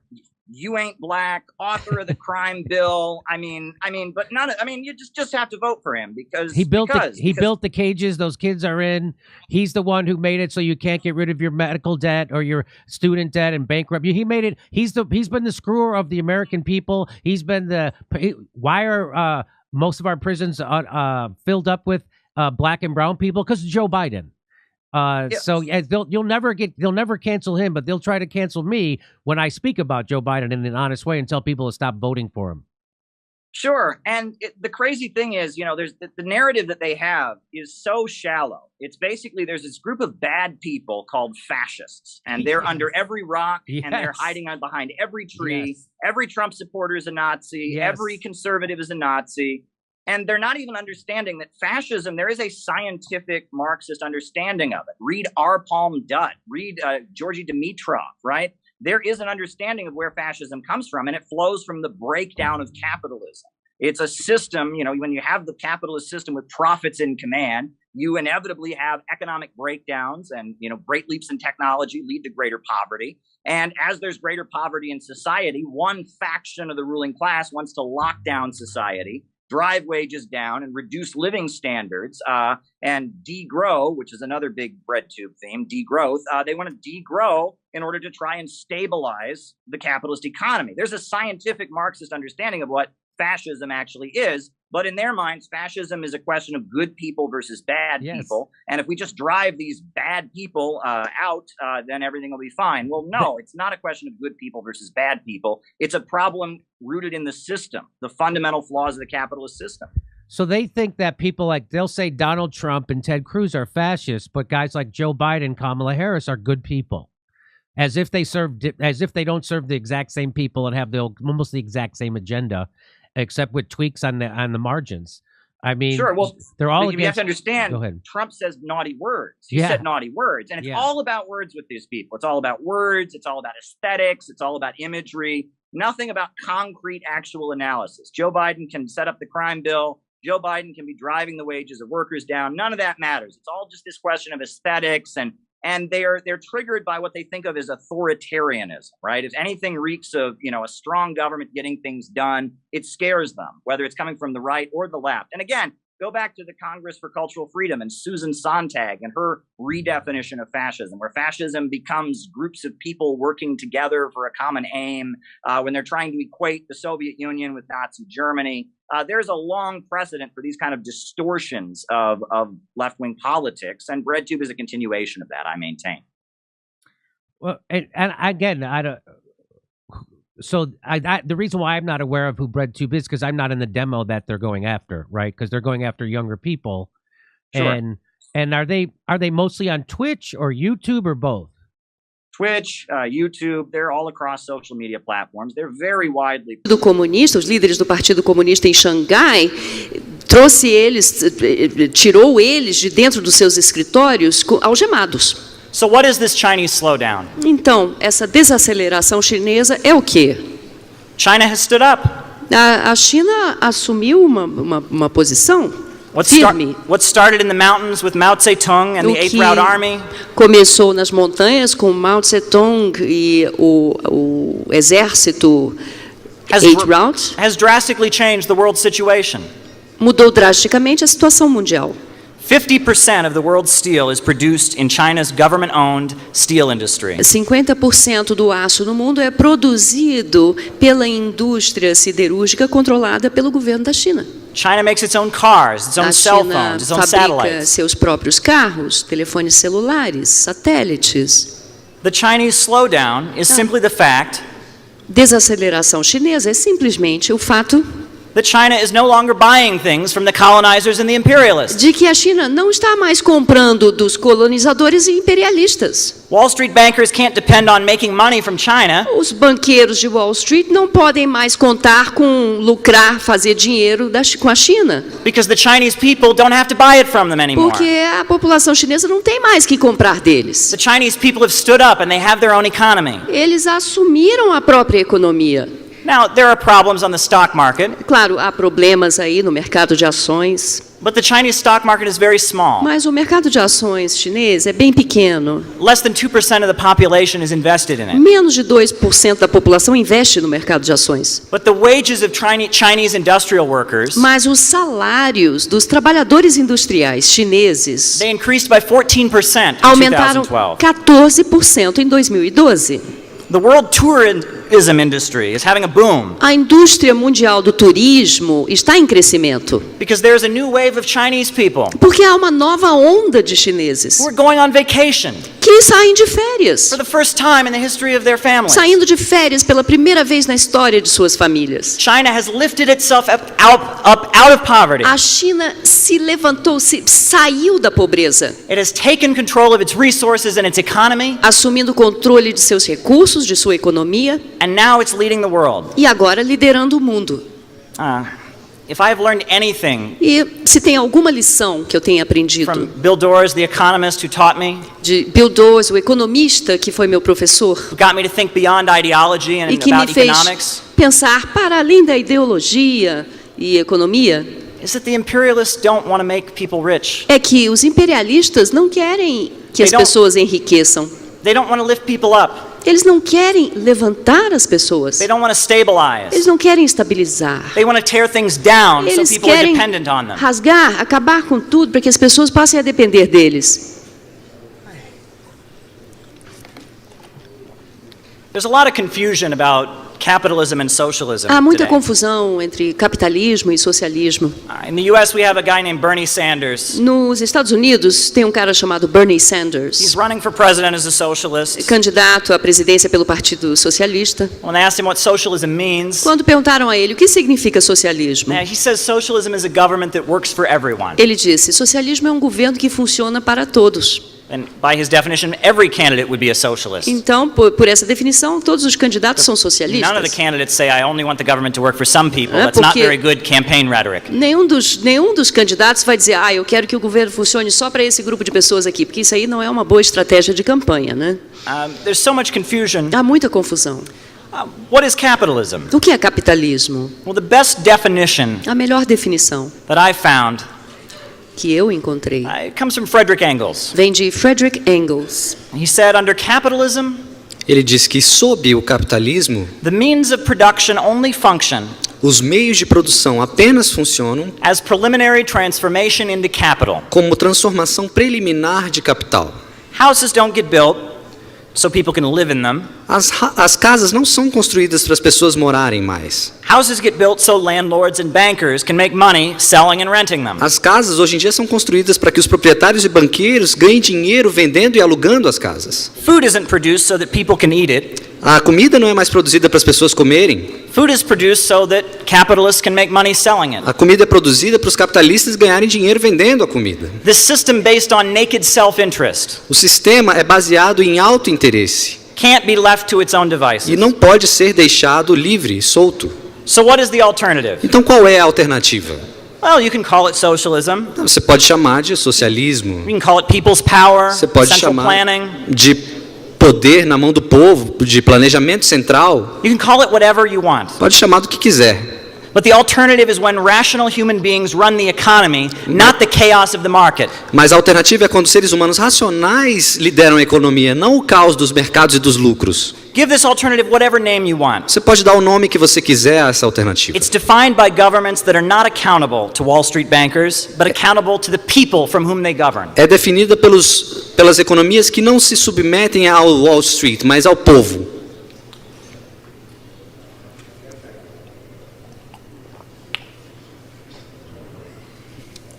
I'll tell you this, and I don't tell this to you as an American.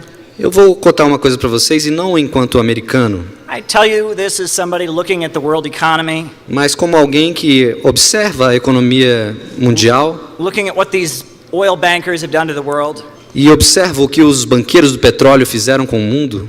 And I've got to give you some advice. E eu preciso dar um conselho para vocês. I've got to humbly urge you. Eu humildemente peço Don't give up Petrobras. que vocês não desistam da Petrobras.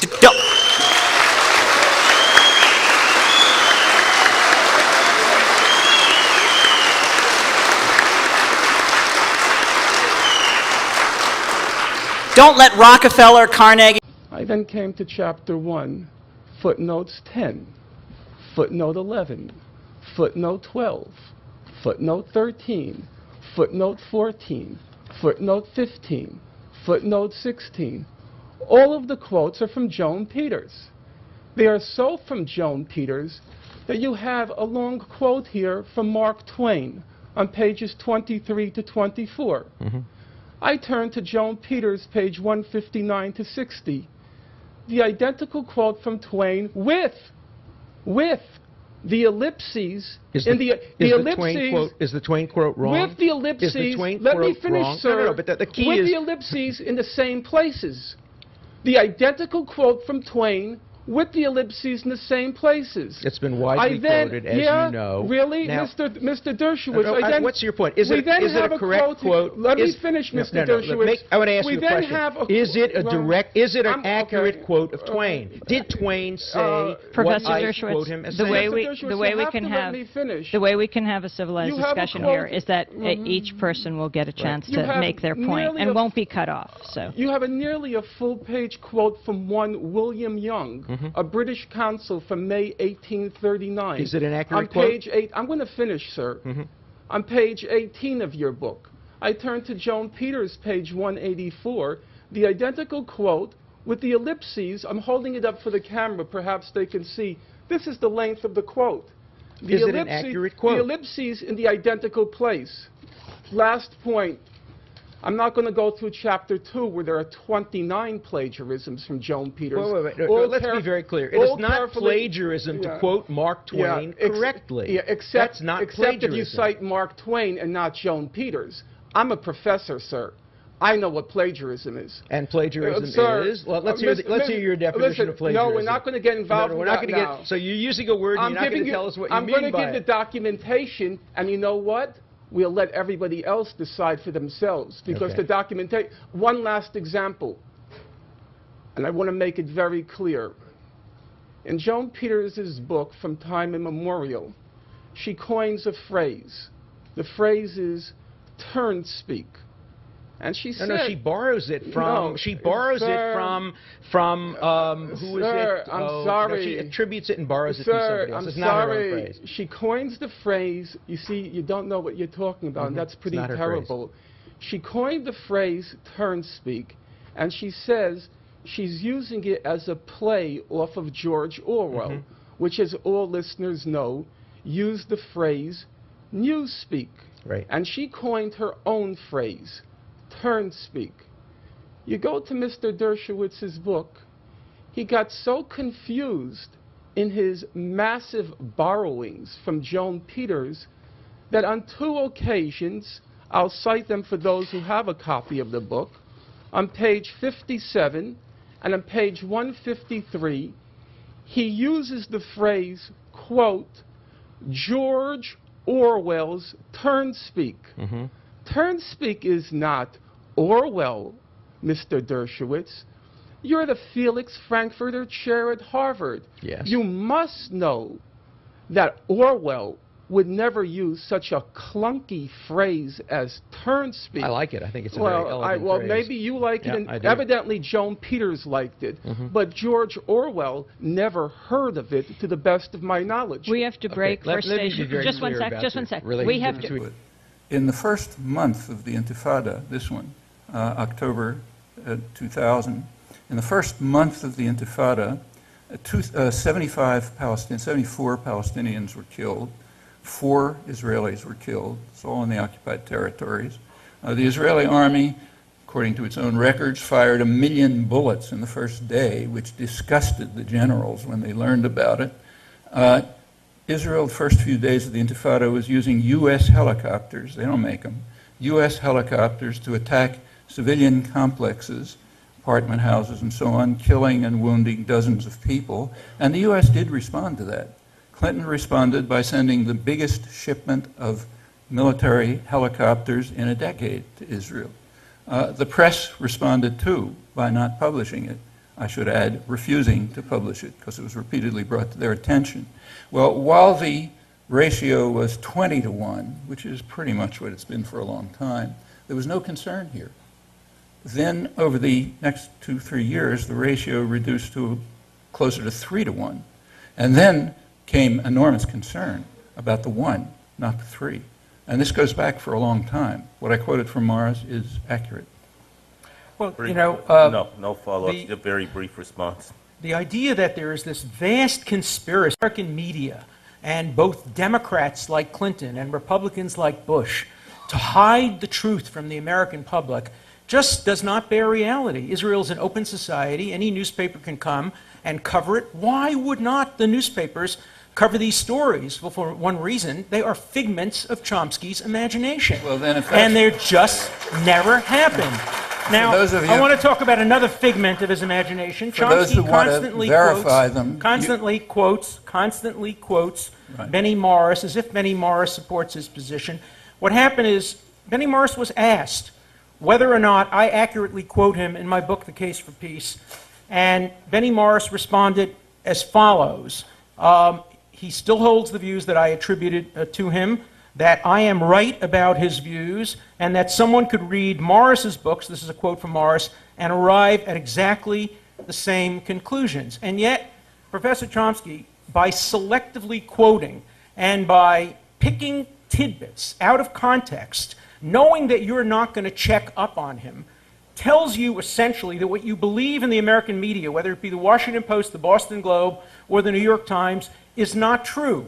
In order to get the true meaning of the world, you have to move to Planet Chomsky, where the news reflects his perspective on reality. Well, I urge you to move to the real world. Read the real news. Don't read the selective Israeli journalists that he talks about. Listen to Dennis Ross. Dennis Ross actually helped to draw the maps. He was there. When I have to finish, I haven't done my 2 minutes. When he said, when I asked Dennis Ross at lunch today about these maps and what apparently Chomsky would say in response, Ross said, ask Professor Chomsky one thing. Were you there? Dennis Ross was there. He knows what maps were presented to the Palestinians and what they rejected. Thank you. The head of the Shimon Peres Peace Center, Ron Pundak, who's the leading scholar on this, and doesn't cut it off you quote right the leading before scholar. right before he's refuted, the way Dennis Ross did. He was involved in negotiations since before Oslo, right through Camp David up to the present. Got a long historical account of it. You can read it if you can read Hebrew. Some of it's in English. All this smoke that was blown had to do with one fact that I mentioned, one. And you can check it, and please do. In the first month of the Intifada, I'm now using Israeli sources, 74 Palestinians were killed, 4 Jews in the occupied territories.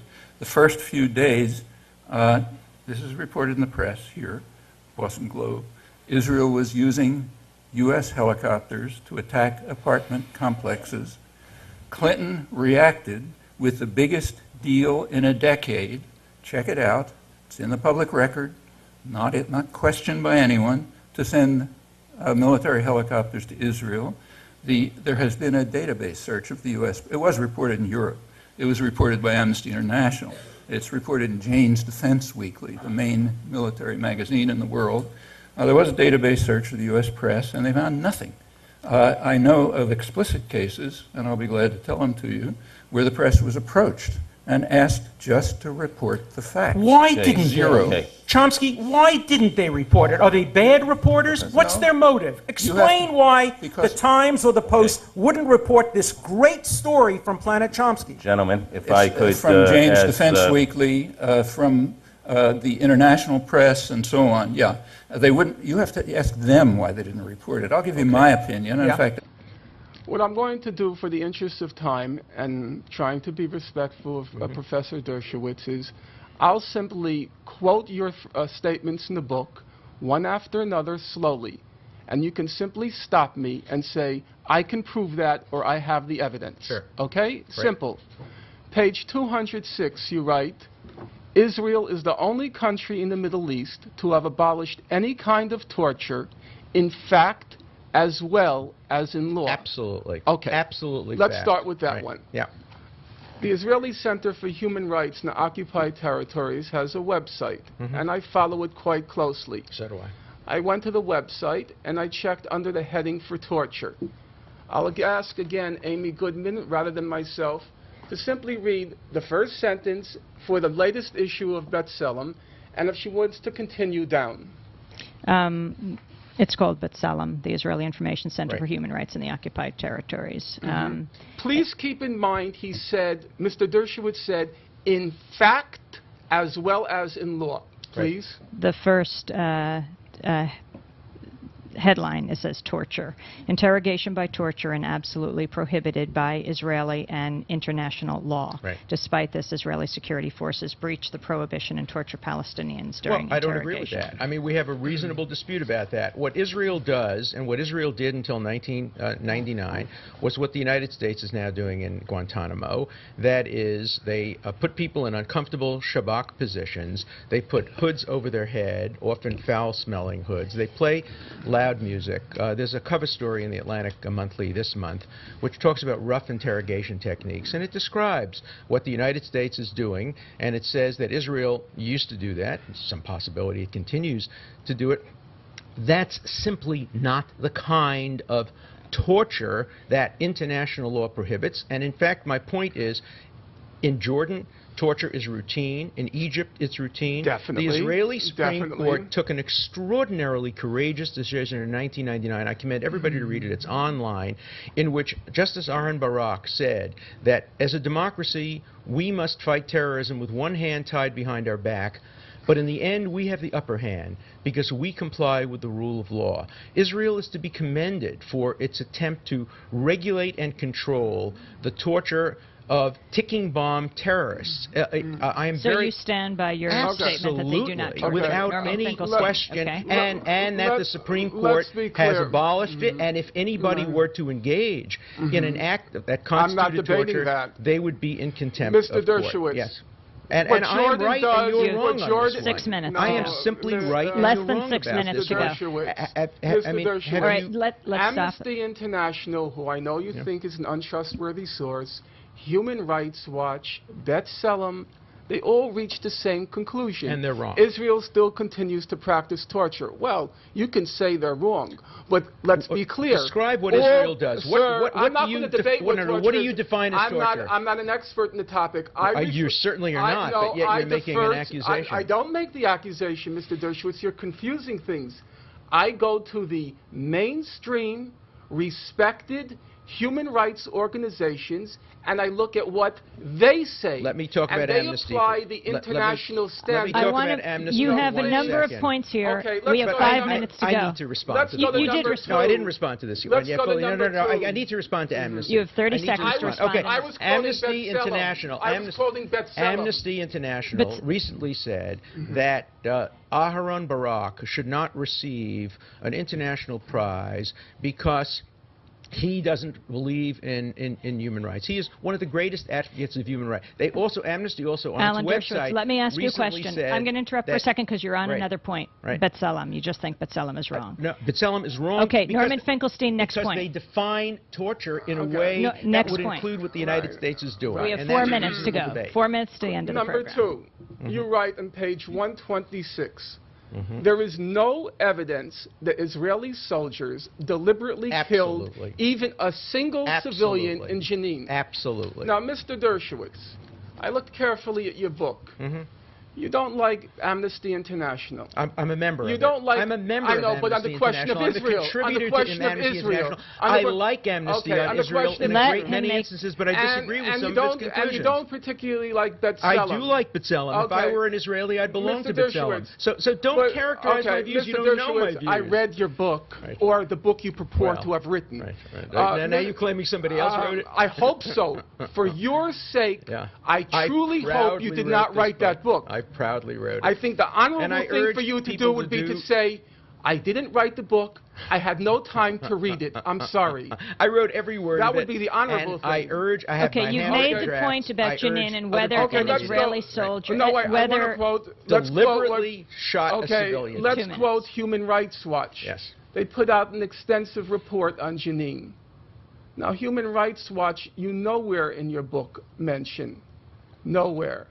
Let's see what Human Rights Watch concluded on Jenin. Quote, there's prima facie evidence that Israel committed, quote, war crimes in Jenin. Further, quote, and I want everyone to listen carefully, many of the civilian killings documented by Human Rights Watch amounted to unlawful or willful killings by the IDF. Please listen to the words. I'm listening Willful to the words, killings. and I deal with this very directly in my book. And then Human Rights Watch copiously documents multiple cases of willful killings by Israel. Okay. What did Mr. Dershowitz write? What did Mr. Dershowitz write? There is not a single case of you want to not know, only not Mr. a single case in Jenin, but let me tell you why I make my point. I make my point because there is absolutely no incentive for the United States or for Israel or for any other democracy ever willfully to kill an innocent civilian. When we're surrounded by hundreds of cops armed for war trying to kill us, you know, how I conspired with my own family in our house. We didn't go to Wilson Good's house. We didn't go to any cop's house or firefighter's house. They came out to our house attacking us, you know, but I conspired. I was convicted and sentenced to 16 months to 7 years in jail. When my 16-month minimum was up, I was told by the parole board that they were willing to parole me, but only if I agreed to sever all ties with MOVE and have absolutely no contact with any MOVE member. They told my other sisters and brothers that same thing who became eligible for parole. Not one of us would accept that. Not at all. It wasn't even a thought to accept that. So some of us did our maximum sentences. I did my whole 7 years. My sister Alberta and my brother Mo Africa did their full time, 7 years and 5 years respectively. My sister Sue Africa, one of our white members, did 12 years, her full 12-year sentence. We did our full sentences. 2 of my family members, because we would not compromise, you know, and give in, we kept the pressure on the parole board. They were forced, pressured to parole 2 of our family members without that stipulation.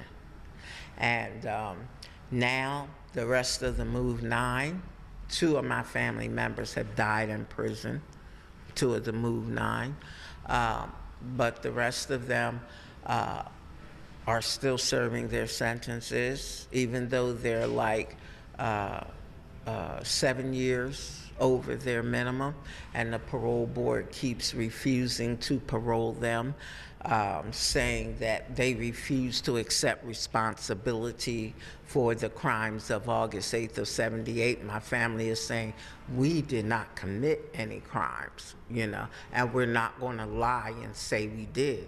But the parole board keeps saying that they won't take responsibility for their crimes and they show no remorse. How are you supposed to show remorse for something you didn't do? You know, so that is our focal point right now, you know, focusing on getting them home, getting them out of prison. And we just went, me and my sister Alberta, just went to Geneva, Switzerland, to the UN to advocate for our family, to put out information. We weren't so concerned about meeting all of the delegates from the different countries because we have no faith in that process. We went there and we focused our energy on talking to the people. We talked to people from Kuwait, Pakistan, Morocco, South Africa, just all over. We spoke at 2 open forums. So we got to put out a lot of information and raise awareness about our family. This year marks 30 years since the bombing. And what we really want people to understand is that we were not bombed because neighbors complained about us. We were bombed. This government wants to annihilate MOVE, to silence our unrelenting protests for the release of our innocent family members. That's what people should really understand. We encourage people to come to Philadelphia and join us on May 13th of 1985. You can go to our website, www.onthemove.com to get more information about it, to get our phone number, email address so that you can contact us, if people want to. We usually tell people, we have told people over the past 30 years, do something where you're at if you cannot get to Philadelphia. This year, we started back in October. We told people, come to Philadelphia. You have plenty of time between October and May to raise funds, do what you need to do to come to Philadelphia. We want Philadelphia to feel the heat from what they did in '85. We want Philadelphia officials to understand that people have not forgotten, people don't agree, and people will never forget what happened in May of 1985. It will mar the city of Philadelphia forever. Thank you. You're welcome. Great. Okay, so we're going to stay for a little bit of the program and film some of that. And hey, folks. I wanted to make another video here because, when you talk to Russians about the history of their country, we Americans, we think we know everything about communism. We think we know everything about Russia. And it's interesting because what a lot of Russians think about the history of their country would come as a surprise. For example, there are a lot of Americans, and the way Americans kind of understand the history of the Soviet Union, a lot of Americans will say, well, Lenin was a good guy. He had good intentions. He was trying to create socialism, trying to, carry out the Bolshevik Revolution. He was a good guy. But that Stalin was an evil mass murderer. Stalin was a tyrant and a killer. And, Lenin may have been a good guy, but Stalin he was abominable. That's how most Americans understand the history of the Soviet Union. But it's interesting because if you go to Russia today, Lenin is not very popular. I mean, he's buried in that mausoleum, and there's a communist party here that does support Lenin. He's buried in that mausoleum right behind me. There's a communist party that supports him. There's certainly many Russians who are communists who do admire Lenin, but for the majority of Russians, they don't really admire Lenin that much. But there is great admiration in Russia for Stalin. Now, this is the opposite of what Americans understand, right? A lot of Americans say, well, Lenin might have been good, but that Stalin was awful. Well, the time in which Lenin was running the Soviet Union was a very, very awful time. I mean, at that point, you just had the overthrow of the Tsar. They were invaded by many different countries. Millions of people were dying. It was a civil war. The Red Army and the White Army were killing people. The economy had been wrecked. So much of the country had been destroyed. And the time in which Lenin was running the Soviet Union was a very, very dark time. And he died in 1924. And the time of Stalin, is remembered as a much more glorious time in the history of the Soviet Union. During the time of Stalin, you had the 5-year plans, and Russia went from being a deeply, deeply impoverished country to being a world industrial powerhouse. It had a steel industry. It had, was producing more tractors than any other country in the world. They built an efficient agricultural system, the collective farms. They created modern housing with running water and electricity. And then they were invaded during the Second World War, and the Soviet people fought heroically. 26 million Soviet people died, and they drove out the Nazi invaders. So, Stalin is remembered with Russia and the Soviet Union becoming a great power, with the standard of living drastically rising, with the defeat of the Nazi invaders, and the Soviet people being loved and considered heroes all around the world for their efforts to defeat fascism. And then at the end of the Second World War, the world communist movement being, so powerful because they'd been so key in defeating fascism. That's what Stalin is associated with. Lenin is associated with a particularly dark time in which the country was very divided by civil war, in which there was a lot of poverty.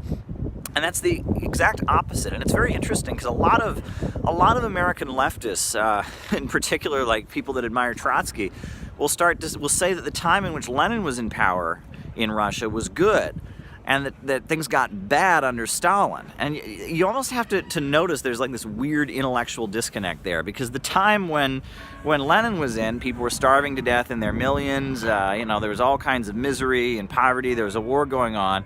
But to American leftists, that's preferable to Stalin being in there. And you have to ask, what's that about? You know, I mean, the book, you know, maybe the people were miserable under Lenin and suffering, but the books that they were writing, oh, those books were